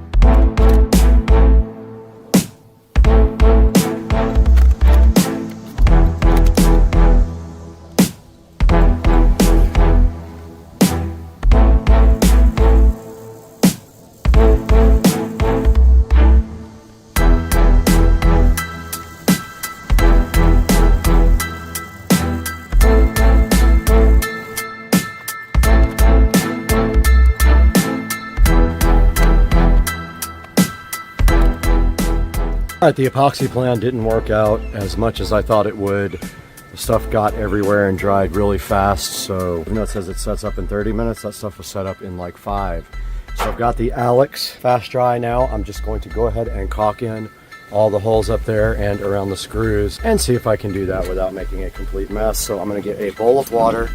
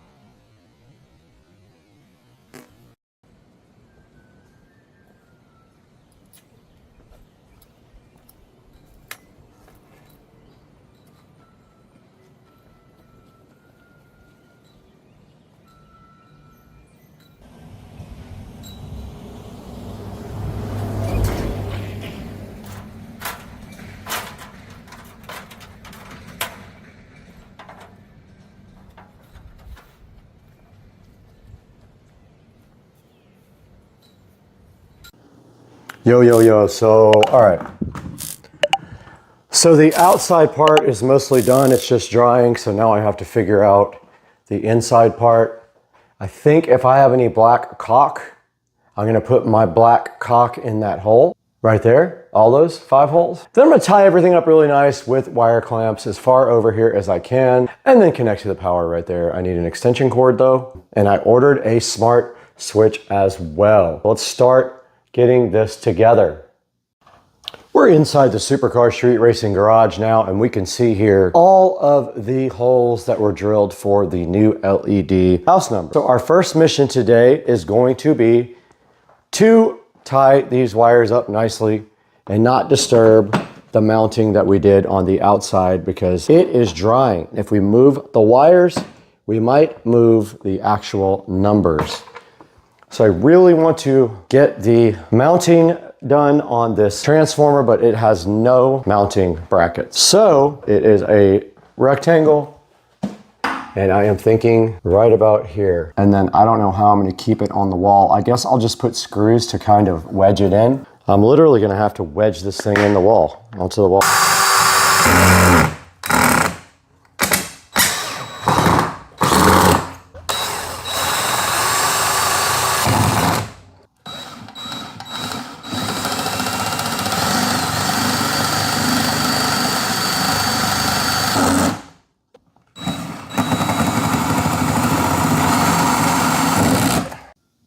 Okay, we do have the power supply mounted now. We just kind of wedged it in there. I'm gonna actually put some of this black caulk around it when I put it in. So next step is to kind of get the wiring done without disturbing the outside, which I am stressed about. Kind of want to just wait so I don't mess it up. But I mean, if I pull,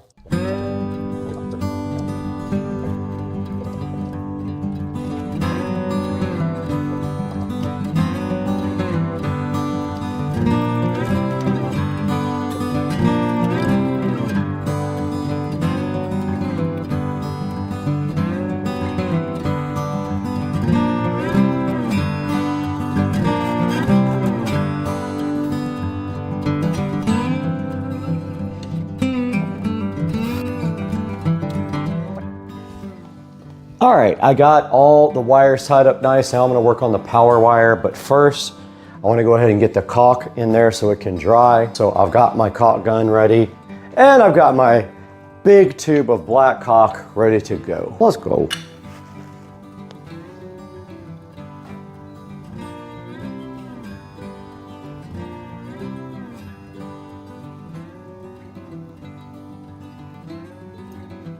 Okay, I did ruin my lucky jeans because I'm an idiot. And there's literally no other word for it but that. And now, all I have to do right here and right now is get the power wire run most of the way and clamped up. Let's get this power cord situated. Probably right there makes sense. Yeah, I'm just gonna run it right on the base here. Base of the, whatever this is. Put a clamp like every couple feet. Hopefully I have a temporary extension cord. I mean, I'll figure it out, but. And one more down here should do it.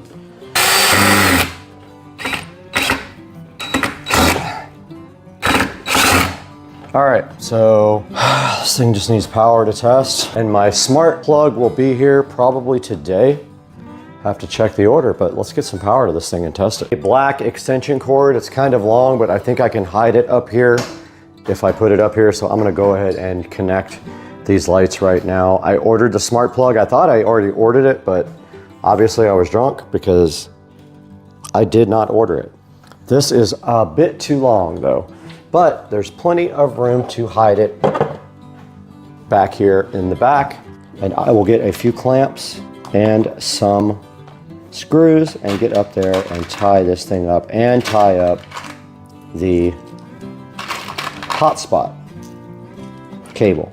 This is the power cable, and then we are going to run it up and over so it doesn't interfere with the door. So we got to go way up there, way over there, and into this, but we have a smart plug that's got to go right here as well. So we're going to leave a little slack that we can disconnect this with. It's a big boy.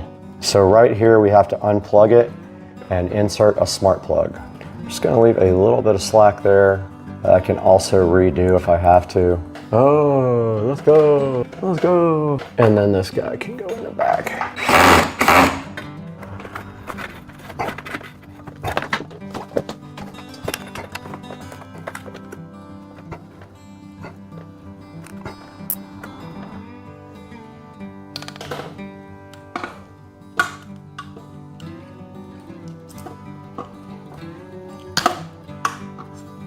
Guys, we did finish this project and connect it to power. Now, this is the moment of truth. Does it actually work? If it doesn't, this was 4 hours worth of work for nothing. Let's see. They are all lit up, so now all we have to do is come check it out at night, and all of that caulk is drying. So we will check back with you guys when it gets dark tonight, but we have successfully finished this project.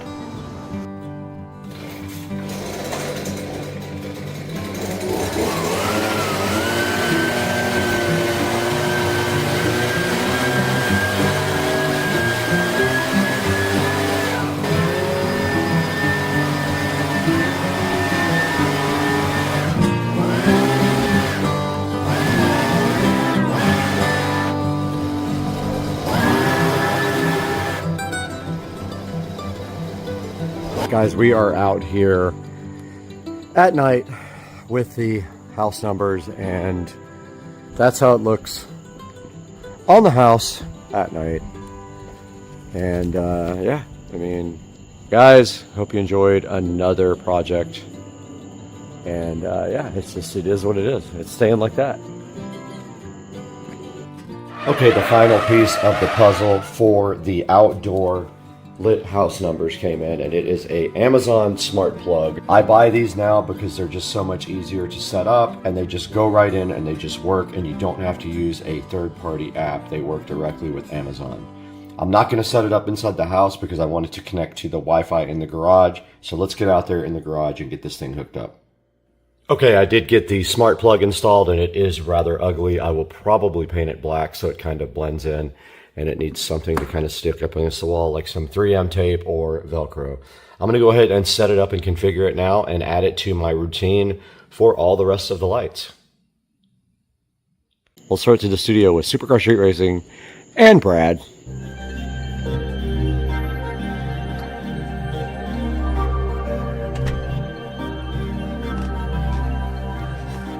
Guys, welcome back once again. Brad here at Supercar Street Racing 4K Production Studio. And you saw today that we did go ahead and get these LED house numbers installed on the house. It was pretty easy. It just took a very long time, and they are not exactly 100% straight, even though I followed the template. They're good enough, but the 4 is a little off on the very end. Looks a little bit lower, even though I put that right in the actual holes in the template. So the way these work is you just order the numbers. I'll have a link here on the screen for you. You order your numbers here, and they will also send you a transformer, and this one right here right now is on a plaque, but you can put them directly on your house as well. Guys, make sure you always click through my links when you order products for Supercar Street Racing's sake of the channel, and it just gives me a little bit of dollars to continue what I'm doing here, because I do lose money on the channel. As always, we love your support. We appreciate you, and buy your LED house numbers and drop a comment if you need any help installing yours, and we'll see you guys next time.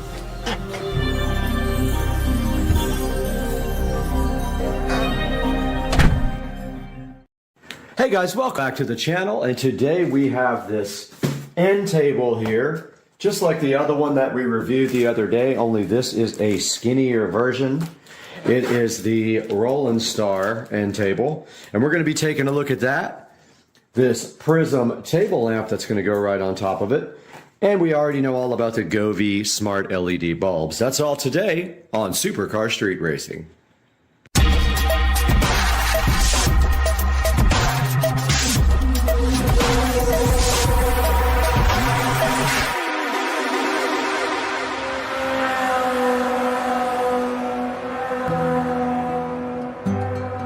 Alright guys, here we have the Roland Star end table with charging ports. This one is not LED lit.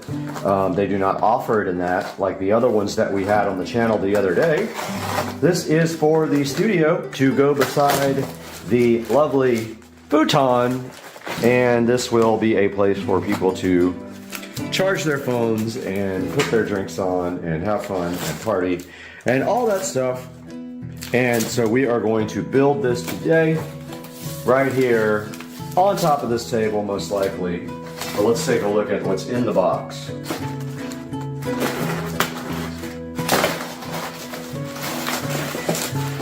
And pretty much like the other one, looks like the same type of materials and packing. However, this one does not have integrated LEDs, like I said. It does have a lot of styrofoam condoms inside that will make a mess all over everything. So beware. And let's get a towel set up over here to work on.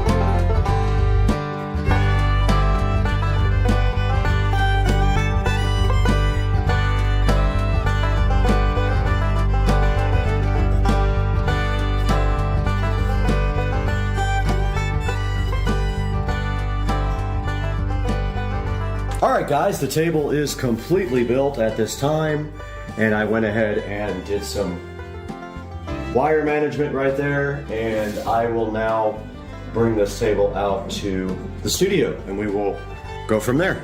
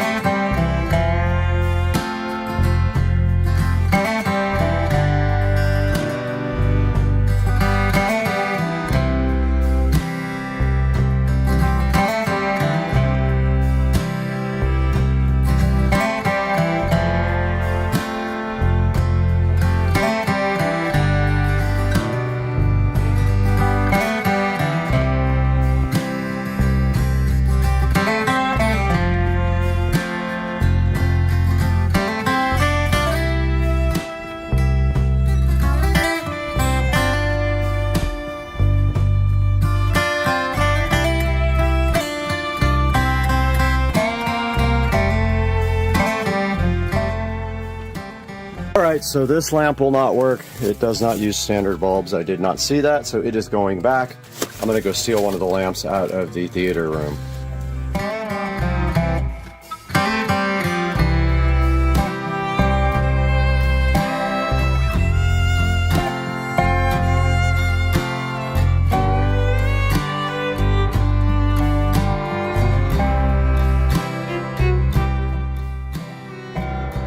Alright, back in the Supercar Street Racing studio, and we have our side table successfully installed. We've got power from up top run down into the bottom, and we've got our lamp set up with a Govee Smart Wi-Fi and Bluetooth bulb.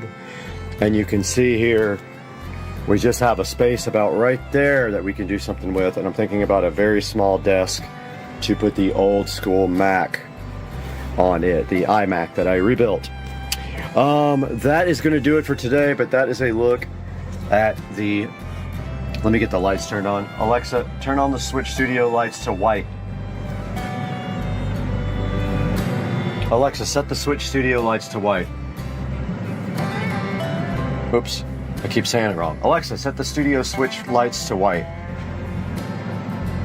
Okay, so there's a look at that barely fit. It wouldn't have fit if it wasn't for the fact that these tiles can compress.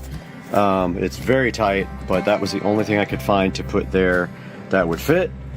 And that's the way it looks, and that's the way that the side table came out. It's pretty good. I love it, and I will leave a link in the description to this. It has these nice pull-out drawers here where you can store your USB cables or other stuff, and it does have power and USB back here so people can sit here and charge their phones if they want to as well.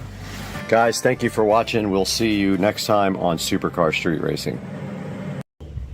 Okay, we're gonna see how close. So first I gotta find him. It's so close I don't even see him. He's right below it. He's going under the deck now. Where's he at? I can't get him. He's directly below you. Like right here. Okay, I'm trying. He's backing up, so there he goes. Okay, I got him.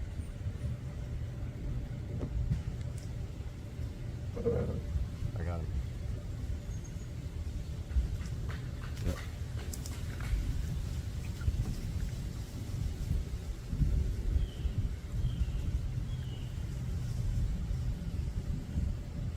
Dude, it's so hard to keep track of because it's like...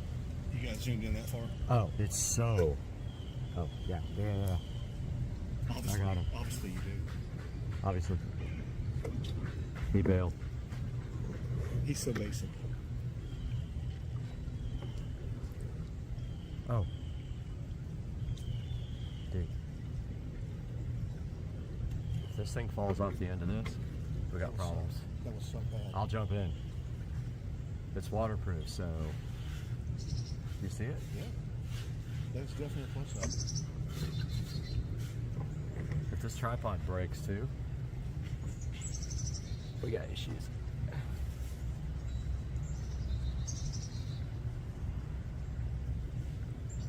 Oh man, he's cool. Oh, he bailed. Throw some food right here. See if we can get him. I'll just be ready. He'll come over.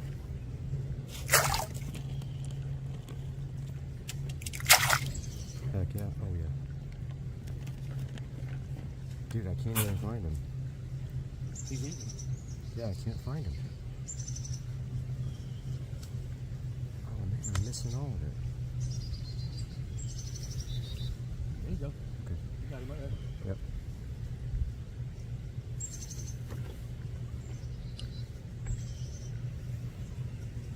This is how he retired. This is the key.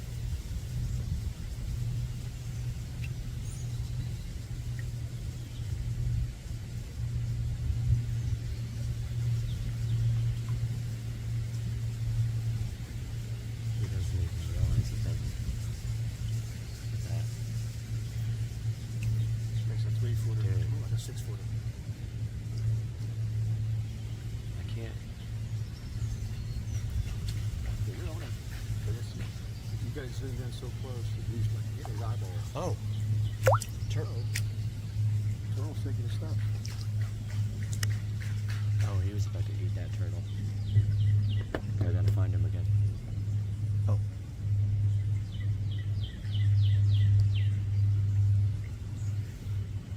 He starts backing off when I get like too close.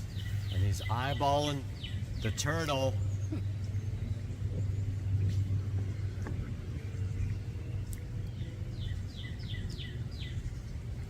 Freaking turtle on his back too. Look at this guy. Come on, man, do something. You're on YouTube. He's chilling. Look at all the minnows swimming around his face.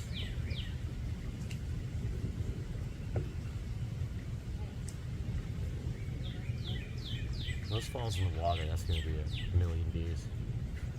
That would be. Look at his teeth. Oh! There's a predator in the water next to him. I wish I could actually see what I'm doing. The glare is horrendous. There's a turtle on his back. I can see it from back here. Okay, wait. You pretty much got like parts of his head. Okay. You can't get the whole thing. There we go. Now There we go. Now you got his whole head. Yep. Now he's coming towards you. I like it because you can see, like, literally. Oh, shit. He's coming. I'm gonna go here and see what I got. I got some You got some more food? Okay. I want to see what I got. Okay, cool.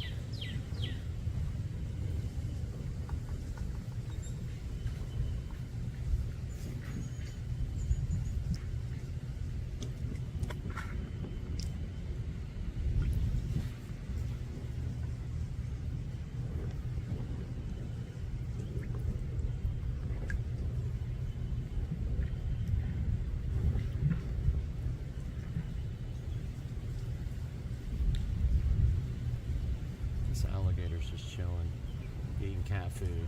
All the turtles harassing on his back. He's got turtles everywhere.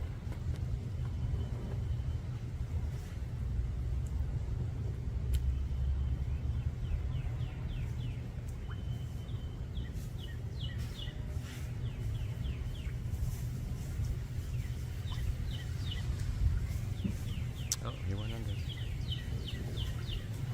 He's gonna come back somewhere.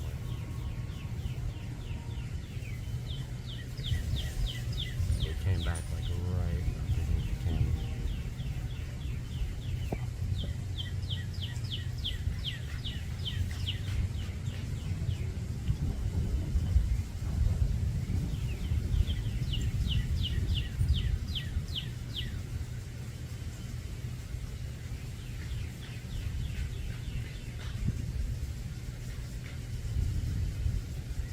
He's literally probably 6 inches from the camera. And it's so close, he doesn't realize it. He came up on it.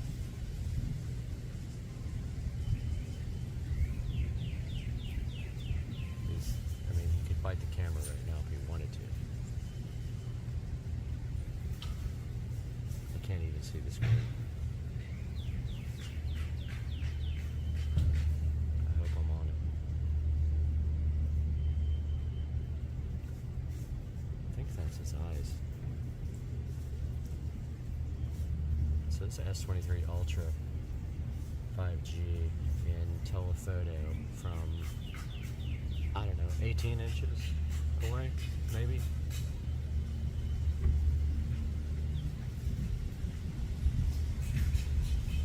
Okay, it just got closer, he didn't move. Just got about 3 inches closer to him.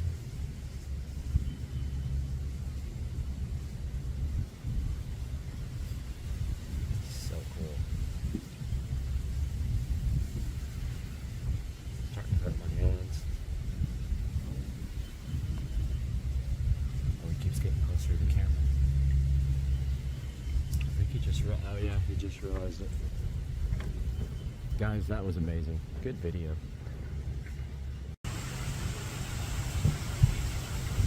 Wait till you see this crazy video.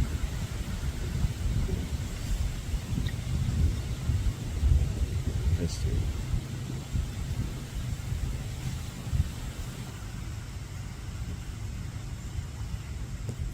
What are you doing, bro?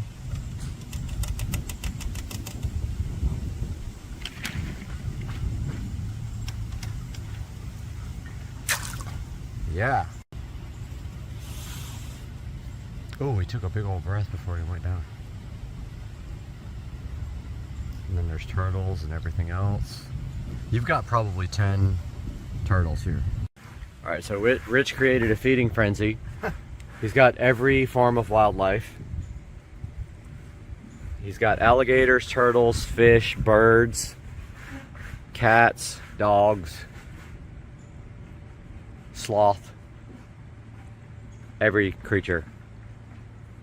Just waiting on the Loch Ness Monster of Ashley Manor. Yeah, which is actually a whale's penis.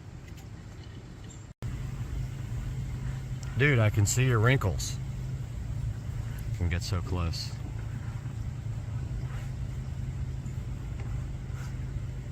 And he bailed. Dude, that's pretty close. I think he wants chicken. He's tired of cat food. It's like, I mean, you can literally see every...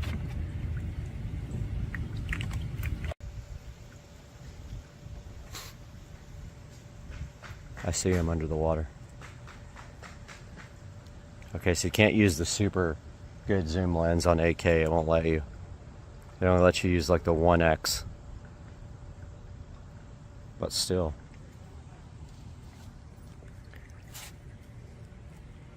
Oh, he didn't like that when I got aggressive. If he jumps up here and bites my face off or takes the phone, Yeah, you don't want that. dude, he's... Should I go further? Should I go closer? It's up to you. Oh, he left. He was like not about it. Come here, dude. Oh, this turtle was making noises. Come here, dude.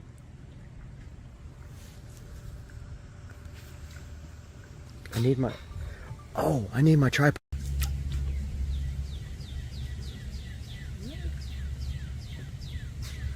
Eat the bacon, you little bacon eater.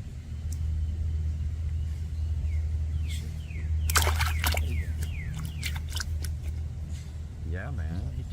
The bacon. Yeah, you got this for. Oh yeah, get that bacon, son. Oh yeah. Damn, I can't see it. We'll get my whole piece. Ready? Yeah. Oh, wasted. Went to the bottom. Yeah. No, he's gonna get it. I still see it floating. He's right here, dude. We just can't see the screen. So much. Oh yeah.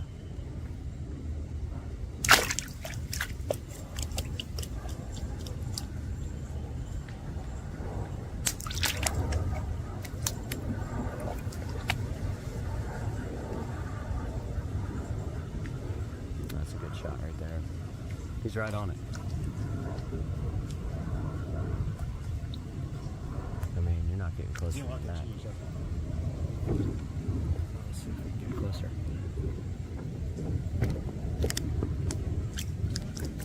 This thing falls in the water. Oh, that's a good shot. I wish I could get it.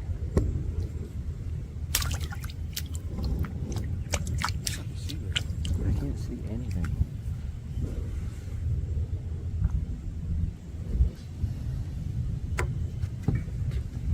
It's too close.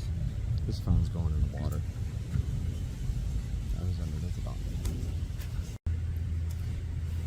Dude, I can't see it. Oh, okay.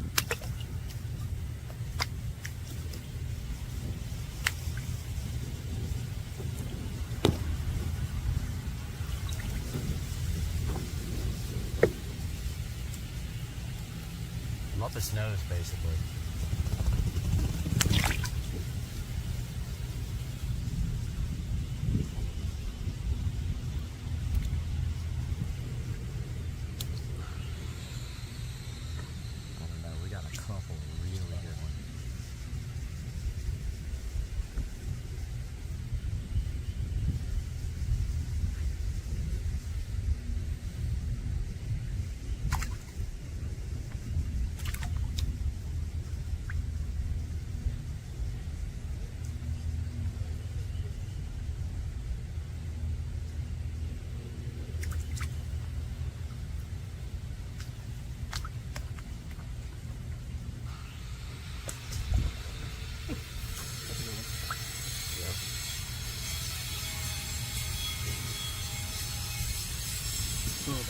Oh.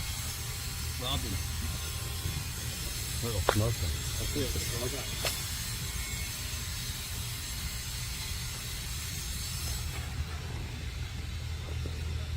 Not going salty with cat food. You gotta be like, dude, what's wrong with you?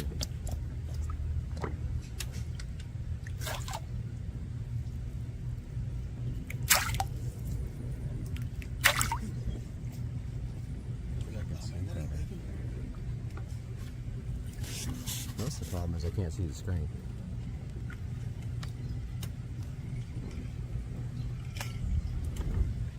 Oh, buddy, you got another one. Or is that's a stick out there? Is another gator out there? That's another gator. That's another gator. There's two. There's one here. I don't know if I can get it on the screen. It sure is. He's coming up. There's another one. Yep. Just grab it. We got two out here. Double alligator.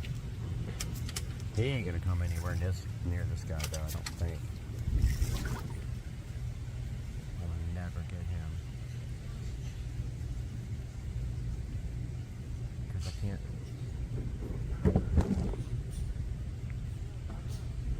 Let's see if I can get him. Can't see the screen. Along that fellow was right there. That soft shell. He's creeping in. Look at him. Where's he at? Oh. He's coming. See, we get a gator fight. They're about the same size. Dude, if I can't. He's out there. Did I get him? He's still there. He's pretty much right there in front of me, beyond that little turtle there. Got his head above water. Can't see the screen. It's so bright. Oh, I got him. Alligator number 2. We got one directly right here below us, and then one out here. And we're gonna see if we can get a fight. That one out there is hard to zoom in on, man. It's like I lose him in the. This guy. This guy's easy. This guy. Let's see if I can touch him with the phone. Alright. I'm not losing the phone. Pretty quick. Oh, you see him come up at it? Did you see him come up at the phone? Oh yeah. Take a print. Get it. Come on, make me a millionaire. Alligator bites phone. I got insurance. And phone loses. I got insurance. Obviously. Oh, did you see that? I went for it. I'm like 12 in, literally what, 12? Yeah. Whoa! There he goes. How dare you come up at the phone, bro? He literally came up at the phone. Lost him in the... Oh, there he is. So the second gator just went under. I don't know if he's trying. Oh, there he is. He's out there. He went out a little further. He's not coming over. Yeah, he's out there. This guy, he's ready to fight. He's like Bubba. Oh!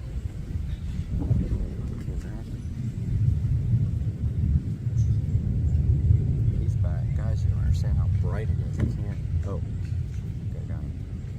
Got him. I'm on top of his head. I'm going for the bite shot. Man, I got insurance. Who cares?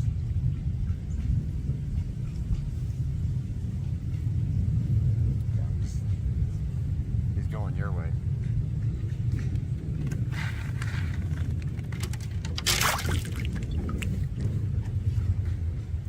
It's so hard to track them when you're in like this close.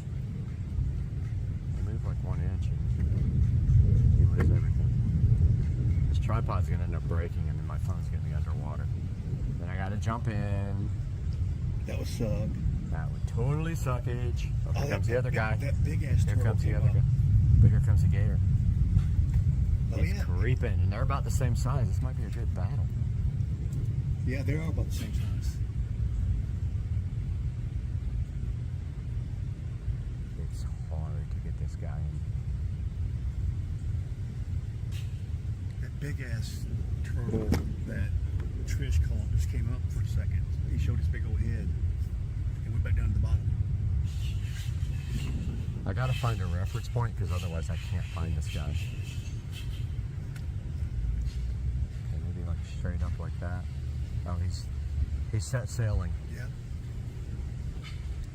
He's cruising out. Dude, I can't find him.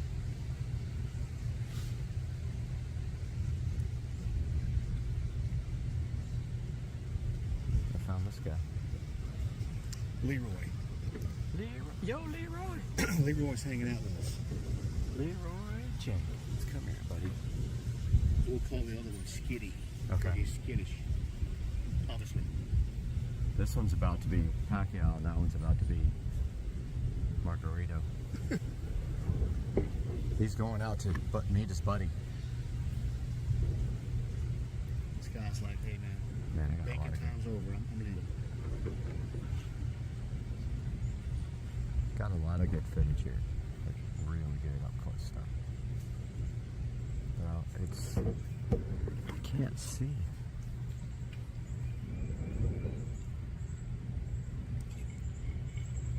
Ah, I got the other one. This dude out here, that's number 2. And then we got homeboy over here, if I can get him back. Him I lost completely. The other one, skinny boy, he's taking off. Yeah, he didn't know about it.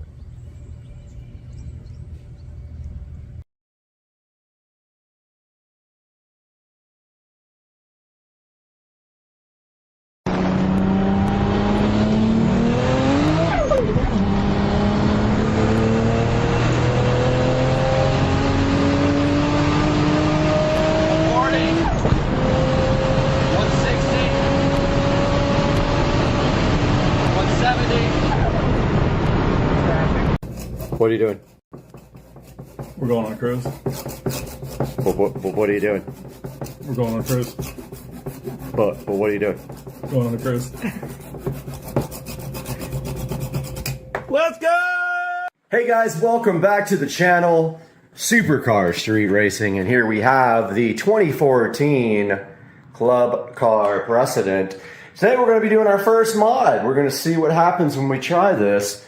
If you take a look at these side skirts here, someone thought it was a good idea to put a ugly chrome diamond plate side skirt on here. We're going to be taking these off, and maybe, I don't think we can take this off. This is actually part of the, I don't know why every single thing on a golf cart has to have a logo on it. That's ugly. It wraps all the way around here like this.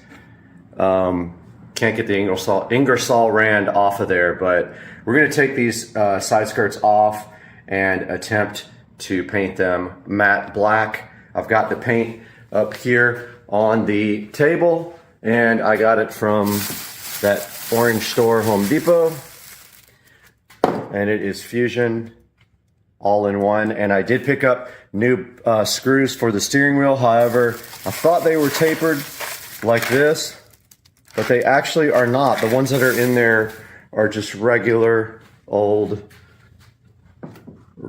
screws. So I bought the wrong screws, and I don't currently have a vehicle to get back to the hardware store. But yeah, that's what's happening today. Supercar Street Racing.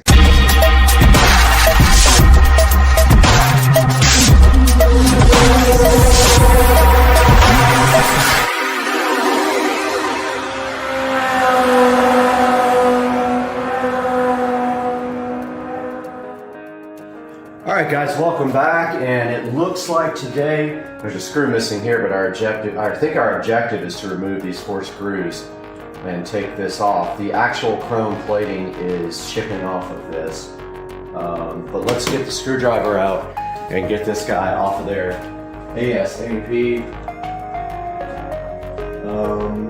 The screwdriver is in the shed, but I have old reliable Black & Decker here, so this guy has never let me down. I've had the screwdriver for years and years.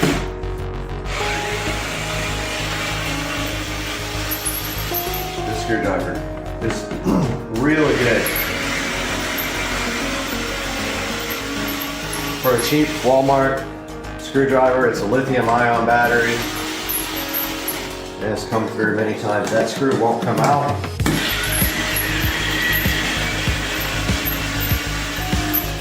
I think this just slips off now. I don't feel any screws on the side at all.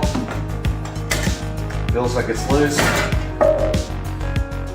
And there is an ugly skirt under it, and they have screwed holes in this as well, which makes this unusable now. So what we're gonna do now, right here, right now, is take the other side off. Moving to the other side.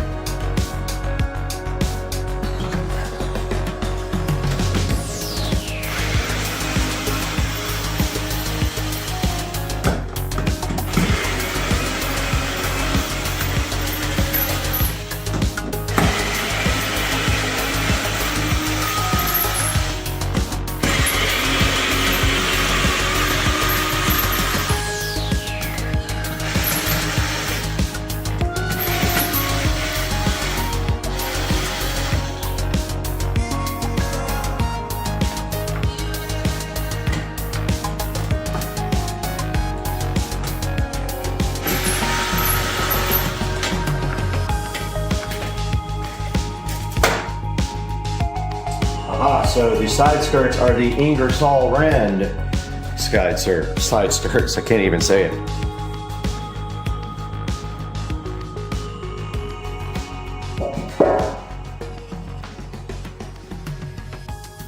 And moving on to the next step, we will prep, but first we will clean what we have here.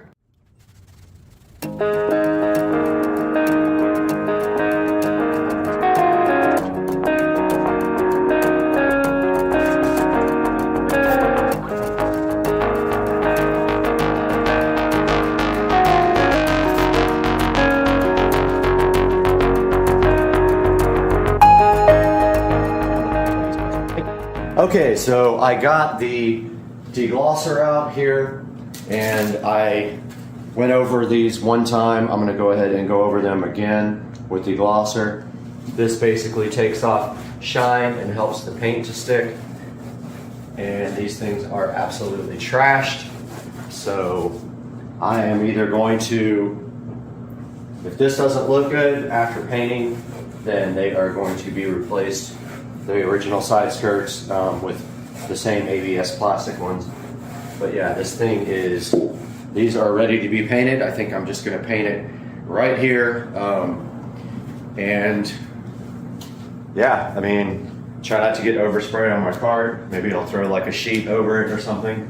But yeah, I'm gonna do that next. All right, ready to paint these things. It's actually pretty cold out here. It might take a while to dry.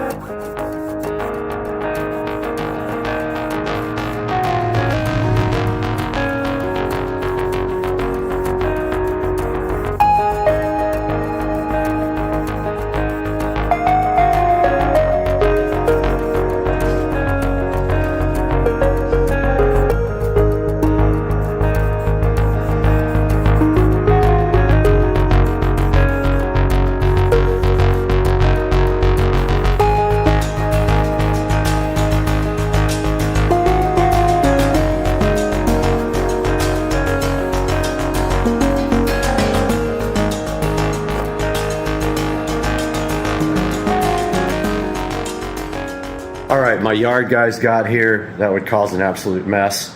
I went ahead and brought the side skirts back inside the garage, and I got the heater out here because it's pretty cold. The only thing I don't have any black screws, so I don't know if I should paint these screws or what. I'll probably throw a little paint on the top of them. Maybe I could just like do a quick you know, like touch up of them when they're on the cart itself and kind of put a sheet around it so I don't get anything all over the cart. But yeah, so the first coat is on. I think it's sticking. Thought I saw a couple places where it might be bubbling, but the deglosser usually does pretty good. It's going to need multiple coats for sure. So I'll put 2 or 3 coats on this, probably 3, and we'll see what's happening. We'll let these dry for about 30 minutes. All right, out here, ready for the second coat. First coat came out awesome. I do have the heater going in here. It feels nice. Let's do it.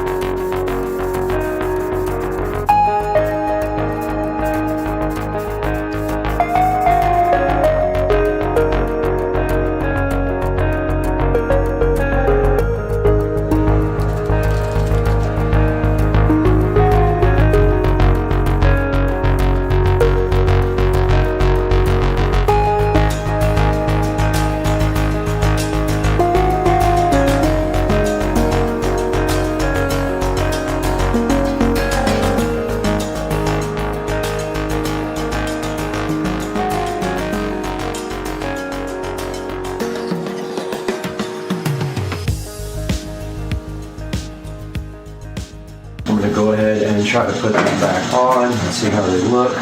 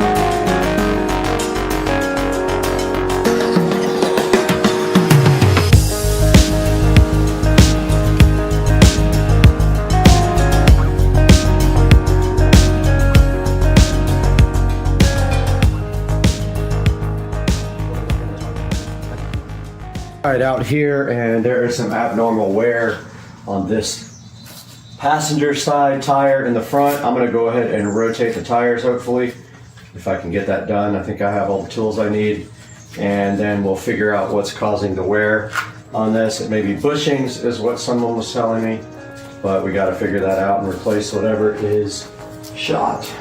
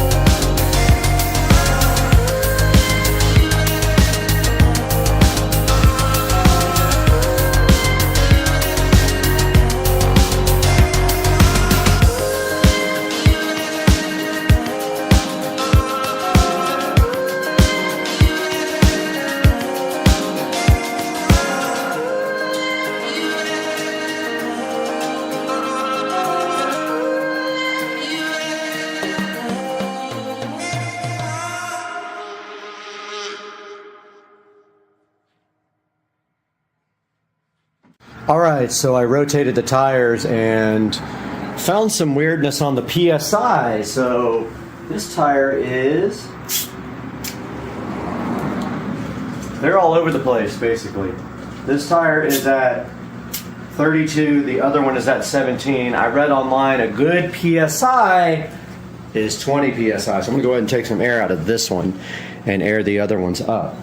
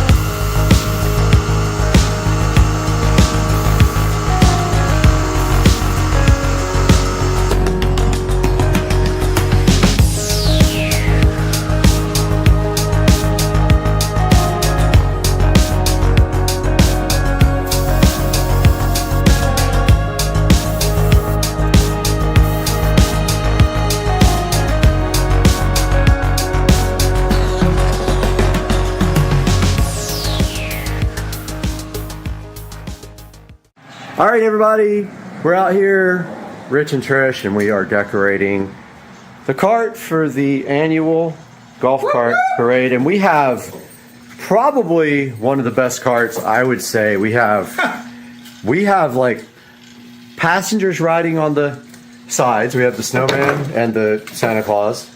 We have garland, we have balls, we have lights, a Christmas tree, which we haven't decided what we're going to do with yet, but let me turn the lights off so you guys can actually see. And let's shut the door. And we get a good look at night. And this is coming. Oh, yeah. Okay. Oh, it went off. Oh, it's got issues. And there it is at night. This thing looks crazy. Oh my God. This thing looks insane. I love it. Oh, the light came back on. It's so good though, man. All right, today we are going to be installing a subwoofer in the kitchen, but in order to do that, we have to prep and get some things ready, but the sub is going to go in here with the garbage can and replace where this bag is right here. And so in order to connect this sub, we have to do some things first. And one of them is power. So power is coming from over here. So we are going to just drill a hole right down in the corner there and take this power wire here, cut that, feed it through the hole, splice it back together, power the subwoofer. Then we're going to run speaker wire up to the ceiling and into the attic. All that's going to happen today on the next project on Supercar Street Racing.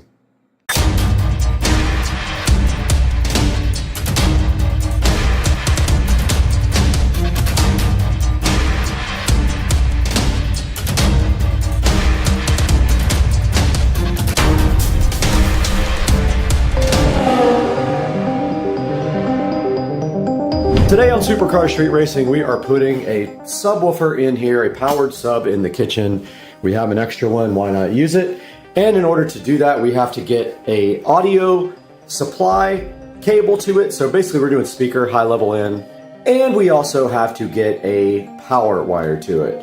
So that is our mission today. We are going to take this, whatever this power wire is called, I forgot what the name of it is, and we are going to cut it in half, extend it, and we're going to connect power and run it back behind the fridge where there is already power available up here. And then for the second part, we are going to run speaker wires up up that corner to the very ceiling, at which point we will connect them to the kitchen speakers right up here, guys. So we'll do speaker level input. We'll run speaker wire down here to our new sub, which will be happy and fun, and that's it. In order to get this project done, we are going to have to put a hole in the ceiling up there next to where this cabinet is. You guys can see right here, inside here, that we have a cabinet that goes to the ceiling right there. We will run right up to the side of that and stick a screwdriver through there and put a hole into the ceiling, run some speaker wires up there, then drill through each one of these shelves right here.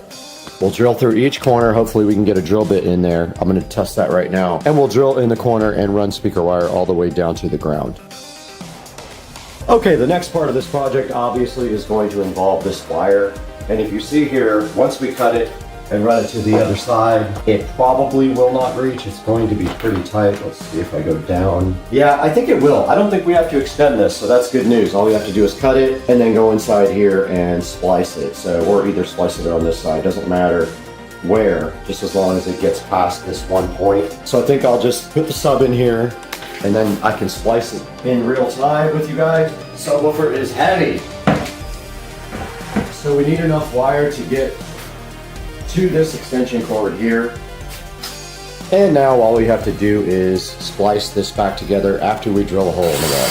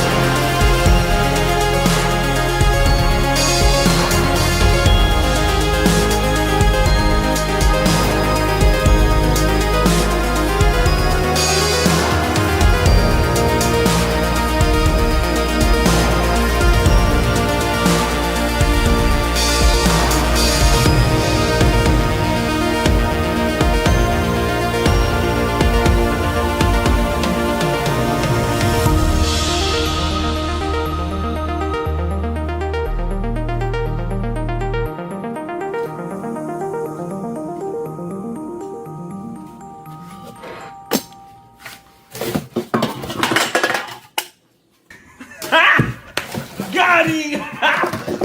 Got him!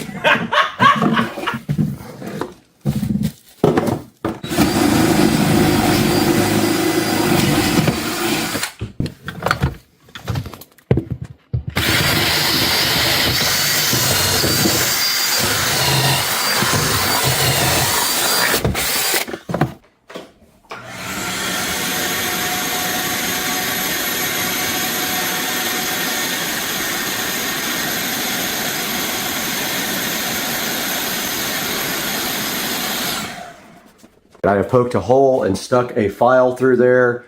My next step is super easy.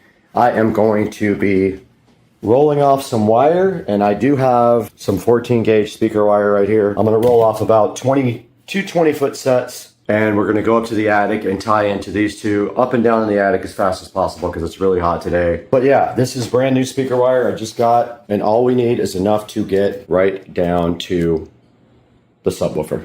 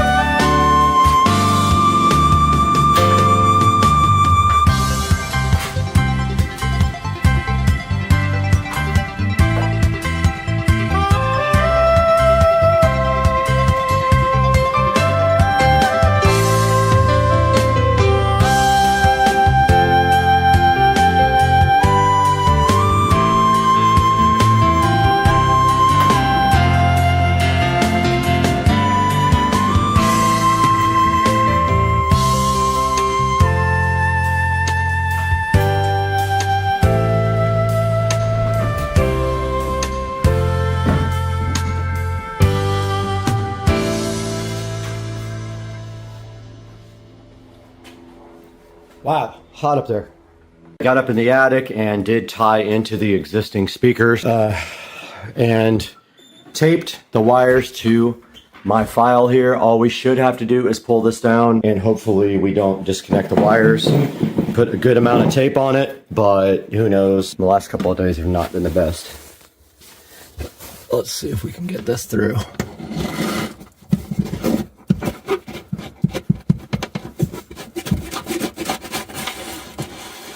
All right, now all we have to do is feed the wires through the holes in the shelves, connect to the subwoofer, and the project will be over.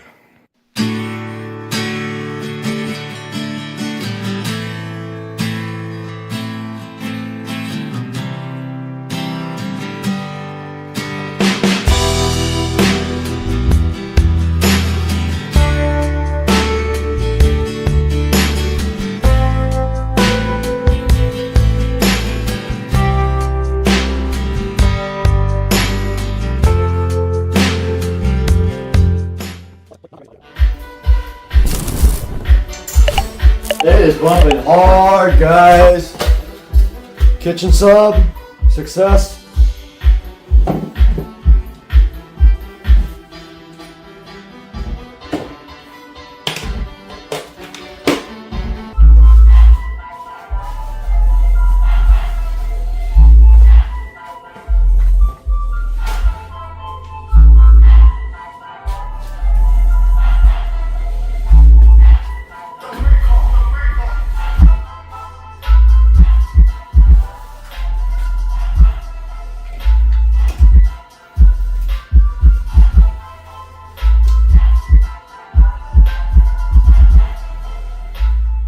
Guys, this is going to wrap up the project for the subwoofer for the kitchen.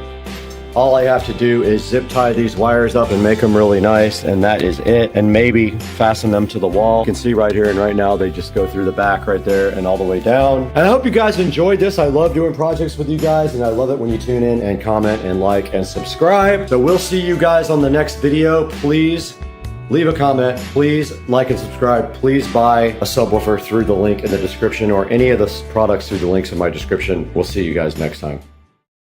All right, today I got Patricia's Jeep and we are going to be getting that detailed today. So we're pulling up into the car wash right now. Love car wash. Gonna get this thing washed up, take it home, and then surprise her at the airport with a detailed car.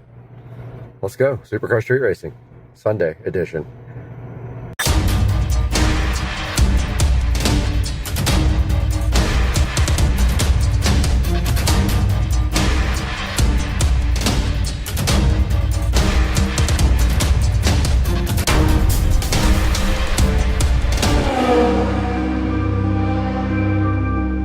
Here we go.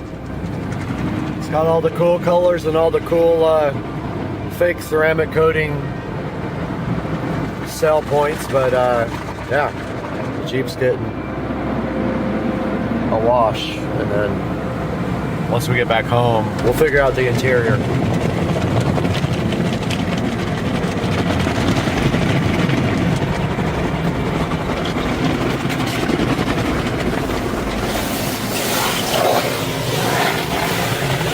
Wow.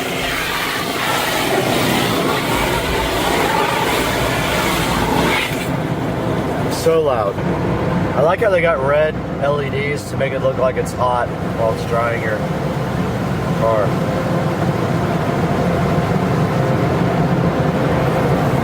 That's awesome.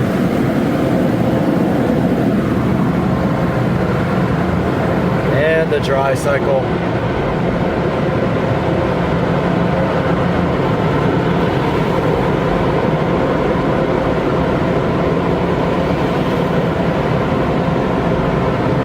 Alright, we're just going to take this thing home to vacuum it and stuff inside the garage rather than sit out in the sun. Get the old Craftsman shop vac out at home and get this thing vacuumed out and detailed.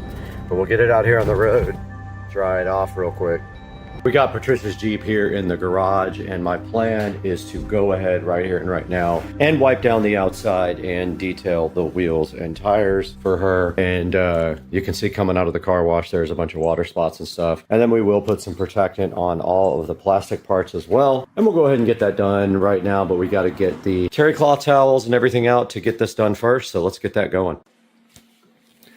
I'm going to go ahead and use these terry cloth towels, turtle wax and dry, and then on the wheels and tires, the hybrid ceramic wheel and tire cleaner. And of course, I will put something down on the ground to keep my brand new floor from getting destroyed. That's the main ingredients right there, and all these towels right here. Go ahead and polish up the outside, do the glass with the invisible glass spray. Go ahead and detail this thing, and when she gets picked up from the airport in it, it'll be fire dog. First things first, I'm going to go ahead and wipe down the whole Jeep with the turtle wax. We got the wax and dry here, and I'm going to go ahead and buff on and then off with a cleaner towel.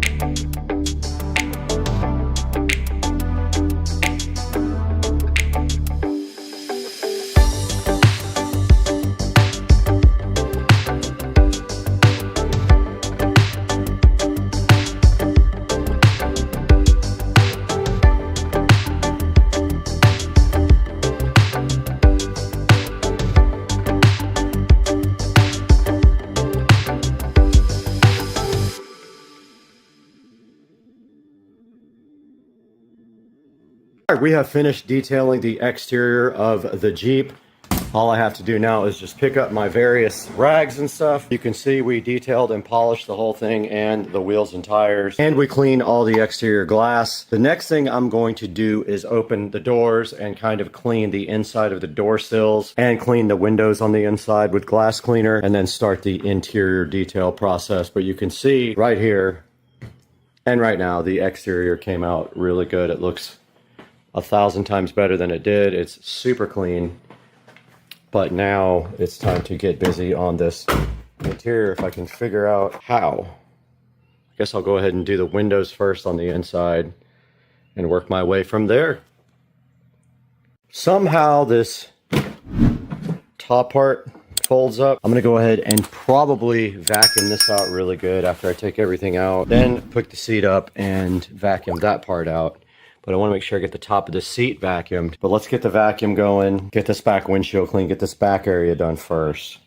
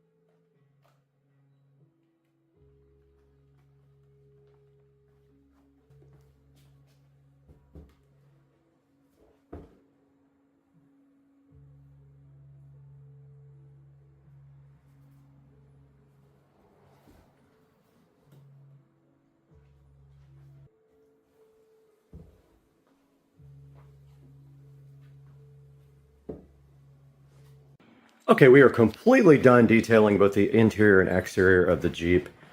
Looks amazing. And I forgot one rag right there, but this is probably the best I've seen it look since it was brand new. And on the inside, we simply wiped everything down, vacuumed everything out, cleaned all the glass, and it came out like a brand new Jeep. Hopefully Patricia is super hyped when she gets off the airplane. You guys can see right here and right now, the Jeep looks good, and we did clean up everything. And when Patricia gets off the plane, we'll see how hyped she is for her polished Jeep. So yeah, the Jeep is all comfy here in the garage, and Patricia is probably an hour and a half out. And of course, the minute I plan something, this happens. It is raining with the sun out, which is strange. There must be a rainbow somewhere. But yeah, it's we got a good shower going right now, which that's fine too. Grass can get watered, but at the same time, I don't want to leave until the roads are dry. We did have rain in the forecast today, so this isn't surprising at all, honestly. But yeah, so I'm just waiting out the rain. I'm sure it's going to end here pretty soon because Florida.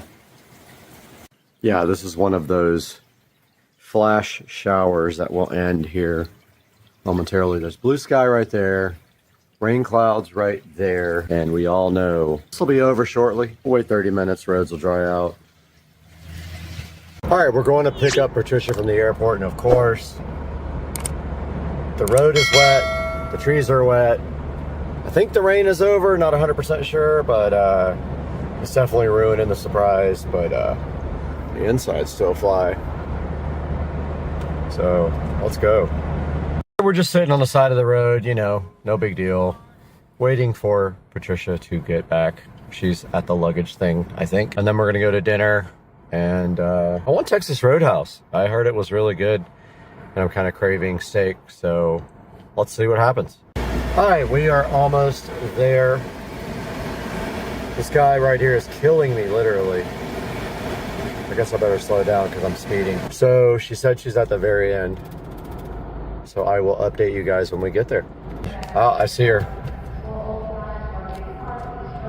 I see her. She travels with dresses on. Like a nerd. That's definitely her. Looking like Prince reborn.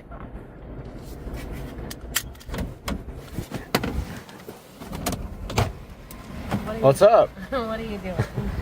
I'm scared. We're recording you. You don't even notice yet. I noticed that my Jeep is super clean. And that's what you That's your present. I detailed the inside and the outside for you. That's very nice. All of it. Thank you so much. You're welcome. I'm really tired, or I'd probably be jumping up and down. Okay, cool. All right, let's get your stuff in.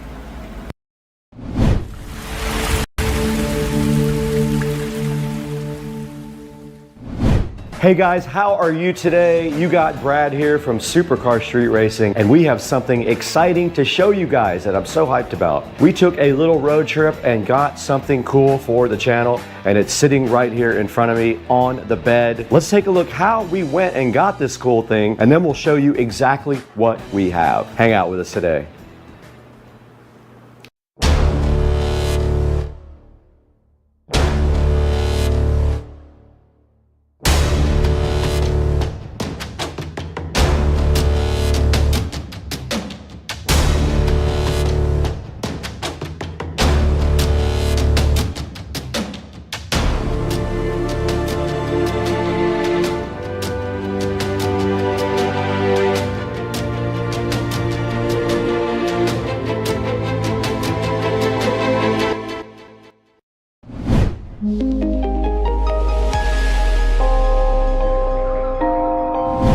We're about to head out. We bought a Canon R5C down in Winter Garden. So Joe just showed up.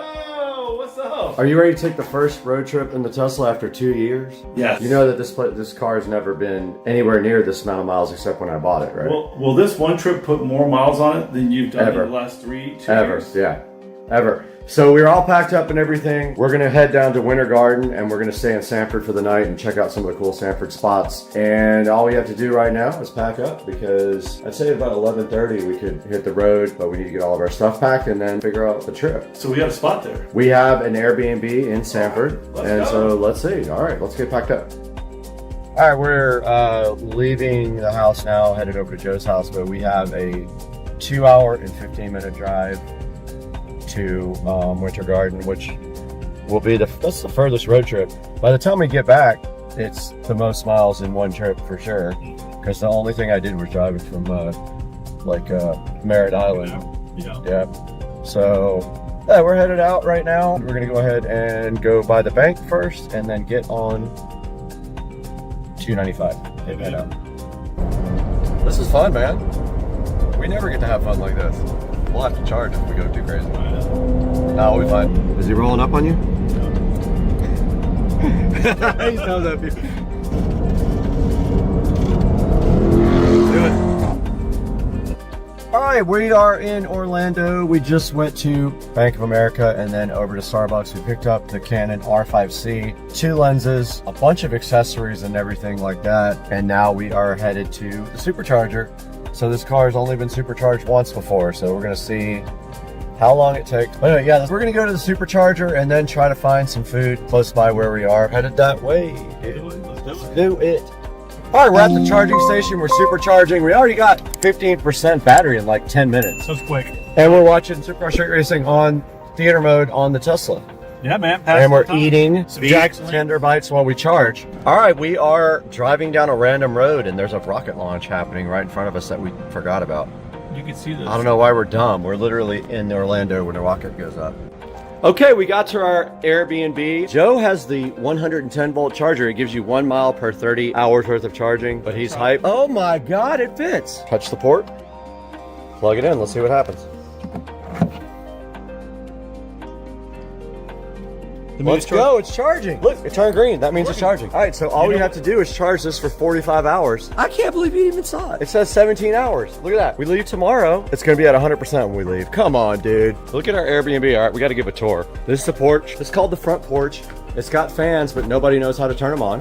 What else do we got, dude? Dude, complimentary waters. We got a backyard? Oh, snap. There's a big backyard back there, dude. He's got 2 closets. That's good because he's in the closet. Wait, is my memory foam? Let's go. I'm out for the night. Dang, son. If I could turn this on, I would.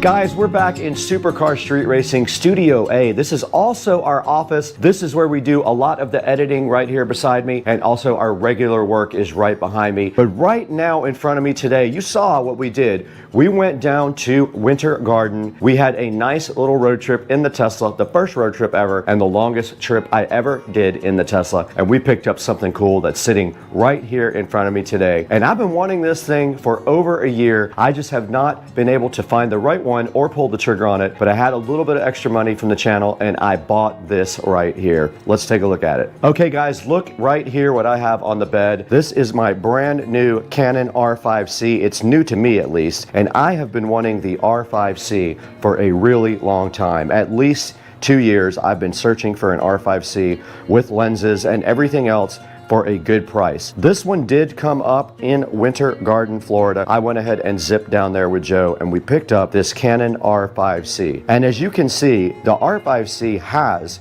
a lot of extra gadgets with it. It has a small rig cage around it, as you can see here. It's got the trigger pistol grips there. It has a manual focus control, which we are going to be removing.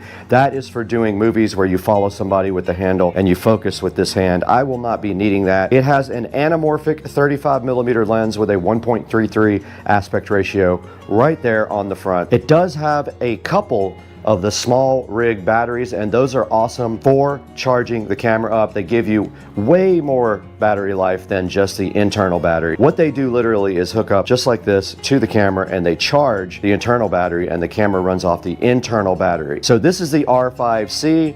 This is a hybrid camera. It is one of the cinema cameras from Canon. It is made specifically for doing both video and photos, and it is a full frame camera, meaning it has a full frame CMOS, no cropping. It does 8K, no problem, and it does have a 512 gigabyte CF Express card that came with it as well, and it's a genuine one also. It's not a clone CF card. Here's a good look at the back of the R5C. The small rig battery is sitting so fly right there. It is at 84% and it did charge the internal battery up all the way. It does have a screen right there with all of the data on it. I will show you guys later. And the viewfinder itself is covered up by the small rig batteries. That is why you don't see the viewfinder. I will not be using the real viewfinder, most likely just the screen, as I will be doing a lot of video work with this. You do see the small rig cage on here with the handle on the top. That also is pretty cool for doing video. I ordered some other things that are in this box as well. We're gonna have to take a look at those right after this message from our sponsor.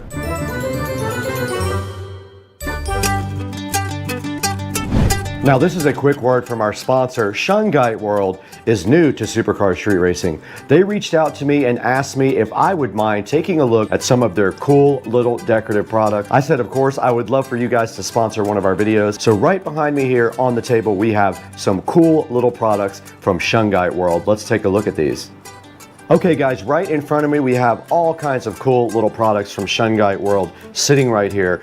For example, this tall pyramid right here, it is polished. It looks pretty cool. These guys can sit anywhere in your house. This one right here is called the tall pyramid. These are the cubes. That is a regular pyramid that has not been polished. This one has been polished. So you can get these guys in two different forms here, either polished or non-polished. They also have spheres, as you can see right here on the screen. I am going to go ahead and put a link to 5 or 6 of these guys in the description so you guys can check it out. They also have the powder available for doing arts and crafts, and then the powder can also be used for a pigment for paint, so that's pretty cool. And then they did also include these cool little stick-on dots, which are very interesting. They have 3M on the back, and you can stick these anywhere as a cool little decoration. Shungite World was very kind to go ahead and send out a sample box to us. Please support them by buying the links in the description. Get your Shungite cool little decorative products from Supercar Street Racing, from Shungite World. Now let's get back to the video.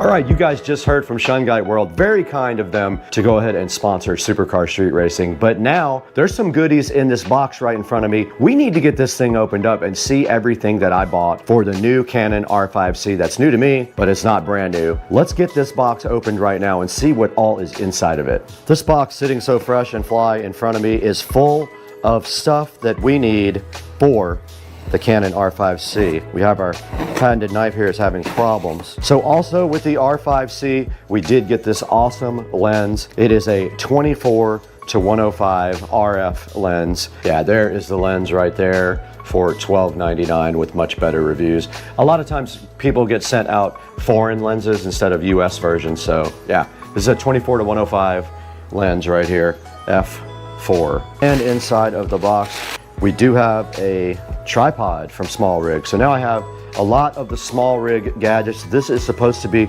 compatible with the cage here. We'll see if it actually does work or not. We also have a triple charger with 3 extra camera batteries. Not that I'll ever need extra batteries, but it wasn't that much more to go ahead and get that, so I did get that. And then we have a battery adapter. What this does is allows you to power the camera directly from AC. It's a fake battery that you put in, and you can plug your camera in and use it for any length of time, such as things like time lapse, or if you're going to be shooting in one spot for a long time and you don't need portability, this is what you do. Let's get all this stuff opened up. There'll be links in the description for all this and the Canon R5C and all these lenses. Let's get busy. This is the battery adapter. It's a fake battery that allows you to go ahead and power up your camera, and this little cord right here will jet out of the door.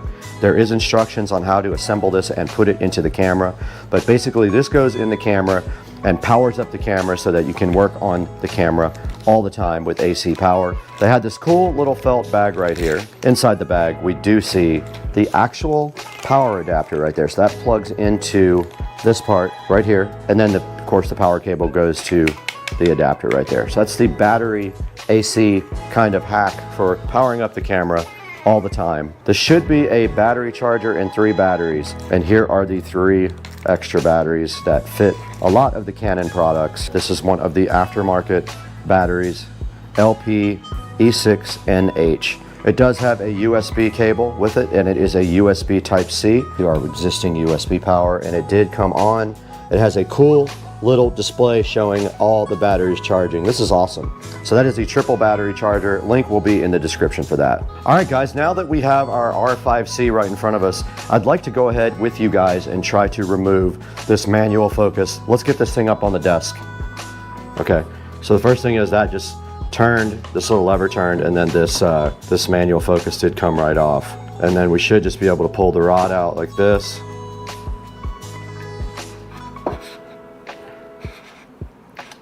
And then for this next step, we will need Allen screwdriver.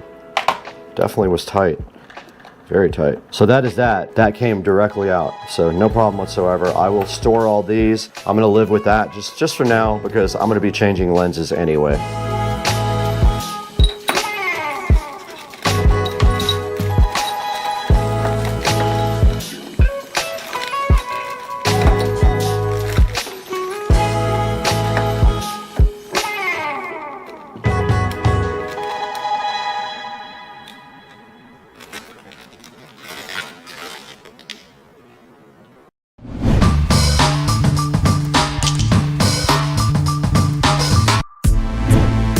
So I'm going to go ahead and leave on this pistol grip. It might make it a little bit easier to do video with for now. Here's a look at the small rig battery pack on the back. You can see it is up to 84%. It charges with USB-C and it has USB type A and C outputs. It's connected directly to the side of the R5C. This mount protector right here, basically what that does is it tightens down on your cables and prevents them from bending, because there's a big problem with this camera and using these side ports. They get bent, and there's a small USB-C and a small HDMI mini, I believe it is, on the side, and they're notorious for getting damaged. So that is a look at the back of the R5C and the top of it right there. And there's the 35mm anamorphic lens.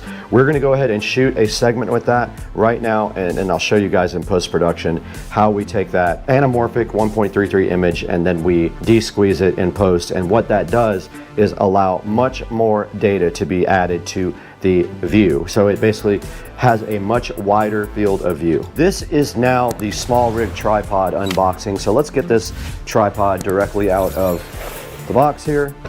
Let's see what's inside the bag, and let's see if it actually does work with the small rig cage. All right, we got the small rig tripod undone. Really cool packaging. It was packaged very nicely. No issues at all with that. It's pretty cool. It has red anodized rings and some red anodized clamps right here. Okay, it was pretty simple. I watched the video here. What you do is unscrew this part on the tripod a lot. This little piece that goes right here comes out, and then that piece screws directly to the bottom of the camera, just like that. Pretty easy. Now the camera should just sit on top of here and be screwed back down to tighten it up. And there we have it. It is ready to go on the tripod now. Super easy. Just of note here, it also did come with this cool clamp for like a phone or a tablet. So if you want to use it for that, you have the ability to do that as well. Okay, before the battery dies in the GoPro, we have a mission now to transfer the DJI mic to the R5C, and it looks like there's an audio input right here. I was able to use the same shoe to attach the DJI mic to the camera. Now all I have to do is tighten down this little clamp right here. So I will go ahead and connect the mic right there, and I'll be done with the mic part. We went ahead and put the tripod on the stand. There is a leveling system right here. There is bubbles on it also to show you that it is not level right now. You can fix this by just opening up these screws and then adjusting the camera till it is level. We're gonna shoot some video with just a tiny bit of light. We only have the light in this room and the light from this big lamp pointing at us. So this is what it's gonna look like next. You're gonna see us shooting from the R5C, the first video ever shot from it. I'm gonna try to shoot at 4K, 24 frames per second. Let's see if I can figure out how to do that. All right, guys, so I poked around a little bit inside the Canon R5C menu and watched a couple of videos. I went ahead and changed the lens out to the 24 to 105. You're looking at this lens right now zoomed all the way out. It is shooting in 4K at 24 frames per second. I want to see how that looks in DaVinci Resolve as well. So that is the first look at the Canon R5C at 24 frames per second, 4K with no light except for just available light right inside of this room. Now let's take a look at how you can get your own Canon R5C on Amazon.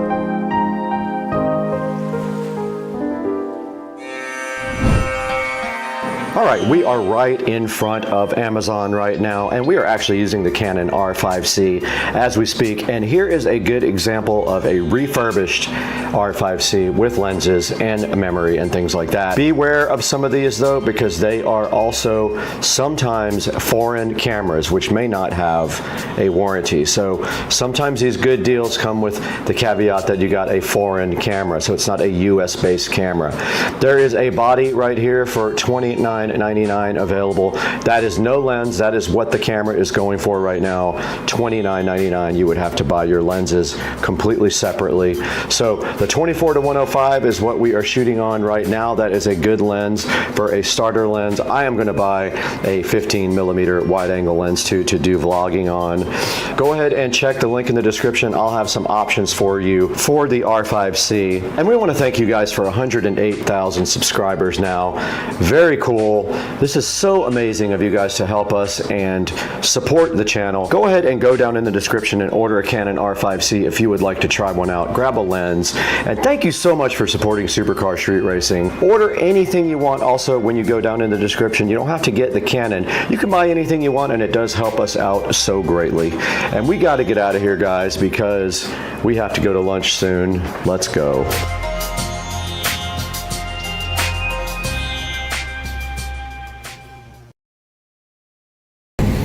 All right, here we go. Big turbo time, test run.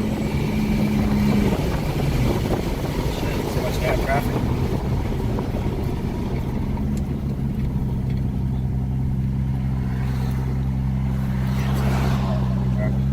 Can't do shit.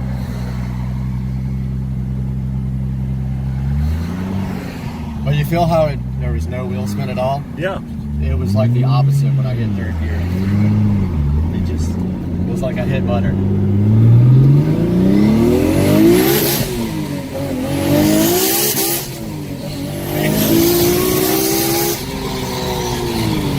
Jesus Christ.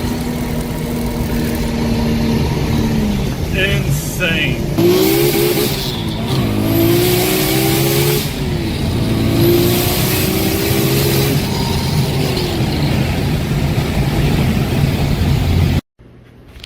Hey everybody, Brad here. Just wanted to give a quick update on my home theater room.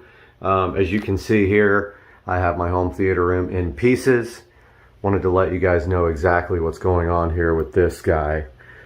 So my projector died, my Epson projector, which is now sitting on the shelf up there. The bulb died finally after about 7 years. And I did buy another bulb. First I tried a generic bulb off of Amazon. Installed the bulb. It looked absolutely terrible. It was really cloudy. The picture was distorted. Thought it was probably the generic bulb. So I ordered a genuine Epson bulb, put that in, looked exactly the same. So I think that something in my 1040, my Epson 1040 projector right there died at the same time the bulb died, or that component caused the bulb to die. So I have ordered a 4K projector. Now, if you guys are familiar with projectors at all, you know that 4K projectors are very expensive. Most of them use this method called pixel shifting. So what it does is it projects a 1080p image, then it doubles it and moves it over and projects the second image so fast that your eye can't see, effectively making 4K out of an original 4K image. I ordered an Anker, A-N-K-E-R, Cosmos Max 4K. It is LED powered, not laser. The most acceptable laser projectors that do 4K are about $3 grand. I've spent $1,000, actually $1,100 on a renewed Anker Cosmos Max. Will be here in 2 days. I decided to take this time to go ahead and finish my theater room. Now, as you can see here, we have a lot of ambient light just because the walls are a lighter color. Now, when I built the room, I built it from scratch from a guest bedroom. I created this wall myself. I sanded down the wall and I used Lowe's Home Cinema screen paint. I framed up the wall using a projector calculator. I made the frame on my miter saw. So I created the frame on my miter saw, and it came out awesome. Looks great. Right away I can see some issues with my wall boxes, a little crooked right there, which are usually covered up anyway. You don't see them. The equipment's pushed right back against them. I designed this for this entertainment center to flow right down here. I ran power and HDMI. HDMI goes from in the wall there all the way up over to the projector shelf up there where the projector sits.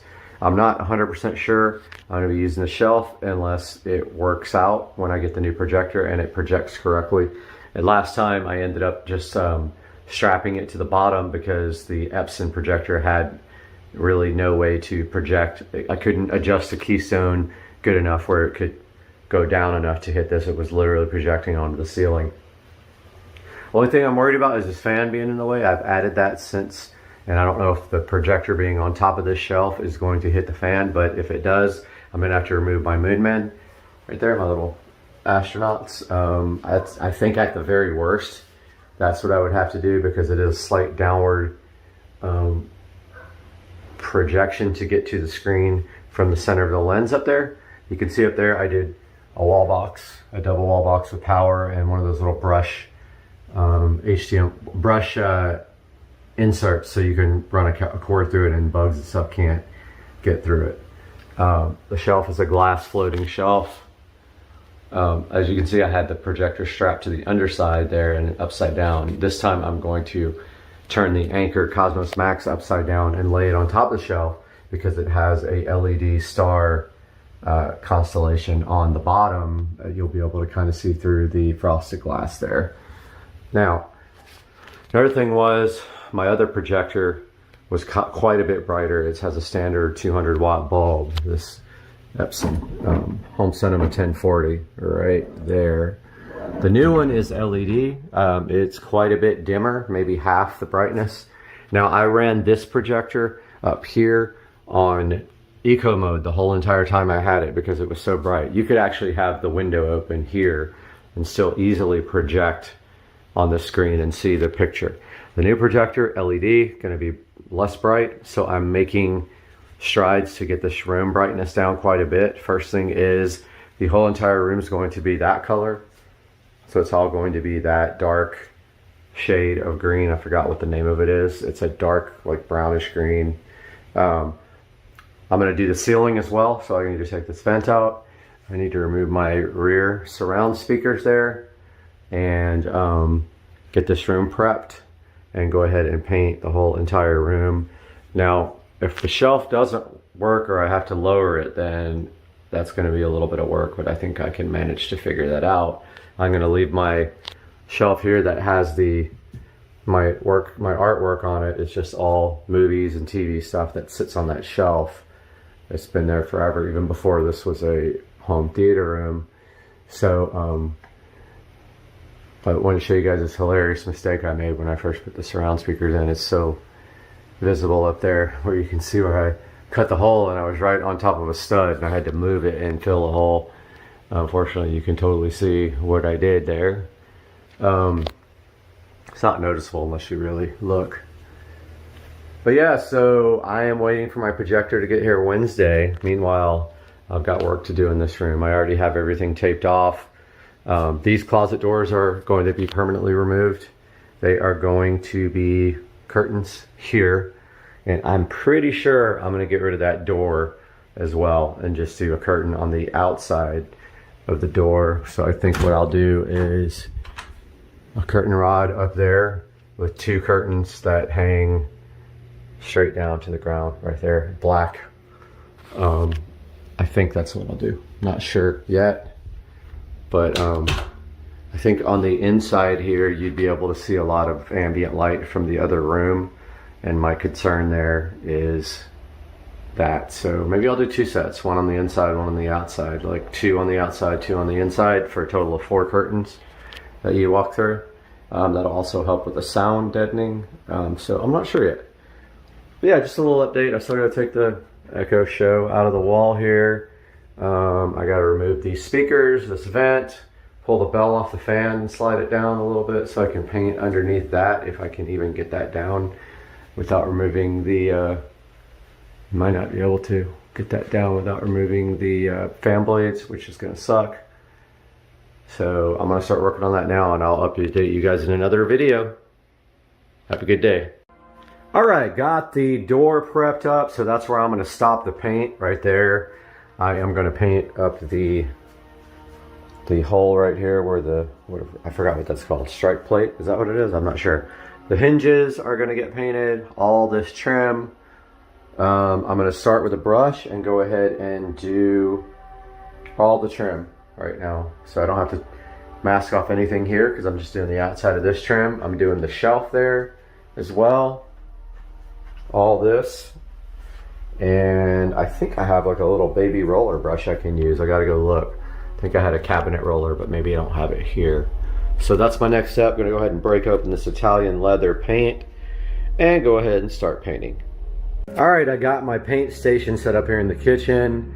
Got my drop cloth here, my little roller tray, my roller with the appropriate thingy, roller refill, whatever it is, brush. I shook this up really well. I got my vinyl gloves on here, and just remember when you're doing this, have a bunch of paper towels ready. It is water-based. It will come off of anything, like literally, it will wipe off of anything, or when it's done, you can literally just take your fingernail or a scraper and scrape it off. It's not gonna stick to anything permanently, except your walls. So make sure this is shaken up well before you do it. I know you guys all know how to paint. But yeah, I'm gonna go ahead and pour some of this out. And likely, since I decided why not start, I'm gonna start the walls too. So I got my roller out for that. I got my paint here, which is not enough to do the whole room and the ceiling, so I'm probably gonna run out. But I took a picture of this barcode so that it can easily be redone at Lowe's. So I'm gonna go ahead and take that off. Now remember one other thing, when you pour your paint out, always, always, always, always wipe off the paint that's dripping down the sides. See what happens if you don't right here. As soon as you're done pouring, get some paper towels, wipe it off. Get yourself like a Publix bag, like this, or a Walmart bag. Put all your paint paper towels in there and throw them in the garbage. I'm gonna go ahead and pour some paint out right now and start. All right, guys, got the trim painted around the door here. Just gonna tell you this straight up, dude. If you're painting dark over white, dark over light, period, it's gonna take multiple coats. But I encourage you to use the guarantee on this paint that says 1 coat coverage, because, okay, yeah, right. 1 coat is not, okay, 1 coat. Come on, man. Take it back to the store, get a free gallon to finish the rest. That's what I'm gonna do, because this is not covering in 1 coat. Not even close, look at this. I know, because when I painted this wall, it took like 4 coats. So I'm gonna go ahead and get my little extension for my roller so I can go all the way up to the ceiling there. I'll do as much as I can today without doing around the projector, because I don't know if I need to raise it or lower it. But I'm gonna do it till I run out of paint probably. And I still gotta take that off and take the speakers out and take this ceiling fan bell out. I'll update you guys shortly. All right, guys, a little update here. Got some of the ceiling painted there. Got this wall. Some of this has 2 coats, some has 1. It's just really hard to keep up with. Got my fan going. Got my fan going. Got my vodka going, just kidding. Got the speaker out. Got the vent out. Both of those got to get painted matte black. I got a whole new tray of paint. So it is time to tackle this entire quadrant right here, and I'll update you guys. But yeah, that's what it looks like so far. Definitely some needs a 2nd coat, maybe a 3rd coat. Yep, look at that. Update you soon. Another tedious update. Got that much done. It's gonna take me probably the entire day, because I gotta do all this. So I'm gonna keep on plugging away, but I'm gonna stop right there until I know if the projector is actually gonna fit. All right, just got back from Lowe's and Walmart, picked up a bunch of stuff. Picked up some black receptacles and switches for the room here. Now I am updating you guys with the rest. So I am painting the vent, the Echo Show wall mount, and my surround sound speaker flanges, mounts, whatever they're called, black right now. So I wanted to show you guys this, and then I'll show you the progress on the room. Stayed up pretty late painting. Definitely needs another coat in a lot of places. Yeah, probably in most places it looks like. I'm gonna go ahead and start on that now. I did go get another gallon of paint because I used almost all of it. And I have to get around that ceiling fan up there and also around the stand up here, but I'm waiting to see if I'm gonna have to move it before I paint. Hoping I don't have to lower it. I also need to take this window up, but yeah. So this is what it looks like before we get all the black receptacles and stuff in. And then I think I'm gonna pull these specialty receptacle plates out and just paint them, since it's gonna be hard to find black ones, but especially for like some of these.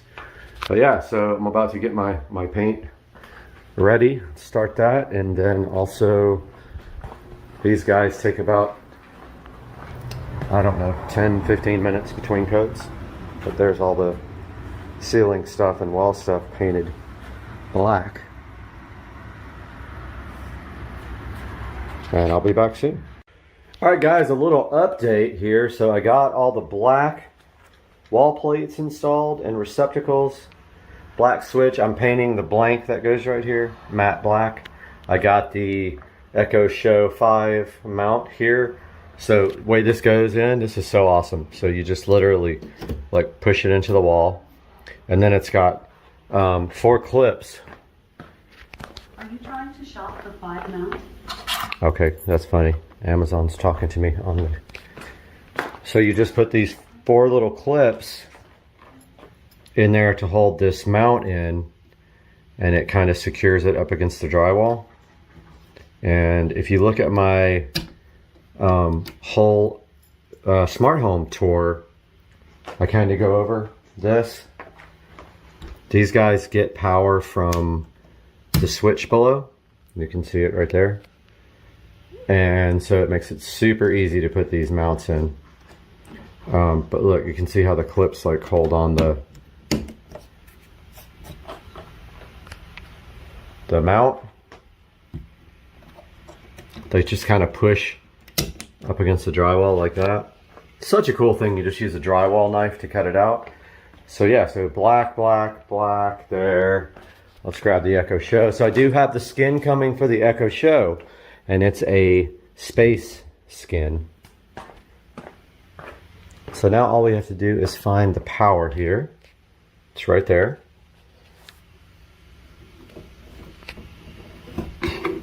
Plug this dude in. Hard with one hand, but I'm gonna figure it out. Okay, so he's plugged in now. Now of course it looks ridiculous because it's white, but I mean,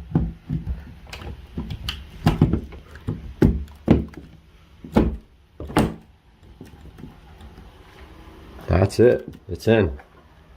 It's gonna look so much better with that skin on it. And there it goes, powering up. Got the projector power changed out to black, and the little brush plate is now painted. Gotta get the in-ceiling speakers. I'm gonna go do that now, and I'll update you guys after.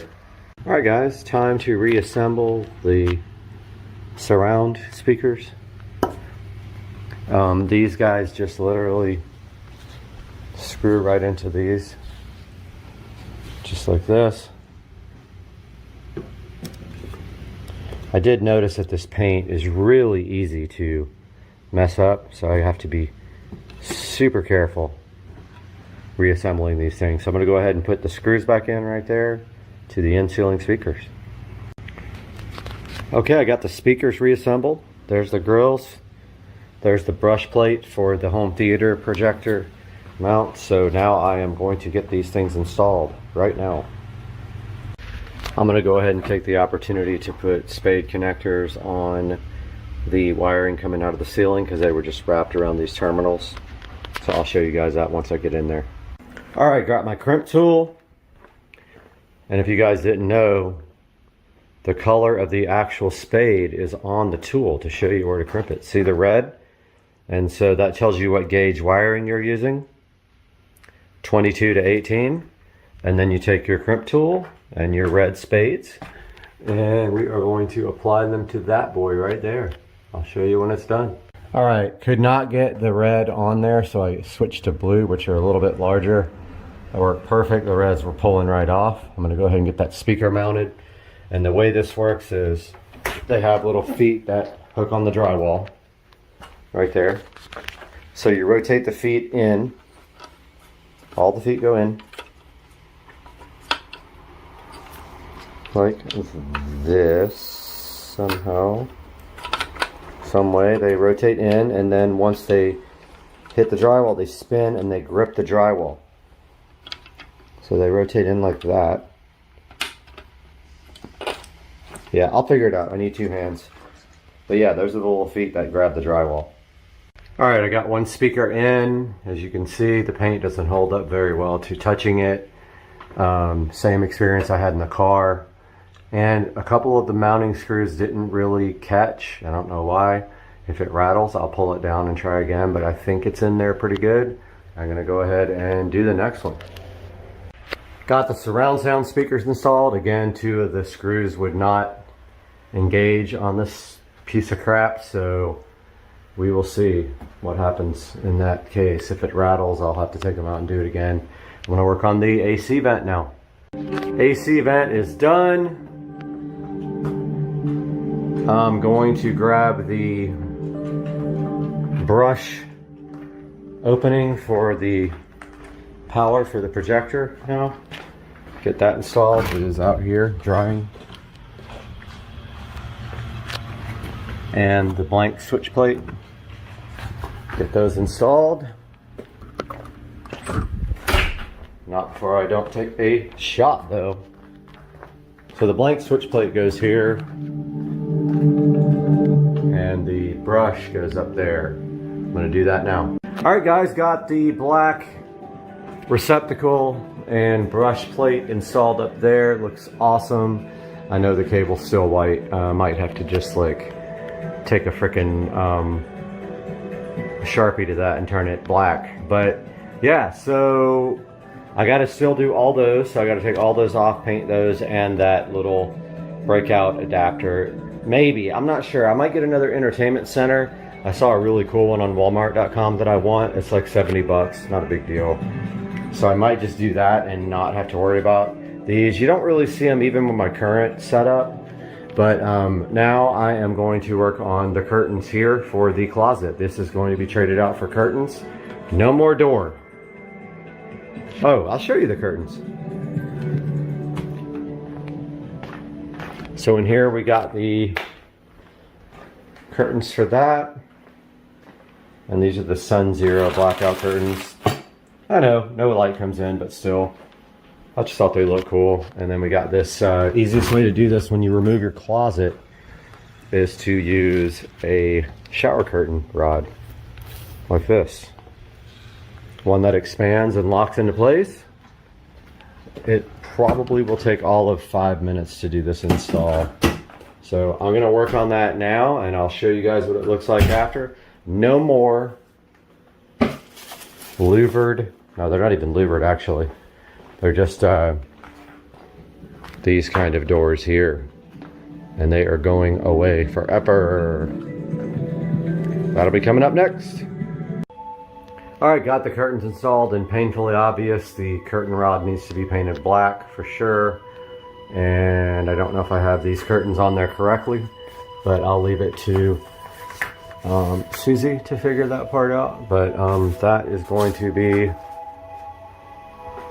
the closet.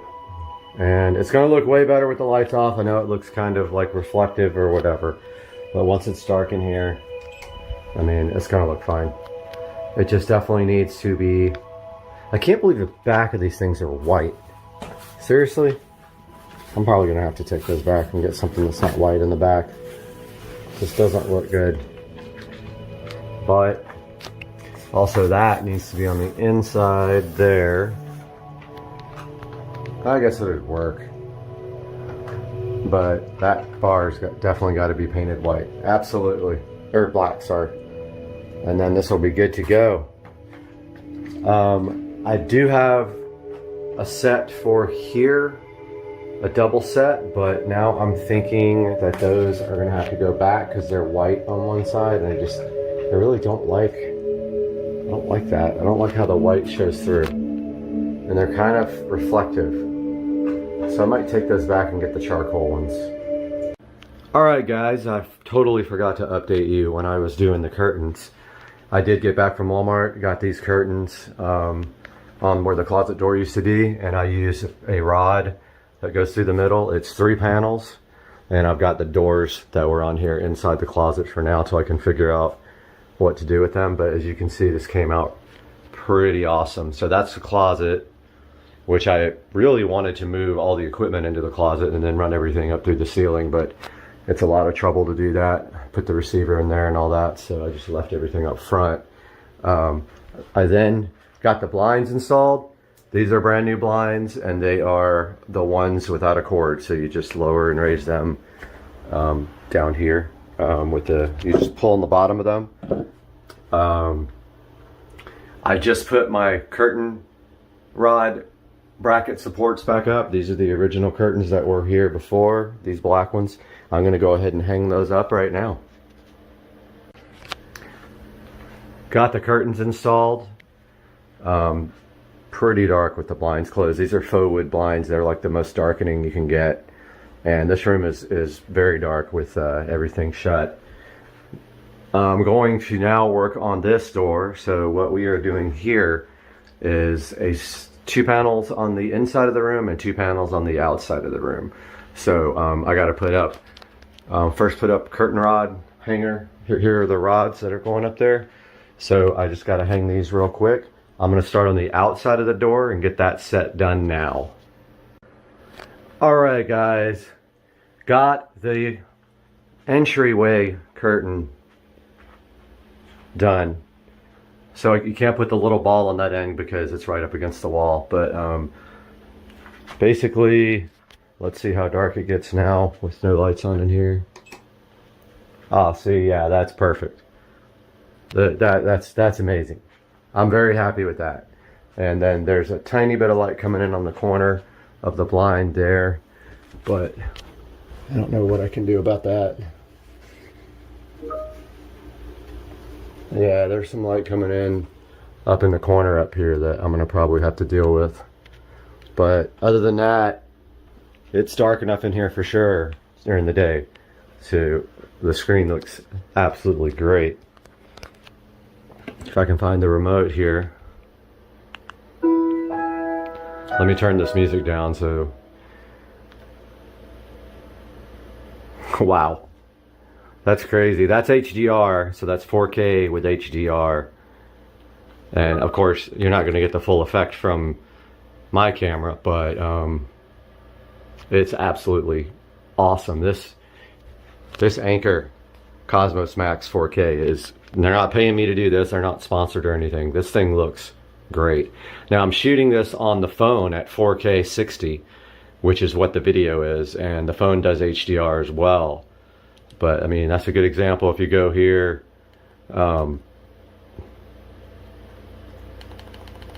this is a Atmos demo, and it's got true black. Of course, this projector is not going to go true black. It's going to be grayish. Let's look at some of these other ones. Wow, that's awesome. So cool.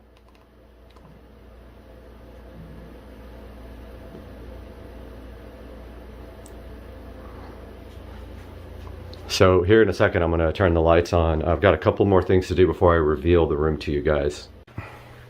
Okay, it's time to hook up the JBL studio monitors the correct way. They've always kind of just been barely hooked up. So I have some flat speaker wire that I'm going to use. I want to just try this because I'm running this under the carpet right there.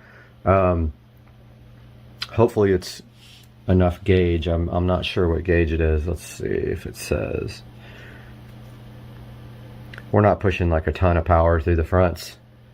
So I've got my speaker wire here, I got my banana plugs, and I am ready to start doing some damage here. So I'm gonna start by, I got these rugs too for under the speakers. These guys. So just gray rugs, they're gonna go on each side right here on the floor. Kind of dampen the room a little bit more too, the sound. The more fabric you have, the better. So that's going in the corner right there, and it matches this rug. Speaker's gonna go on there. It's gonna also allow me to run the wire under the carpet right here, and since it's flat, it shouldn't get in the way. And I have another mat for that side I'm gonna install, and I'll update you guys when I start doing banana plugs. Well, it took me forever to figure it out. Of course, it fell off right when I said that. Well, I had the banana plug on, but I can't seem to figure out how these stupid things work. They're the most ridiculous plugs I've ever seen in my life. So I guess I gotta put that one back on now.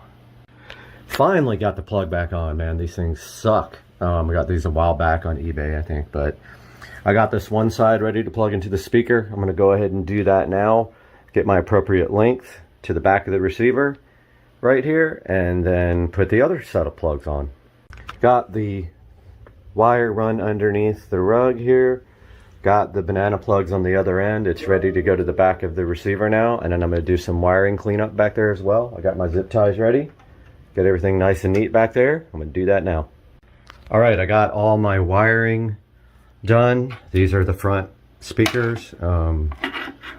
Unfortunately, I don't know which one's left and which one is right, so I'm gonna run a test tone here real quick and see which one is which.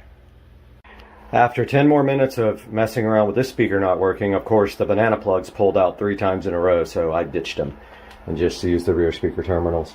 Now I'm running the configuration to make sure that I have the speakers in the right jacks. So you just go to channel level and it sends a test tone. So yeah, there's front left, so center. I'll go back.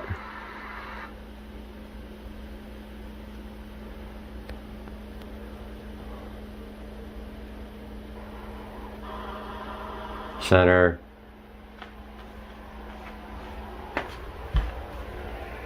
It actually works. I can't believe it. So the banana plugs come out again.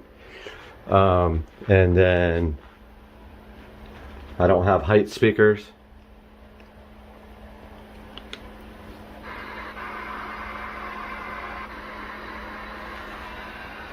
Okay, my surround sound speakers are reversed. I need to correct that real quick. Alright guys, got the wiring all finished as best I can. I just need a shorter Ethernet cable. That's what's really taking up a lot of space back there. Order like a 6-inch one. And that's going to be it for today's video. You can see I got the speakers all wired up. And I will be making a reveal video, and that will premiere tomorrow. So please check it out when it gets done. Thanks you guys for watching. Alright guys, we are on our first trip in the electric vehicle category. I have never done an electric trip, and I am headed to Pensacola for a little jaunt for a couple of days, because that's what we do on Supercar Street Racing. And so we're going to see what it's like to drive in an electric car. You can see right here I have to stop at a supercharger at 1:14 p.m. and it will allow you to, I think, to just charge up to whatever's necessary to complete the trip. But of course we will probably charge it up to 100% and avoid that and have some lunch at the time. But we already caught some traffic, so we are dealing with that right now. We'll update you guys in a little